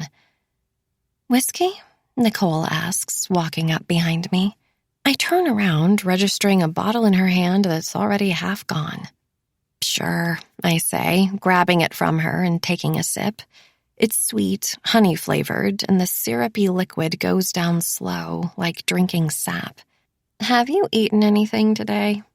I try to smile when I ask it, try to make it sound like a joke. A subtle reference to her request the morning after Halloween, reminding her to eat dinner, but she doesn't smile back when she sits down next to me. If not, this will go straight to your head. I'm fine, she says, wrapping her arms tight around her legs. They're so fragile, so thin, and I can't stop thinking about the way she looked earlier, stumbling around on the boat. No cushion on her bones to break her fall. Are you really? I ask quietly. Fine? She doesn't answer, both of us silent as we sit in the sand, on the edge of everyone, watching the freshmen pile driftwood and palmetto fronds into a giant pile for the fire. The rest of the boys are setting up tents in a circle around the pit, the girls by the coolers, guzzling liquor to stay warm. Suddenly there's a shriek in the distance, and we turn toward the sound, our eyes landing on Lucy in the water. It's practically freezing, but she's still up to her knees, jeans rolled up and damp at the edges, splashing Levi as he tries to carry the rest of the supplies from the boat. "Does that bother you?" Nicole asks, ignoring my question and nodding toward them. "So you noticed," I say, shooting her a smirk. "She's not exactly subtle, is she? I guess it's just hard to understand what she sees in him," I respond, a watery truth, after everything I've told her. Nicole nods, her bare toes digging into the sand, and I turn to face her, knowing this is my opening. I've been so distracted lately by Lucy, by Levi, by the two of them together and the memories they provoke, trying to understand how it all ties together, what it all means, that I know I've been neglecting Nicole, whatever she's going through, pushing it off until later, never, hoping it'll simply resolve on its own. "Does it bother you?" I ask slowly, trying to gauge her reaction. "Why would it?" she asks, stone-faced, as she grabs the whiskey from my hand and takes a long pull, jaw clenching as she swallows. "I just thought that after whatever happened on Halloween—" "I said I'm fine, Margot. I don't believe you." I push, my fingers digging into the sand. "Whatever happened, you can tell me. Nothing happened on Halloween. Nicole," I whisper, my voice dipped low. I hadn't planned on doing this tonight, confronting her so deliberately, but there's something about us all being marooned here with nowhere to run that makes me want to keep digging. "Come on, please." "Levi didn't do anything," she says at last, a sudden glint of tears in her eyes. It's the closest she's ever come to a confession, and I watch as she wipes them angrily, little wet streaks darkening her shirt sleeves. "I promise." "Are you sure?" I ask, looking back at the fire, my eyes on him crouching next to it, blowing gently on a collection of sticks glowing red, thinking about the bruises on her wrists, the ones they found on Eliza. Levi and Lucy and the thought of him helping himself to everything I love making my jaw squeeze. "Yes, I'm sure," Nicole says, grabbing the whiskey again and draining it completely. "He didn't do a thing." The night descends into chaos quickly, like the sinking sun took our inhibitions with it. The fire is roaring, finally, the orange glow of it sparking in our eyes, ash and embers flying into the sky before drifting into the distance, getting swept away by the breeze. Someone has music playing through a portable speaker, and a group of girls are holding hands, running in circles around the fire as they sing. I wonder what it is about the cloak of night, a sky full of stars, that makes everyone act a little strange, a little savage. "The very error of the moon," Shakespeare said, a line from Othello that stuck with me when we read it last semester. "It makes men mad." I look up at the sky again, that single spotlight shining down, and try to push out the memories of the last time I was acutely aware of a full moon above. Another party taking place in the dark. A collection of kids left on their own with too much freedom and not enough sense. It's animal, I guess, our attraction to it. The way it empowers us to think and feel and do as we please. I glance around, taking in the others. Lucy and Levi are standing by the flames, his arm flung around her shoulder in a way that makes me think of him and Eliza on that very last night, stumbling, laughing, fingers intertwined. Sloane and Nicole are sitting together by the tents, their eyes on Trevor as he lurches around in the sand. There's a bottle of rum clutched in his hand that hasn't left his grip since we got here, but that hasn't stopped him from barking out orders. Still bossing around the freshmen, playing God, even though their duties are over and his power is gone. After a few more seconds, I find who I'm looking for and stand up quick, brushing the sand from my jeans as I make my way toward him. I glance back at Lucy every few seconds, relieved to see her still swept up in Levi, paying no attention to my slow slink into the dark. I approach him furtively, standing by the water with a couple other brothers, noticing he looks different than the last time I saw him. No more blood slathered across his skin, his cheeks. Long blonde hair now buzzed short against his scalp. No more costume, that stupid blue dress. "Excuse me, Danny?" I ask, watching as he turns around at the sound of his name. He doesn't recognize me at first, but slowly I see it. The memory of Halloween, of me, of the three of us sitting around that fire out back. Lucy pretending not to know him, and the way he scurried away with his tail between his legs. "Do you have a second?" Danny DeMarcus, Lucy's old classmate. The only person here who might know her at all. Chapter 50. We walk along the shore together, away from the fire, the sand spongy beneath our feet and the sharp shriek of whistles echoing out around us. Ignore them, Danny says at last, one hand in his pocket and the other nursing a can of Bud Light. The sounds from the party grow steadily more distant until we finally stop at a collection of driftwood and sit side by side, the silhouettes of the others dancing in the dark. So, you said you wanted to talk? Yeah, about Lucy, I say, trying to choose my words wisely. Halloween. Right, he says, looking back at the water. I can hear it lapping in the distance, the scuttle of fiddler crabs as the tide washes out, and suddenly remember what Lucas said earlier about all the other life out here prowling around in the dark. She told me you went to school together, I say at last. How she grew up, that she doesn't really like people knowing about her past. Danny is quiet, forcing me to continue. I think she pretended not to know you before because I was sitting right there. I guess I can't blame her, he says at last, taking a drink. Why's that? He turns to look at me, eyebrows raising. She's your roommate. Why don't you ask her?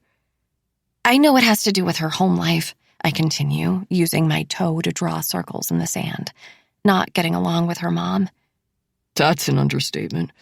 Was it really that bad? Danny shrugs, takes another drink. Let's just say her mom has a reputation, he says. I'm sure it wasn't easy to live with. I nod, filing the information away. I also know she had a boyfriend who might have hurt her. Danny turns to face me, finally, and I'm suddenly grateful for the pitch-black sky shielding my expression.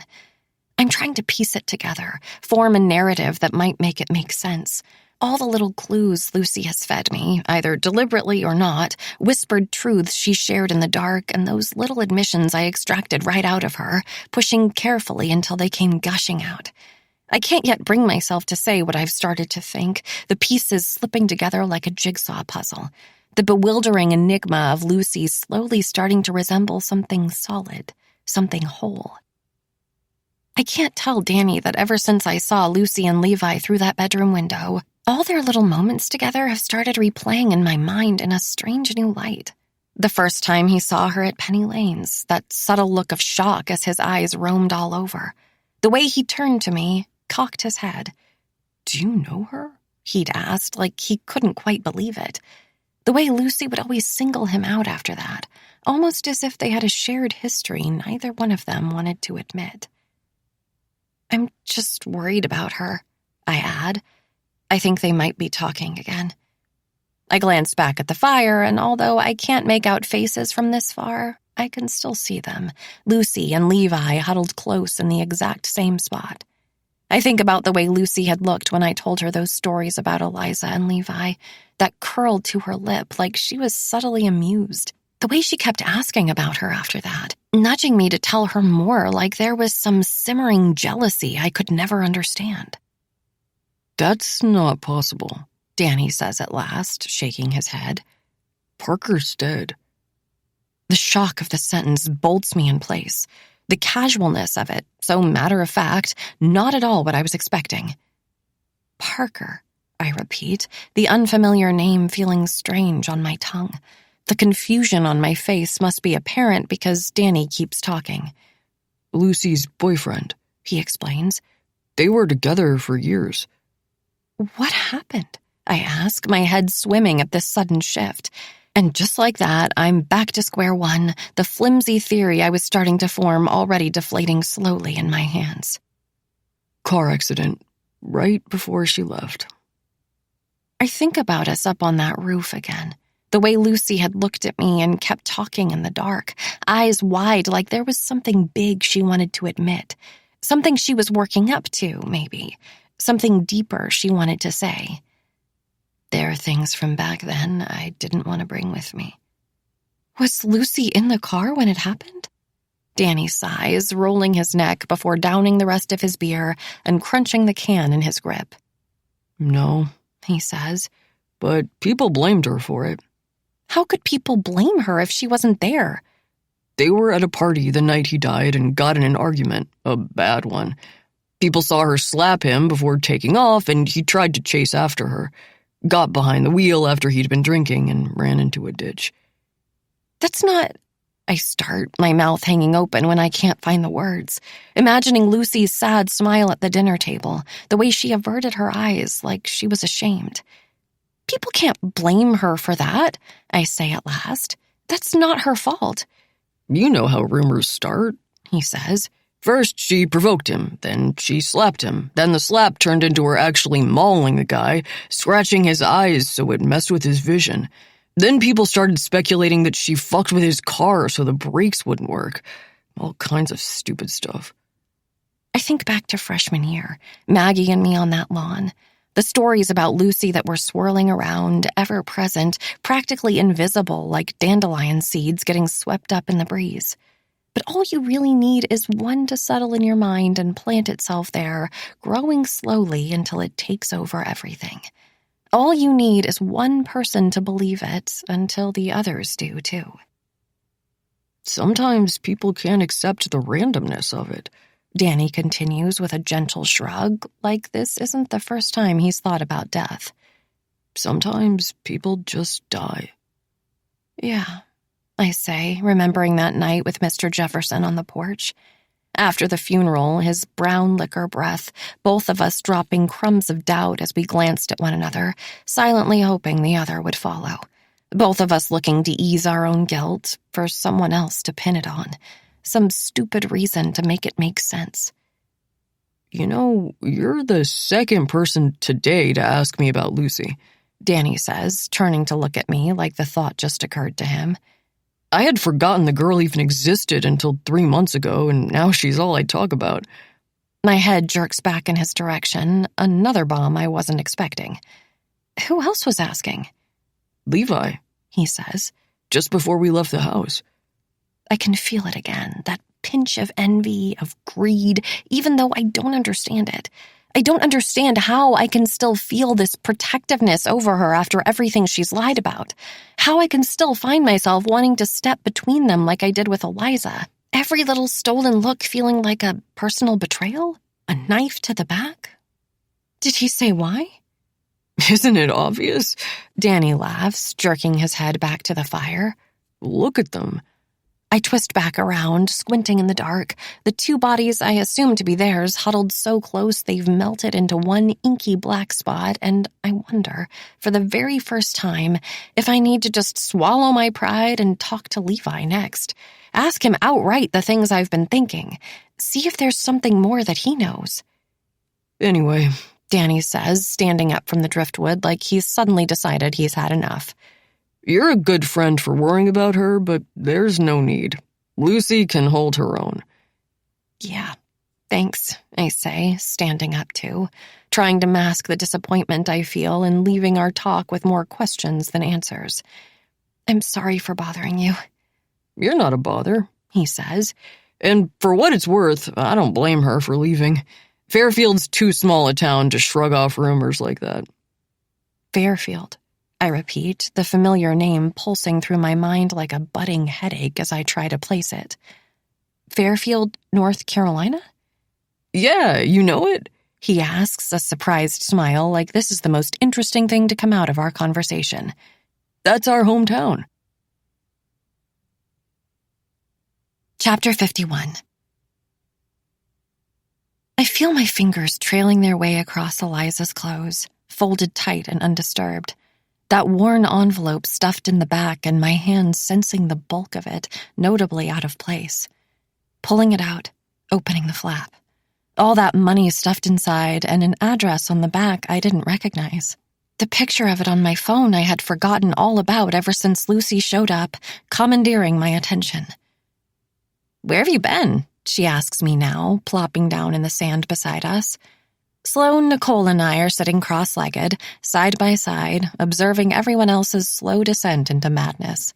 The party is still going, still raging like the fire around which we're gathered, though the crowd is beginning to dwindle now, people starting to stagger into their tents, exploring the island, maybe, couples sneaking off and into the trees. "I had to pee," I say, turning to face her. Her cheeks are flushed and pink from the fire, and I see that envelope again, so clear in my mind.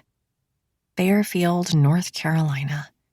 I watch as she turns in the direction of the foliage behind us, a cluster of untamed shrubs and long, sharp grass, swaying cattails and barren trunks with branches like brittle bones stripped of their skin. I wonder if she really did see Danny and me walk off in the opposite direction together. I wonder if she knows on some subconscious level how close her secrets are to suddenly slipping away. If she knows that I'm lying. I got lost, I add, grabbing the bottle of wine beside me and tipping it back, swallowing too much. For the heat, the courage, the numbness I know it'll soon provide. I can already feel the whiskey from before filling my limbs up slowly, pushing down on my eyes so they feel heavy and hard. It's dark out there, away from everything. I look at Sloane, nursing her beer, a tension in her jaw that calcified the second Lucy showed up. Nicole right next to her, cheekbones angular and harsh in the shadow of the flames.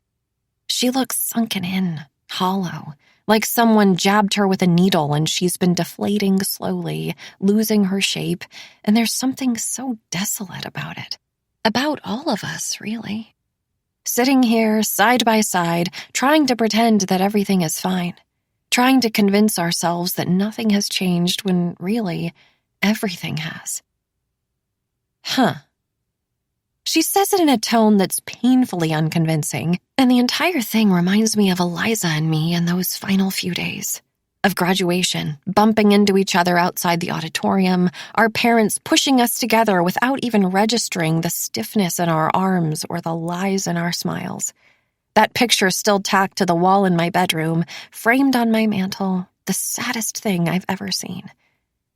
In that moment, we knew something big had fractured between us, something possibly even permanent. We knew, after that argument, that we would never be whole again, but still, we tried. We tried to look happy, normal, Eliza's fingers hovering behind my back like she couldn't stand the thought of touching me. Her mom counting down, camera in hand, and the sigh of relief that escaped from her lips as soon as the flash went off and we could peel ourselves apart. We hadn't spoken a word since that fight in my bedroom. It was the longest we had ever gone without talking, an entire decade of friendship whittled down to nothing but stone-cold silence. But neither of us wanted to be the first to crack, so instead we let it grow between us like a tumor, getting bigger, denser, as if ignoring it completely would make it go away on its own. "Oh, shit," Sloane mutters, and I look up now, tracking her gaze, watching as Trevor trips in the sand. He goes down hard, dangerously close to the fire, limbs like rubber as his legs splay out in two opposite directions. "I'm fine," he slurs, waving off Lucas as he tries to pull him up. He's still clutching that stupid bottle, fingers wound tight around the plastic neck, refusing to let go even to break his fall. Everyone glances over as he struggles to find his footing, and I look over to Nicole next, wondering if she's going to help him, silently hoping she won't. "I'm grabbing another blanket," she says, standing up to make her way to the tent. I know she's embarrassed seeing him like this. Maybe a little resentful that Trevor's allowed to let loose and act like an idiot when she, apparently, isn't. I look back just as Trevor finally gets to his feet and lifts the handle in the air, saluting us all. The bottle is alarmingly empty, only a few fingers of liquid left sloshing at the bottom, and he tries to take another swig, but his aim is off, a rush of clear liquid missing his mouth and gushing down the front of his shirt. Fuck! He yells, stumbling a bit as he pulls at the fabric, the sweet smell of coconut drifting toward us in the wind. A snort of laughter erupts somewhere to my right, and I twist around, looking for the source. It came from Levi, unmistakably, a look of pure amusement on his face, watching Trevor embarrass himself in front of everyone like this. Is something funny? Trevor asks, taking a step toward him. His face is morphed in a matter of seconds, and I recognize the same look from Halloween that made my skin crawl. Dangerous, predatory, his eyes wild and unrestrained. Butler, he repeats when Levi doesn't answer. I said, is something funny? No, Levi says, shaking his head, downing the rest of his beer before reaching into a cooler and grabbing another. Everyone else seems to have stopped what they're doing now, bodies still like statues, afraid to move, afraid to breathe. Give me yours, Trevor says suddenly, a challenge in his voice. We watch as he drops the bottle onto the sand and rips his shirt off before flinging it at Levi, his bare chest rippling in the shadows from the fire. The shirt lands in Levi's lap with a wet flop, and he takes a deep breath as he stares down at it, still unmoving. The glow from the flames illuminating his face, eyes stretching down into two long shadows. Butler, I said switch. God, he's an asshole, Sloane mutters, and I look back at her now, the way she's staring at Trevor with such disgust. After a long stretch of silence, Levi places his beer on the ground with measured control and pulls his shirt off, throwing it over to Trevor. Even from here, I can see the trail of goosebumps erupt down his arms, his bare skin exposed to the cool night air. Or maybe it's the humiliation, this public act of shame, his anger festering like an infection, trying to push its way to the surface. He just sits like that for a second, half naked, jaw clenched tight and eyes on the flames as Trevor pulls the clean shirt over his head and continues to glare. Finally, Levi gives in, taking the wet wad of fabric off his lap and fanning it out before putting it on, that dribble of liquor still stained down the front. That's what I thought, Trevor murmurs, stalking off, and I can't help but wonder why Levi let him do that. Why he let Trevor chew him out on the boat earlier, too. Maybe he's conditioned after an entire semester of letting the other brothers walk all over him, older boys treating him like their own personal punching bag. Maybe he still feels like a pledge, only a few hours into the party that was supposed to set him free. Maybe he knew it wasn't worth the fight, that Trevor's wrath would be worse later if he turned him down. Or maybe he's trying to keep the peace for some reason. Every interaction between them like Levi is walking on glass, never knowing when he might get cut. The party reignites slowly, cautiously, people forcing themselves back to their conversations and their drinks, though everyone's eyes are still darting furtively over to Levi as he sulks off to the side. There's something dangerous about the way he grabs his beer from the sand and downs the rest of it before crushing the can in his grip, tossing it into the water. Reaching for another and cracking it open before downing that, too. I'll be right back, Lucy says, standing up and walking toward him.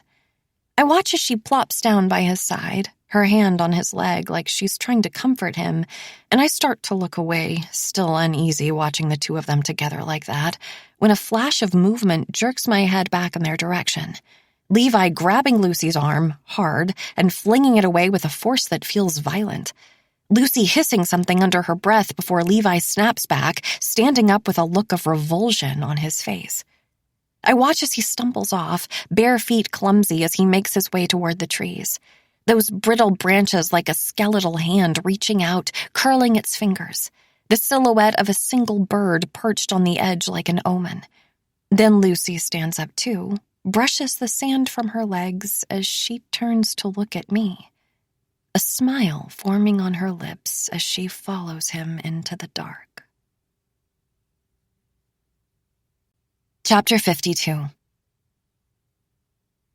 My head is pounding as I open my eyes, the brightness of the tent borderline blinding.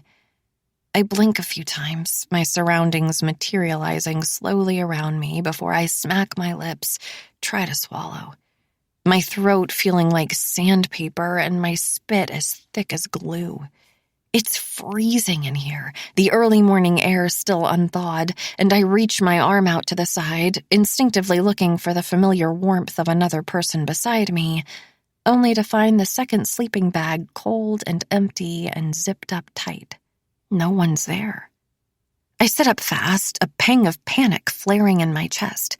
Memories of Eliza, my phantom limb, all those mornings I had woken up to that blissful, bleary second when my subconscious still believed she was alive. I remember now with a startling clarity that Lucy should be in here with me. We were supposed to be sharing a tent last night, and I closed my eyes again as quick bursts of memory explode in my mind like a strobe light, sharp and blinding. The fire, the dancing, the mounds of warm bodies passed out around the giant open flame. The moon in the sky like a large open eye, and the bottles of liquor being drained faster than what should have been possible. Danny and me on the driftwood, whispering those stories. Lucy and her boyfriend, that accident, some big argument just before he died. Trevor stumbling around, screaming out orders. Lucy and Levi and that strange confrontation, a simmering anger as he flung her arm off. I don't remember putting myself to bed, and I fling the covers off now, looking down, realizing I'm still in my clothes from last night. Smears of dried mud caked to my pants, the cuffs of my jeans stiff with salt water. Sand and cold sweat flaking off my chest like a molting second skin. I remember Levi leaving, Lucy following, that worm of rage writhing around in my stomach, trying to drown it, kill it by picking up the bottle and taking another drink. A sense of claustrophobia comes washing over me, and I suddenly, desperately need to get off this island. It feels like those early memories with Eliza again. The two of us beneath that dock, surrounded on all sides, that bubble of damp air that got caught in my lungs and made it feel like we were sinking, drowning, and I stand up too fast in my tent, fighting the overwhelming sense of vertigo that rushes to my head before unzipping the opening and stepping outside. The island is buzzing with the kind of hungover energy that makes everything feel like it's moving in slow motion. Lethargic stretches and girls sipping instant coffee out of rustic enamel mugs, splashing their faces with palmfuls of water, mascara smearing like a bruise beneath their eyes. The boys are lolling around in sweatshirts and basketball shorts, thick heads of hair sticking up at odd angles. A few of them attempting to scramble eggs above barely there flames. I finally catch sight of Sloane and Nicole in the water, calf deep and moving slow, and I amble over to them, my heart hammering in my chest. "There she is," Sloane says without turning to face me. Already, I don't like the sound of that. "And how are we feeling this morning?"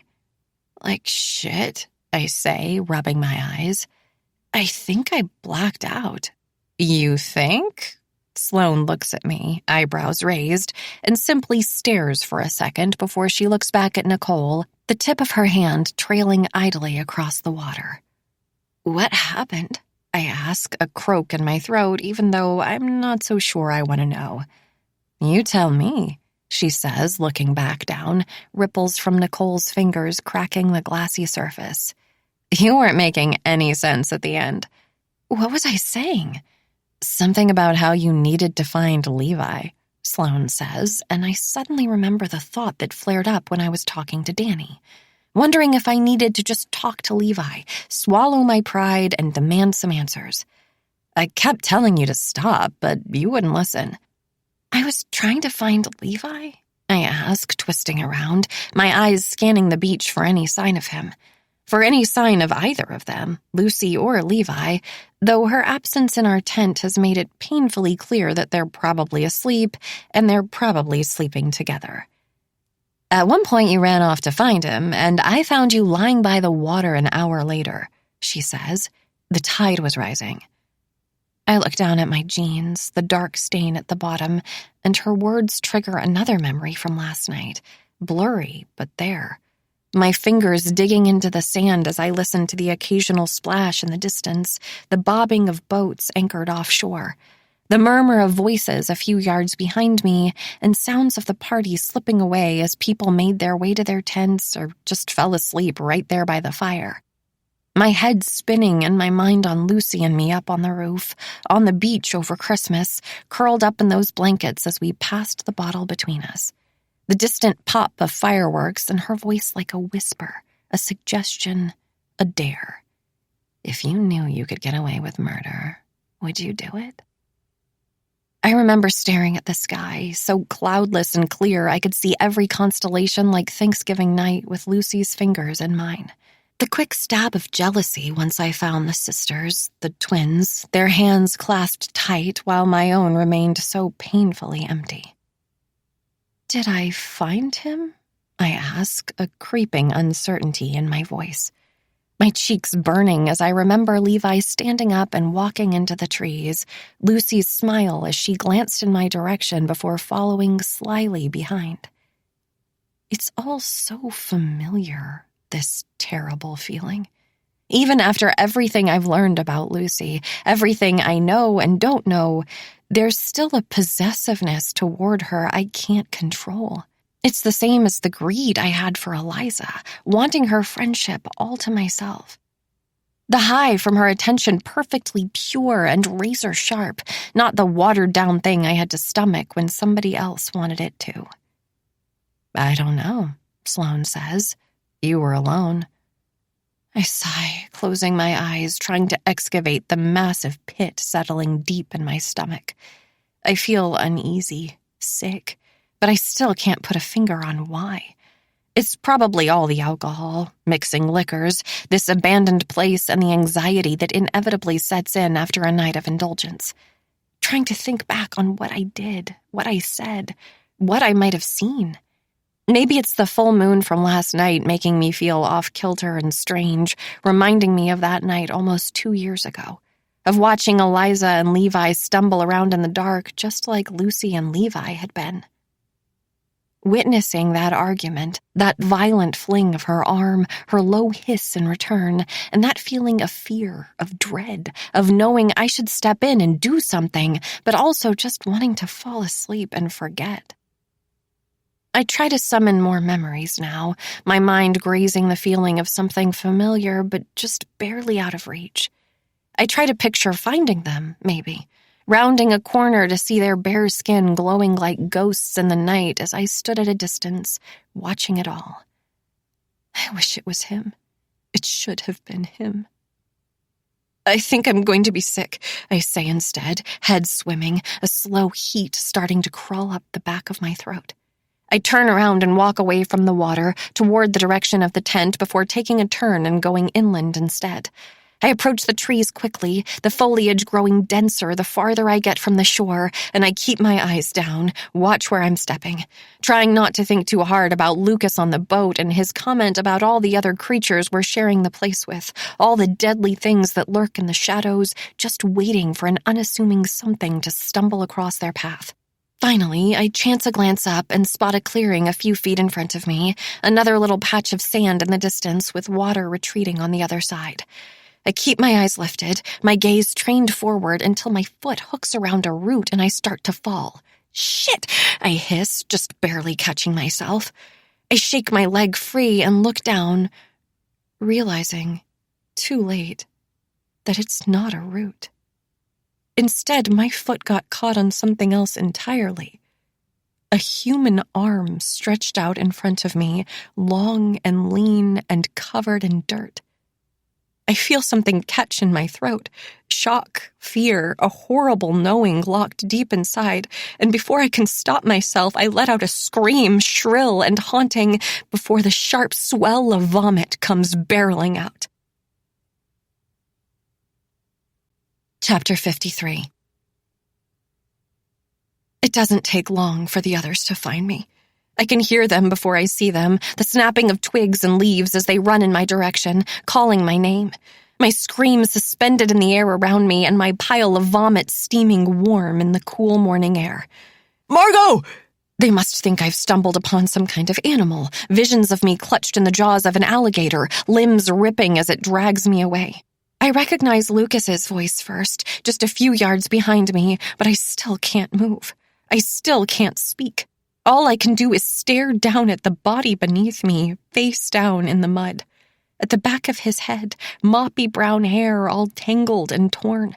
The same head I saw staring into the distance from beneath the deck board slats almost 3 years ago. Those long, tan arms, so muscular and toned, once holding a cigarette as he stood just above, now strewn about in all the wrong angles.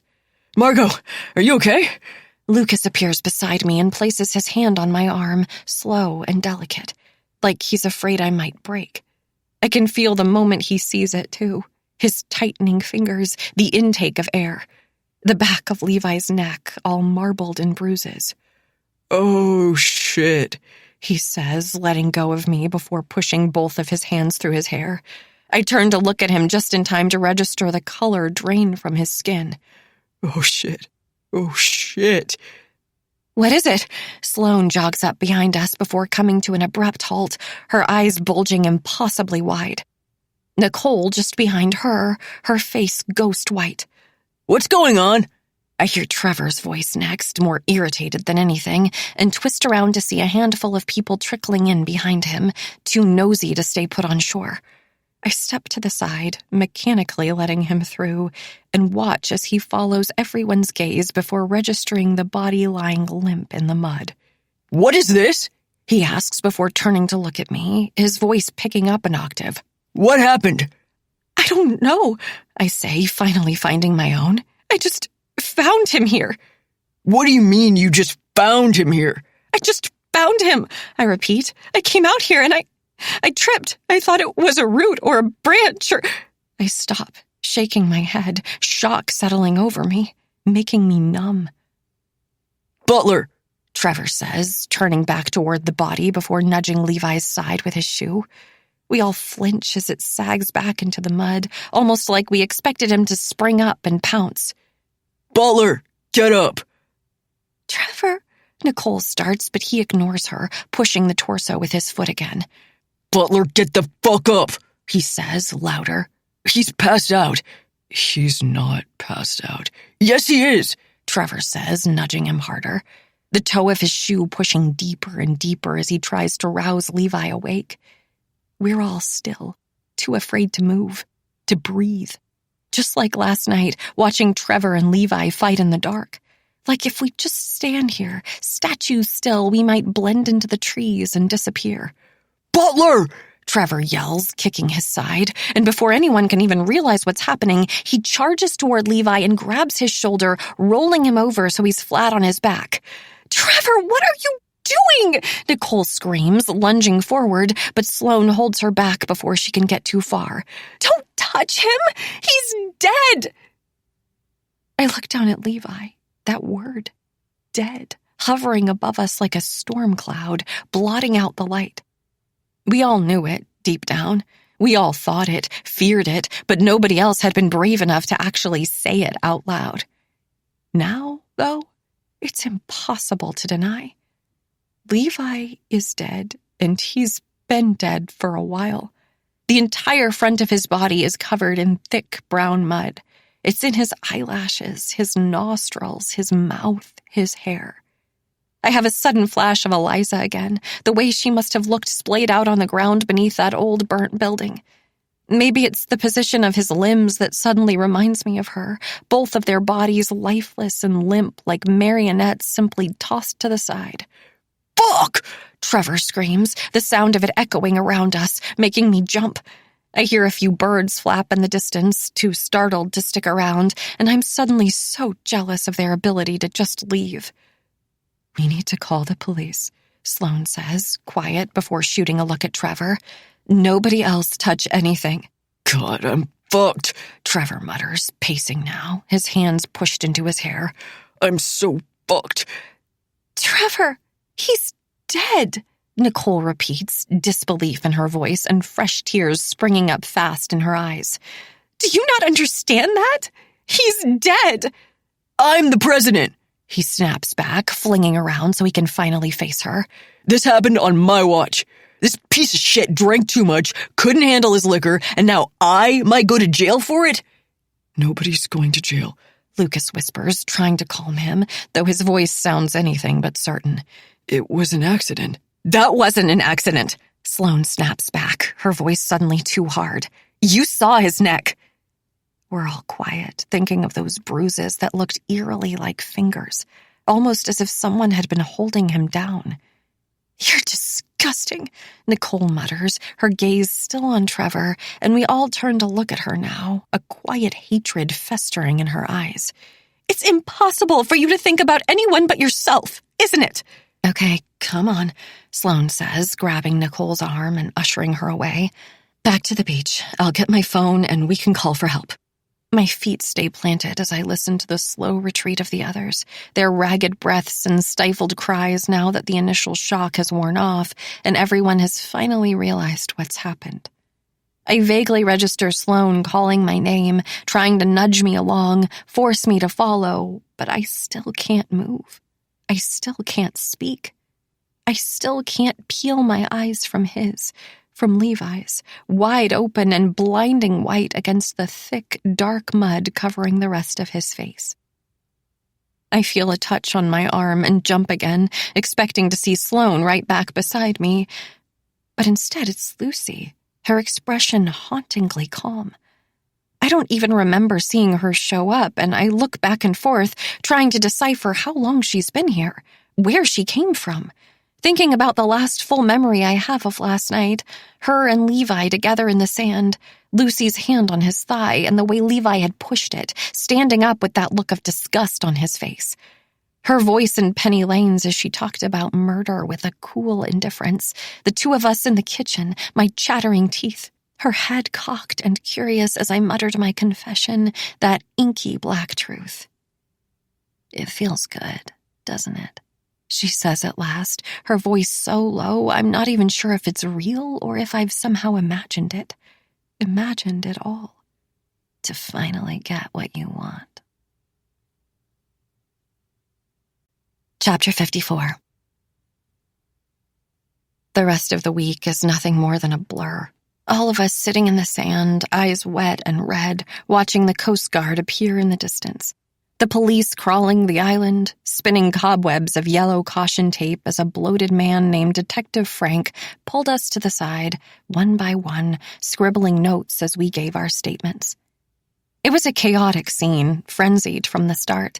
None of us were able to answer his questions, not really, the details of the night fuzzy and fading. Conflicting accounts of who was where and when and why. The mud had swallowed our footprints. The shifting sand made it impossible to retrace anything. The tide the night before had been higher than normal, the full moon tugging at the water like it had tugged at all of us, the gentle pull of gravity like a curling finger daring us to indulge in our own intimate extremes, and as a result, any evidence, murky as it might have been, was washed away as it fell. Destroyed by Trevor flipping over the body, the grime covering Levi's skin masking any prints, any clues, any indication, other than those bruises, of how exactly this might have happened, of what could have gone so horribly wrong. By the time we made it back to land, I was shivering with shock, a trauma blanket wound around my shoulders despite the fact that I was still sweating. We were brought to the station next, every single one of us, where we were asked to repeat our statements again and again and again. Our hair crusted with salt, sand still stuck to the crooks of our arms, the bend of our knees, the hidden spaces tucked between our toes. Clothing damp and the smell of pluff mud permanently stuck to our nostrils, so no matter where we went or how far we ran, we were still back there, back on that island, looking down at Levi as it swallowed him whole. By Monday, the news was everywhere. Freshman Levi Butler died over the weekend at a fraternity-sponsored function. There was alcohol involved, dozens of empty handles collected from the beach and bagged as evidence. Crumpled cans bobbing with the waves and whispers of hazing, everyone remembering the way Trevor had treated him. That scary aura as he puffed his chest out. Officially, the boys swore pledgeship was over, and Levi must have just drunk too much before stumbling away and passing out in the trees. That maybe he fell in the mud, his head too leaden and floppy to lift back up. Maybe he was smothered by it, thick and sticky as it lodged in his windpipe, gagged him to death. Still, Kappa Nu was suspended indefinitely. The boys are still next door for now. Most of them don't have anywhere else to go. But the parties are over and the shed doors stay closed, that pathway between us irrevocably shut. They're strangely quiet when they do venture out, eyes cast down and tails tucked tight. All of them afraid of attracting unwanted attention in a way that reeks of irony, oddly refreshing. But at the same time, we keep to ourselves now too, because while the unfolding news is one thing, the rumors are another beast entirely. From the second we stepped off that island, they spread like wildfire set to a parched, hungry place. Powerful, uncontrolled, ripping through campus with a speed that was startling. Each one somehow both outlandish and believable, and most of them, as always, revolving around Lucy. She was with him, after all, splashing him in the water, sitting next to him by the fire and trying to console him after Trevor humiliated him in front of everyone. Like Nicole had said as the night was just starting, she's not exactly subtle, is she?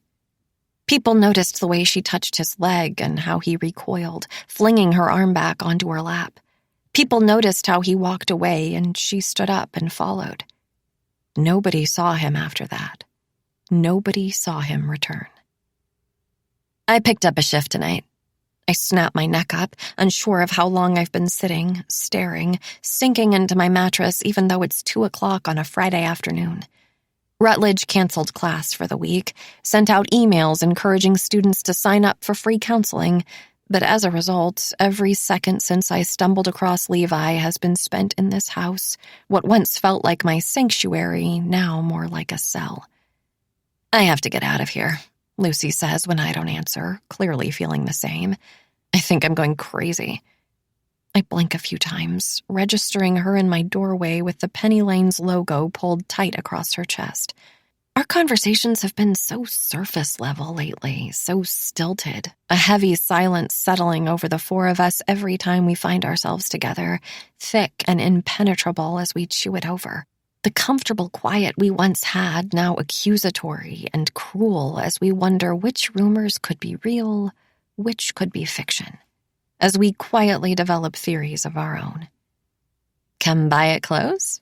She offers, and I try to smile even though it feels more like a snarl. Margaritas on me? Not tonight, I say, registering the subtle hurt in her eyes. Sorry. Why not? She cocks her head, that same look of innocent interest I now know is anything but. It reminds me vaguely of a limping animal, something feigning weakness just to draw you close before whipping around and eating you alive. I'm just not up for it, I say at last, with, everything. Ah, yes, Lucy says, crossing her arms. Everything. Rain check? I ask, sitting up straighter and suddenly uneasy about the way she's standing in the doorway, blocking my exit. Her eyes are drilling into mine like she's trying to extract something from me, some buried truth I don't want to give up, and I catch that little quiver in her lip like there's something else she desperately wants to ask. Sure, she says instead, though she's still lingering there, drumming her fingers against the wall.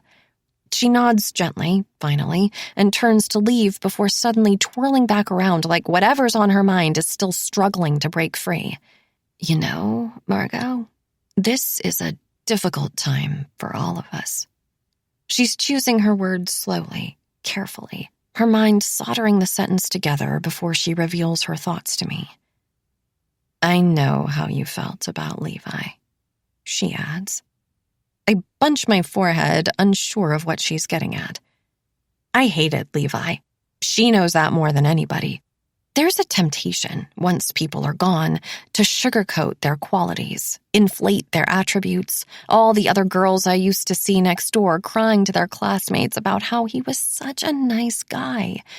But not me, not Lucy. I literally told her I wanted him dead, and I feel a rock lodge in my throat as it dawns on me. Finally. That's her whole point. We should be sticking together, you know? She rests her head on the doorframe, reminding me of all the times she's done the same thing to my shoulder, nuzzling her nose deep into my neck. The two of us on the couch, burrowing close in my bed. Yeah, I say slowly. I guess you're right. Okay, good, she says, the darkness that settled over her expression before evaporating completely, flashing a smile that makes my blood freeze. Because now really isn't the time to turn away from your friends. Chapter 55. I wait for the slam of the front door before I spring out of bed, run to the living room, and peer out the window, watching as Lucy makes her way down the sidewalk. I'm no stranger to her cryptic sayings. I've known from the beginning that this is who Lucy is, what she does. Like Sloane had said that morning in bed, she likes to play games. She's drawn to the reaction, the risk, a kid with a magnifying glass angled just right. But this is the first time I've found myself directly on the other side of it. The first time I've felt the heat of her scrutiny creep across my skin, her gigantic smile amplified on the other end. The first time I've looked into her blue eyes not with comfort or curiosity, but genuine fear, bulging wide as she watched me squirm. I think about that last comment, her final line. There was a double meaning to it that I don't like, an insinuation I can't ignore. Was she trying to comfort me? A metaphorical hand squeeze as she sensed me backing away, retreating into myself the way I did on Eliza's death day?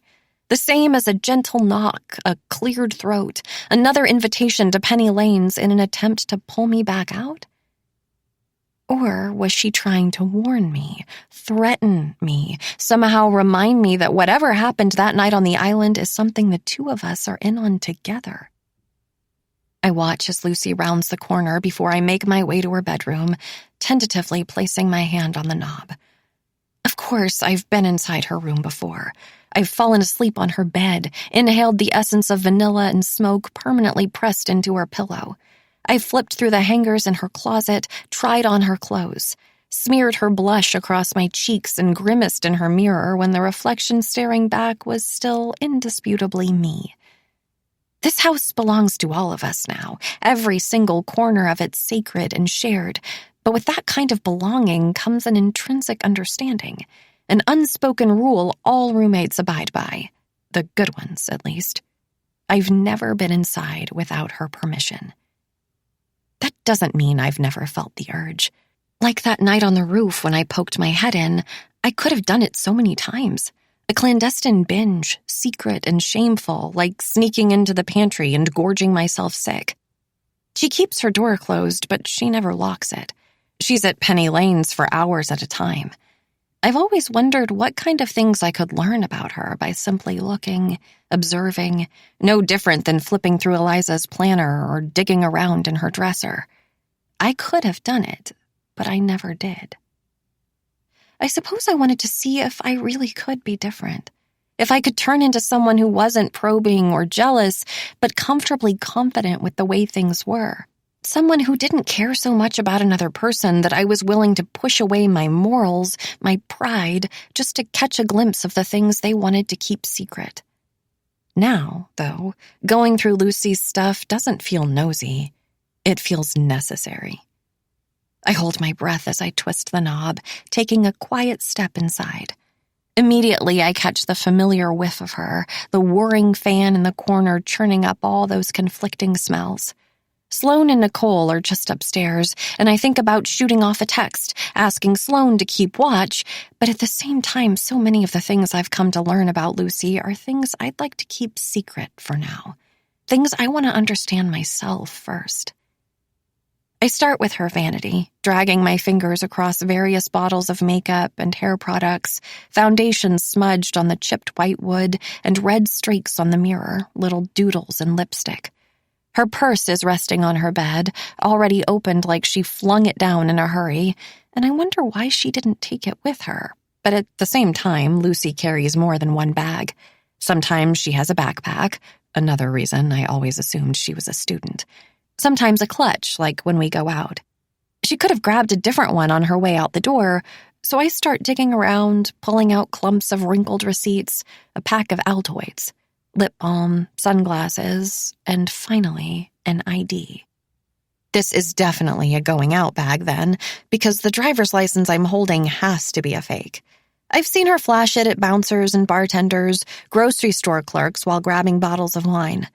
I've marveled at how convincing it is. The birth year listed making her 23 years old, but then I see the address, that familiar town name, Fairfield, North Carolina. The ID shakes in my fingers, Lucy's blue eyes staring back from that thin strip of plastic. All the other information is correct. Her name, her picture, her hometown. It could still be a fake, my mind tries to reason. The little part of me that still desperately wants to believe the best. She could have found someone to copy her real one and only alter her age, but already I know I'm lying to myself. I know, deep down, this birthday is real. Who are you? I whisper. Lucy's expression in the picture is cryptic as always, and suddenly I remember Danny's voice beside that fire on Halloween. His incredulous stare as the three of us sat outside, sparks glowing in our eyes. "Do you go here?" he had asked. "What year are you?"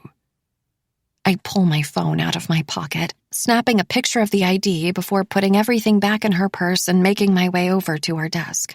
I flip open her laptop next and tap at the keys. It's locked, of course it is. So I close it again before reaching for the drawers and pulling them open, but those are locked too. I stand back, eyeing the drawers, wondering how to get inside. They have to be locked for a reason. Nobody takes the time to lock their desk unless there's something valuable inside, something they don't want anyone else to see. And suddenly I think of Halloween again. The way I sat shivering on the floor, those handcuffs still cinched tight across my wrist. The way Lucy had walked into the living room and grabbed her keys, unlatched the cuffs, my skin red and raw from the pressure. I walk back into the living room, noticing them still hanging from their regular hook on the wall, and this, too, seems strange. Lucy left for work. Why wouldn't she bring her keys? But at the same time, she walks to Penny Lanes. It's only a few blocks away. We never lock our doors either, a bad habit she once blamed on Nicole that I now know not to be true. I glance out the window again before grabbing the keys and deadbolting the door, just in case. Then I head back to her desk and flip through them, one by one, recognizing the house key we never use, her car key dangling from a leather keychain, the key to the handcuffs, and finally, a smaller one that looks different, older. I push it into the lock and it slides in easily before twisting it to the right and pulling the drawer open. Inside, I find the usual clutter, pens, notebooks, Post-it notes with grocery lists and random reminders scrawled in cursive, and continue to dig, fingers shaking, knowing there has to be something to find. Finally, my hands brush up against something glossy and smooth, and I pull it out, flip it over, my breath catching in my throat when I register what I'm holding. For a second, I wonder if my mind is playing tricks on me again. If I'm still seeing Eliza everywhere like I have every other day for the last 19 months, in the living room at Kappa Nu, head bent low as she eyed us from afar.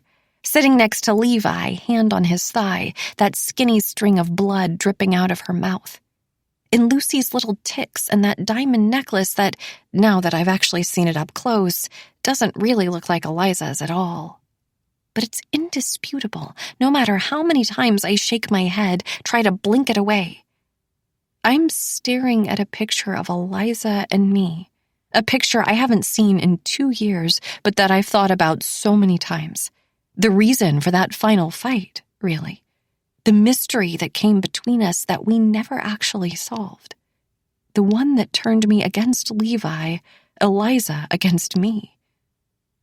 I'm staring at the picture that was stolen from her bedroom. Chapter 56. After. It's on! Sloane calls us to the living room and turns up the volume, Dean Hightower's voice creeping into the silence of the house around us, bouncing off the newly bare walls. We've been moving our things out slowly, methodically, hauling boxes to the new apartment between classes. The furniture that came with the house is staying, of course, and we haven't decided what to do with Lucy's room yet. Right now, it's simply sitting untouched, as if we're all just waiting for her to step through the front door, throw herself down on the couch with a sigh, hit us with some half-hearted apology for causing such a fuss before crossing her legs and tilting her head, demanding we fill her in on everything. I make my way out of my bedroom, the sound of snapping cameras and murmuring journalists leaking from the TV, and smile at Nicole when I see her emerge on the landing. Can't wait to hear this, she says, plopping down next to Sloane.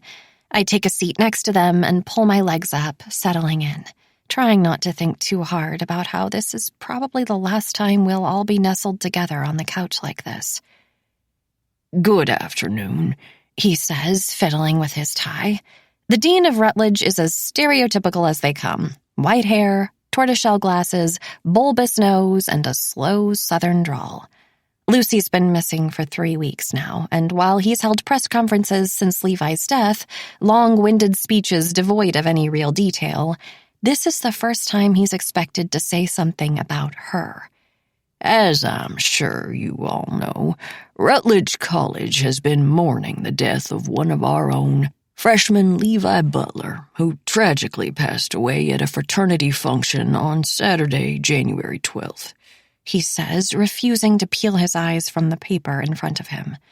The fraternity in question, formerly known as Kappa Nu, has been suspended amid the official investigation, and several members have been brought in for questioning. Okay, get to it, Sloane says, rolling her wrists. The dean is flanked by a few officers behind him, a show of solidarity, and I can't help but stare at Detective Frank just off to the left, twirling his wedding ring on his finger.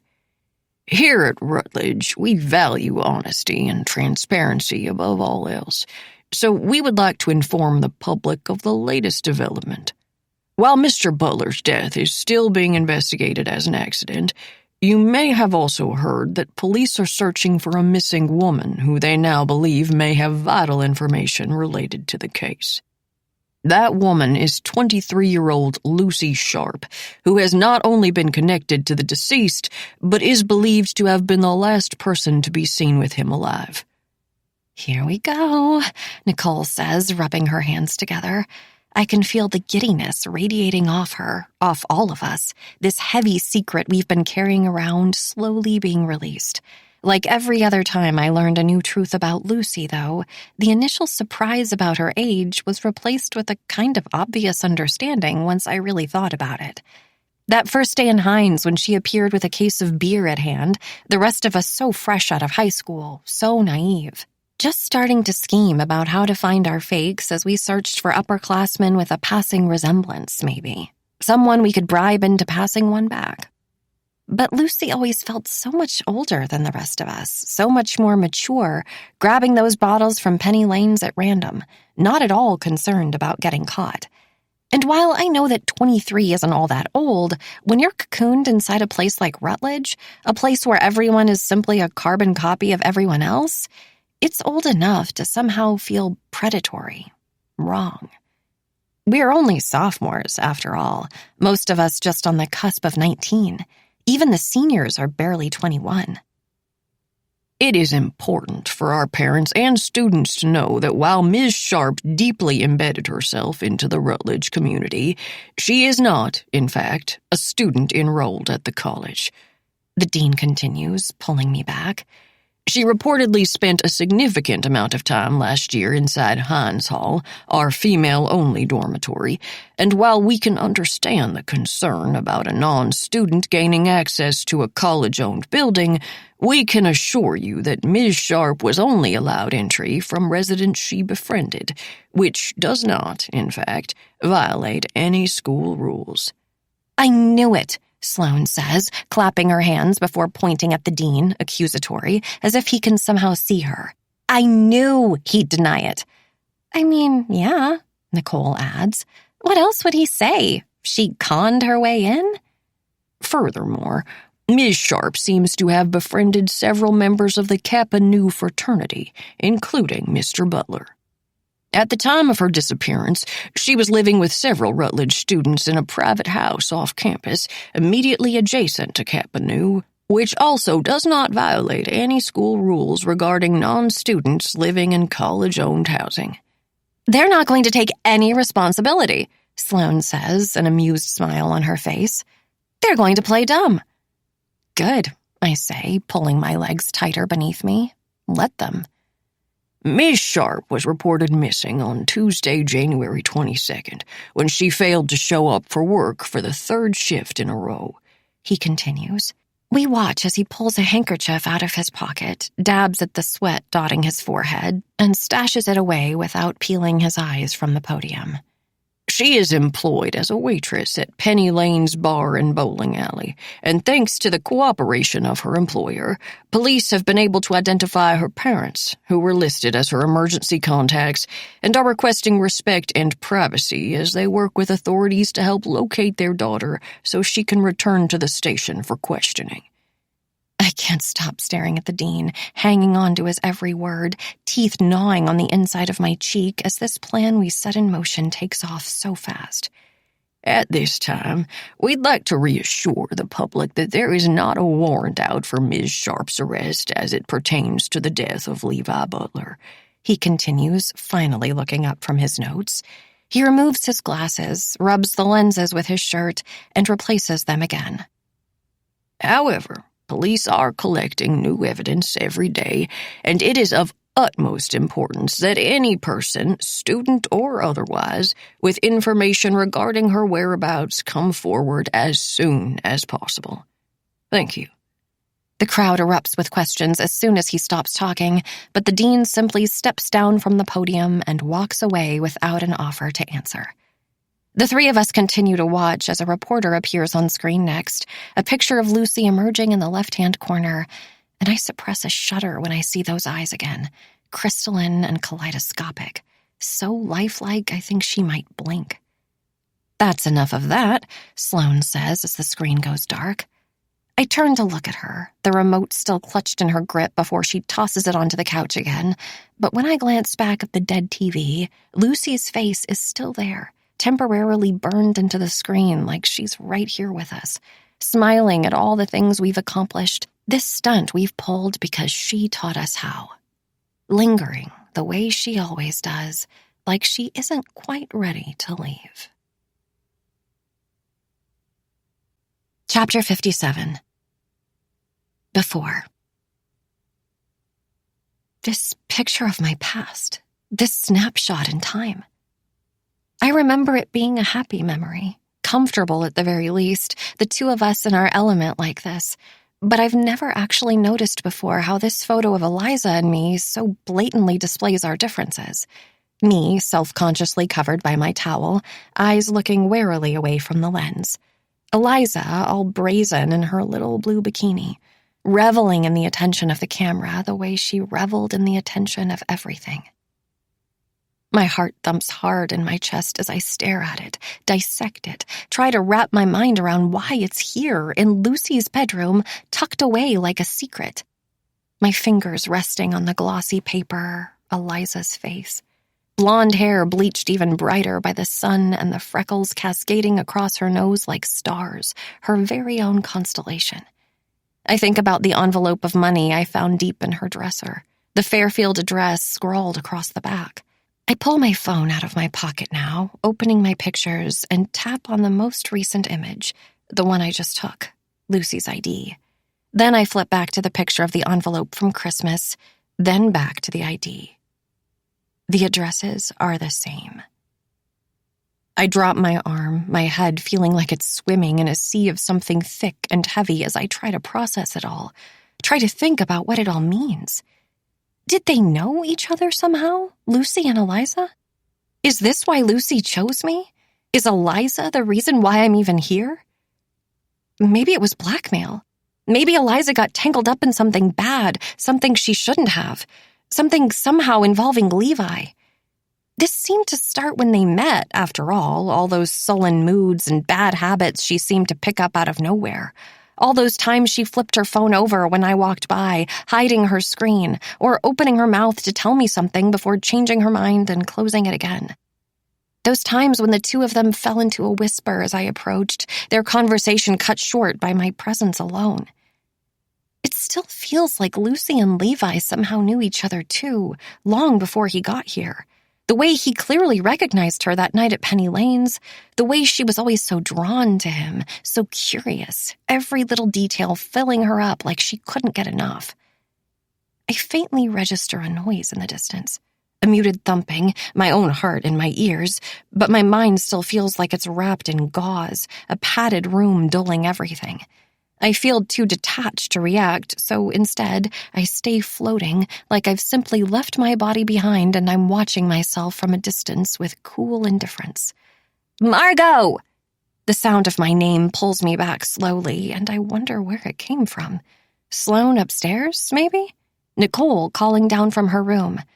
Margot, open up! I twist around toward Lucy's open door, simultaneously recognizing the voice and realizing the noise is coming from outside. And it isn't just thumping, either. It's knocking. Lucy is knocking at the front door. I forgot my wallet, she yells, banging harder. Why is the door locked? I look down at the picture again, shaking in my grip, before pushing it back in her desk and locking the drawers, terror surging through my chest. I step back, a faint tingling crawling up my neck as I look around, frantic, trying to find something for my hands to grab. Because if Lucy is standing on the porch right now, peering through the windows and into the living room, she's going to see me walking out of her bedroom. She's going to be rightfully curious why I locked her out of the house and walked into her room the second she stepped outside. My eyes dart around, keys still in hand, wildly searching for some excuse to be in here, some plausible reason that she might buy. And that's when I spot it, a stack of books in the corner, piled high against the wall. 1 second, I yell, a cold sweat erupting on my palms. I grab the familiar title on top and walk out of her bedroom, trying to act casual as I register her face through the window, her expression twisted into grim annoyance. I shoot her a smile as I walk to the front door and unlatch the bolt, letting her inside, but she storms straight past me, hands on her hips. Margot, what the hell? She asks, her eyes flicking back and forth between my face and her room. Her keys are stuffed in my back pocket, and I try to angle my body away from her, attempting to hide them. What were you doing in my room? Just grabbing my book, I say, holding up Dr. Jekyll and Mr. Hyde. It's pure dumb luck that I spotted it sitting there, right on top, so easily within my reach. I need it for another class this semester. I wanted to get it before I forgot. And the door? She asks, gesturing back to it. I lock it sometimes, I say, sagging my shoulders, acting ashamed. I told you I don't like leaving it open. I didn't think you'd be back for a while. I stare at Lucy's expression, maddeningly neutral like a lenticular image, her very essence changing depending on which way I look at it. It's amazing how quickly she can morph in my mind from beautiful to menacing to something else entirely, the tiniest twitch of the eye or suggestive smile threatening to reveal something I've never seen in her before. Okay, she says at last, posture loosening, though she doesn't sound convinced. Yeah, okay. She walks past me and into her bedroom, my breath held as she disappears inside. Quietly, I walk over to the wall hook and replace her keys, biting my cheek, waiting for her to notice something out of place and come storming back out, demanding the truth. Instead, she reappears calmly with the bag slung over her shoulder, and I wonder, for a single second, if this was another test. If she left her purse on purpose, maybe. If she somehow knew I would do exactly this. I'll be taking these, she adds, elbowing me as she walks past. I watch as she grabs her keys from the hook on the wall and shakes them in front of me, dangling like a carrot. In case you decide to lock me out again. She walks back onto the porch and closes the door before I can respond, my head spinning as she skips down the steps. Then, once she's gone again, I walk into my bedroom and toss the book on my bed before opening my laptop and beginning to type. Chapter 58. According to Google Maps, Fairfield, North Carolina is a 2-hour drive from my house in the Outer Banks. It has a population of 226, and I can't help but think about what Lucy told me that night on the roof, how she would go entire years without meeting a new person. She wasn't lying about that, at least.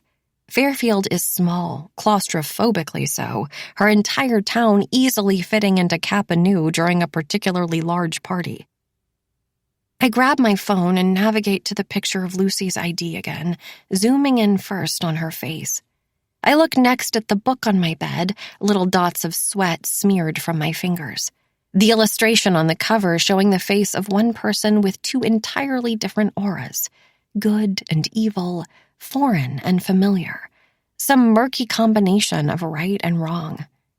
I wonder, for the very first time, if the Lucy I've come to know is simply a mirage like this, an optical illusion. My own subconscious snapping its fingers and creating the very thing it thought I needed. If I merely imagined all her similarities to Eliza, those subtle little signs that they were the same, because deep down, that's what I wanted. Another shot, a second chance. Eliza reincarnated, the sudden and startling appearance of Lucy in my life, allowing me to simply forget what happened and replace her entirely. I zoom out of the picture so I can see her address again, typing it in and watching it load. The screen zeroes in on a little red pin plotted firmly in the middle of nowhere, and I switch to satellite view, a single house materializing amid what seems to be acres of untouched land. I take in the algae green roof, the dirty white siding, the haphazard shutters and rusted red pickup parked in the grass. I can't help but feel a sting of something in my chest when I see it all, something I can't quite name, because right now, taking in this house I can only assume to be Lucy's, it's impossible not to think about the ways we grew up, so glaringly different. Me in my waterfront mansion with wraparound porches, oyster tabby driveway, and luxury cars. The nearby beaches and long, winding docks that we used to run down barefoot, so untethered and free. I switch out of Google Maps and navigate to the county website next, over to the tax department, and finally, property records. Then I type in her address again, fingers drumming against the keys while it loads. I've always wondered why tax records are made public like this, why any curious stranger should be able to simply search an address and learn everything there is to know about its owner, but right now I'm just grateful for the opportunity to finally find some answers. After a few seconds, a single link pops up on the screen, and I click it, holding my breath until the result appears, but once it does, confusion pummels me, the name glaring back looking strange and out of place. I stare at the computer, then back at the picture, wondering for a second if I typed in the wrong address, if my subconscious is playing tricks on me again, making me see people from my past like they're right there in front of me, fleshy and solid and undeniably real. I was expecting to find Lucy's mom, maybe, a person to pair with the stories I've heard, another name I could Google or a phone number to call, any morsel of information I could add to my pile. But finally, I'm beginning to grasp the truth, the answers coming to me one by one like the steady drip of a faucet, filling me up with the sense of sick understanding. All the things I thought I knew are suddenly different, warped, like staring at my own reflection in the water and barely recognizing the face that stares back. I've been wrong about Eliza, about Lucy, about Levi, about everything. Chapter 59. I read the name on the screen again, blinking my eyes, head swimming with the implications of it all. These last 9 months and the little crumbs Lucy has dropped, like she was trying to get me to follow them all along, like she was daring me to put it together, figure it out. Finger curling before running back into the dark, waiting patiently for me to find her at the end. I think about her stepping into my dorm on that very first day, diamond necklace cinched tight around her neck. How she zeroed in on Eliza's face on the mantel, jealousy radiating as she picked up the frame and asked me those questions. The two of us on the roof, the stub of her cigarette glowing like an ember. that final drag before she flicked it from her fingers and sent it sailing into the night. There's a reason why Lucy and Eliza are so similar. There's a reason why they share the same habits, the exact same tics. Why every time I look at Lucy, I see her. I didn't make it up. I didn't imagine it, my subconscious trying to replicate her completely, my guilt trying to scribble her back into existence, paper tearing beneath the weight of my frenzied mental strokes, so desperate to see her again. It didn't matter how wrong it all was, how deformed this Frankenstein version of her I had cobbled together and brought back to life. I wanted it so badly, I ignored all the signs, and I picture Eliza again, back in her bedroom, the two of us stomach down on her bed, her legs kicking in the air, dainty chin cupped in her palm. The way she rolled over to the side and glanced out the window, her voice a whisper only I could hear. "I think he watches me," she had said, twirling that diamond between her fingers before lifting it slowly, kissing it to her lips. "I think he's out there right now." It was never Levi she saw, that silhouette in the distance, my body cold as I imagined him watching in the dark. He wasn't the source of the cigarette we found beneath her window. He wasn't the one who watched, night after night, a looming presence we could all feel. It was Lucy out there, observing quietly, drinking in all the little things about Eliza that made her so rare. The way she moved, the way she talked, the way she made everyone around her love her so fiercely. Studying the way her fingers tugged twice at her hair, bit down on a pencil until her teeth left marks. Played with that necklace clasped tight around her neck, a gift from her father she never took off. Her father, Mr. Jefferson, whose name is still burned onto my laptop screen.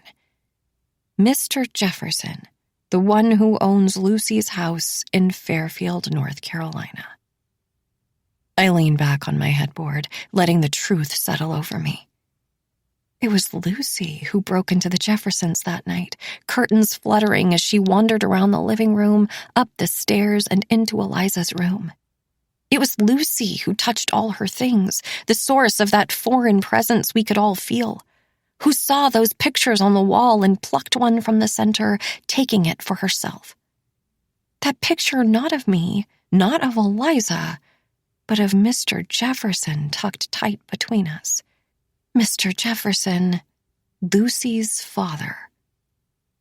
I think back again to that night on the roof, the way she stalled when I asked about her parents, her dad, like that bit of information was just a step too far. "He gave me this," she had said, diamonds glinting between her fingers, pulling me close, her breath on my neck. "He said it reminded him of me because I was named after that song." The information is all here, all online, right in front of me and ripe for the picking. The deed, ownership history, property updates, and tax bills. Mr. Jefferson bought the house in Fairfield back in 1999, and I do the math in my head, counting backward, just to be sure. 23 years ago. The same age as Lucy. Eliza's parents have been together since high school. I've seen the pictures myself. The two of them at prom, so young at their wedding. But finally, I feel the pieces slide into place and everything from the past 2 years suddenly makes sense. I see it now, as clear as crystal. A young Mr. Jefferson, so charismatic and charming, so wild and free. A musician, a poet, a man with money. The temptation, I'm sure, was always there. Despite how strange it all feels, how at odds with the person I thought I knew, I let myself reach out and touch it, and it feels surprisingly solid, like I've somehow known this part of him was there all along. I imagine him traveling, untethered, the way he was before settling down on the coast. I imagine him finishing a gig and meeting a woman, letting the lust take over and cloud it all. A single lapse in judgment, a fatal mistake, a weekend away from his wife that left a girl pregnant and threatened to disrupt his entire life. So he did what people with money always do. He bought her silence, her shame. A house somewhere in the country that would keep her satiated and sustained and far, far away. I think of him the night after Eliza's funeral, The two of us on the porch together, rocking slowly in the dark. The smell of stale whiskey on his breath and his jet black hair glinting in the night. I remember turning to him, his face heavy with emotion, with exhaustion, with all those unanswered questions he kept torturing himself with. Was anything bothering her? Did she have any enemies? Anyone who might want to see her get hurt? Something had clearly been troubling him that night, weighing on his conscience, but I assumed he was simply trying to process, to grieve, trying to make sense out of something so senseless.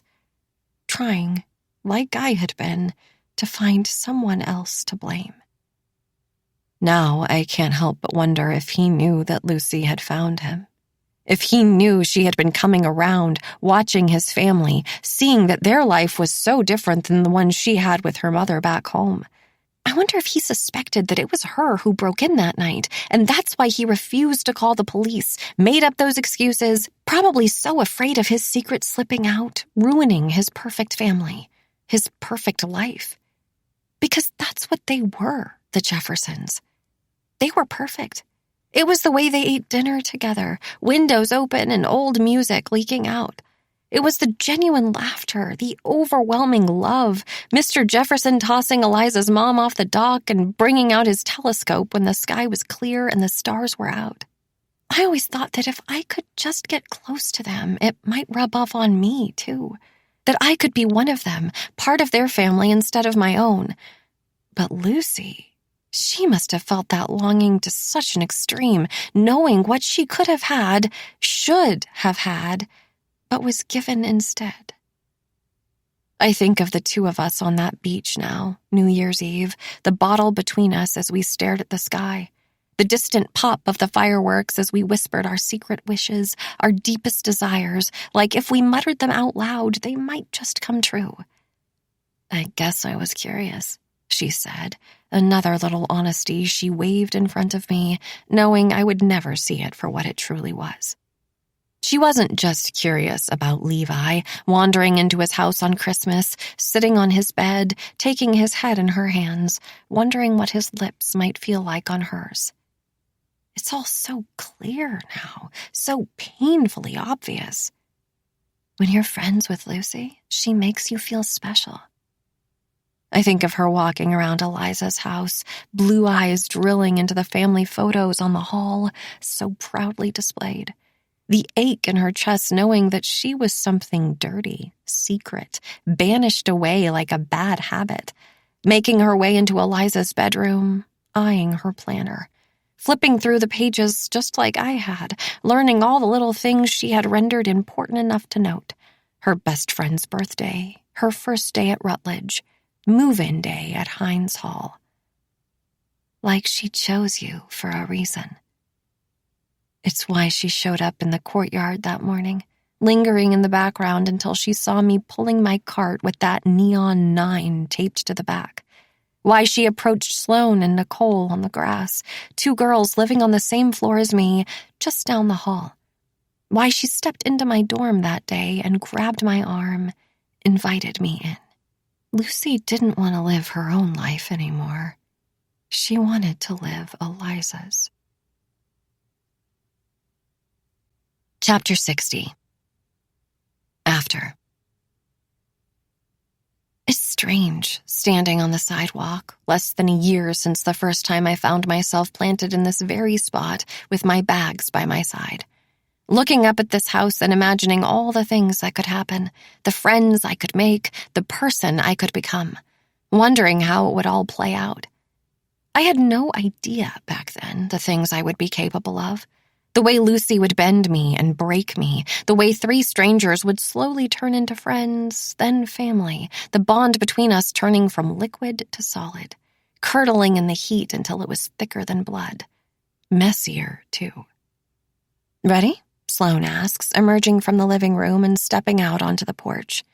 I watch as she sticks a piece of paper on the front door before she closes it, locks it, and hoists the last box under her arm. Yeah, I say, wondering now what that girl would think if she somehow knew how it would all end. If she would be impressed or horrified. Probably both. I turn around to find Nicole stacking bins of clothes in her car, and I catch a flash of movement out of the corner of my eye. An undercover cruiser rounding the corner and making its way toward the house. Frank is here. Sloan and Nicole stop what they're doing and watch now, too, the three of us waiting as Detective Frank parks across the street, steps out of the driver's seat, and slams the door behind him, walking toward us with that familiar stride. We instinctively form a line on the sidewalk like that first day in the dining room, anticipating his questions, rehearsing our answers. Girls? He says, tipping his hat. Rutledge has finally settled back into a strange sense of normalcy, although everything still feels a little bit off, a little bit strange, like the world got knocked off its axis and we're all struggling to stand up straight, staggering around, wondering if we'll ever feel normal again. Downtown is filling up slowly, cautiously, the streets coming alive with students who are starting to trickle out of their houses. Our mandatory time of mourning complete. The sidewalks are crushed with lines again, elbows jostling to get into bars, Levi's face starting to fade from the posters that were hung up around town as a somber reminder to drink responsibly. It's funny. I've spent my entire life being anonymous, but now I finally know what it's like to be them. To be Lucy, to be Eliza, to be the kind of girl who attracts stares. The one who elicits whispers, rumors swirling around me like a thick mist of perfume. No longer a castaway or a sidekick, but a part of the pack, a piece of a whole. We're a unit now, inextricably linked. A clique that feels a little bit jarring, a little bit off. When one of us tries to venture out on our own, Lucy's aura still clinging to us like a spider's thread, sticky and strong. Something we can feel more than we can see.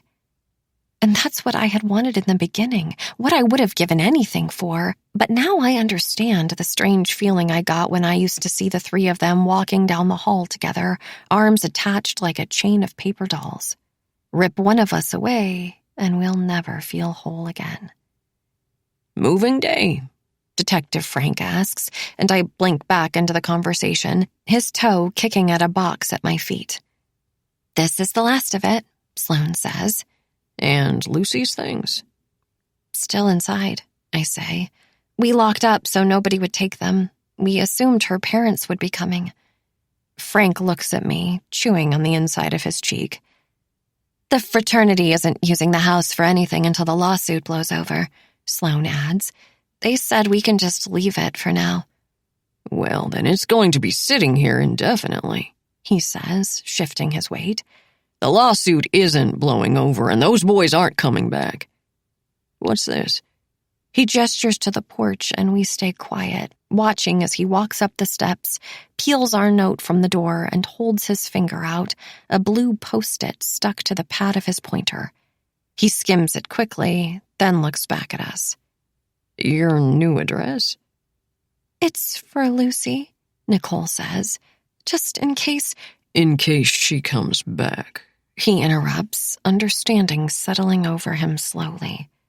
She won't have our numbers anymore, I say, not without her phone. We didn't want her to think we just left, Sloan adds, but Officer Frank interrupts her, holding his hand up. Girls. He says it gently now, his eyes squinting like this is the first time he's really noticed us before, the first time he's ever seen us at all. She's not coming back. You understand that, right? We're all silent, sheepish and embarrassed, staring at the piece of paper in his hand like kids getting scolded after our parents found something salacious hidden beneath our beds. Nicole looks down, rubbing the sole of her shoe against the concrete, because we know how childish this looks, leaving it behind like that. Such a desperate and deluded show of hope. Lucy Sharp, she isn't your friend, Frank continues.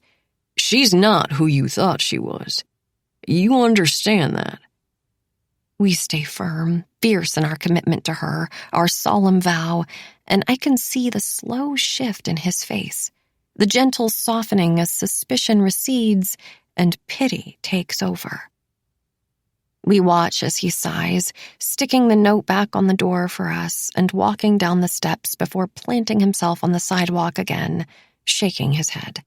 Eyeing the three of us now, a slow scan down the line before his gaze stops on me and I see him swallow.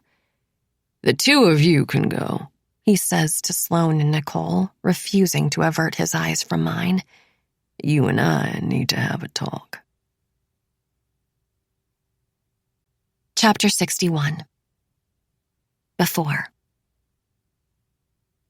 It's dark by the time Lucy comes home, the scuff of her shoes ascending the porch steps alerting me to her presence. I've been in my room this entire time, all 8 hours, my door bolted and my laptop open and dead on my comforter. My thoughts on Lucy, on Eliza, on how the two of them have more in common than I ever could have imagined. I hear the front door slam as she makes her way into the living room, her feet heavy as she stomps through the house. "Hello?" she calls, her voice echoing through the empty living room. "Where is everyone?"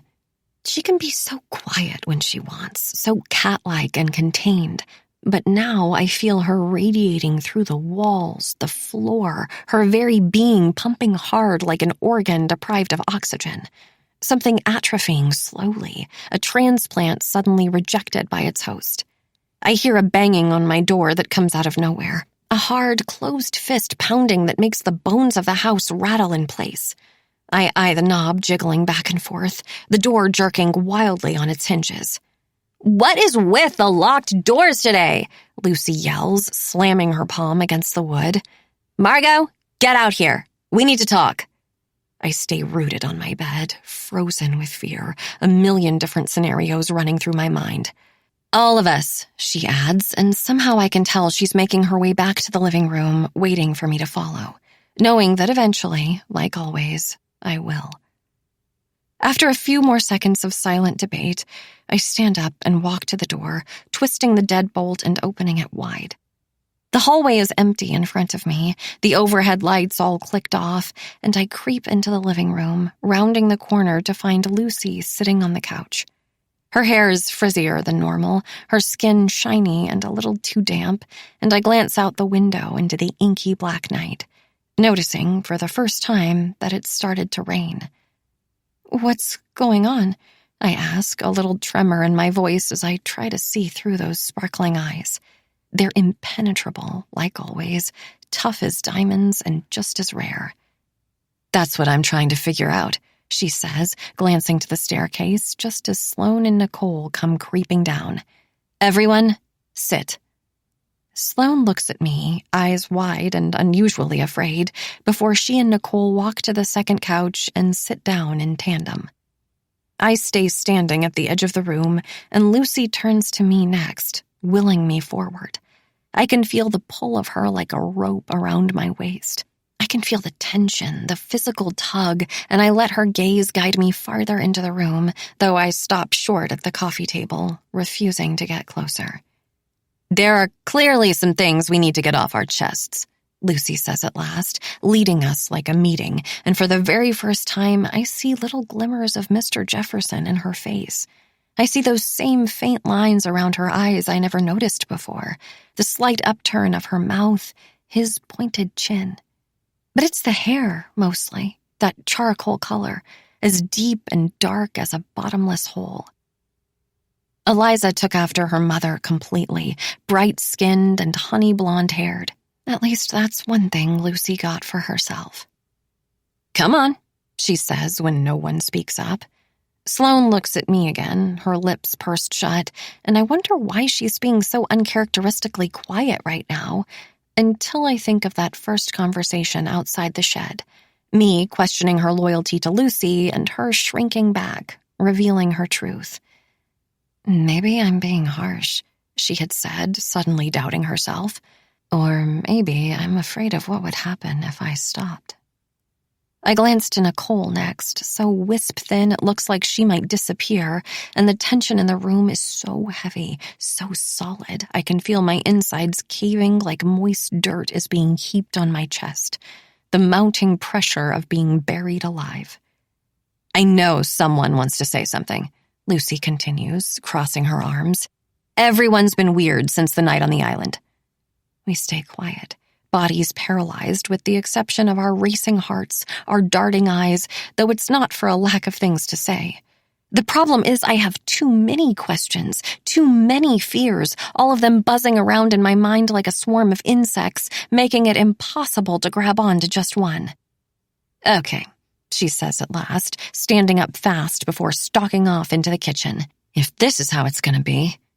Sloane and I exchange a look again, silently wondering what she'll do next, before Lucy reemerges with a handle of Svedka in one hand and a knife from the knife block clutched in the other. "What are you doing?" Sloane asks, instinctively scooting back, her arm launching up to shield Nicole next to her like a mother in the driver's seat just before a crash. "Put that back." "Calm down," Lucy says, plopping onto the floor before placing the knife in front of her. "I refuse to just sit here in silence. We're going to talk, and this is how we're going to do it." We all watch as she reaches out and flicks the knife, the metal tip turning in slow, somber circles. "We're not playing your stupid game," Sloane says. "There are obviously things we need to ask each other." Lucy snaps back, staring at Sloane before diverting her gaze over to Nicole, to me. "So let's ask. Let's get it out." She takes a swig from the bottle, smacking her lips before grabbing a sucker from the coffee table, tossing the wrapper on the floor and popping it into her mouth. "Truth or dare?" she asks, looking down at the knife. Sloane shakes her head, though I can see her resolve melting, her desperate need for answers, all those questions she wants to ask. Her anger toward Lucy over these last few weeks steadily mounting, getting stronger, ready to rip right out of her like a raging storm. "Fine," Lucy says once it becomes clear Sloane isn't going to bite. She turns her attention to me next, lowers her voice. "We'll let Margot go first." My body goes rigid as my eyes dart over to Sloane, seeking out her permission like always. She just stares at me. She doesn't nod, but she doesn't shake her head either, so I walk over to the center of the room before taking a seat on the floor, my back digging into the coffee table and my hand slowly gripping the knife. Sloane lowers herself down beside me slowly, a show of solidarity as she leans against Nicole's legs. "Spin it," Lucy says, and I feel myself blink. Everything feels muffled, hazy, as the memories of the last 9 months pulse around me now. The many, many times the four of us have been in this living room, sitting in a circle just like this, telling Lucy whatever she wants, readily doing anything she asks. "Margot," she says, and I lift my head, eyes on hers, wondering how to word all the things I so desperately need to know. Because Lucy is a liar, yes, but I realize now that's not even the problem. The problem is she's been honest, too, and I have no idea how to tell what's real and what's not. What's the truth, sprinkled in so carefully, so casually, and what's nothing but an outright lie. She's let me in on little things, cherished things, things that have shown me the rarest of glimmers into who she really is, things that still make me love her somehow, despite or maybe even because of it all. "Spin," she repeats, and I exhale slowly, grabbing the bottle of vodka between us and taking a pull to coat my throat. Her pupils seem to be stretched to 3 times their natural size, and she nods at me, a red stain on her teeth, before I flick the knife and watch it twirl, all of us leaning forward as it slows, breath smothered in our throats. "Truth or dare?" I whisper, watching as Lucy grabs the handle, the knife tip pointed directly at her. I feel the air exit the room as Sloane straightens up and Lucy starts to smile. "Truth," she says, although the way she's looking at me now, eyebrows lifted, I know she means it more as a dare. She's taunting me, egging me on, challenging me to ask her the things she knows I want to ask. This is her game, after all. It always has been. This is what Lucy does. She dangles. "Why did you do it?" I ask, that single question encompassing so much. The last 2 years pummel over me now as I picture Eliza and me in her bedroom, that silhouette outside in the dark. The missing picture and Lucy showing up at Rutledge, coming into my dorm room, singling me out. Finding out where Levi would live and casting her spell over him, too, before following him into a darkness so dark he'd never be able to claw his way out. I picture his body in the mud, eyes wide and afraid. The trail of death that seems to follow her around for reasons I still can't explain. Lucy looks at me, head tilted like she's observing me from behind a piece of thick, clear glass. Like I'm some foreign creature she doesn't understand, until a thin smile stretches slowly across her face. The look of a person who's just realized they've won. "Margot," she says at last, "you, of all people, should know the answer to that." Chapter 62. I can still feel myself lying in bed, phone alight in the dark. Those videos of Eliza and Levi playing on repeat, branding themselves right into my brain. I couldn't help but watch them, study them, the way they swayed in unison, his arm on her shoulders, that bottle of vodka passing between them before she leaned her head back and howled at the moon. "I don't know what you're talking about," I say now, my heart hard in my throat as Lucy stares, smiling. "Oh, I think we both know that you do." I had heard about the party, of course. It was an annual thing, a sacred senior tradition to descend upon that old school during the first full moon of the summer, a rite of passage before we all parted ways. But, of course, I didn't go. It was 3 weeks into summer, and Eliza and I still weren't speaking. Not since graduation, anyway, our smiles fake and fleeting as we posed for that picture, arms rigid by our sides as we pretended to be friends. We were leaving for Rutledge in just 2 months, and I was starting to wonder how it would work, the two of us living together when we could barely stand to be in the same room. We would have to get over it eventually. One of us would have to crack, but Eliza had yet to apologize, so I hadn't either, opting instead to stay in that night and watch her life unfold through my phone. I remember the sky growing darker, the shrieks getting louder, Eliza looking drunker as the night wore on. I wanted to hate her. I wanted to see her suffer the consequences of her actions instead of relying on me to save her the way I always did.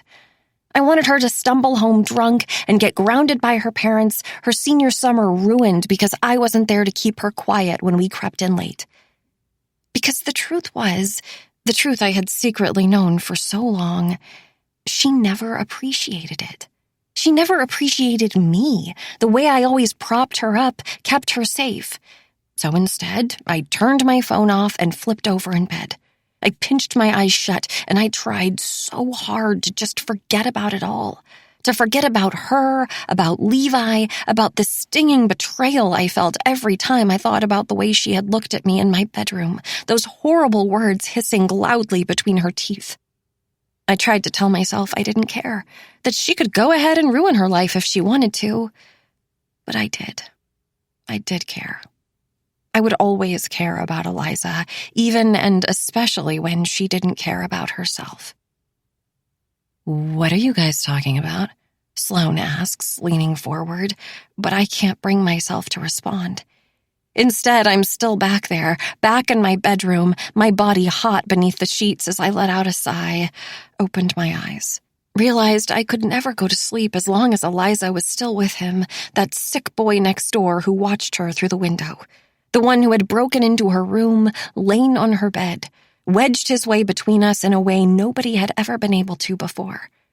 I remember flinging off the covers, frustration mounting as I crawled out of bed, silently cursing her for making me take care of her the way I always did as I tiptoed through the dark and threw on my shoes, crept through the back door while my parents were asleep just down the hall. The school itself was only a short walk away, and I was stewing the entire time, muttering the things I planned to say to her. That old burnt building looking haunted and strange as the moon shone down, looming like a shadow puppet cast across the wall. "Margot," Sloane says, but I can't peel my eyes from Lucy. Lucy, who has asked me about that party so many times. who has nudged me along, showered me with questions, almost as if she knew the truth and was trying to get me to say it myself.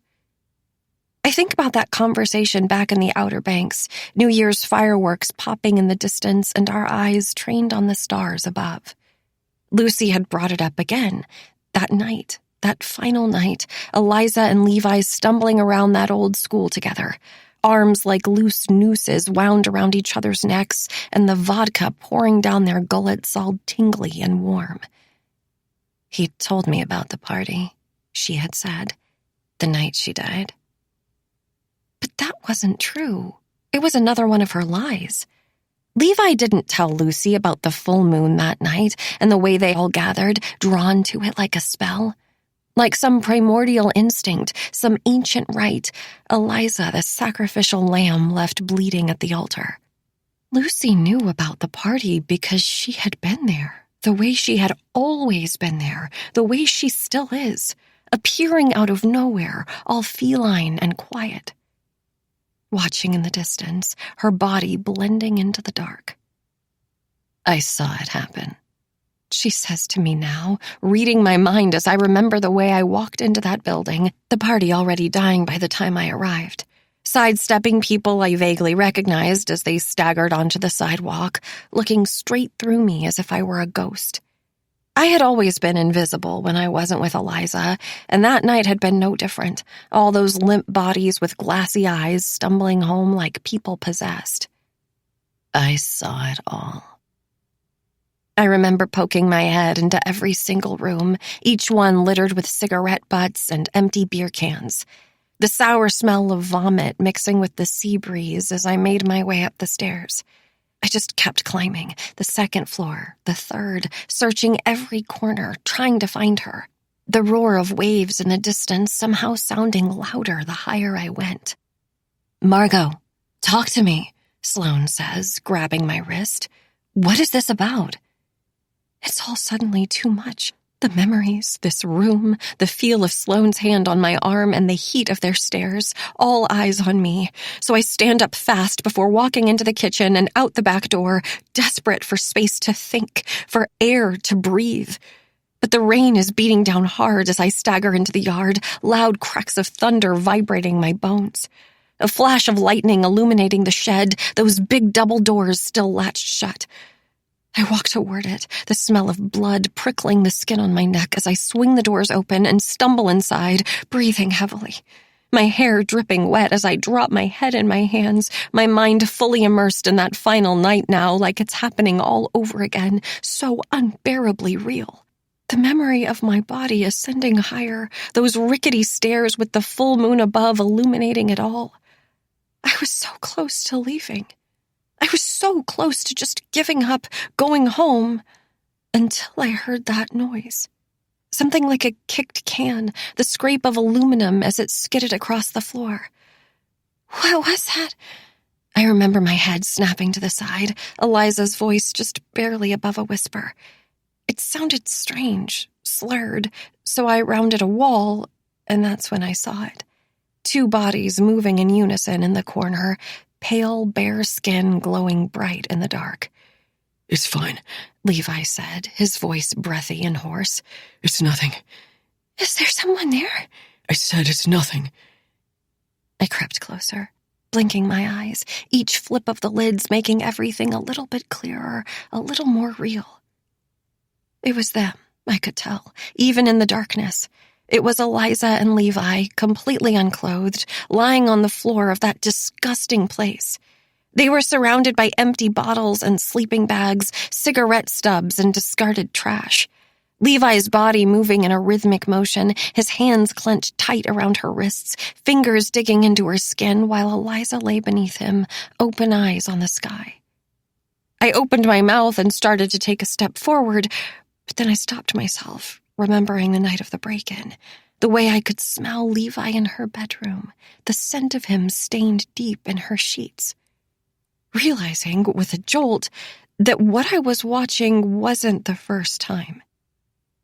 I still don't know which part was worse, Seeing Eliza like that, the way she kept lowering her standards for him, digging herself deeper into this hole I somehow knew would trap her forever, or finally understanding the magnitude of their relationship and what it entailed.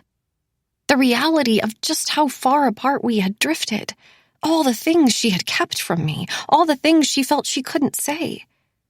I remember watching with pure detachment as they finished, unable to look away. Levi rolling off with a grunt before standing up, pulling on his shorts.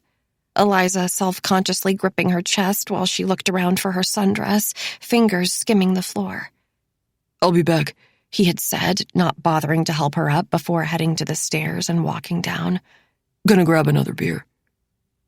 It was pure reflex that finally pulled me out of the shadows, my body stepping forward as Eliza got dressed. She was standing a little too close to the edge, swaying gently as she pulled on her clothes, her body eclipsed by the glow of the moon.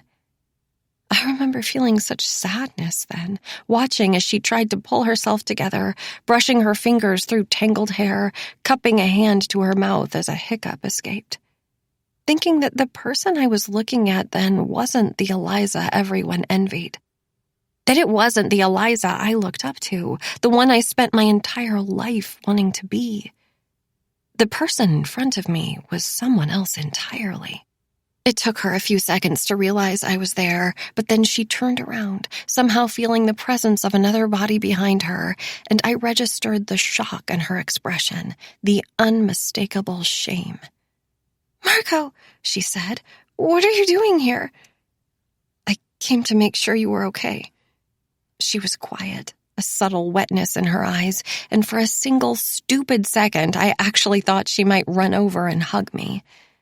"You don't have to protect me," she said instead, crossing her arms tight across her chest. "I told you that." "Obviously, I do," I said, gesturing to the corner where she had just been, dipping my voice an octave lower, trying to hide the judgment that was so clearly there. "Eliza, I don't even know who you are anymore." "Yeah, well, neither do I." "What is that supposed to mean?" I asked, taken aback. She just scoffed, shook her head, and I took a few steps forward, the two of us suddenly close enough to touch. I could feel the wind whipping off the water in the distance, a welcome relief from the hot summer air, and I could tell she wanted to say something then. I could feel some big explanation for the way she'd been acting so close to barreling right out, and I wanted to hug her, to slap her, to tell her I hated her and tell her I loved her. But at the same time, the wall we had built between us was too tall at that point, the stones too solid to tear back down. I was exhausted, just so exhausted. I no longer felt that there was a point. "Let's go home," I said at last. "You need to go home." "I'm staying," she said, swaying some more. "It's late, you're drunk, you need to go to bed." "No," she said, her voice quivering a little. "I mean, I'm staying." I looked at her, still not understanding, until I felt a stab of something sharp in my chest. Rejection, pain, a terrible comprehension settling over me as I stared at her in the dark. "What?" I asked, taking a step closer. "What do you mean you're staying?" "I'm not going to Rutledge," she said. "I'm staying here with Levi. He'll graduate in a year, and then maybe we'll go together. His dad was a Kappa Nu there." "Eliza, this is crazy," I interrupted. "You're being crazy. What happened to you?" I felt the claw of tears then, their sharp nails scraping their way up my throat. I tried to swallow them down, push them away, but they sprang to the surface faster than I could contain them, gliding their way down my cheeks. "We were supposed to go together," I said, my voice fragile and wet. "You can't just leave me. I love him," she said with a finality that cut deeper than any lethal weapon, any sharpened blade. I could practically feel myself bleeding out then, the life leaking from my body as she watched it pool. "I'm your best friend," I said at last, my voice barely above a whisper. "You're supposed to love me, too." I noticed a little tremble in her lip, maybe a flash of regret like that day in my room. But before she could say anything, before she could respond, I spun around fast, ready to walk away and leave her there, so tired of caring about her more than she cared about me. "Margot, wait!" she started, reaching out to grab my arm. I remember feeling the clasp of her fingers, her touch sending a surge of rage through my chest. In that single second, our entire life flipped through my mind like a movie as I thought about everything she had done to me, everything she had said. Every time she had left me, abandoned me, made me feel like I wasn't her equal, and before I could think twice, before I could relax, I whipped my arm away, violent, hard, way too fast, knocking her back with too much force. "Margot!"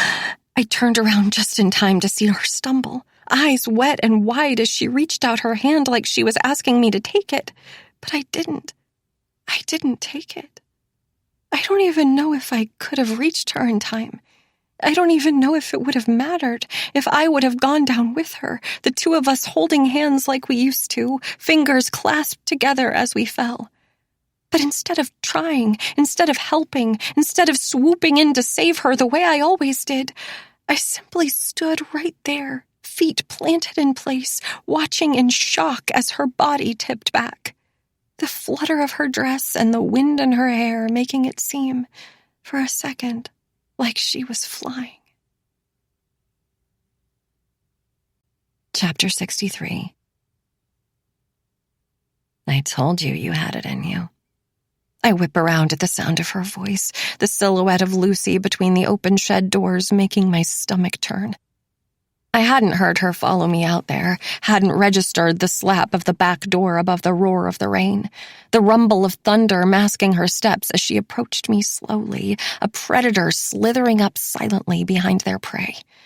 Fresh tears burn my eyes as I remember the two of us on the beach again, me muttering about how I wanted to be bolder, braver, different than I've always been, not the kind of person who let other people walk all over me. And Lucy's voice in my ear like a challenge, a dare. Or maybe it was a reminder. Another little clue that she had been there, always, watching me in my lowest moments. I know you have it in you to be different. I've seen it. It was an accident, I say, shaking my head, the same thing I've been telling myself for the last 2 years. I didn't mean to. I swear I didn't. She never appreciated you, Lucy says, walking closer. I saw the way she treated you before you even saw it yourself. I imagine Lucy witnessing all those times Eliza rolled her eyes as I tried to help her, the way she and Levi hushed into a nasty silence as I approached them on the dock, and feel a shard of shame lodge in my chest at the thought of Lucy seeing me like that, so malleable, so weak. A rubber dummy that simply sprang back for more after taking a punch, ready and waiting to get hurt again. My own words echo in my ears now, the four of us sitting on my bed on that very first night. The thing you need to understand about Eliza is that everyone loved her, I had said, thinking only I knew the real truth of it all. That just because you loved her, it didn't mean she loved you back. You deserved to know, Lucy says, and I remember the sound that had alerted me to their presence. A kicked can followed by Eliza's low voice. The only reason I rounded that corner and even found them at all. I always assumed Eliza, Levi, and I were the only people up there, the only ones left. But I realize now that noise had to have come from somewhere. It was you, I say, a sudden shudder cutting through me, quick and vicious, like swimming through a cold spot. The thought of Lucy pulling my puppet strings even then, even before I knew she existed. You wanted me to see them like that. I wanted you to do something, she responds. Why? I ask, imagining Lucy watching as I roamed, knowing what Eliza was doing just around the corner and spotting that can, kicking it hard, making a noise so I would find her. Because we're the same, Lucy says. You and I are the same, Margot, spending our lives wanting people who never wanted us back. The sound of the rain turns to white noise in my ears as a flash from outside illuminates us both. The thought comes to me quick, before I can stop it, as fast and fleeting as the lightning itself. Lucy is right. We are the same. We were both rejected by the very people who should have loved us the most. Her father, my best friend. All we wanted was acceptance and belonging, a chance at being a part of something bigger than ourselves. I know you know who I am, she says, taking a step closer. I heard you and Sloane talking in your room. I know she looked me up at work. I saw you walk off with Danny at the party. I know you've been putting it together. I think about how Lucy is always there, always listening, always hiding herself in plain sight. I guess she wasn't at Penny Lane's that day like we thought, instead creeping home early and listening to our whispers, pushing her ear flush against the door. I guess she really did have one eye on me on that island after all, and she had simply been biding her time with Levi, giving me space while she waited for me to figure it out. I saw what happened to Eliza that night, and I took my chance, she continues. I saw that I could actually step into the life I wanted after having to watch her live it from a distance. I feel my body start to sway, that murky moral logic making my head nod gently along with her words. Strangely, in this moment, it feels like I understand Lucy more than I ever have before, because I've felt that same way so many times.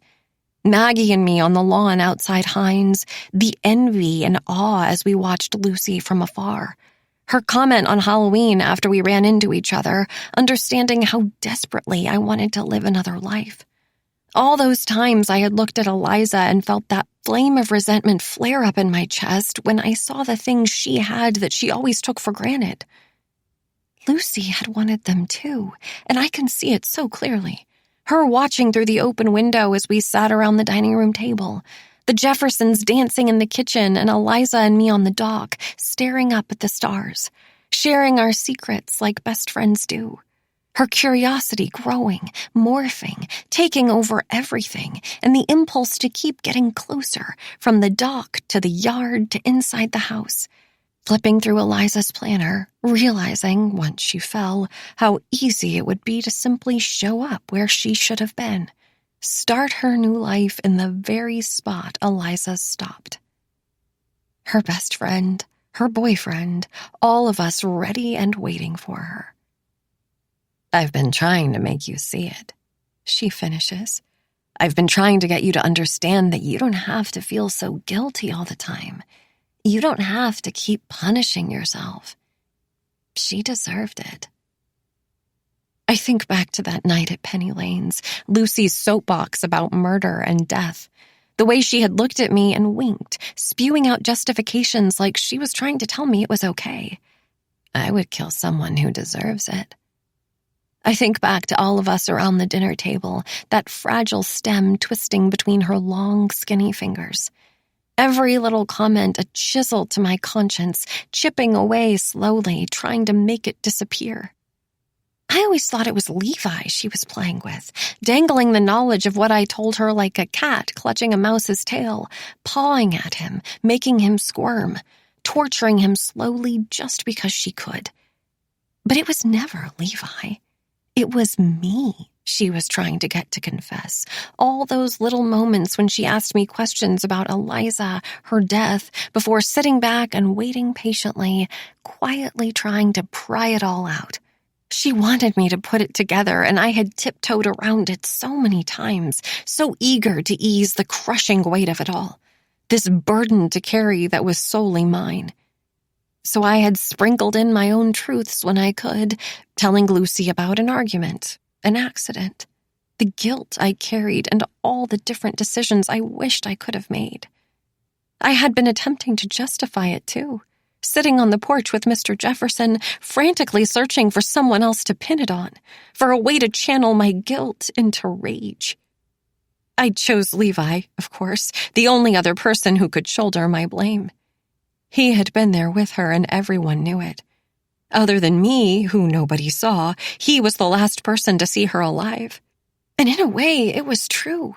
None of it would have happened if he hadn't come into our lives that day. Eliza's lips dipped below the water as she watched him curiously, his tan legs ambling down the dock, him handing her a cigarette. All his vices turning into hers, changing her into somebody she wasn't, taking her from me even before she died.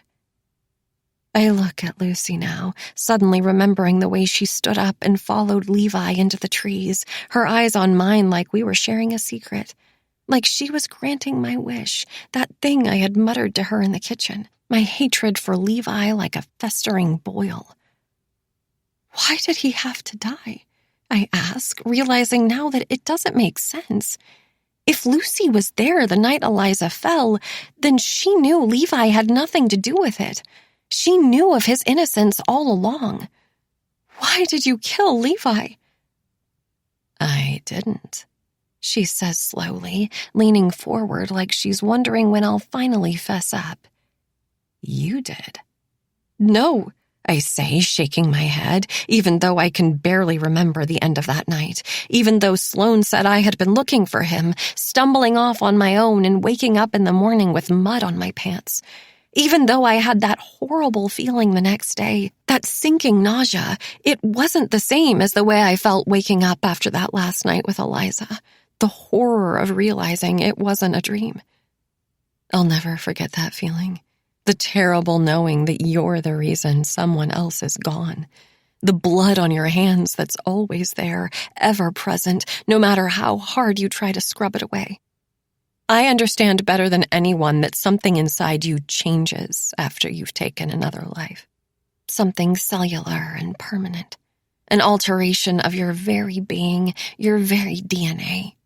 There's nothing muddy about it. In fact, it's crystal clear. If I killed Levi that night, I would have known it in the morning. I didn't kill him, I say, even firmer now. I had no reason to. Come on, Margot. You hated him, she says. You told me yourself you wished it had been him instead of Eliza. Of course I wish it had been him, I say, remembering the way Lucy had ambled up to me that morning, her voice in my ear. It feels good, doesn't it, to finally get what you want? But that doesn't mean I killed him. You were the one who followed him out there. I was trying to calm him down, she says, but he wouldn't listen to me. He was a lot drunker than I realized, yelling at me that he couldn't pretend anymore. Pretend what? I ask. I don't know. So you just left him out there? Yes, she says. There was no reasoning with him like that. I tried for a while, but eventually I just left him alone to cool off. We're both quiet, staring at each other, all our deceits tangling together in our minds until they're impossible to unravel. What about Parker?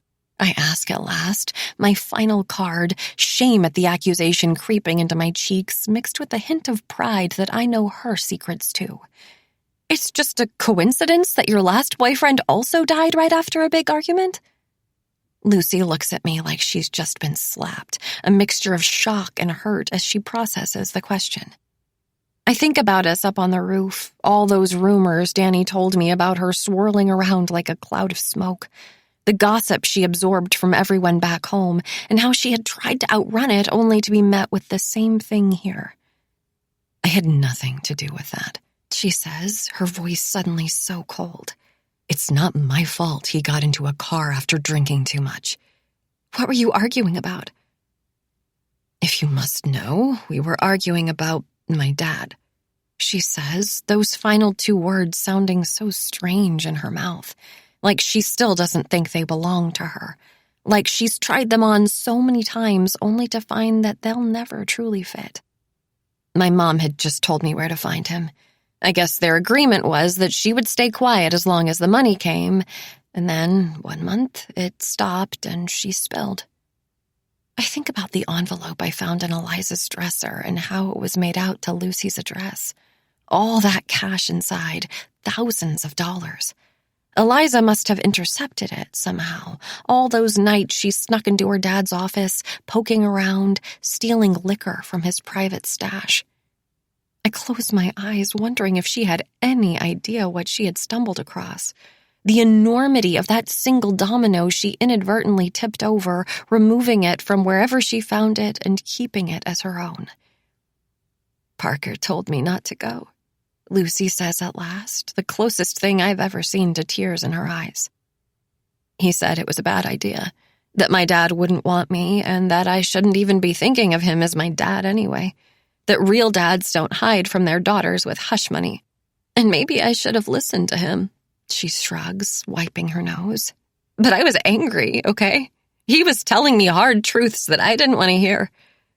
After he died, there was nothing else keeping me in Fairfield. I had nothing left to lose." I find myself nodding along, all these pieces that have been floating around for the last 9 months now pushed together to reveal something whole. It makes sense, all of it. And despite the fact that Lucy has lied about so much, despite the fact that she's a master of manipulation, of misdirection and deceit, I find myself believing her now. I find myself wanting to somehow still make this work, wanting to simply give in to her web of secrets, so sticky and strong, because it's easier that way. It's easier not to fight them, but to wrap myself up in them like a blanket, all silky and smooth as she crawls even closer, whispering her little lies in my ear. Because what the four of us had this year was good, real. I know it was, even if it wasn't entirely honest. There is no way those moments were manufactured. Socked feet sliding around penny lanes and fits of laughter so intense, so pure, I thought my sides might split like a busted seam. My conscience healing slowly like scar tissue, something thick and hard growing over the spot in my heart that was once so raw. Secrets whispered in the night, bashful truths and audacious dares that wound us all together so maddeningly tight that sometimes it hurt. And that's the problem, I suppose, when so many lives become so intricately entwined. One snag, one single loose thread, and it all threatens to come undone.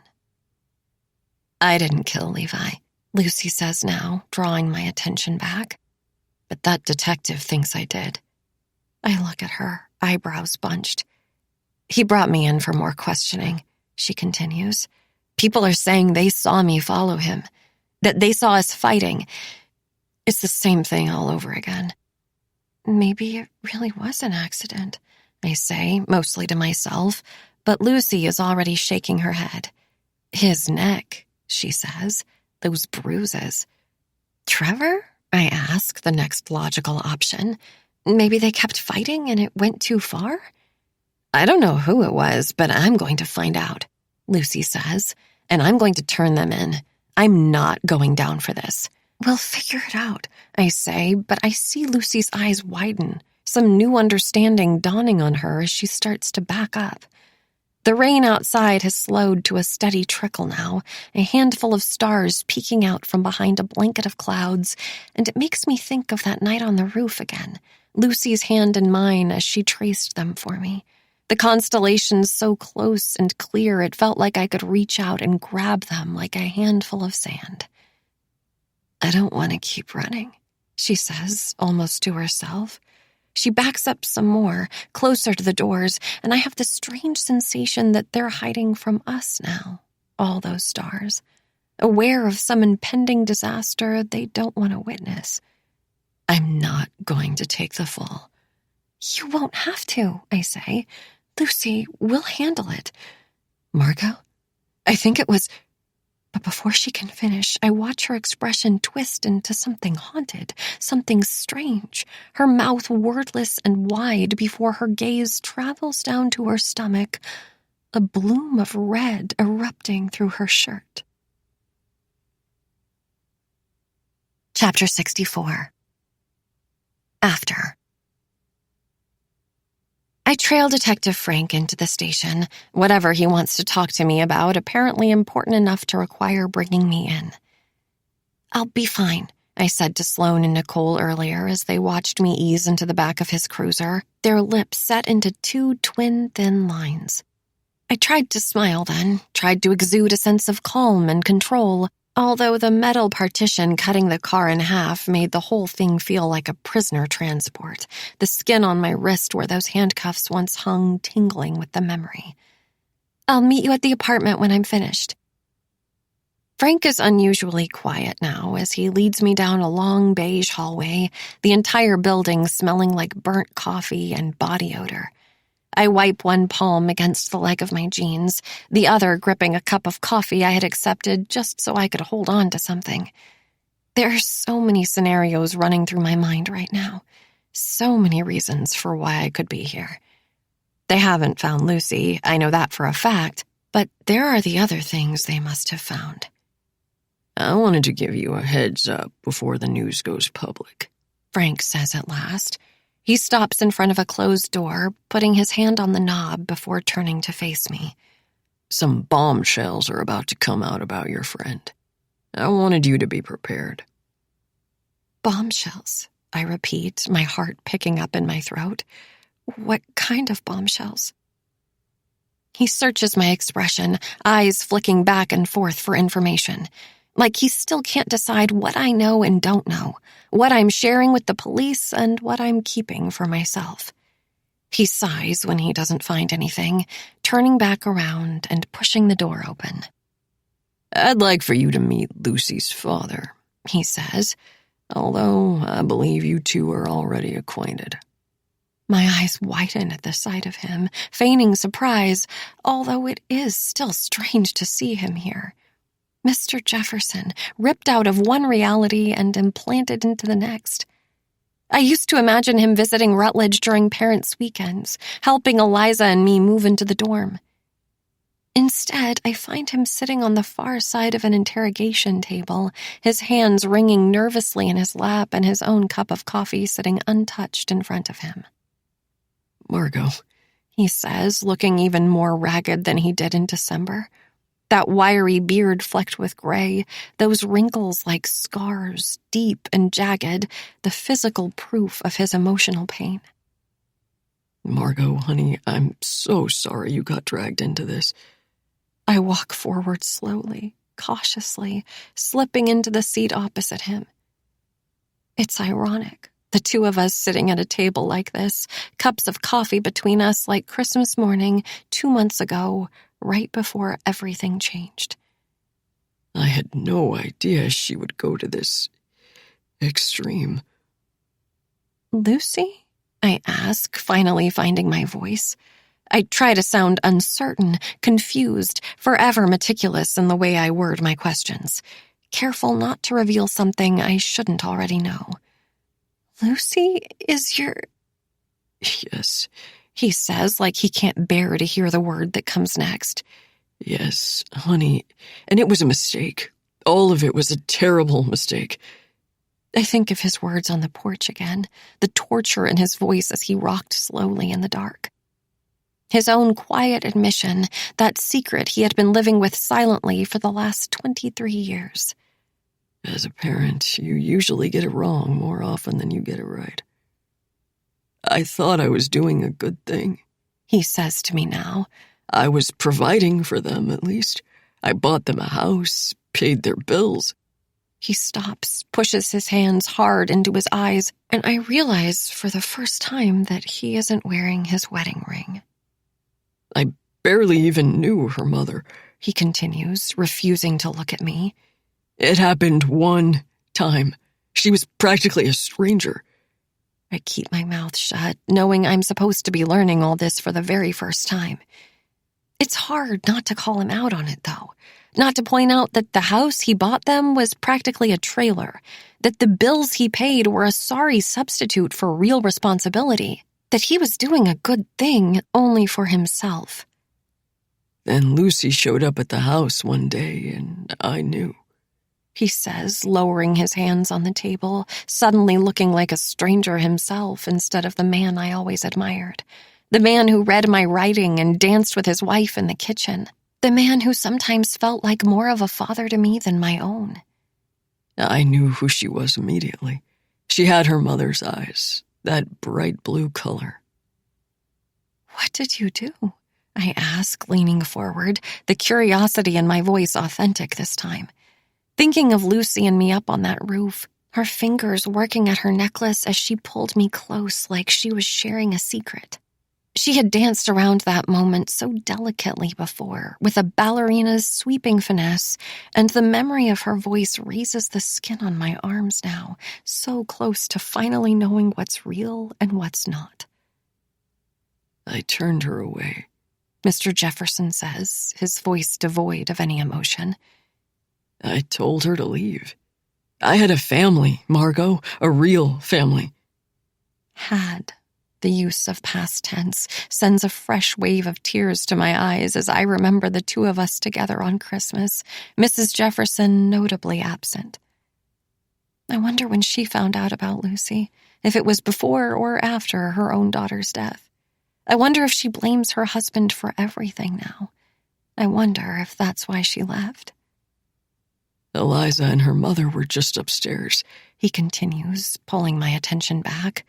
I couldn't risk her ruining that. I picture Lucy on the stoop, a bundle of nerves, and his rejection knife sharp as he slammed the door shut. I can still see her standing there, dazed and numb, nowhere left to go, so she just stayed and watched, imagined what it might be like to be them. But apparently Eliza overheard us talking. Mr. Jefferson says next, and I snap my neck up, surprise radiating through my chest like a tremor. I didn't even know until the police told me. She never said anything. The police? I ask, turning to Detective Frank, suddenly remembering what he said to me after he searched our house, the two of us sitting together in the yard. I know about Eliza, Levi's old fling and your friend from before. I think about the way Eliza sat in the kitchen with that faraway stare, the way she opened her mouth so many times like she wanted to tell me something, only to snap it shut, swallow it down. The way she and Levi were always whispering, silencing themselves when I got too close. How she kept alluding to going through something I wouldn't understand. She knew, I say, the shock still settling in. She knew about Lucy and she told Levi instead of me. Honey, Mr. Jefferson says, reaching out to grab my hand. Sometimes it's just easier to talk to a stranger. I swallow, watching Detective Frank as he walks closer to the table. No wonder Eliza and Levi got so close so fast. No wonder she thought she loved him, the only person in the world who knew her secret, this heavy thing she just had to unload. It's why she got so angry with me when I pushed her, challenged her, her bitter best friend who always assumed her life was perfect. It's why she couldn't tell me, that ever-present fear of shattering the illusion. Levi went to his local PD over Christmas break and told them what he knew about Lucy. Frank says to me now, his voice from the yard still echoing around me. It seems like a pretty big coincidence. Your next-door neighbor, your two best friends. Apparently, Eliza only knew Lucy's first name, but Levi was starting to put it together. He remembered Eliza telling him once about someone breaking into her house. I sit in silence, remembering how angry I had been at Eliza for confronting Levi about the break-in, how he had insisted it wasn't him, the way he looked at Lucy that first time in Penny Lane's like he somehow knew her, recognized her, jet black hair like Mr. Jefferson's and tics like Eliza's that were too similar to ignore, the way he cocked his head on Christmas, eyeing us curiously from the door, the two of them sitting on his bed, his body rigid as Lucy pulled him in for that kiss. Levi told the police in December that he thought Lucy might have been there the night Eliza fell. Detective Frank continues. I look at Mr. Jefferson, his palm cupped tight across his mouth like he's trying to keep a sob from escaping. He was beginning to think Lucy might have pushed her. I sit quietly, pulse throbbing in my neck. These next few seconds, the most important of my life. He was told at the time that there was no evidence to support his claim, so it's possible he had been trying to get close to Lucy on his own to find some answers. He says, sighing, and I continue to nod, thinking back on what Lucy told me in the shed. Levi being drunk and angry, yelling at her in the woods about not wanting to pretend. We believe he may have confronted her about it on the island, which is what led to their argument. Maybe he really was calling her out, flinging her arm off his leg like that. Sick of coddling up to a girl he suspected was a killer solely for justice, a quest for answers. Maybe that's why his death barely even fazed her. Another happy coincidence, another barrier eliminated in her brand new life. Margot, we found some things in Lucy's bedroom that support all this. Frank finishes as a single tear slips silently down Mr. Jefferson's cheek. Some things that will probably disturb you. Chapter 65. Before. Lucy? I ask, my voice trembling as I take a step closer. I don't understand what's happening, even as her hands clutch at her belly. Even as the blood gushes from her stomach, suddenly everywhere, her eyes wide and afraid as it leaks through her fingers. Her face suddenly a shade too pale, glowing white in the light of the moon. Lucy! I yell, rushing closer. I can't figure out what happened, where it's all coming from, but before I can reach her, she slouches down, falls to her knees, and I register another body standing behind her, the knife from the living room red in her hand. I had to do it, Sloane says quietly, her voice shaking and a look of pure shock carved across her face. I couldn't let her leave. I run to Lucy's body, now crumpled on the ground, noticing the way her blood trickles dutifully into the floor grate beneath us, the very spot where that deer once hung. The very spot where so many other things have bled out before her, dying slowly, their lives leaking out of them in one great pool of iron red. Lucy, I repeat, shaking her shoulders, clutching her stomach, though I can already tell that she's gone.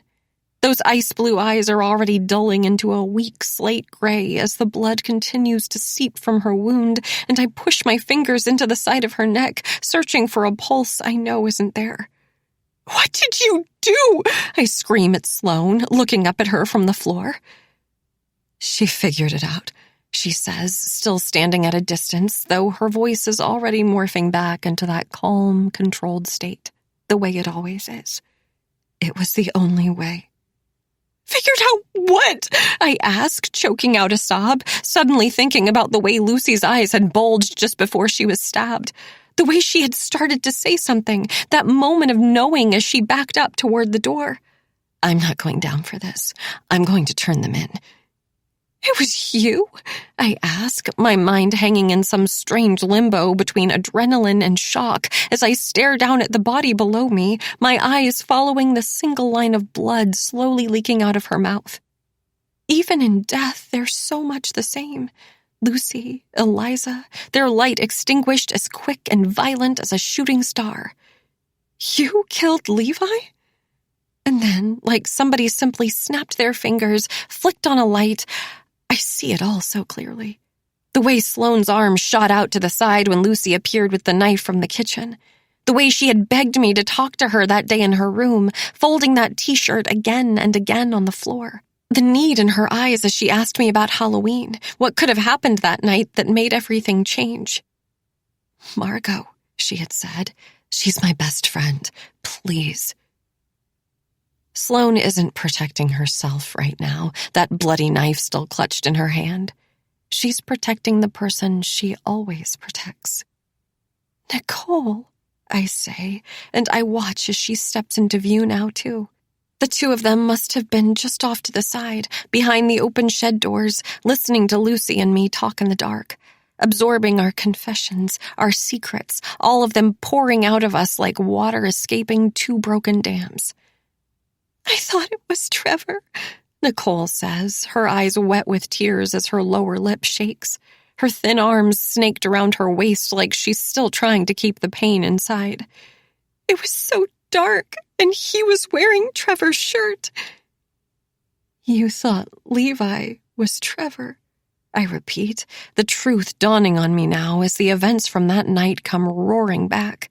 Remembering the way Trevor had tripped by the fire and struggled to stand, the way Nicole stood up and left, refused to watch it, never even seeing the fight that came after.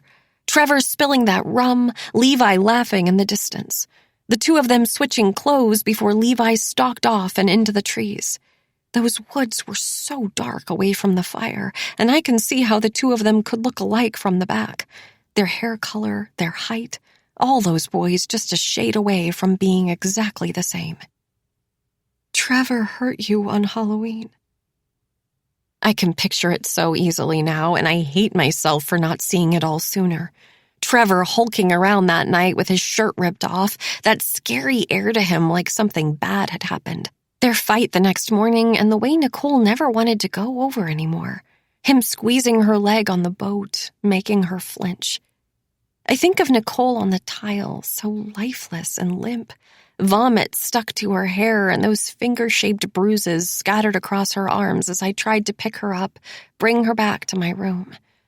Nicole, come on, let's get in bed. I didn't want to, she says to me now, the humiliation in her voice still so deep. I was so drunk and I didn't want to, but I couldn't get him off me. He made me do it. He held my wrists. No, she had said, trying to push me away. No, stop. I had been so focused on Levi, remembering the way he gripped Eliza's wrists in the dark, the way he had been on our property, the way I had gotten so used to blaming him for everything. Levi walked in on us, Nicole continues, her gaze on the floor, on Lucy, staring straight back, the truth she had just worked out forever locked inside. I remember him looking back and forth between Trevor and me like he was trying to decide what to do. I see Nicole and me on the island, that bottle in her hand, me asking about Levi and her shaking her head, taking a swig. He didn't do a thing. He just left, she says at last, looking back at me, a plea in her eyes that cracks my heart open. He just closed the door and left. That's why Nicole and Levi avoided each other after that. That's why they would always dart their eyes, refuse to talk.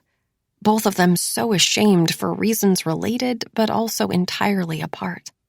Levi knew what he was witnessing, and he did nothing to stop it. He was a pledge, Trevor, the president, the only person with the power to make his life a living hell. The person who reminded him of that again and again, just to prove a point. I tried to talk to Trevor about it the next morning, and he got so mad, Nicole continues. He started screaming at me for accusing him of something like that. He said it wasn't even possible anyway, since we were dating. Nicole, I start, but Sloane shakes her head, a silent cue for me to let her finish. I tried to just forget about it, she says, the tears streaming faster, but I couldn't. Then that night you were pushing me so hard and I was getting so angry all over again.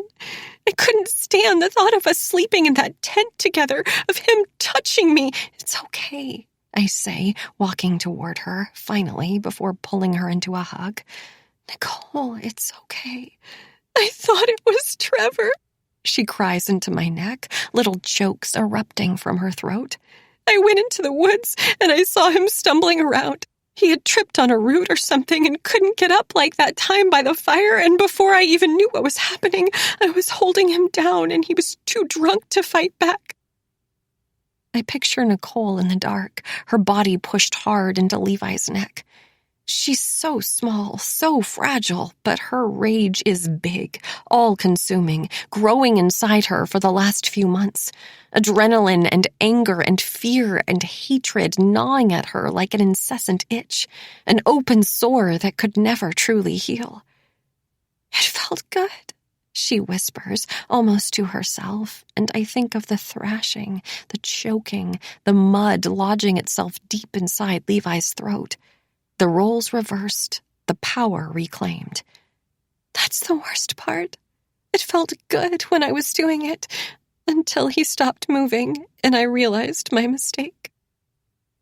I look up at Sloane staring at us from across the shed, the knife still hanging limp in her hand, blood dripping from the tip like that night on the boat as it leaked from Lucy's finger, little red circles dotting the floor. She would have told Frank, she says quietly. She would have turned Nicole in. We don't know that, I argue, but Sloane interrupts me, shaking her head. Yes, we do, she says, pragmatic and even, our voice of reason. Lucy would have saved herself, and you know it. But she didn't actually hurt anyone. Are you kidding me? Sloane snaps back. She hurt all of us. Every single one of us. We're all quiet. This familiar shed transporting us somewhere new now. Somewhere foreign and uncharted, though I've seen a glimpse of this place before. Standing on the edge of that charred black building, looking down, Eliza's body bent and broken beyond recognition or repair. Swaying slightly with the breeze and the realization that I could just turn around, walk back home, and nobody would be the wiser. Lucy's voice in the wind like a whisper from the grave. If you knew you could get away with murder, would you do it? All of this happened because of her, Sloane says. She started it all when she walked into our lives. I picture Lucy alone on the dock, her body the silhouette that kicked my fear into motion. My unease and my envy, all of it directed at the wrong person. If she hadn't been there, if she hadn't done that, maybe Eliza wouldn't have felt the need to hide it all from me. Maybe she would have talked to me, told me the truth about Levi and the envelope she found. Maybe we never would have gotten into that fight, the missing pictures still on her wall, the things we had said never escaping our lips, the resentment that built up between us still flimsy enough to tear back down, not the concrete barrier Lucy erected from afar. I turned to Nicole next, still nuzzled into my neck, the gentlest soul I've ever known. Lucy led her to Trevor like a cat chasing a mouse into the jaws of a fox. She used Nicole's kindness, her heart, her inability to let people down. She maneuvered us all like chess pieces, and people got hurt. People died. It was her or us, Sloane says at last. She could get me expelled. She could send Nicole to jail, Margot. This is the best for you, too. I feel myself nodding, agreeing because I know she's right. Lucy saw what happened between Eliza and me. She could have placed me at the party. She could have come clean about everything. None of our secrets would have been safe with her alive, dangling them over us the way she always did, playing with us like another one of her games, her entire life an illusion she simply created and pretended to be true. The irony of it is that Lucy is the one who helped me see it, the necessity of her death, talking about murder with such indifference, one scale rising while the other one falls. Once you find the right person, the right reason, it is possible to both love her and hate her, to trust and mistrust her, to feel so radically on both sides of the coin. It is possible to want my friend back more than anything, and to also want her to stay gone for good. Chapter 66. We work quickly, quietly, wrapping Lucy's body in layers of game bags we found stored in the corner of the shed. We've seen the boys use them before, lugging fresh kill back to bleed out, the very thing created to keep a carcass fresh. Everything we need is right here, right in this very room, the perfect place to bring something to die. A hose to rinse the remaining blood from the floor, a brush to scrub all traces of her clean. The smell of death already there, ever present. Just another body to add to the count. I'm sorry, Nicole says for the 100th time, practically shivering from shock as she stands off to the side. I'm so sorry. This is all my fault. No, it's not, Sloane says, crossing her arms, her anger toward Lucy hardened into a scab, crusted over, protecting her from feeling a single ounce of regret. I already told you, it's hers. Where are we going to put her? Nicole asks, the two of them staring down at Lucy in her makeshift coffin, long and lean and wrapped in twine. How are we going to get her out of here? We're not, I say, the plan that started to formulate in my mind finally clear enough to communicate. We're going to put her in the cave. The cave, the basement. That little crawl space nobody knows is there. It's risky, I know, keeping her in the house like this, but it feels even riskier to move her somewhere new. We could be seen. She could be found. Plus, it's cool down there, so much cooler than the rest of the house, that draft that's always creeping into my bedroom and chilling the floor. It might become a problem once it gets hot, in the heat of the summer, but that's what the game bags are for, and we'll be gone by then anyway. Everyone will be gone. Kappa Nu is suspended. It's only a matter of time before they're disbanded for good. We won't be able to live here without them, and they won't be hazing anyone anymore. They won't be using that space at all. Once we leave, this place will sit empty, abandoned, the only people in the world aware of its existence never inclined to speak a word of it again. "What do we do when the police start looking?"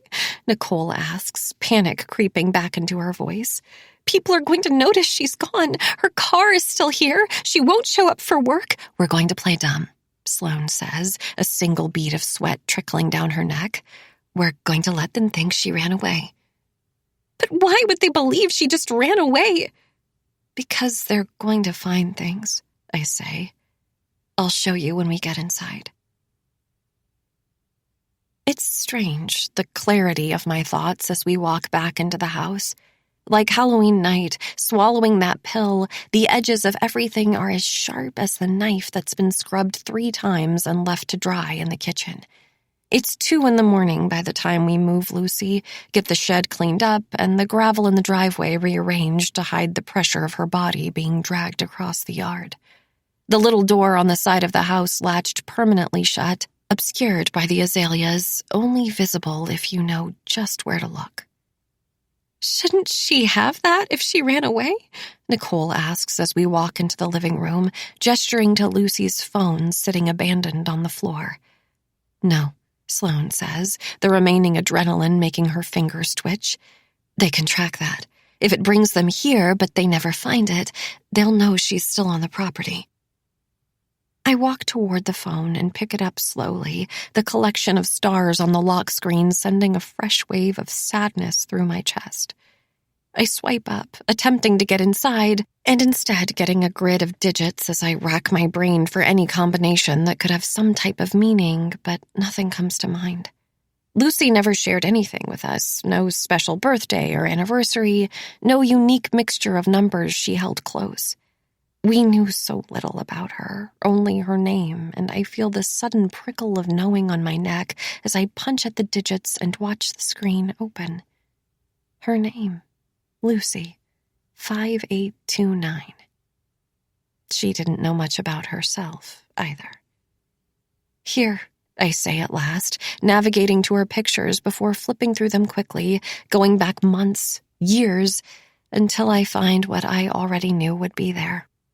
It's a picture of Eliza and me taken through her kitchen window, Mr. Jefferson sitting just by our side. We're all together, laughing, the image grainy enough to know that Lucy had tried to zoom in as she watched us from a distance. Somehow, after thinking about the picture she stole from Eliza's bedroom, I had a feeling there would be more. "Once the police realize she's missing, we'll let them find her phone and look through her pictures," I say, flipping some more, taking in the others. Eliza and me in her bedroom, stomachs down on the mattress. Eliza and Levi on the dock, her head light on his shoulder as they huddled close on the wood. "They'll figure out who she is," I finish. "We're just helping them put together a picture that already exists." "You're going to let them think—" "It explains them both," I say, "Eliza and Levi. It'll take care of everything." "Why don't we just tell them ourselves?" Nicole asks, always so innocent. "Save them the trouble." "We can't give ourselves a motive," I say, shaking my head. "We don't want them looking into us or the house any more than necessary." Nicole stays quiet, her expression unsure, but Sloane is starting to nod along now, too. I watch as she walks with purpose into Lucy's room, re-emerging with her wallet as she pulls out Lucy's ID, a few credit cards. Things she would have taken if she decided to skip town. "This is what Lucy does," she says. "She takes off without warning. In the beginning, we act completely unfazed. totally unbothered to hear that she's gone. Like it's normal, I add. But after a while, we start to get nervous, scared. Everything they learn about Lucy, we act like we're learning it for the first time, too. Then one of us has to crack, just for a second, Sloane says. We both look at Nicole, the weakest link, accidentally tell them something that will confirm their suspicions. Like what? She whispers, her face draining into a ghostly shade of white. That night at Penny Lane's, I say. The boys will remember it too. They can corroborate it if they're asked. Nicole nods, her cheeks hollow and pale before walking to the couch and collapsing onto the cushions, pushing her head deep into her hands. They'll just think we're naive, I say, walking over to her now and rubbing her shoulders, that our only crime is being too innocent to see her for who she really is. That we're just girls, Sloane adds, her eyes distant and detached. Just a couple of harmless little girls.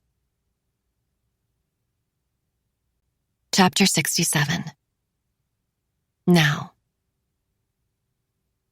I enter the apartment to find Sloane and Nicole on the living room floor, boxes ripped open and all our belongings scattered across the room. How did it go? Nicole asks, standing up fast, eyes hopeful and afraid at the exact same time. She's looking better, though, a certain buoyancy to her I haven't seen in months, the color blooming back into her skin and her cheeks filling out, all fleshy and pink like a ripening fruit. Good, I say, smiling weakly. It's all good. I watch her exhale and I take a seat in the middle of them, my head poking into the nearest box. Mr. Jefferson identified it all, I say, thinking about the things we planted in Lucy's bedroom, the evidence we snuck inside the locked drawers of her desk, everything of Eliza's that I had kept, that tube of used lipstick, a scrunchie with her hair still tangled in the fabric. All of it painting a picture of a person obsessed, which Lucy was, in a way, although I suppose that means that I was, too. Kapanew is done, I continue. None of them are facing charges except for Trevor. I look at Nicole, surprise and relief flooding into her face. The other boys admitted that he was hazing Levi, singling him out, that Trevor's the reason he drank so much. It's going to be okay, Sloane says, fingers reaching out to grab Nicole's hand. All of us smiling at the thought of Trevor having to live with this forever, the consequences trailing him around for the first time in his life, for the rest of his life. We're going to be okay. We continue to unpack our things slowly, quietly, the magnitude of the last few months finally setting in. The fact that we actually got away with it. We got away with murder, not just once, but 3 times over. One was an accident, one a mistake, and one a necessity to save us all. I didn't know you had one of those too, Sloane says suddenly, and I look up, tracing her gaze down to my neck, to my hand, absent-mindedly playing with the chain clasped tight around my throat. Lucy's necklace, that constellation of stars, the one I had plucked from her body when nobody was looking, a familiar urge I couldn't suppress. Lucy had one just like it, she says, from that jewelry dispenser by the door at Penny Lane's. Oh, yeah, I lie, remembering what Lucy had whispered on the roof. I don't need him, she had said, but he gave me this. I picture her standing on the dock, listening to the music creeping out through the windows, watching us dancing, singing, Eliza twisting the jewels around her neck as we looked up at the stars and found pictures in the sky. Her body rigid by the door after Mr. Jefferson slammed it, banishing her to a life all on her own. He said it reminded him of me because I was named after that song, Lucy in the Sky with Diamonds. Another lie, though whether that one was meant for me or herself, I'll never really know. I got it sometime over the summer, I add. Sloane nods, looking back down, and I can't help but feel a pang of something new now, something fresh. Pity and understanding, the lengths that Lucy went to just to feel like her life was a little bit different, a little bit better than what it really was. I dip my hand into my last box now, the one full of all my old books, the stories I used to get lost into, all the other lives I preferred to my own. Dr. Jekyll and Mr. Hyde resting on top, that single person capable of both good and evil, love and violence, emotions strong enough to take another life. I look around our little apartment at us three friends now bonded by blood. I know better than either of them that this kind of violence never really washes away. No matter how hard they try to scrub it off, how desperately they attempt to keep themselves clean, it'll just keep seeping farther into their skin, their very foundation, all that blood running deep like a stain. What we did together is tattooed across all of us now, a permanent mark like a friendship bracelet tied tight around our wrists. Like a broken heart drawn in sunscreen, only whole when we stick together. In time, it may fade,